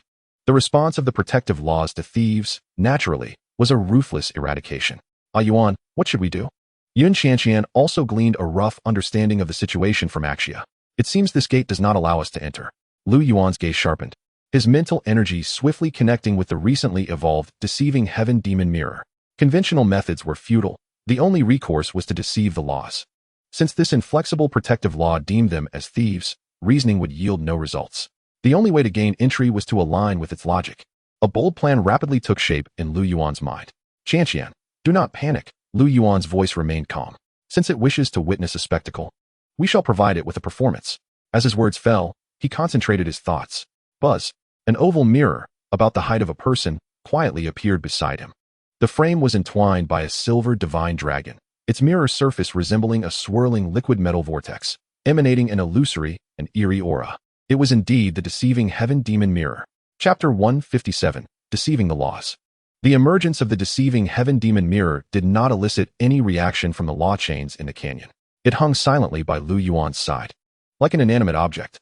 Kirk, Su Yueli, and Lan Liuli's attention was fully captured by the 3 law chains engaged with the sacred dragons, their minds taut, leaving them no time to regard the suddenly appeared mirror. To them, it was merely one of Lu Yuan's many beasts, and in such a confrontation of laws, what impact could a golden tier mirror possibly have? However, Lu Yuan's intent was never to confront head-on. The sole way to gain entry was to follow its logic and deliver a captivating performance. Deceiving heaven demon mirror, bloodline rewrite. Lu Yuan issued the command in his mind. His target was not the 3 immensely powerful pure-blood sacred dragons before him. Copying their bloodlines would only exacerbate the conflict of laws, akin to adding fuel to the fire. His focus was on Kirk, the master of the beast god mountain, who stood nearby, his face etched with grave concern and confusion. Buzz. The surface of the deceiving heaven demon mirror began to whirl faster, a dark light flashing from within and landing upon Kirk. As Kirk was wholly engrossed in analyzing the anomalies of the Dragon Gate, his body momentarily paused. A fleeting sense of being observed washed over him, but he dismissed it as an illusion caused by the clash of laws. In Lu Yuan's mind, the prompt from the Beastmaster's compendium resonated clearly. Bloodline rewrite successfully activated. Analyzing target, Kirk, the Comet Dragon Lord. Analysis complete. Successfully mirroring a hybrid bloodline source of the subdragon and sacred dragon, temporarily stored. Success. Lu Yuan's gaze sharpened, and without a moment's hesitation, he immediately issued the second command. Bestow. In the next instant, the mirror's surface shimmered, and 2 more subtle beams of light shot forth, enveloping both Lu Yuan and Yun Qianqian. The light was swift to arrive and just as swift to fade, akin to the fleeting glimmer of light refracted from a waterfall. Yet in that moment when the light enveloped them, a faint yet unmistakable aura of dragon kin, originating from Kirk, quietly manifested upon Lu Yuan and Yun Qianqian, albeit in a significantly diluted form. This aura, though weak, almost feeble, was profoundly orthodox. bearing the bloodline imprint born and bred on the Dragon God Star. The series of actions flowed seamlessly, reaching an unparalleled speed. From the emergence of the heavenly deception mirror to the completion of the bloodline bestowal, it transpired in but a fleeting second or two. In the canyon, the previously stalemated situation experienced a subtle shift at that moment. The three chains of law, initially brimming with murderous intent and poised to obliterate Lu Yuan and Yun Qianqian, abruptly faltered upon sensing the shared bloodline aura emanating from the two. The blue chains, entwined with the chill of winter, dimmed their frost-patterned glow. The black chains, ablaze with abyssal dark flames, quelled the wailing dragon souls. The golden chains, interwoven with the brilliance of holy light, relinquished their air of judgment. The rigid logic of the guardian laws found itself ensnared in an unprecedented chaos. It could distinctly detect that deep within the souls of these two humans lay a connection to three supreme, pure-blood sacred dragon essences, a damning piece of evidence. Yet, simultaneously, it could also perceive the faint, yet deeply rooted bloodline aura belonging to the native of Dragon God Star enveloping their physical forms. What does this signify? The descendants of Dragon God Star have pilfered the power of the sacred dragons? This entirely transcended the jurisdiction of the guardian laws, which experienced its first stagnation in thousands of years. Now, a glint of determination flashed in Lu Yuan's eyes, allowing no time for a reaction. He seized Yun Qianqian's wrist, and amidst the standoff between the three sacred dragons and the chains of law, they dashed into the shimmering rift of the Dragon Gate. Go! As their figures breached the shattered mirror-like void, they encountered no barriers, vanishing seamlessly within. At the instant of their disappearance, Ephraia, Nidhogg, and Akshaya transformed into three beams of light, following suit into the Dragon Gate. The canyon fell silent once more. The three chains of law, deprived of their targets, gradually retracted into the Dragon Gate, and the distorted spatial ripples began to settle, as if nothing had ever transpired. Only three stunned individuals and Kirk remained before the waterfall. Kirk stood frozen, his expression entirely fixed. He glanced at himself, then at the now tranquil Dragon Gate, ultimately focusing on the spot where Lu Yuan had stood before vanishing and the fleeting glimpse of the peculiar mirror. He murmured to himself, his voice tinged with incredulity. That mirror just replicated my bloodline aura, then used my essence to deceive the guardian laws left by the ancestral sacred dragon? A golden-tier beastmaster deceived the ancient laws of the sacred dragons? This sounds like a tale spun from fantasy. Suddenly, a stifled laugh shattered the silence. Lan Lioli leaned against a rock, clutching her stomach, laughing so hard that tears streamed from her eyes. I can't take it anymore. This kid, Lu Yuan, is simply too audacious. As she laughed, she pointed toward the Dragon Gate, addressing the equally astonished Su Yueli. Yueli, did you see that? Right in front of the Mountain Lord, he stole their bloodline essence as a ticket and swaggered right in. This maneuver, this audacity, is simply unparalleled. Su Yueli remained spellbound, gazing at Kirk's expression of existential doubt. She wanted to laugh, but felt it inappropriate, ultimately shaking her head in resignation.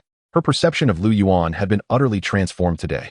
She had previously regarded him as composed, calm, and meticulous, never imagining he could engage in such outrageous antics. That mirror, Su Yueli's gaze, while filled with shock, was predominantly clouded with confusion. I remember, Lu Yuan's peeping mirror was not like this. Its ability seemed far less bizarre. Lan Lioli too subdued her laughter, straightening her posture, her expression turning serious. Indeed, the core ability of the peeping mirror is replication. Yet, what just transpired was evidently a rewriting and endowment, a direct deception from the very source. This is not merely a matter of semantics. They exchanged glances, each reflecting a shared incredulity. This beast, unbeknownst to them, had undergone yet another transformation, one that transcended their comprehension, deceiving the laws.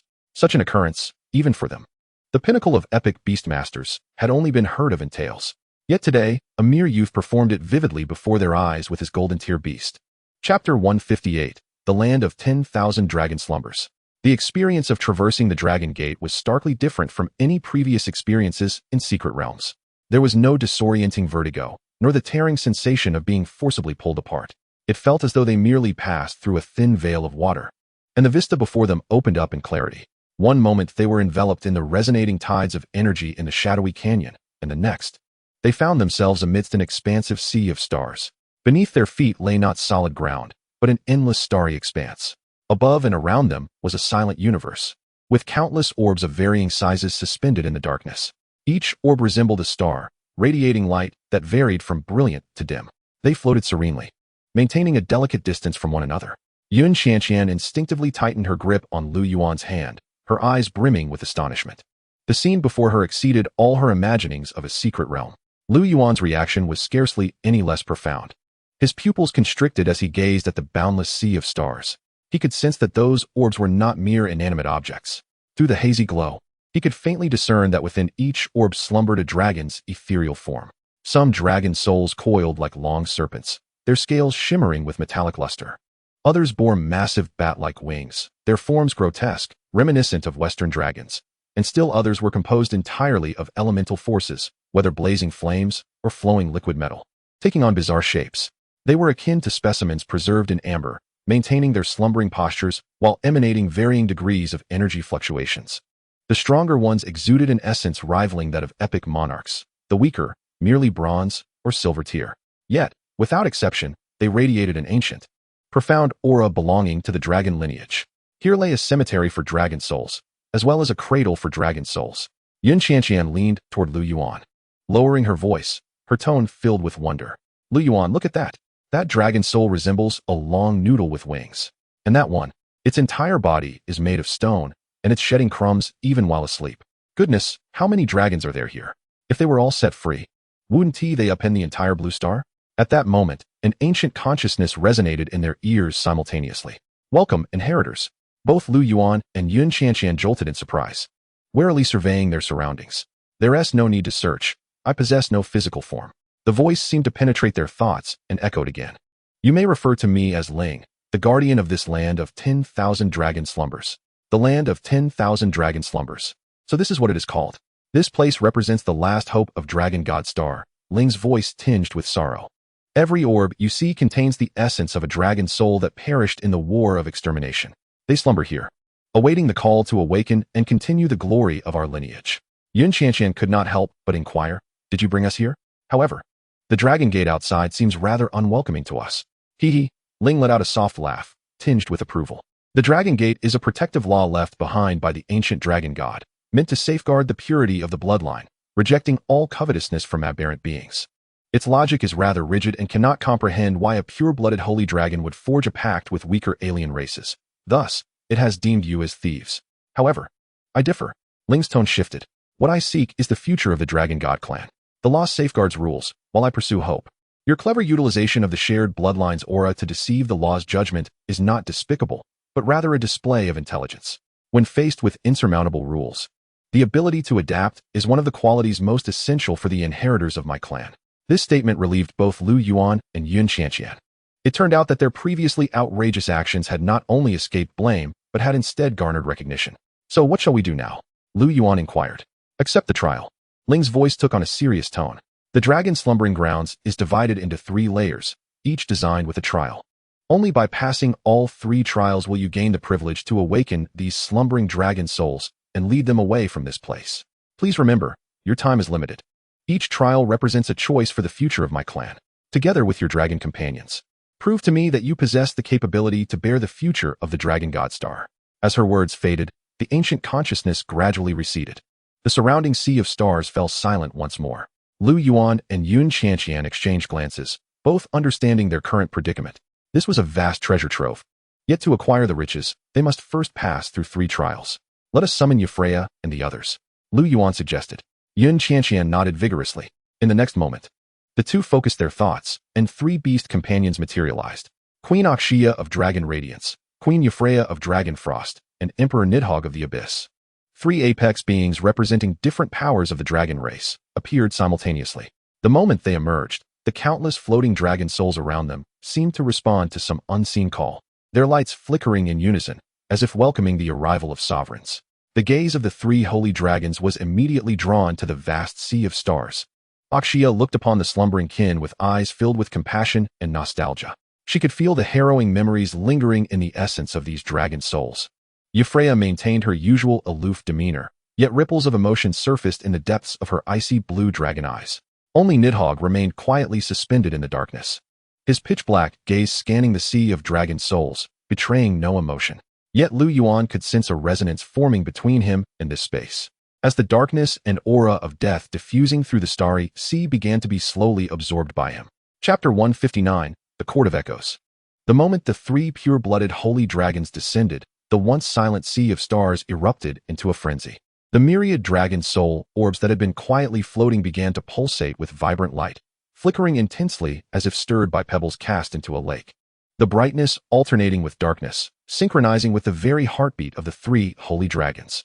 Countless thoughts, whether reverent, nostalgic, or exhilarated, surged across time and space, converging in this dragon's soul graveyard. Sovereignty. This was the true essence of sovereignty. Euphraea's ice-blue dragon eyes swept across the starry sea, feeling the calls of the departed kin. And even she, typically as cold as ice, felt the stirrings of emotion in her depths. Akshia radiated a gentle holy light, her gaze filled with compassion as she looked upon the sleeping brethren within the orbs, nearly overflowing with empathy. Only Nidhogg remained still in the darkness. Yet the dragon might emanating from him at that moment was released without restraint. They spoke not a word, yet the entire dragon's slumbering grounds trembled at their return. Excellent. The ancient consciousness of Ling echoed once more, laced with approval. Now, prepare to face the first trial, the Court of Echoes. This is not a contest of strength, but a profound examination of the soul. You too shall be drawn into a remnant of the war memories etched from the eve of the dragon god, Star's demise. Your task is to find and protect a nascent dragon soul seed within that memory, ensuring it remains untainted by the phantom of the devouring realm. Remember, your time is not abundant. The moment her words fell, Lu Yuan and Yun Qianqian had no time to react. The vast starry sea before them seemed to be swept away by an invisible hand, the surrounding scenery abruptly distorting and collapsing. In the next instant, the acrid scent of charred flesh mingled with the metallic tang of blood surged into their nostrils, as the explosive sounds and despairing dragon roars intertwined to create a symphony of apocalypse, crashing against their eardrums. They found themselves amidst a burning battlefield of colossal dragons. Beneath their feet lay the massive remains of dragons, and in the distance, dragons were dying silently. Countless dragons of various forms were engaged in a brutal struggle against indescribable monstrosities. These monsters were twisted in form, seemingly the embodiment of the most frenzied imaginings from the abyss, for they had no solid bodies. Instead, they were composed of flowing shadows and flesh-like material. And each attack was not one of tearing, but of corruption and consumption. A rock dragon, as massive as a mountain, was ensnared by several of these creatures. Its once impenetrable scales rapidly turned black and decayed, emitting a cry of unwilling despair as its colossal form was reduced to a writhing pool of flesh in mere seconds. Devoured by the monsters, Yun Qianqian's complexion turned ashen in an instant, and she clutched Lu Yuan's arm tightly, her body trembling uncontrollably. Just moments ago, she had marveled at the number of dragon souls outside, but now, witnessing this hellish scene, her mind went blank. Lu Yuan's pupils contracted sharply, and the glow of the Beast Master compendium blazed in his mind, the pages refreshing frantically.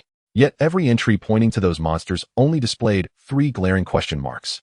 Name, rank, potential, analysis, extremely dangerous, detection of unknown law erosion characteristics, detection of soul pollution characteristics. Any conventional energy and physical attacks will be assimilated and absorbed. Unable to analyze. Unable to analyze. A series of warnings plunged Lu Yuan's heart into despair. A roar, suppressed with hatred, erupted from Nidhogg's throat. He beheld the fallen rock dragon, once his comrade in guarding the borders of the dragon god star. He also saw, in the distance, countless familiar figures consumed by the tide of the devouring realm, their souls unable to escape, utterly vanishing into nothingness. The sealed memories were awakened, and an overwhelming hatred that could incinerate all surged forth from the depths of his soul, distorting the surrounding space with its profound fury. Akshia trembled as well, witnessing her former comrades being devoured before her eyes, and for the first time, a mixture of hate and grief etched itself onto her sanctified face. Stay focused. This is merely a memory. Euphraea's cold voice fell like a bucket of icy water, dousing the collective hearts of the group.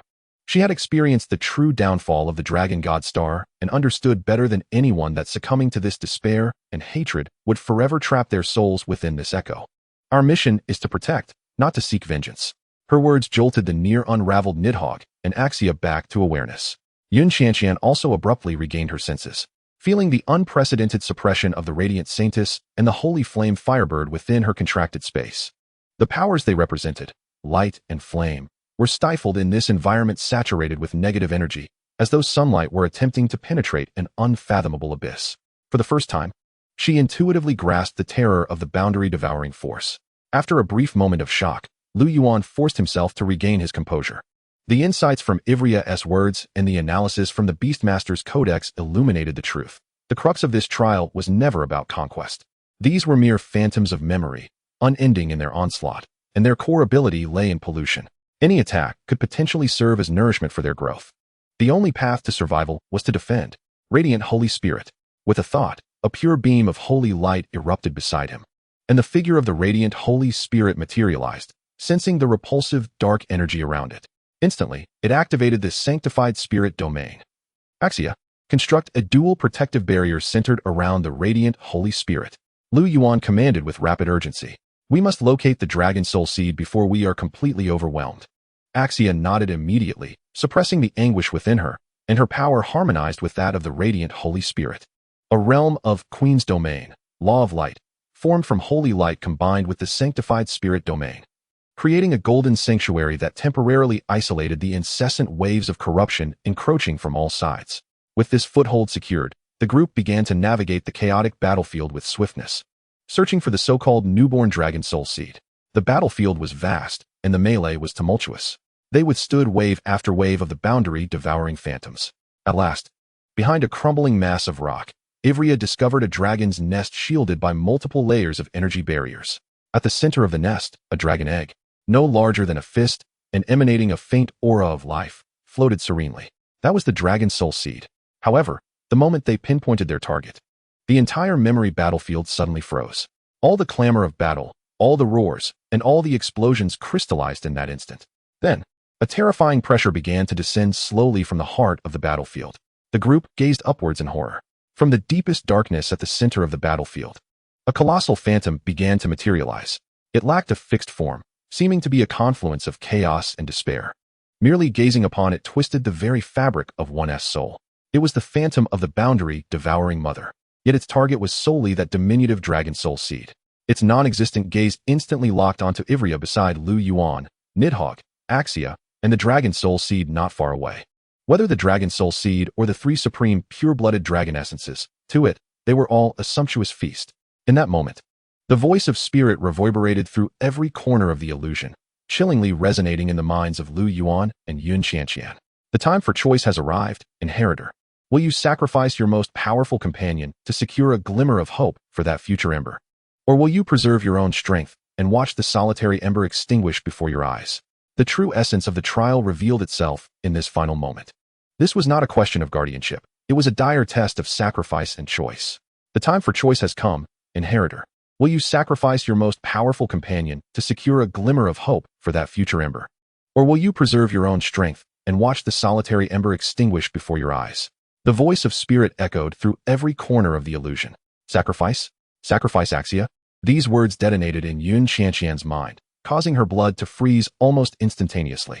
She instinctively glanced at the Dragon Queen beside her, Axia, reborn from that summoning stone. How could she bear to send her to face yet another sacrifice for a nebulous task? Driven by instinct, Yun Qianqian raised her hand, her mental energy surging as she attempted to retract Axia back into the contracted space. The mission could fail, the Dragon Tomb could be forsaken, but Axia must not come to harm. Yet at that moment, a hand suddenly pressed down on her shoulder, a steady and powerful hand. Don't move. Lu Yuan's voice resonated in Yun Qianqian's ear. This is a trap. Yun Qianqian turned sharply, locking eyes with Lu Yuan. A trap? Not only she, but even the three holy dragons beside her froze momentarily. A flicker of confusion passed through Nidhogg's dark eyes, while Axia cast a puzzled glance. Only Ivria, with her icy blue dragon eyes, glinted with cold light as she surveyed the phantom of the boundary-devouring mother obscuring the sky, and then glanced at the heavily protected Dragon Soul Seed, seemingly pondering something. Lu Yuan did not explain. His mind raced at an unprecedented speed, the ethereal codex before him transforming the golden data streams into a waterfall. Warning, soul-inducing laws detected. Analyzing trial core logic. Analysis in progress. Conclusion, the core of this trial is choice, not confrontation. Any choice will leave an irreversible mark on the Beastmaster's soul, directly impacting the foundational judgments of all subsequent trials. Hypothesis 1. Choosing to sacrifice a companion will brand the Beastmaster's soul with a mark of being able to forsake everything to achieve their goals. Hypothesis 2. Choosing self-preservation will brand the Beastmaster's soul as cowardly and selfish, unworthy of being a dragon lord. So it was. Lu Yuan instantly understood. This was not a test at all. It was a malicious ideological brand. Regardless of his choice, a fatal flaw would be inscribed upon his soul. If he chose sacrifice, the concept that companions could be sacrificed would take root in his heart like a toxic seed. For one whose bond with their beasts and the strength of their ties formed the essence of their being, this was tantamount to self-destruction. From that moment on, an invisible barrier would always exist between him and his beasts. Choosing self-preservation would only play into the adversary's hands, marking him as a failure. A truly insidious deadlock. Just then, the ancient voice of spirit echoed once more, carrying a subtle urgency. Inheritor, your time is running short. The will of the boundary devouring is about to lock onto that final ember. Will you choose to bear the great cause of our future? Or will you choose to preserve your personal power? The pressure surged like a tide. The terrifying phantom of the mother seemed to truly shift its focus from the three holy dragons to the fragile dragon egg. Yun Qianqian's heart leapt into her throat. However, under everyone's gaze, Lu Yuan made a move that no one could have anticipated. He lifted his head, his gaze seemingly penetrating the inferno of the dragon battlefield, piercing through the memory illusion to confront the spirit hidden behind the curtain. With clarity and conviction, he enunciated each word, I refuse your choice. The moment his words fell, the entire world fell into silence. The deafening explosion subsided, and the mournful dragon's roar abruptly ceased. Everything seemed to be suspended, as if a pause button had been pressed. Yun Qianqian gazed at Lu Yuan's profile, while Axia and Nidhogg cast bewildered glances. Refusal? Could there still be a denial? The voice of Ling carried an unprecedented astonishment. Refusal? Do you, the inheritor, comprehend the gravity of your words? Within the confines of the rules, there exists no third option. Who claims there isn't? He gestured towards the monstrous beings engaged in combat with the colossal dragon, then pointed to the immense phantom of the mother of devourers in the distance. You assert that this is merely memory, an illusion, correct? Ling fell silent for a moment, seemingly grasping the implications of his words. Indeed, if it is but a fabrication, then it can be deceived. Boom. This declaration was even more shocking than his earlier refusal. Deception? To deceive the indelible memories of the cataclysm that befell the Dragon God Star? To deceive the trial laws bequeathed by the ancestors of the Dragon God Star? Such audacity was truly unprecedented. Lu Yuan's gaze suddenly shifted to the elliptical mirror that had remained silently suspended throughout. The deceptive mirror of heaven. A plan of audacious ingenuity rapidly took shape in his mind. He intended to orchestrate a grand deception of the laws before everyone, before the spirit, rewriting the astonishing narrative of this memory. He swiftly turned, addressing Yun Qianqian and the three pure-blood dragons, issuing an unequivocal command. Everyone, cease the assault, and focus entirely on defense. Centered around the radiant Holy Spirit and Axia, expand the purification domain to its utmost extent. Now, prepare to witness my performance. His voice brimmed with confidence, as if the seemingly insurmountable deadlock before him was merely an imminent theatrical spectacle. Yun Qianqian, gazing into Lu Yuan's bright eyes, felt her previous turmoil, fear, and uncertainty dissipate, replaced by a surge of trust. She did not know what Lu Yuan intended, but she understood that her Yuan never undertook endeavors without assurance. She nodded vigorously, her pallor fading as a radiant smile graced her face. All right, Yuan, we believe in you. At that moment, Evelia, Nidhogg, and Axia, the three pure-blood dragons, subdued their confusion and doubt, choosing the purest form of trust. In the next instant, Lu Yuan's thoughts surged. Buzz. The mysterious mirror's surface, the swirling liquid metal-like vortex, suddenly accelerated, spinning wildly. An eerie aura, far surpassing its golden tier, even causing the memory battlefield to tremble, erupted explosively. Its target was not the beast companions beside him, nor the corrupted dragons surrounding them. It was aimed directly at the center of the battlefield, the looming phantom of the mother of devourers, casting a shadow over the entire sky, exuding endless terror and despair. Chapter 161, Deception. What do you intend to do? Ling's consciousness was filled with disbelief. To provoke the memory imprint of devourers with golden tier power? You are courting death. Lu Yuan paid no heed. He raised his hand, pointing towards the terrifying phantom obscuring the sky at the battlefield's center. Universal True Shadow. His voice rang clear amidst the battlefield's clamor. Replicate it for me. Buzz. The silver dragon entwined around the frame of the deceptive mirror of heaven suddenly illuminated its eyes. Within the mirror, the flowing liquid metal vortex spun at an unprecedented speed, indeed beginning to reflect the outline of the devourer's mother phantom. A distorted specter rapidly took form within the mirror, although it was merely a hazy silhouette, far less massive and solid than the original. The essence of pollution that devoured all was replicated with uncanny precision. This scene stirred a profound resonance within the souls of the three pure-blood dragons on the battlefield. Nidhogg's dragon eyes fixated intensely on the mirror. He understood better than anyone what the presence of the Devourer's mother signified, an entity even he would hesitate to confront.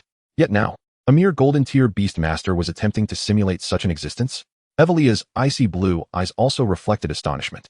Warning: the target's tier exceeds replication capacity, and the laws cannot be fully analyzed.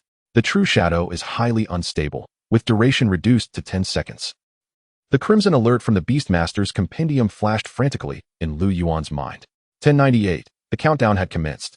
10 seconds, sufficient. Lu Yuan's gaze hardened, devoid of hesitation as he immediately issued a second command that momentarily halted Ling's consciousness. Target, the dragon soul seed. Pollute it for me. Upon uttering these words, Yun Qianqian's heart skipped a beat. Polluting the dragon soul seed? Wasn't that the very target they were sworn to protect? However, before she could ponder further, the deceptive mirror of heaven executed the command. The newly formed, still fluctuating phantom of the Devourers instantaneously transformed into a beam of darkness, disregarding the distance of space, and shot straight towards the heavily shielded dragon nest. The multi-layered energy shields safeguarding the dragon soul seed, constructed from the power of the ancestors of the dragon god star, could withstand any external energy incursion, yet remained unresponsive to this familiar essence. The dark beam encountered no impediment and merged seamlessly with the fist-sized dragon egg. In an instant, a transformation ensued. The dragon soul seed, which had originally radiated a faint yet pure life aura, began to dim at a visibly rapid pace. Twisting black patterns spread across the eggshell's surface, emanating an aura of death from this nascent spark of hope. Almost simultaneously, at the battlefield's center, the true phantom of the Devourer's mother, the terrifying will poised to ensnare the three holy dragons, abruptly faltered. Its non-existent gaze swept over the now polluted dragon soul seed, then disinterestedly shifted away. To the Devourers, food that had been assimilated held no value. Had the crisis been averted? Just as Yun Qianqian was about to breathe a sigh of relief, she witnessed the mother phantoms will greedily refocus on Evelia, Nidhogg, and Axia. Having lost its appetizer, it now sought to indulge in the true main course. An indescribable oppressive terror descended, forcing the protective domain constructed by the radiant Holy Spirit and Axia to emit a pained wail under the unbearable strain. But it was not over. At this critical juncture, Lu Yuan bellowed once more. Heavenly deception. The deceptive mirror of heaven shone brilliantly. This time, its target was no longer replication but directly aimed at the impending, annihilating attack the Devourer's mother phantom was about to unleash. The moment the skill activated, at a level of laws imperceptible to all, an intangible concept of attack was forcibly extracted from the will of the phantom and instantaneously transferred into the world within the deceptive mirror. The forthcoming corruption vanished into thin air. But this was merely the beginning. The second effect of heavenly deception triggered with fierce resolve. Steal. Lu Yuan's voice was hoarse. Steal its pollution enhancement for me. The Devourer's mother phantom itself was the embodiment of pollution, and each of its attacks was augmented by boundless concepts of corruption. Now, Lu Yuan sought to claim this for himself. Buzz. The surface of the bewitching mirror shimmered, and from the heart of the silver vortex, an abyssal darkness suddenly emerged. An essence of tainted primordial energy, purer by a billionfold than the previously replicated phantoms, was forcefully wrenched from the maternal apparition. Through the link of mirror domain symbiosis, it was instantaneously distributed to all allied units present: Lu Yuan, Yun Qianqian, Evrea, Nidhogg, Axia, the Radiant Spirit, and the Void Phantom. In an instant, each unit was enveloped by a thin yet profoundly pure shroud of black mist. The aura emanating from the devouring realm transformed their presence in the maternal apparition's perception, shifting from delectable corrupted sustenance to allies that were utterly inedible. At that moment, the logic of the devouring maternal apparition collapsed entirely. It sensed several energy fluctuations that were irresistibly enticing, yet each target bore an essence akin to its own. To attack or not to attack. To consume or not to consume. This terrifying entity, born of chaos and solely understanding the tenets of consumption and annihilation, faced an unprecedented logical conundrum. After a prolonged 3 seconds of system paralysis, it relinquished its thought process. The colossal apparition began to wane, becoming ethereal and transparent, ultimately dissipating as if it had never existed, fading away into the burning battlefield. Boom. With the disappearance of the maternal apparition, the entire battlefield of memories could no longer sustain itself, shattering like broken glass. The acrid scent of blood, the deafening roar of explosions, and the anguished dragon's lament all vanished in an instant.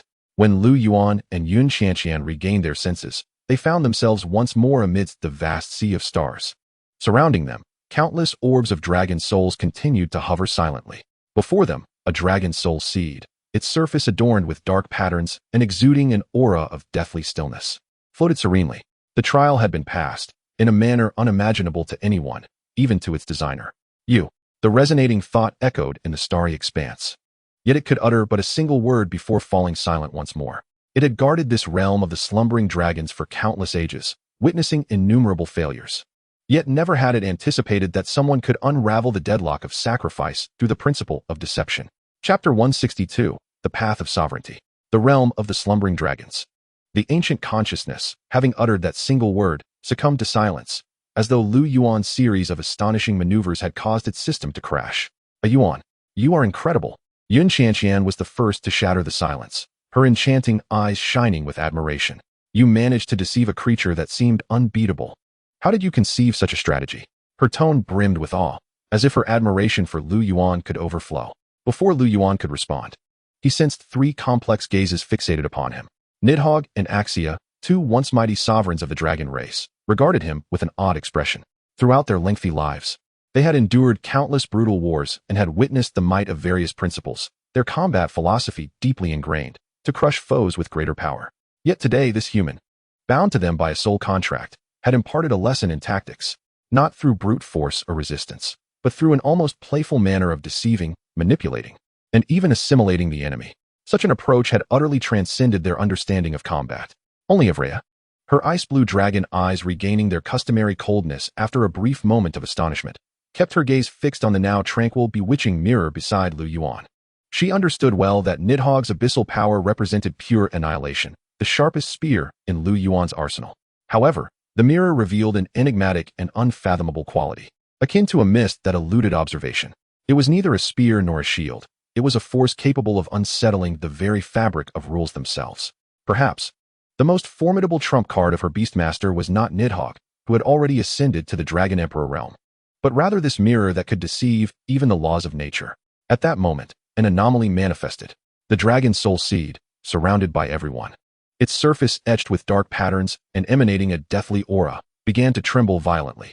Buzz, the distorted black patterns upon its shell, far from causing it to wither, seemed to have come alive, radiating brilliance as it fervently merged with the faint life energy of the dragon egg. Threads of black mist intertwined with golden radiance, devouring one another while coexisting in symbiosis. An essence both sacred and fallen, brimming with vibrant vitality, yet yearning for ultimate destruction, erupted from the dragon egg. It was evolving, in a manner unprecedented. Indeed, laughter erupted from the spirit. But this time, it was not the previous somber and ancient tone, but rather a voice filled with uncontainable excitement and joy, a tremor of having sought the dawn after eons. I did not set this trial to compel you to sacrifice your companions. That was merely a guise, a trap. The spirit candidly revealed the truth of the trial. What I truly sought to witness was whether you could discover a third path in the face of the insurmountable despair of the devouring realm. For countless years, the myriad strong beings of my dragon god star, including those illustrious ancestors, have endeavored to confront the devouring realm with purification and annihilation. Yet, as you have seen in the echoes of memory, we have suffered utter defeat. For the essence of the devouring realm is pollution and assimilation. Any form of energetic resistance merely feeds it. The spirit's focus intensified upon Lu Yuan, admiration evident. You conceived deceit, disguise, and even proactive assimilation. What you brought to this dragon soul seed was not pollution, but an unprecedented, aberrant evolution. You enabled it to comprehend the power of the devouring realm from the moment of its birth and transformed it into a part of itself, to counter poison with poison, to walk alongside light and darkness. This is the sole hope for continuation. As the last words fell, a crisp crack resounded. The violently trembling dragon soul seed revealed a fissure upon its shell. An essence unique to the sacred dragons seeped through the crevice. Yet it felt utterly alien to the three present sacred dragons. As a reward for providing the most perfect answer, the spirit's voice brimmed with satisfaction. This one-of-kind aberrant dragon soul, crafted by your own hands, shall belong to you. You may choose to forge a contract with it at any time, and it shall become the most unexpected blade in your possession. Yun Qianqian's eyes widened even more, astounded by the lavish reward. However, this was not the end. The spirit's intent shifted. Your mirror is quite extraordinary. Earlier, it did not merely simulate the essence of the devouring maternal apparition. It forcibly appropriated the very conceptual essence of the maternal apparition's assault in a manner I cannot fathom. This action has triggered the laws of the realm of the slumbering dragons. The decree has been rendered. Your familiar has successfully executed a theft of the concept of devouring realms. As a consequence, it has permanently retained a fragment of the true essence of the devouring realm's progenitor. Lu Yuan's mind trembled profoundly, compelling him to instantly immerse his consciousness within the celestial mirror of deception. Before him, in the 5 vacant slots of the true shadow, capable of eternally storing the true forms of foes, an entirely new silhouette emerged. It was a pitch-black emblem composed of distorted symbols. True Shadow 3, Devouring Realm Progenitor, Residual Shadow. Rank. Traits. Absolute contamination, conceptual consumption. Undying, significantly weakened in residual state. Remarks. This true shadow harbors exceedingly chaotic laws. Forcibly summoning it with the current rank of the celestial mirror will inflict irreversible damage upon the mirror itself, and the summoned entity is exceedingly unstable. Proceed with caution. For a fleeting moment, Lu Yuan's breath caught in his throat. This signified that he now possessed an ultimate trump card capable of summoning the devouring realm's phantom at will. Though merely a residual shadow, and at a great cost, it undoubtedly represented a forbidden weapon potent enough to overturn the tide of battle or even annihilate a faction at a critical juncture. Just as Lu Yuan and Yun Qianqian reveled in the overwhelming surprise, Ling's voice pulled them back to reality. For the first trial, you have provided the most impeccable answer and thus earned your due reward. Now, prepare to face the second trial, Path of Sovereignty. In the Starry Sea, the atmosphere suddenly grew tense. In this phase, what lay before them was no longer mere illusory memories. Ling's voice reverberated throughout the vast expanse of the Dragon's Rest. You shall confront the 3 slumbering beings who once ascended to the pinnacle, the sacred dragons. Chapter 163. Please present the most despairing future of the dragon race. As the words fell, the vast starry sea beneath Lu Yuan and Yun Qianqian twisted and folded once more. Light and shadow shifted, and when their vision regained clarity, they found themselves within an arena. The entire Colosseum was constructed from solidified starlight, with translucent steps and stands extending infinitely upward. At the center of the arena stood 3 colossal thrones carved from unknown crystalline stones, arranged in a triangular formation, emanating the aura of the sacred dragons. In the next moment, 3 unprecedentedly powerful orbs of dragon souls descended from the zenith. As the brilliance faded, the true forms of 3 distinct, awe-inspiring sacred dragons materialized. Upon the left throne sat a magnificent dragon whose form appeared to be composed of flowing golden sand and radiant stars, each grain resembling a swirling galaxy. Within its dragon eyes were 2 slowly rotating dials of time. Merely locking gazes with it felt as though one's life force was being swiftly siphoned away. Temporal Sacred Dragon. On the right throne, a colossal dragon engulfed in platinum battle flames reigned. Each scale glistened like the finest armor, exuding an overwhelming aura of power. A presence so domineering it even drew the attention of Nidhogg. War Sacred Dragon. The figure on the central throne was the most enigmatic. Its shape was ethereal and fluctuating, seemingly woven from countless translucent threads of fate, existing simultaneously in this moment and in every conceivable future, eluding precise observation. Destined Sacred Dragon. This was not a fight to the death, but rather an acknowledgement of sovereignty. Ling's voice elucidated the rules within the Colosseum. You and your 3 sacred dragons must earn the recognition of the 3 ancestral sacred dragons, proving their worthiness to bear the future of the dragon race. Yun Qianqian's heart tightened. The ancestors. These were the genuine ancestral sacred dragons of the dragon race. She cast a glance at her companions, Evrea, Nidhogg, and Axia. One presiding over control, one over destruction, and one over guardianship. She held confidence against any adversary with this combination. Yet now, faced with such an abstract trial, she found herself utterly at a loss. At that moment, the temporal sacred dragon stirred. Its head, composed of stardust, bowed slightly, and its time vortex-like eyes locked onto Lu Yuan. An ancient thought resonated in their ears. Foresee. Reveal to me your vision for the future of the dragon race, a grand blueprint capable of persuading me. Prove that your foresight surpasses mine. Yun Qianqian felt overwhelmed. How was she to present such a vision? Was it mere empty promises? Boasting to an elder who manipulated time seemed akin to showing off one's skills at a master craftsman's doorstep. However, Lu Yuan did not engage in grandiose claims. Instead, he stepped forward, meeting the gaze of the temporal sacred dragon, and made an unexpected request. I implore you, temporal sacred dragon, to unveil to us a vision of the most desperate future for the dragon race, as you have foreseen. The arena fell into a profound silence at his declaration. Yun Qianqian stared at Lu Yuan in astonishment. Even Nidhogg and Axia cast him puzzled glances. To voluntarily seek the worst possible outcome? What manner of strategy was this? A ripple appeared in the eyes of the temporal sacred dragon, its dials of time assessing this unconventional human, seemingly analyzing the intent behind his request. After a brief pause, its ancient voice reverberated once more. As you wish. Before the words fully dissipated, the temporal sacred dragon opened its maw, unleashing a gray mist imbued with intricate temporal laws that enveloped Lu Yuan, Yun Qianqian, and the others entirely. Despairing illusion. As the illusion made contact, a glimmer of brilliance flashed in Lu Yuan's eyes. Reversal of all laws. The celestial mirror of deception beside him shimmered, absorbing the gray mist of time into its own realm.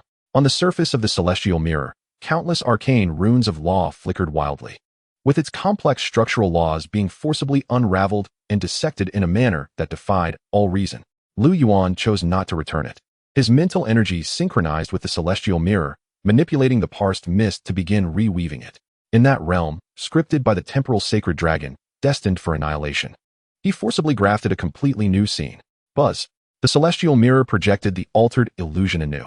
Within the perception of the temporal sacred dragon, the future it had foreseen remained unchanged.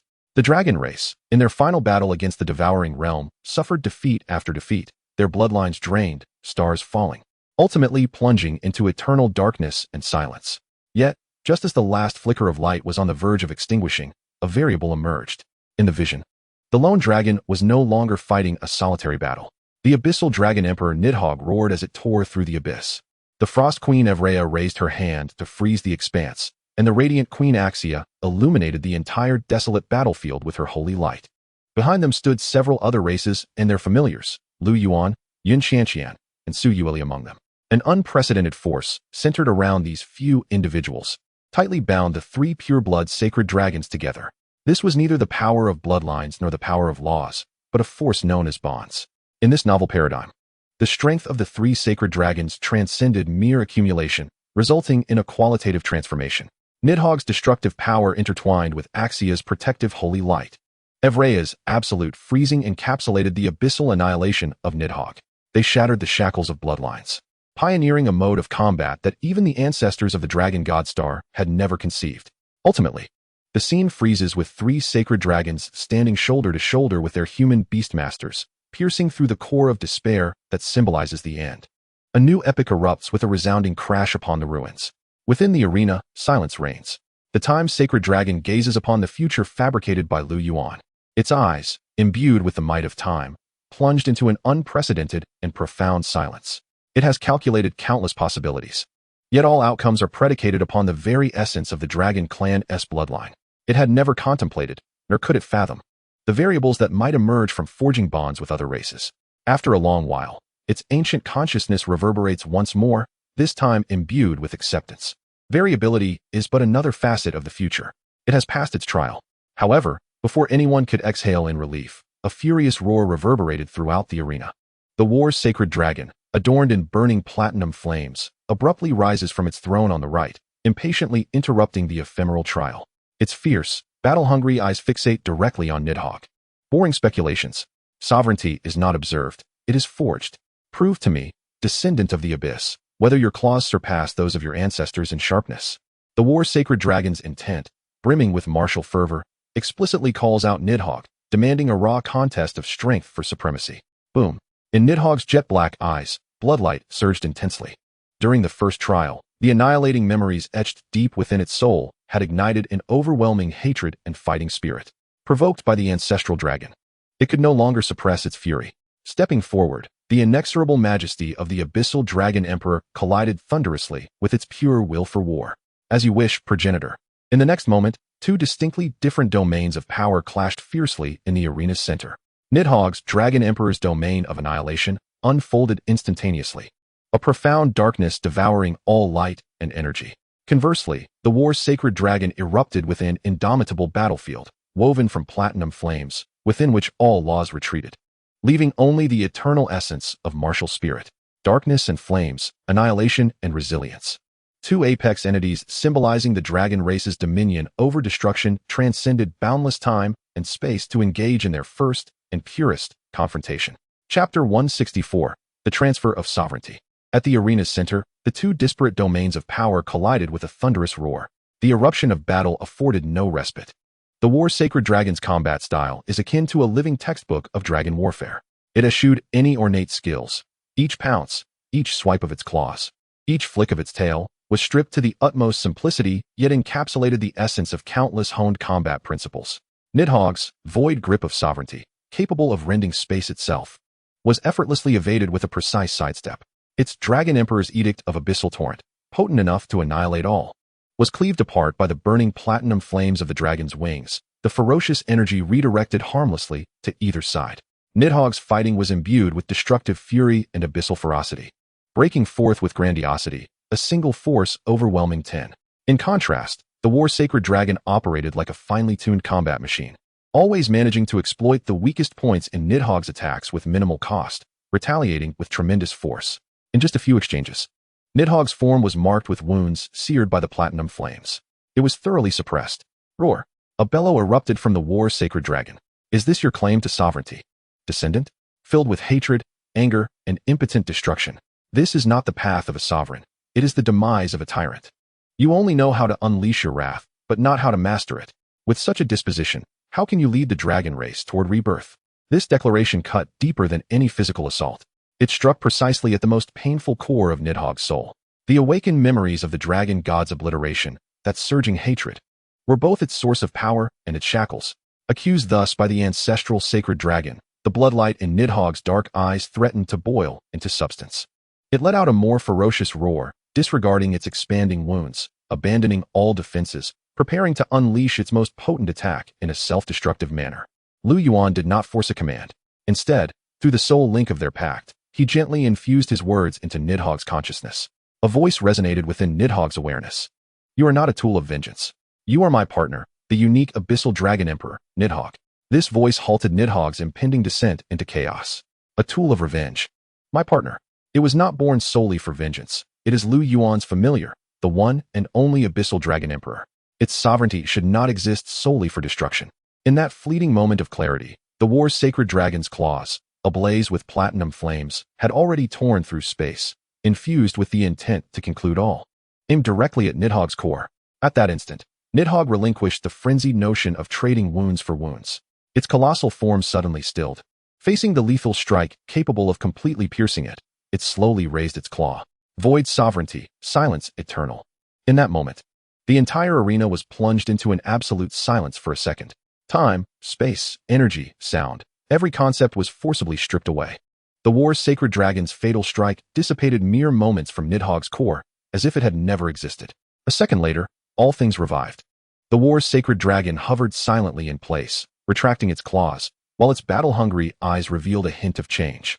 It regarded Nidhogg, observing this descendant who, at the final juncture, chose not to counter destruction with destruction but instead resolved the crisis with absolute control. It had learned how to harness anger. You possess the potential to become a true sovereign. The War's sacred dragon's once arrogant intent finally bore acknowledgement. It slowly retreated to its throne, the surrounding platinum flames dissipating accordingly. Nidhogg had passed. Yet, before Lu Yuan and Yun Qianqian could exhale in relief, the silent, fate-sacred dragon at the central throne finally stirred. Its form, woven from countless threads of fate, swayed slightly. Its gaze swept over Ivelia and Axia beside it. Its trial bore no combat, no questions, but returned once more to the choice of words. Two translucent threads of fate slowly materialized before the fate-sacred dragon. One thread depicted a vision of the distant future, where the Frost Queen Ivelia's power was constrained by the endless devouring realm, ultimately vanishing into nothingness along with her frozen throne amidst the darkness. The other thread revealed the radiant Queen Axia, who, exhausted from her battle against the abyss, was engulfed by the infinite darkness, her sanctified wings stained black, ultimately succumbing to eternal descent. Choose. The fate-sacred dragon's intent bore no emotion. The devouring realm and the abyss are the inevitable adversaries the dragon race must confront in the future. These two endings are destined to manifest, and now, I beseech you. Which one do you wish to save? This time, without waiting for Lu Yuan to speak, Euphraia boldly stepped forward. Her icy blue dragon eyes fixed upon the two so-called threads of fate, her countenance betraying neither fear nor hesitation. She did not make a choice. Instead, she slowly raised her hand and removed the crown of eternal frost that adorned her head. The crown of eternal frost stagnation. The crown was cast into the air, and the very fabric of time within the arena, alongside those two floating threads of fate, was once again frozen for a fleeting second. In that suspended moment, Euphraea's cold and resolute voice resonated deep within the souls of all present. If fate be a thread, I shall freeze it. If fate be a river, I shall cause it to cease its flow. What she exhibited was not submission to fate, but an unparalleled will to utterly encase fate itself in ice, to seize complete dominion over it. Meanwhile, on the other side, Axia also took action. Without a hint of hesitation, she radiated holy light and directed her power towards Euphraea. Invoking the queen's divine edict, Soul returned to the throne. A soul mark, visible only to her, detached from Euphraea and was carefully stored away. Through her actions, she demonstrated to the divine dragon of destiny their resolve.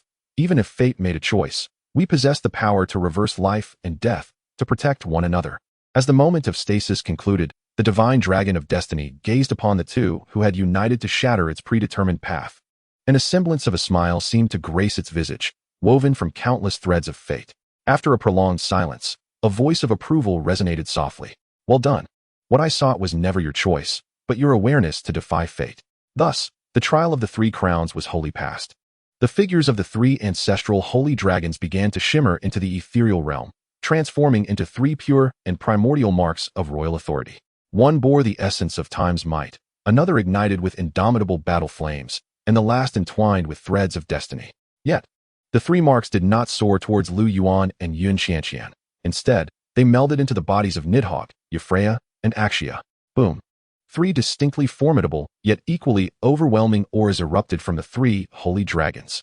At that moment, the laws governing their respective realms, the Dragon Emperor's domain, the Queen's domain, began to undergo a metamorphosis. This was the most direct gift from the ancestors to their descendants, the transfer of royal authority. Congratulations, inheritors. The voice of the spirit resounded at the opportune moment, filled with satisfaction. You have passed the second trial in the most perfect manner, earning the recognition and gifts of your ancestors. Now, prepare to embrace the final trial. Chapter 165, The Bridge of 10,000 Dragons. No sooner had the voice faded than the entire arena began to dissolve, and Lu Yuan and Yun Xianxian found themselves once more amidst the vast sea of stars. Yet this time, the scene before them had undergone a dramatic transformation.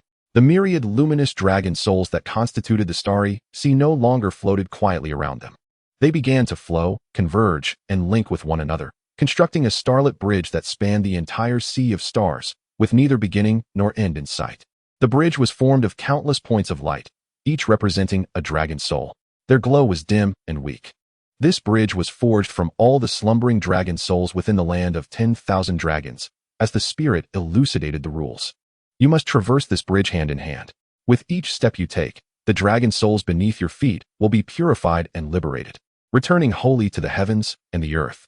However, each step requires an immense and exceedingly pure expenditure of dragon bloodline power as a toll. Yun Xianxian gazed at the magnificent bridge before her, momentarily entranced. Her small hand instinctively tightened around Lu Yuan's, her once anxious peach blossom eyes now brimming with determination.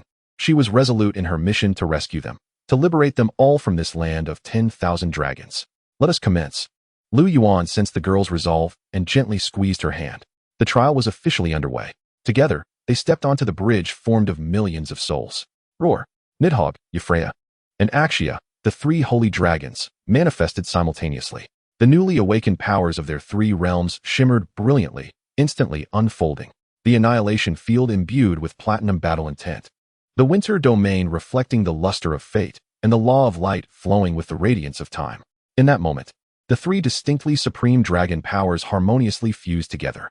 They transformed into a pure and monumental torrent of bloodline energy, surging into the bridge, propelling the two forward with steady resolve. The quality of the bloodline energy provided by the fused, royal authority marks seemed to far exceed the spirit's expectations. Within Nidhogg's Dragon Emperor's annihilation field, amidst the pure darkness and nothingness, flickers of unquenchable platinum flames ignited. It was the indomitable battle spirit of the war dragon, which imbued the field, typically associated with devouring and annihilation, with an unassailable sharpness. Within Euphraea's Queen's domain, winter is coming. Every falling snowflake and each shard of congealed ice began to reflect countless faintly visible threads of fate upon their surfaces. Her power of control transcended mere physical freezing, now reaching into the more enigmatic realm known as fate. Meanwhile, beside Yun Xianxian, Axia's Queen's domain, law of light, exhibited the most peculiar transformation. In that realm constructed of holy light, the flow of radiance appeared to slow and stretch, with every speck of light carrying a fragment of ancient time. The power of the time holy dragon imbued her guardianship and healing with the weight of time itself. Initially, their progress was remarkably smooth. With each step Lu Yuan and Yun Qianqian took, hundreds and thousands of dragon soul light points were ignited beneath them. Their previously dim hues instantly transformed into dazzling brilliance, subsequently dissipating into the vast expanse of the land of 10,000 dragons like myriad fireflies. The air resonated with a chorus of grateful dragon roars emanating from the depths of their souls. The spectacle was both magnificent and sacred. Lu Yuan, look, they are all thanking us.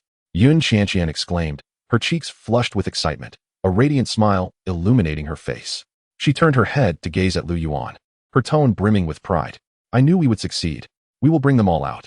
Lu Yuan smiled in response to her joy, remaining silent.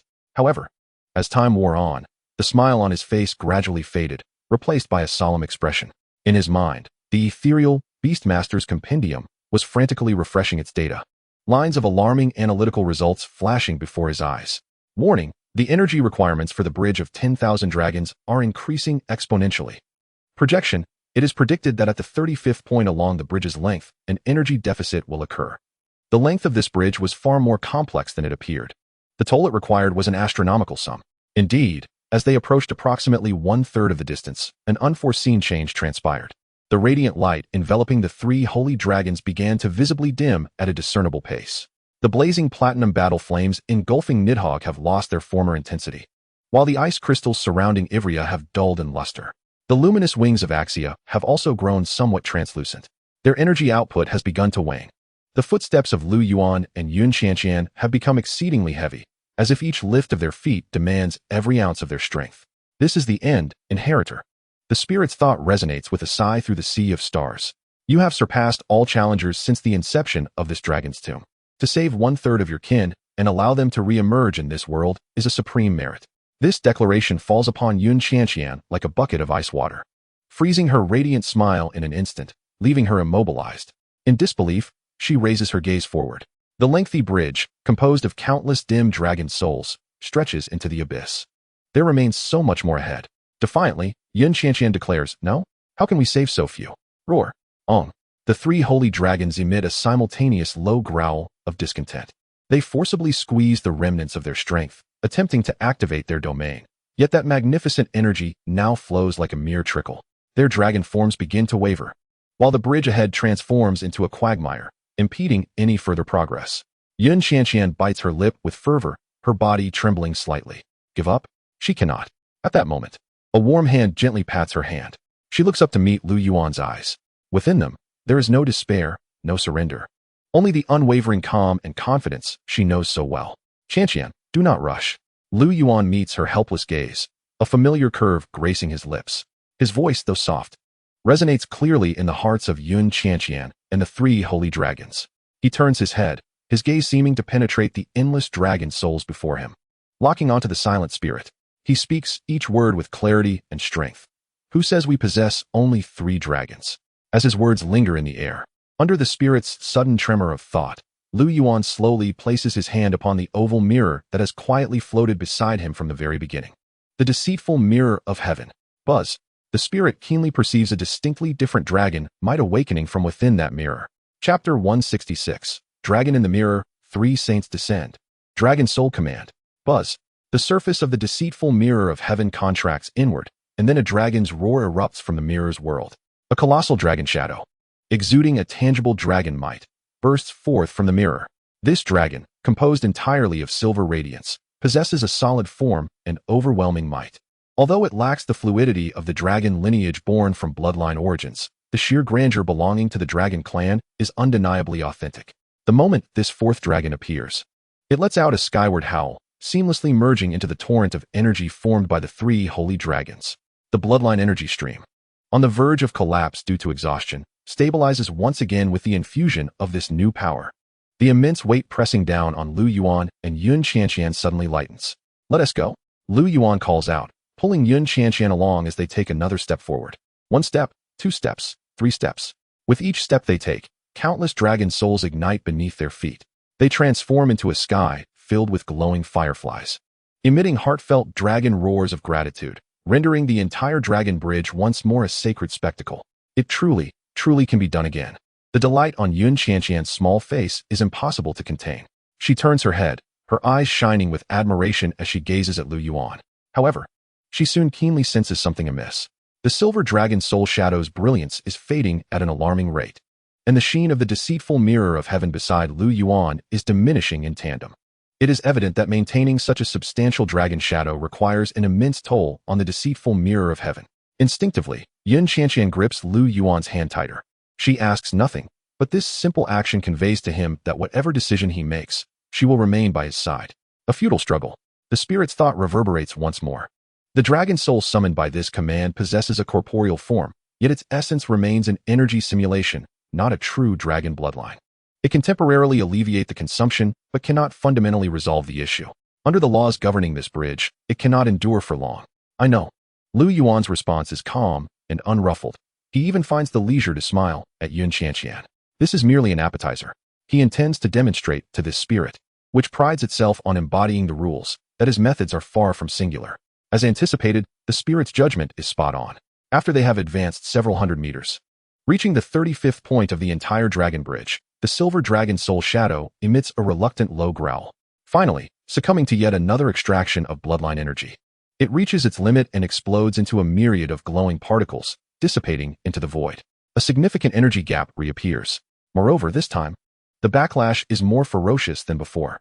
The entire dragon bridge quakes violently, the countless dragon soul lights comprising the bridge flickering erratically, as if on the brink of total collapse.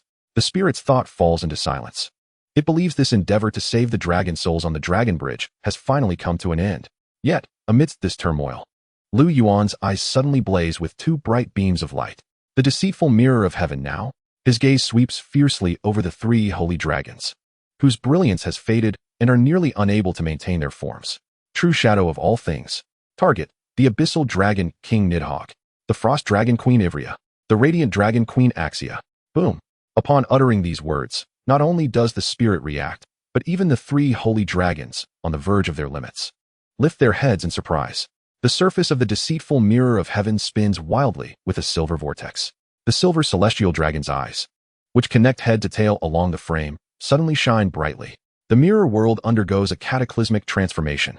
Three colossal forms, identical to their external counterparts, rapidly take shape within the mirror. On the left, the abyssal dragon king, shrouded in dark mist and platinum battle flames. On the right, the radiant dragon queen, surrounded by holy light and the dust of time. In the center, the frost dragon queen, standing upon icy grounds, her eyes reflecting the threads of destiny. No, it cannot merely be said to be identical. At this moment, the spirit's thought first experiences a semblance of shock. It can vividly sense that what is being birthed within the mirror is not a mere illusory energy shadow. These are three utterly pure, immensely powerful entities, perfectly replicating even the recently acquired marks of royal authority. The holy dragon bloodline. How is this possible? This mirror not only replicates forms and skills, but it has also audaciously stolen the very concept of bloodline, the most fundamental essence. Roar. On. Within the mirror, the three fully formed true shadows of the holy dragons simultaneously unleash roars imbued with the essence of the holy dragon. The magnificent and boundless essence of the holy dragon's bloodline energy surged with such intensity that it seemed poised to shatter the mirror-like surface, causing the entire 10,000 dragon bridge to tremble in response. Lu Yuan raised his hand, aiming at the three potent phantoms that were ready to unleash their power. 3 holy dragons were insufficient. What about 6? No sooner had he uttered these words than Lu Yuan made a sudden sweeping motion with his hand. Come forth. Boom. The surface of the celestial demon mirror transformed into a portal from another dimension, and 3 figures roared as they charged forth with unbridled ferocity. Descending upon the 10,000 dragon bridge, the mirror image dark prison dragon emperor, the mirror image frost queen, the mirror image radiant queen. 3 realities and 3 illusions. 6 embodiments representing the pinnacle of dragon sovereignty, manifested simultaneously in that moment.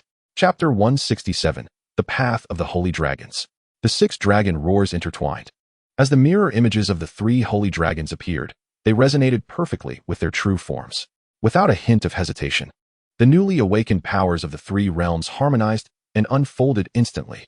The torrent of bloodline energy, which had been on the brink of collapse due to a lack of successors, surged forward with an even more ferocious demeanor, invigorated by this new force.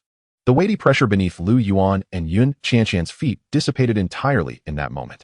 Yun Qianqian stared in awe at the scene before her, gazing at the three holy dragon phantoms that bore an exact resemblance to Nidhogg and his kin, even radiating the recently acquired aura of royal power. Her mind went utterly blank. The peering magic mirror could already replicate platinum at a golden tier. In just a single day, Yun Qianqian was completely astonished by the capabilities of the peering magic mirror. Let us go. Lu Yuan pulled her back from her shock. He clasped Yun Qianqian's delicate hand and, with a surge of energy beneath his feet, surged forward. This time, it was not the arduous pace of before, but a genuine sprint. With 6 dragons as their guardians, they surged ahead like a force of nature. Their speed reached unprecedented heights. Beneath them, the bridge constructed of dim dragon souls ignited with unprecedented efficiency under the onslaught of 6 immense bloodline powers. No longer merely in hundreds or thousands, but in vast swathes. Looking back, they beheld a magnificent galaxy formed by the gathering of resplendent fireflies. Countless dragon souls, liberated in an instant, flared with brilliance before dissolving into a rain of light, filled with satisfaction and joy. The once mournful and sorrowful dragon roars transformed into a resounding symphony of peace that echoed through the starry seas, a grand and sacred requiem. In that moment, the sorrowful 10,000 dragon bridge seemed to come alive. Ah Yuan, look. They are all smiling. Yun Qianqian, pulled by Lu Yuan, dashed across the bridge. Her long hair and garments billowed in the energetic current, her small face flushed with excitement, and her peach blossom eyes sparkled with brilliance, reflecting the countless liberated lights dancing in the air behind them. She turned her head to gaze at Lu Yuan's calm and resolute profile, her voice brimming with pride and admiration. I knew it. I knew you would find a way. Her, Ah Yuan, always creates the most incredible miracles in the direst of times. Lu Yuan did not look back. He simply tightened his grip on her small hand. His gaze remained fixed on the seemingly endless bridge ahead. This trial, which began with Ling's sacrificial proposition, had transcended mere testing. It was a contest between him and the laws of this dragon tomb. What he sought was not merely passage, but victory, an unequivocal triumph that would leave the designer speechless. Time flowed swiftly as they raced forward. 55%, 60%, 80%, with the extravagant energy infusion from the 6 holy dragons. They traversed the distance that had once seemed unattainable. Over 90% of the dragon souls upon the 10,000 dragon bridge had found rest. However, as they approached the final 1% of their journey, even the might of the 6 dragons felt the pressure anew. The bridge ahead was starkly different from before. The final segment was no longer composed of ordinary dragon soul lights, but rather crystallized dragon souls emanating a faint yet palpable pressure.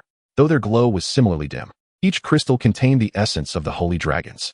Within them lay the slumbering spirits of the holy dragons who had truly reached the pinnacle throughout the ages. The required bloodline power surged exponentially at this moment. The radiance of the 6 holy dragons began to wane at a visibly accelerating rate. The platinum battle flames engulfing Nidhogg's replica nearly extinguished, the luminous wings behind Akshiya's phantom became transparent, and even the chill surrounding Evelia's true form thinned significantly. The path ahead seemed to transform into an insurmountable chasm. At that moment, Ling's voice, which had been silent for so long, finally resonated once more. This time, it was devoid of previous doubts, filled instead with heartfelt gratitude and reassurance. Stop, inheritor. The final stretch of the Holy Dragon Path is forged by the essence of my clan's holy dragons throughout the ages. To awaken them requires not just overwhelming bloodline power, but also an equal measure of royal will and enlightenment. Forcing your way through will inflict permanent damage upon the essence of your 3 holy dragons, potentially leading to a fall from grace, rendering the effort futile. You have already done enough. The future of the dragon race should not come at the cost of your sacrifice. Ling's words tightened Yun Qianqian's heart. She could distinctly sense Akshiya's aura rapidly weakening behind her. Instinctively, she opened her mouth to speak. Yet, before her words could escape, 3 roars resounded throughout the starry sea. Roar. It was Nidhogg, Evelia, and Akshiya. The 3 holy dragons stepped forward simultaneously, shielding the 3 dimly glowing replica holy dragons behind them. An unwavering will surged through the soul link, flooding into Lu Yuan and Yun Qianqian's minds. This will bore no words, only a vivid image. In that image, they witnessed the dragons igniting their own souls to illuminate the final stretch of the dark bridge ahead, paving a path home for the last of the holy dragons. For the resurgence of the dragon race, they would willingly risk their essence and even their royal status. This was their awakening. It was the burden that those at the pinnacle of the dragon race, as the new generation of dragon kings, must bear. Lu Yuan gazed at this scene. Their spirit remained undiminished. Ling's thoughts conveyed a sense of admiration.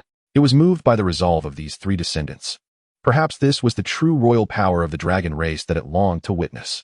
However, just as the three holy dragons prepared to sacrifice their essences for one final stand, Lu Yuan raised his hand gently upon them, halting their actions. He lifted his head, his gaze traversing the final path constructed by the holy dragons, his voice calm. I have stated, I require no sacrifice, neither from memories nor from reality. Chapter 168, The Seal. At the end of the 10,000 Dragon Bridge, the atmosphere grew tense to a freezing point. Nidhogg, Evelia, and Akshia stood side by side. Three holy dragons united in purpose. The regal insignia, bestowed by their ancestors, blazed fervently upon them, signifying their final resolve. In their quest to illuminate the sacred path of the last dragon, they were prepared to sacrifice their very essence, even at the cost of their bloodline and the fall of their sovereignty. This was the awakening of the new king, a poignant and unavoidable tragedy. Yun Qianqian's heart twisted in anguish. She could distinctly sense the resolute will emanating from Akshia. She opened her mouth, yet no sound escaped to prevent the inevitable. She understood that this was their glory. At the moment when the atmosphere of solemnity reached its zenith, a warm hand gently pressed against her head, offering solace. I have stated before, I require no sacrifice. Lu Yuan's calm voice pierced the heavy silence like a blade shattering mist. He lifted his gaze, as if penetrating the final path forged by the ancestral holy dragons, directly addressing the silent essence within the void. Each word was clear and resolute. The glory of the ancestral holy dragons should not be continued through the blood of their descendants. My path as a beast master shall not be built upon the ashes of my companions. As his words resonated, Lu Yuan slowly unfurled his right hand. A surge of power, governed by the laws of existence, erupted from his palm. Two utterly distinct, yet equally profound, and vast intangible seals began to swirl in his grasp. One pulsated with the rhythm of life everlasting, encapsulating the very essence of creation. It was the mark of all beasts. The other radiated fierce energy, brimming with the essence of annihilation, as if it contained the quintessence of all forms of attack. It was the mark of battle spirits. In that instant, the essence quivered with unprecedented intensity. It could not comprehend the nature of these seals, but it distinctly sensed the supreme power contained within them, a force it had never encountered before. Lu Yuan afforded it no time for contemplation. His mental energy surged wildly, his palm aglow with brilliance. Without hesitation, he instantly conjured 5 marks of all beasts. As these 5 seals emerged, they exuded a life force so monumental that it caused the entire dragon bridge to tremble. He flicked his fingers. Whoosh, whoosh. 2 marks of all beasts, transformed into emerald streaks of light, defying space and law, and instantly penetrated the bodies of Nidhogg and Ephraia. In that fleeting moment, the 2 holy dragons, their bloodline power at the brink of collapse, experienced rejuvenation akin to parched earth receiving the long-awaited rain. Their once dim energies were instantly replenished by an incomprehensible surge of life force. The once dulled dragon bodies regained their luster. The platinum flames of the war holy dragon and the threads of fate belonging to the time holy dragon shone resplendently once more. Their powers surged back to their zenith, even exceeding their former might. Yet, this was merely the beginning. What transpired next utterly confounded the essence, causing a flicker of disarray in its will. Lu Yuan did not even glance at the restored holy dragons. Instead, he directed the remaining 3 marks of all beasts straight at the 3 nearly transparent holy dragon phantoms, replicated by the deceitful mirror. Buzz. Rather than collapsing under the weight of this power, the phantoms began to solidify rapidly as the seals fused with them. The energy particles composing their forms restructured wildly, the light of the replicated holy dragons surging as if they were transforming from the ethereal to the truly immortal. What extraordinary talent is this? The essence's thoughts were now tinged with unmistakable astonishment. How could even a replica of the laws be treated as the original for restoration and enhancement? This contravenes the laws of origin. In its understanding, a replica was ultimately false, a rootless wisp, incapable of withstanding such pure and colossal primal power. Yet, the events unfolding before it shattered that comprehension entirely. I knew it. I knew my Yuan was the strongest. Yun Qianqian's tears transformed into laughter at this miraculous scene. She gazed at Lu Yuan's silhouette. Worry, sorrow, despair, all negative emotions evaporated in an instant. Roar. Nidhogg and Ephraia, along with the 3 solidified holy dragon phantoms, all 5 dragons roared in unison towards the heavens. Akshia belongs to Yun Qianqian's beast master, and cannot be enhanced by Lu Yuan's marks. 5 beings restored to their peak, even surpassing it, unleashed a torrent of energy that intertwined wildly as platinum flames, threads of fate, and temporal holy radiance converged into a bloodline deluge. Lu Yuan faced this energy storm, his dark hair whipping in the wind, as he issued a simple command to the 5 fervent holy dragons. Crush through, boom, an unstoppable force, the torrent of bloodline power, forged from the might of 5 dragons, surged forward, crashing relentlessly towards the final path of the holy dragons. There was no resistance, no stalemate. The slumbering dragon souls of generations were illuminated in an instant, unable to withstand even a second against this overwhelming force. 110 dozens. All sleeping dragon souls awakened simultaneously, releasing a chorus of approving dragon roars.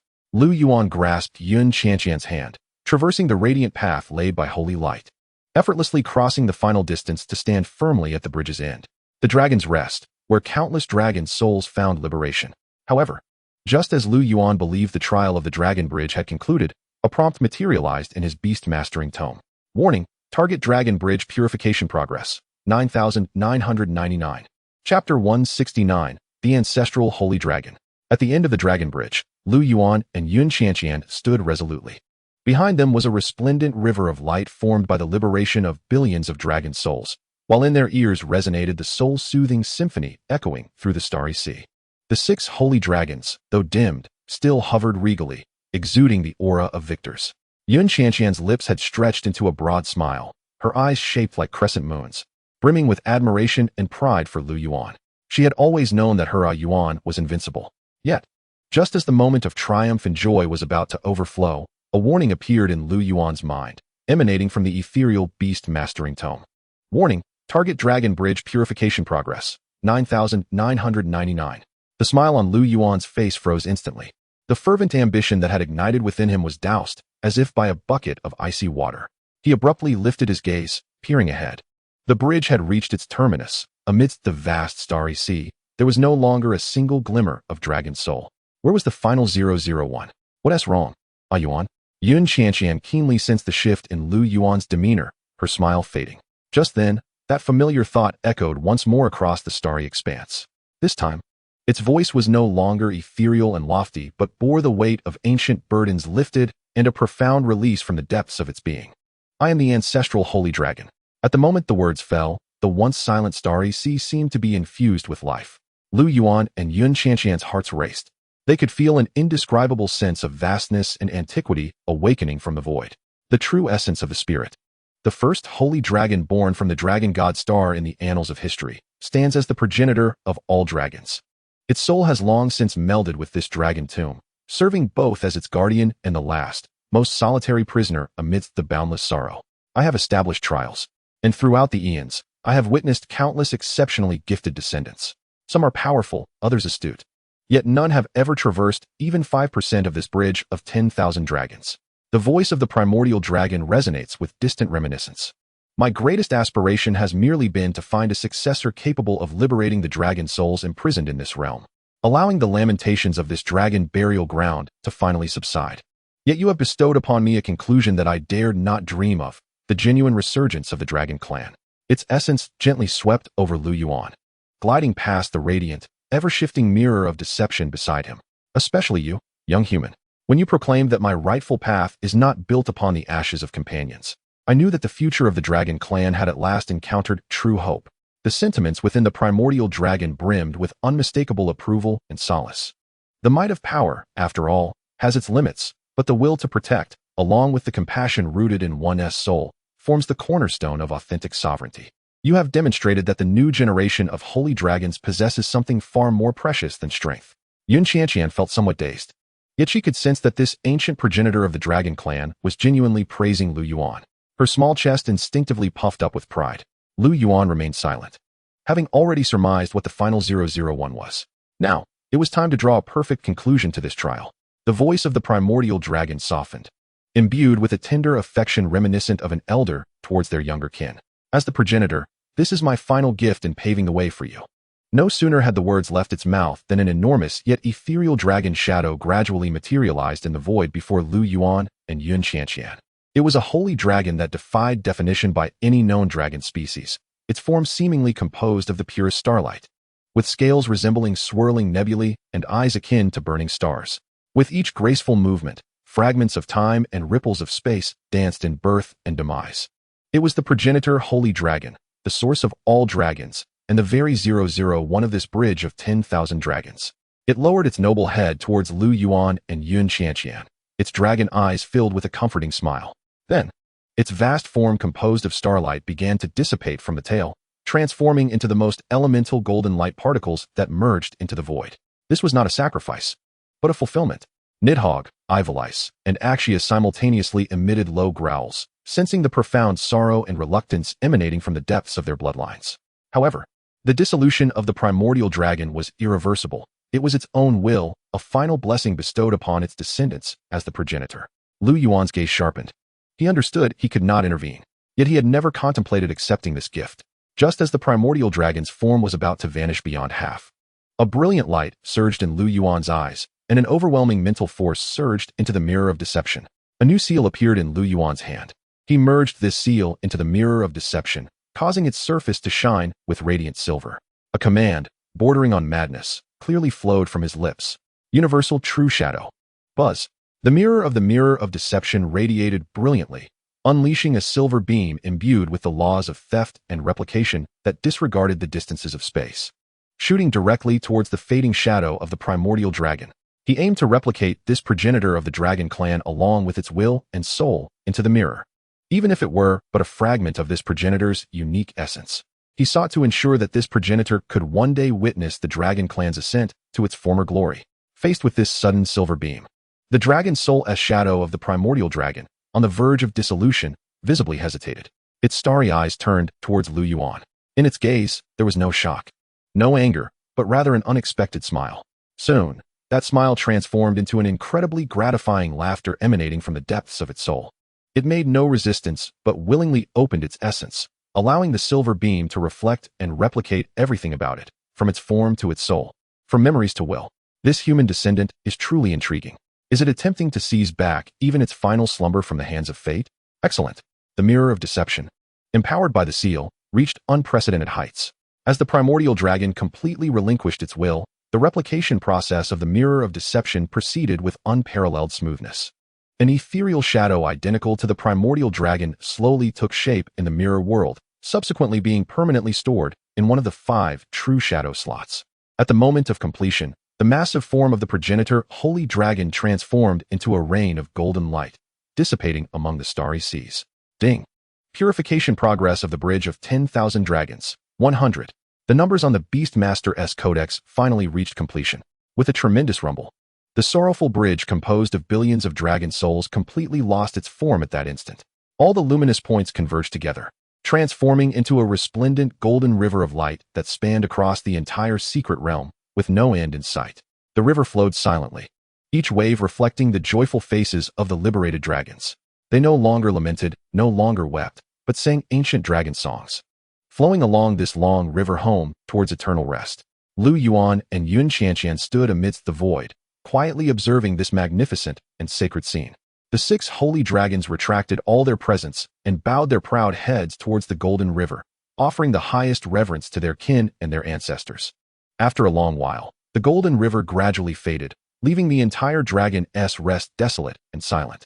Lu Yuan raised his hand, gently caressing the cold surface of the mirror of deception beside him. Within the mirror, the primordial dragon's true shadow, formed of starlight, lay peacefully asleep.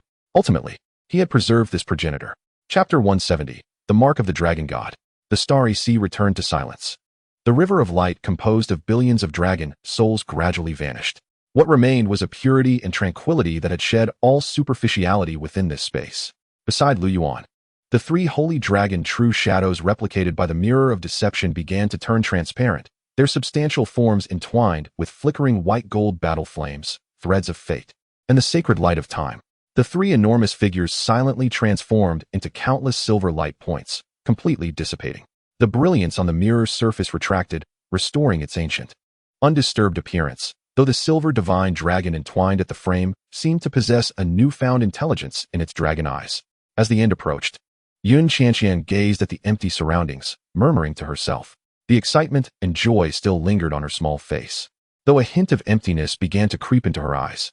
This breathtaking trial had imparted an overwhelming impact upon her. She turned to Lu Yuan, observing his calm profile. Yuan, we truly did it. Yes, we did, Lu Yuan replied, retracting his hand from the mirror's surface and smiling at her. It seemed as if he had never doubted this conclusion from the very beginning. Yun Qianqian gazed at his smile, and the fleeting emptiness within her heart was instantly filled. She stepped forward and naturally linked her arm with Lu Yuan's. Let us step outside for some fresh air, Lu Yuan softly suggested. With a flicker of his thoughts, a series of figures manifested beside him. The radiant Holy Spirit transformed into a pure beam of light, affectionately swirling around Lu Yuan. Meanwhile, the Void Phantom silently merged with the shadows, curiously surveying this entirely new realm. Yun Qianqian beamed sweetly as she summoned all her beast companions. The Radiant Holy Maiden, the Dark Dragon Descendant, the Holy Flame Fire Sparrow, and the Void Masquerade Cat emerged, instantly captivated by the vast, starry expanse. Chirp! The Holy Flame Fire Sparrow tilted its head, inquisitively pecking at the void, yet finding nothing to grasp. Confused, it preened its resplendent feathers, baffled as to why its master had summoned it to this desolate place. The Void Masquerade Cat, on the other hand, displayed signs of unease. It was accustomed to prowling within the crevices of shadows and dimensions. This unshielded, seemingly motionless sanctuary of pure space made it feel profoundly uncomfortable. It anxiously circled around Yun Qianqian's feet, its fur bristling. All right, it's perfectly safe here, Yun Qianqian reassured, bending down to scoop up the Void Masquerade Cat. The little feline nestled against her, finally beginning to relax. Just then, an unexpected change occurred. The golden river of light that had momentarily vanished resurfaced beneath their feet. However, this time, it no longer flowed but had transformed into a path of stars, paved with countless golden points of light. A gentle invitation emanated from the starry road, beckoning them to embark on their journey home. This is the final gift from the primordial dragon, Lu Yuan remarked softly. He grasped Yun Qianqian's hand and was the first to step onto the starry path. Nidhogg, Ivrea, and Axia, the three holy dragons, followed quietly behind them, with the other beasts curiously trailing along. As their claws touched the starry road, a harmonious sound resonated from all the beasts. Streams of pure, untainted dragon essence flowed gently into their bodies along the path. While this energy was insufficient for immediate advancement, it silently nourished their bloodlines, cleansing the hidden wounds and impurities accumulated from past battles, subtly elevating their vitality. The Holy Flame Fire Sparrow was the first to chirp joyfully, spreading its wings and flapping exuberantly along the starry path, each beat of its wings conjuring a cascade of golden light. The Dark Dragon Descendant walked silently, its shadowy scales achieving a peculiar harmony between darkness and sanctity under the illumination of the golden points. The radiant Holy Maiden's glow softened further. Her eyes closed as she embraced the gratitude and blessings emanating from the myriad of dragons. Even the most restless of them, the Void Masquerade Cat, settled down, purring contentedly in Yun Qianqian's embrace. Yun Qianqian felt the warm currents flowing within her own being, her face radiating with contentment. She watched her companions frolicking on the starry path, and then glanced at Lu Yuan, her eyes squinting with bliss.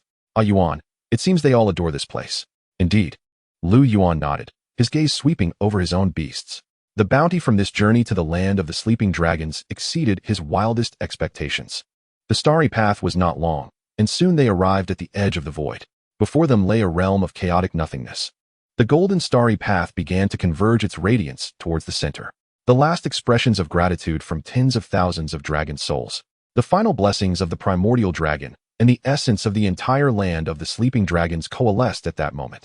Ultimately, they transformed into two emblems of a deep golden hue, intricately engraved with the lifelike totem of a divine dragon. Whoosh, whoosh. As the two emblems took shape, they transformed into beams of light, shooting directly towards the foreheads of Lu Yuan and Yun Qianqian. Yun Qianqian felt a cool sensation on her brow and instinctively shut her eyes. Lu Yuan remained still, quietly absorbing the emblem as it melded with his soul. Dragon God Emblem. When Yun Qianqian opened her eyes again, she saw Lu Yuan gazing at her, a hint of a smile playing on his lips. Yuan, is there something new on my forehead?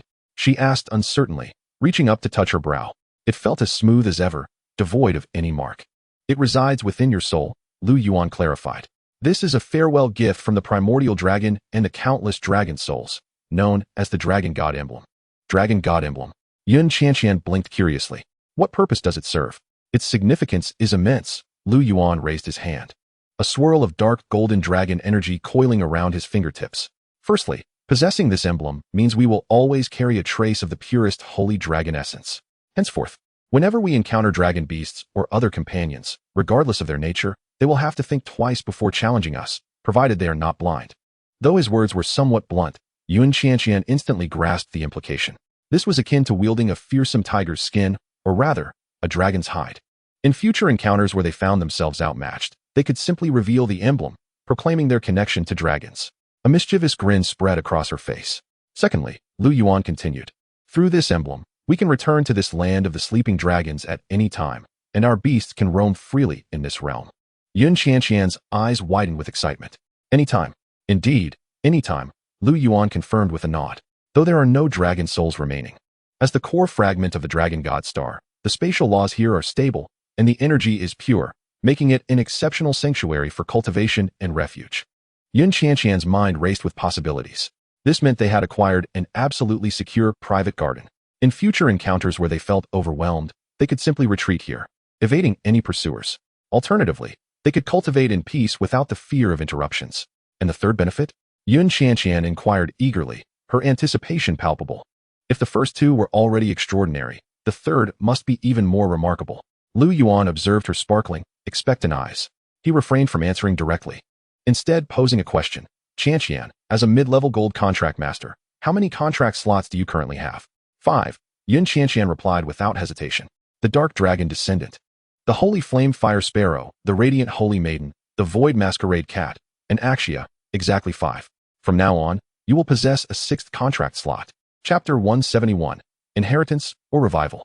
You will possess a 6th contract slot. Lu Yuan's voice was soft, yet Yun Qianqian froze entirely, her hand unconsciously tightening around Lu Yuan's arm. The 6th one. The contract slots of a beast master had undergone a transformation. The tier determined the quantity. A mid-level gold tier typically allowed for 4 slots. And the 5th had appeared due to Yun Qianqian's use of a beast spirit pill. Yun Qianqian closed her eyes, fully immersing herself in her mental sea. 5 stars orbited her soul's essence, each representing Axia, the dark dragon descendant, the radiant holy maiden, the holy flame fire sparrow, and the void masquerade cat. They shone brightly, intricately linked to her. Beyond those 5 stars, a new contract slot floated serenely. I truly have one more. Yun Qianqian's eyes flew open in surprise. She parted her small lips, staring blankly at Lu Yuan, unable to utter a single word for a long while. In the next moment, a scream powerful enough to overturn the entire sea of stars erupted. Yun Qianqian leaped up, clinging to Lu Yuan like a koala, shrieking with excitement. Ah Yuan, it's real. I truly have a 6th contract position. My heavens, I never expected this mark to have such an effect. Lu Yuan stumbled from the impact, helplessly reaching out to support her, allowing her to revel in her exuberance upon him. The nearby beasts looked on, dumbfounded. The sacred flame fire sparrow tilted its head, perplexed as to why its master suddenly went wild.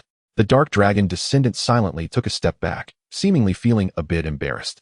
Only Axia, observing the intimate interaction between Yun Qianqian and Lu Yuan, revealed a smile in her pure eyes. All right, let us come down now. Lu Yuan gently patted her back. No, let me hold on for a little longer. Yun Qianqian buried her face deeper, her voice muffled. Lu Yuan indulged her for a while, and when her excitement began to subside, he spoke. Although we have acquired an additional contract position, let us not forget the purpose of our visit. This statement instantly jolted Yun Qianqian, still lost in ecstasy. She froze, sliding down from Lu Yuan, her smile gradually fading. Right, they had come here to undergo trials, awaken the dragon soul, and fulfill the revival of their kind. But now Yun Qianqian surveyed her surroundings. The vast sea of stars was eerily silent. The light river that once bore countless dragon souls, along with the venerable primordial sacred dragon, had vanished. Here, there was nothing left. Ah Yuan. She tugged at Lu Yuan's sleeve. The dragon souls are gone. How can we revive our kind now? No matter how precious the gift of the dragon sleep land. It was merely a reward for them as individuals. Yet they had promised Evelia to assist her in bringing their kind back to the world. Their vow remained unfulfilled. Lu Yuan did not respond, instead casting his gaze towards Evelia. As if sensing his attention, the still figure of the frost dragon queen transformed into her human form and stepped forward. Her ice blue gown fluttered without wind, and her ice blue eyes swept over Yun Qianqian before finally resting upon Lu Yuan's face. A voice resonated simultaneously in their ears. Who says the revival of the dragon clan has not been completed? Yun Qianqian was taken aback. Evelia raised her hand, pointing towards Nidhogg and Axia beside her. Revival does not imply the return of the deceased. That is merely the whisper of the departed. True revival is about inheritance. Her voice echoed across the silent sea of stars. The primordial dragon and countless dragon souls have not dissipated. Rather, they entrusted their final will, their ultimate glory, and their last hope entirely to us. The Dark Abyss Dragon Emperor Nidhogg has inherited the slaughter and conquest of the war-sacred dragon. His path of kingship is to clear every thorn for the dragon clan.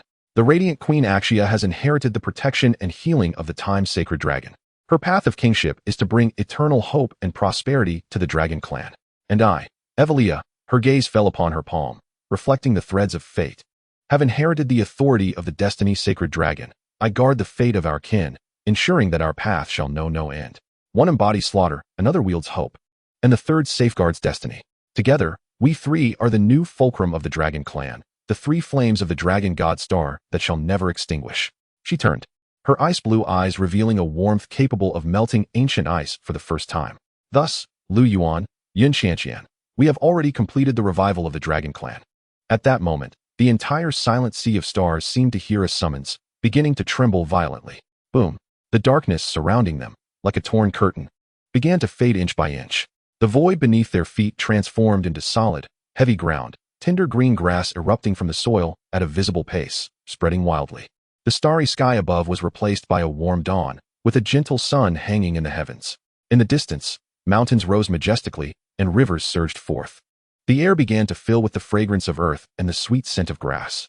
This land, which had slumbered in the dragon's souls for eons, the final ground where they had undergone trials, finally shed its silence after completing its last mission. It transformed into a vibrant paradise under the final blessings of myriad dragon souls. When the light faded and all dust settled, Lu Yuan and Yun Qianqian, along with all their beasts, found themselves standing on a vast meadow as soft as a carpet. The warm sunlight bathed them, bringing a touch of lazy warmth. A refreshing breeze caressed their cheeks, mingling with the distant fragrance of unknown blossoms. Chirp! The sacred flame fire sparrow was the first to react, joyfully calling out as it spread its wings and circled above the meadow. The void masquerade cat leaped from Yun Qianqian's arms, testing the softness of the grass with its paws before comfortably lying down, exposing its belly and rolling around. The luminous spirit, transformed from the radiant sacred spirit, soared into the sky, showering golden particles of light beneath the sun. Even the typically aloof Nidhogg stood quietly, allowing the sunlight to cascade over his black royal robe, his dark eyes seemingly imbued with a trace of warmth. Yun Qianqian stared in awe at the dreamlike scene before her, and after a long moment, turned to Lu Yuan beside her. Ah Yuan, I'm not dreaming, am I? Lu Yuan looked at her silly expression, chuckling as he pinched her cheek. Does it hurt? It does. Yun Qianqian covered her face, yet her smile was radiant. Chapter 172, Cradle of Dragons. Yun Qianqian jumped down from Lu Yuan and twirled on the spot, her long skirt fluttering. This is wonderful. This will be our secret base from now on. She ran over to the void masquerade cat rolling in the grass and scooped it up high. Masquerade cat, do you like it here? I'll bring you to play every day. The void masquerade cat meowed comfortably, rubbing its cheek against her palm. Meanwhile, the sacred flame fire sparrow was playfully chasing the radiant spirit, while the dark dragon descendant stood quietly under a newly sprouted tree, feeling the pulse of the land. Nidhogg, Evelia, and Axia transformed into human forms, standing quietly nearby. They observed the world that had transformed from silence into vitality, each with varied expressions. Nidhogg remained stern, yet the lingering hostility in his brow had significantly dissipated. Axia wore a gentle smile, her eyes filled with pure joy. Evelia was the calmest. She merely extended her hand, catching a petal drifting in the wind, her ice-blue eyes reflecting this brand-new world. Ah Yuan, Yuan. Yun Qianqian dashed back. I have an additional contract position. The sixth one. What kind of beast should I contract?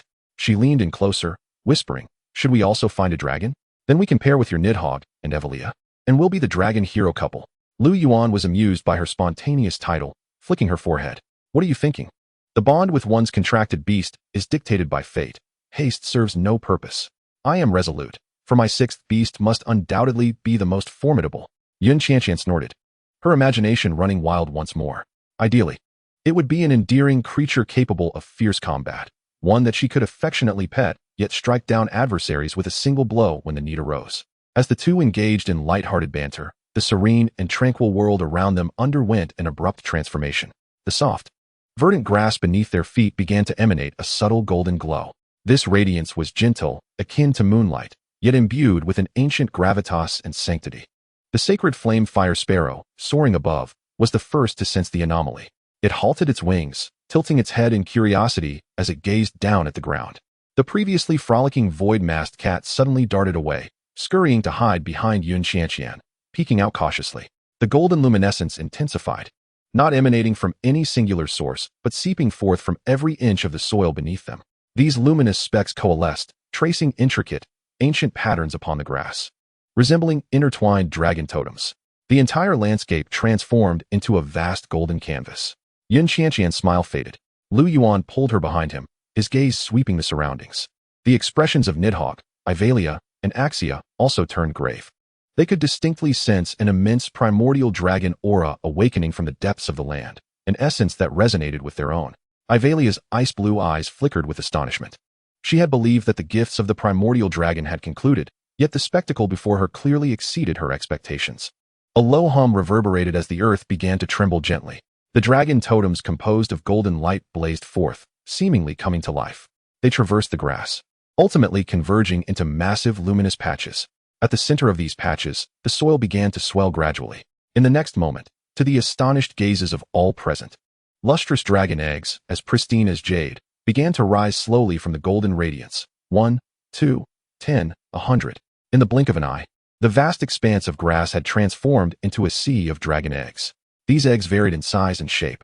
Some were of vivid crimson, etched with patterns of flames. Others were a deep azure, their shells shimmering like rippling water. Some were as dark as ink, exuding a profound earthy essence, while others sparkled with clarity, as though sculpted from pure gemstones. Thousands upon thousands of dragon eggs scattered throughout this realm, basking in the golden glow, each harboring a slumbering life within. The entire world fell silent. The wind ceased, birds halted their songs, and even the most vivacious of sacred flame fire sparrows hovered in midair, momentarily forgetting to flap their wings. Yun Qianqian gasped, her eyes darting between a cluster of fiery red eggs on her left and a group of emerald green eggs on her right, her mind a blank canvas. Instinctively, she clutched Lu Yuan's sleeve, her voice floating with disbelief. Are these all dragon eggs? Not only she, but even Nidhogg, Ivalia, and Axia, the three newly crowned holy dragons who believed themselves to be the cornerstone of the dragon race's revival, fell into a prolonged silence. The scene before them utterly shattered their understanding. Revival. Is this truly what it signifies? Ivalia gazed at the multitude of dragon eggs, her expression reflecting profound astonishment. She murmured to herself, as if questioning the heavens, is this what you desired, progenitor? She had thought that the birth of the three holy dragons encompassed the entirety of the dragon race's revival, an inheritance of will, a continuation of royal blood. Yet now she comprehended that this was merely the beginning. The will of the primordial dragon and the myriad dragon souls had not only chosen a new sovereign, they had, with their final strength, transformed this desolate land of the dragon's slumber into a cradle capable of nurturing new life.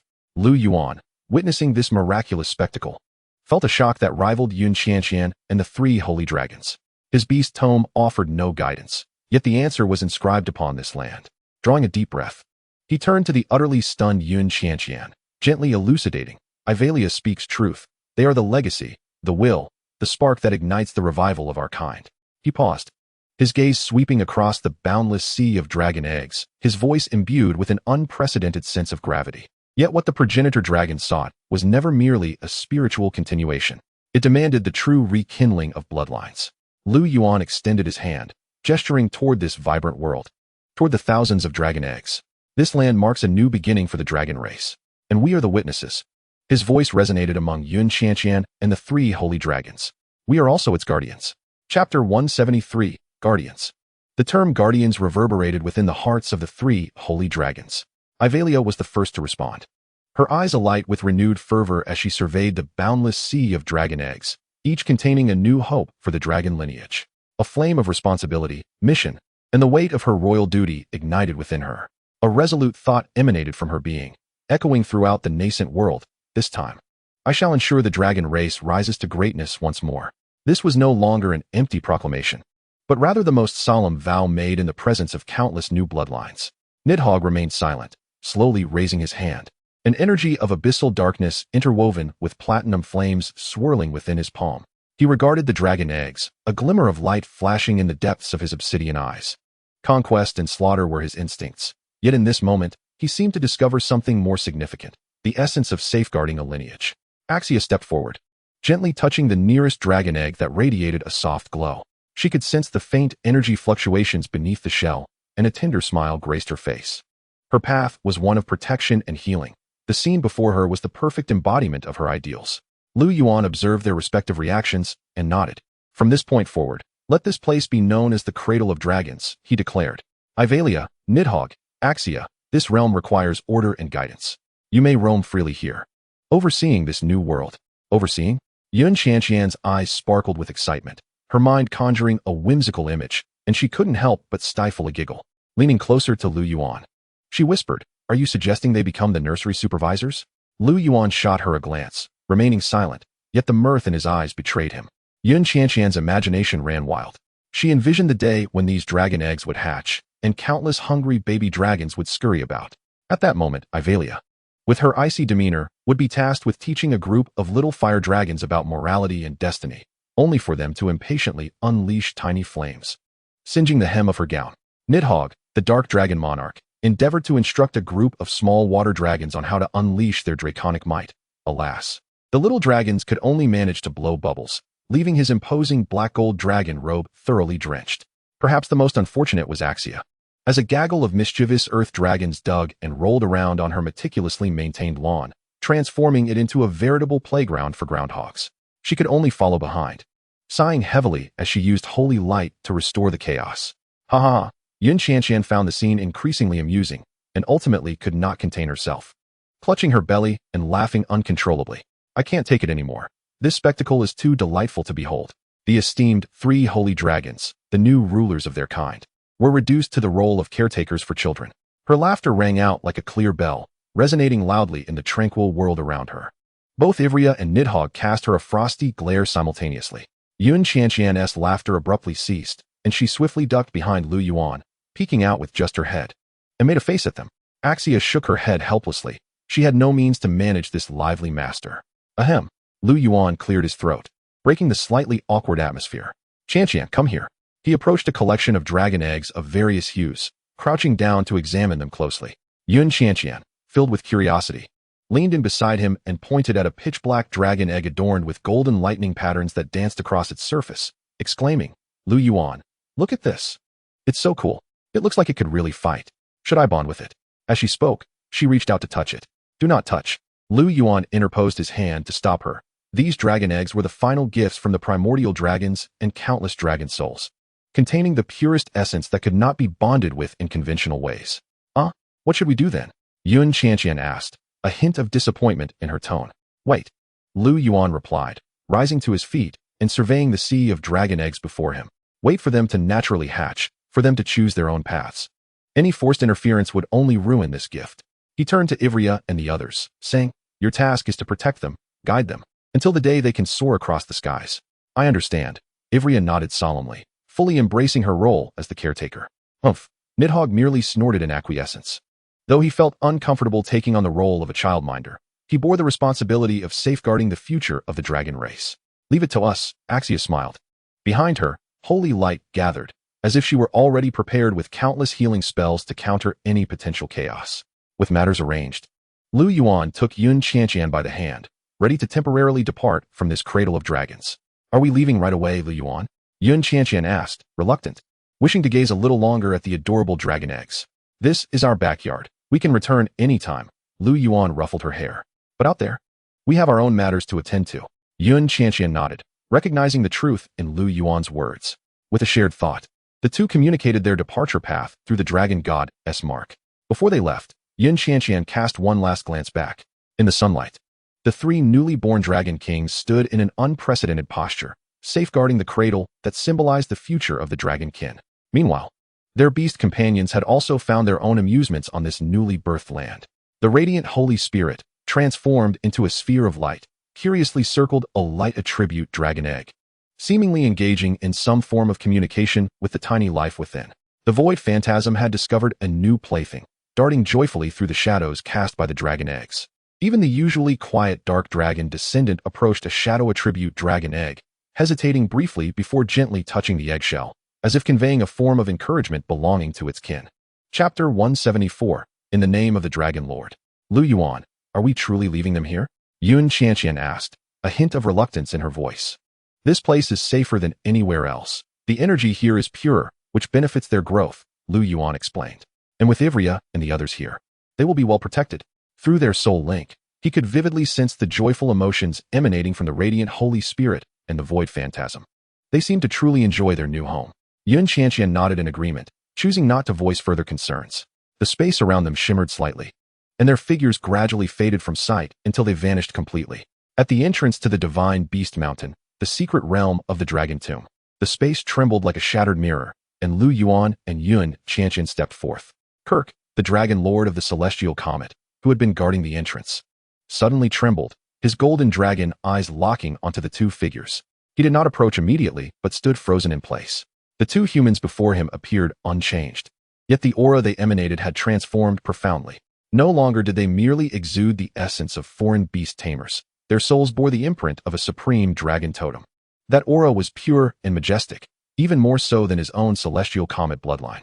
It was the essence of the holy dragons.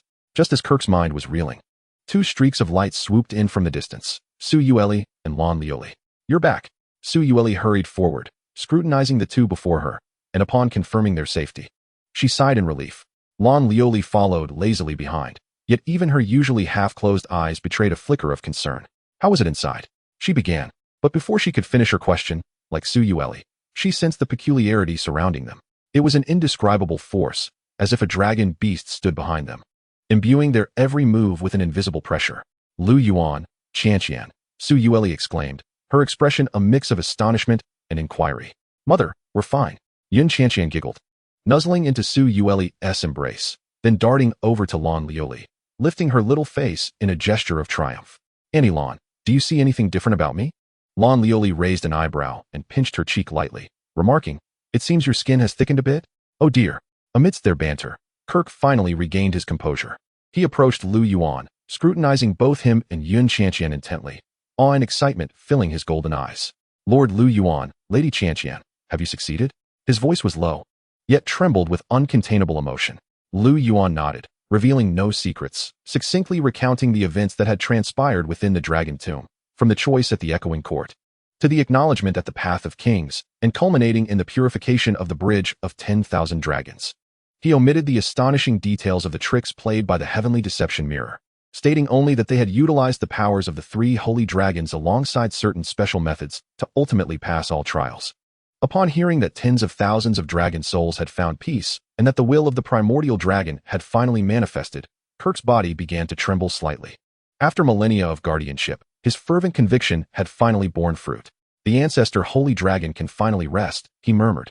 Yet, Yun Qianqian pondered silently, don't be foolish. Your ancestor holy dragon is still slumbering within a Yuan's mirror. Su Yueli and Lan Lioli listened on, equally stirred. Although Lu Yuan spoke matter-of-factly, they could imagine that the so-called trials must have been fraught with peril. Ultimately, the ancestor holy dragon and tens of thousands of dragon souls had merged their final blessings and powers into that realm. Lu Yuan's voice paused momentarily, revealing one last piece of news. The vast expanse of the Dragon's Rest has transformed into a world capable of nurturing the rebirth of the Dragonkin. We have named it the Cradle of Dragons. The Cradle of Dragons? Kirk abruptly lifted his head. Indeed, Lu Yuan affirmed. The liberated dragon souls have manifested into entirely new dragon eggs, which are now gestating upon that land. Ivelia, Nidhogg, and Axia, along with the beasts of burden belonging to me and Qianqian, shall serve as guardians, guiding this nascent lineage. Silence enveloped the space. A palpable stillness that echoed like the fall of a pin.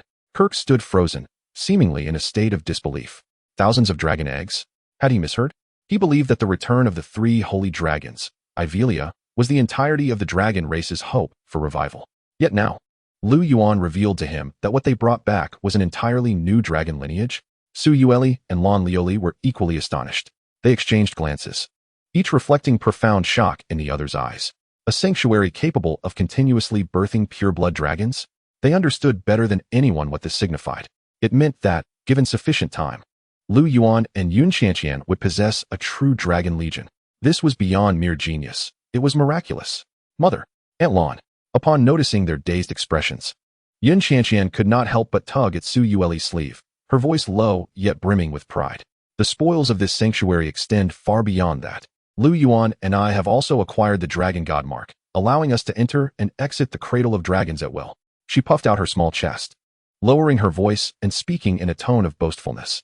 Moreover, I have gained an additional contract slot. The sixth one. Su Yueli and Lan Lioli's pupils dilated in surprise. What did you say? You gained an additional contract slot? They chorused, their voices rising in pitch. The contract slots of Beastmasters are governed by the immutable laws of the world. Their tier dictates the quantity, and for the golden tier, 4 is the absolute limit. Absolutely true. Yun Qianqian declared proudly, raising her chin. Lan Lioli suddenly appeared before Yun Qianqian, seizing her wrist, a surge of pure mental energy probing into her spiritual sea. Moments later, Lan Lioli released her grip, staggering back a step, her typically languid expression replaced by one of shock, as if she had seen a ghost. You truly have gained one. Observing her daughter's triumphant demeanor and then glancing at the composed Lu Yuan, Su Yueli was struck by an overwhelming sense of unreality. These two children had merely ventured into a sanctuary, yet each time they returned, they seemed to bring with them extraordinary encounters. A sudden thud interrupted their thoughts. Everyone turned towards the sound, only to witness the celestial comet dragon lord, Kirk, stepping back 2 paces before kneeling on one knee before Lu Yuan and Yun Qianqian.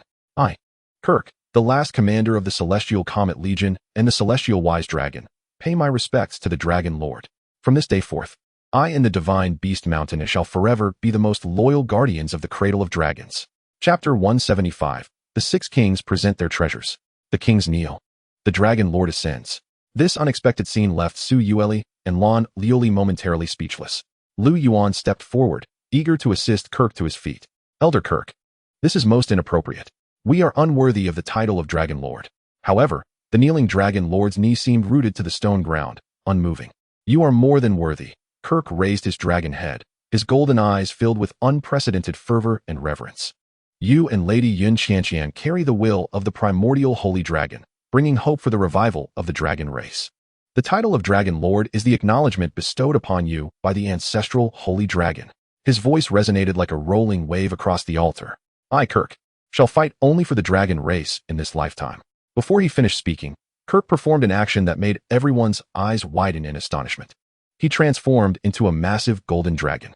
Lifting one claw, its tip glinting with a metallic sheen, he unhesitatingly clawed at the toughest reverse scale beneath his neck. With a tearing sound, 3 scales the size of large bowls were forcibly removed from his being. Dragon blood flowed from the wound, dripping to the ground, yet was instantly absorbed by the earth, transforming into the purest of energies.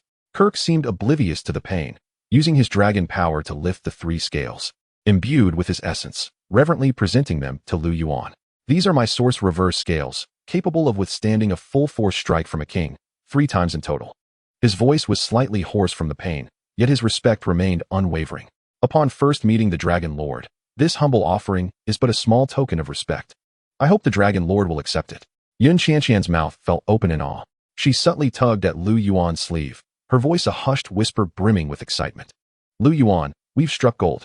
This is the pinnacle of dragon scales, able to withstand a king's strike. 3 pieces.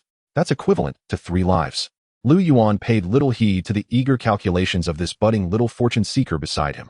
He gazed at the 3 weighty dragon scales before him and then at Kirk's bleeding wound, feeling a tumult of emotions within.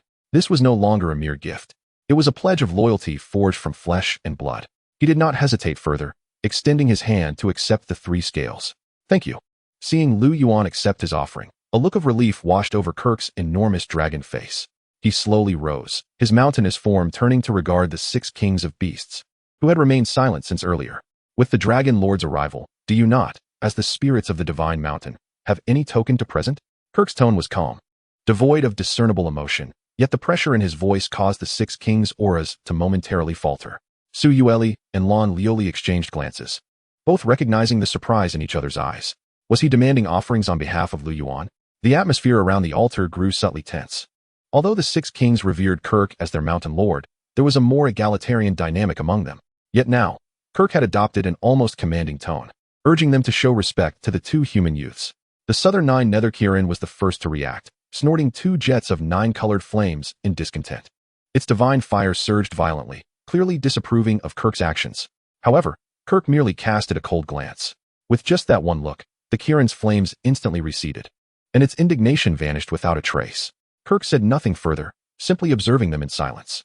Ultimately, it was the most serene of them all, the Kunlun spirit deer. That broke the stalemate. It gracefully approached Lu Yuan and Yun Qianqian, its antlers adorned with blooming flowers gently swaying. A budding 7-colored lotus floated down from its antlers, hovering before the two. This is the seed of the 7 treasures lotus, which bears fruit only once every 100 years. The ethereal voice of the Kunlun spirit deer resonated. Wearing it nourishes the soul, protecting against all evils. If planted, when it blooms, the lotus platform shall provide spiritual sustenance equivalent to that of a platinum pinnacle beast. Yun Qianqian's eyes sparkled like stars at this revelation. Spiritual sustenance equivalent to that of a platinum pinnacle beast. If this were to be revealed to the outside world, it would drive all platinum-tier beast masters into a frenzy.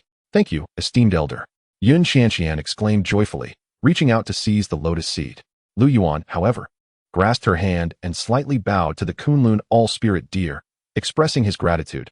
Thank you, esteemed elder, for your generous gift. With the Kunlun all-spirit deer leading the way, the other sovereigns also ceased their silence.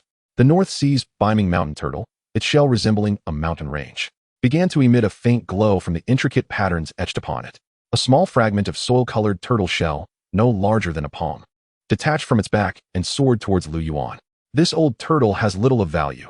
This item is known as the Earthvein shell. Formed from my molted old shell, the ancient turtle's voice resonated with a deep, aged timbre. Once activated, it could create an absolute barrier capable of withstanding any attack below the sovereign level for a duration of 10 breaths. Yet another invaluable treasure for survival. Yun Qianqian discreetly flashed a thumbs-up gesture to Lu Yuan from behind her. Immediately following this, the Northern Annihilation Arbiter stirred. The enormous judgment scale it held tilted slightly, and a pitch-black token, inscribed with a character for law, propelled forth. The judgment command allows the establishment of a fair contract with any target. The violator of the contract shall face retribution from the laws, resulting in a permanent decline in strength by 1 tier and enduring weakness for numerous days. Its voice bore no emotion. Lu Yuan felt a stir within. The utility of this item far surpassed that of mere defensive artifacts. In the southeast, the dream weaver of the firmament unfurled its butterfly wings, reflecting the stars of myriad heavens. A glimmer of starlight cascaded from its wings, transforming midair into a diamond-shaped, transparent crystal. The nightmarish prism could entirely rebound a single mental attack back to the caster, disregarding tier disparities. Its voice was ethereal, as if emanating from a different dimension. Yun Qianqian was on the verge of fainting. The sudden influx of happiness was overwhelming. Had they inadvertently stumbled upon a trove of treasures today? Now, only the 9 nether Chelan and the void-devouring python remained. The 9 nether Chelan observed its companions unveiling their treasures, its expression darkening. As a proud Chelan, revered among divine beasts, how could it allow itself to be overshadowed? With a cold huff, it exhaled a plume of 9-colored divine fire. The flames coalesced in the air, ultimately transforming into a feather ablaze with 9-colored flames. This is the true feather of the Chelan, containing a strand of my primordial divine fire, it declared with a hint of arrogance. It could instantaneously purify all curses and negative states below the sovereign level. If infused within a fire-attributed beast, it could aid in purifying its bloodline, with a certain chance of comprehending the divine art of 9-colored divine fire. Yun Qianqian instinctively glanced at her sacred flame fire sparrow. Finally, all gazes turned to the pitch-black giant python, which had only partially emerged. The void-devouring python's vertical pupils sparkled with chaotic light, seemingly reluctant. Kirk's gaze also fell upon it. Ultimately, the void-devouring python opened its enormous mouth and expelled a sphere, as black as ink and continuously twisting. This is the Shaoqian Leap Pearl, a one-time consumable, it rasped, its voice cold and hoarse. It could bypass any spatial barriers, enabling a short-distance random spatial leap. A top-tier escape tool. Thus, 6 sovereigns, 6 supreme treasures, each one capable of inciting a bloodbath in the outside world. And now, they quietly hovered before Lu Yuan and Yun Qianqian.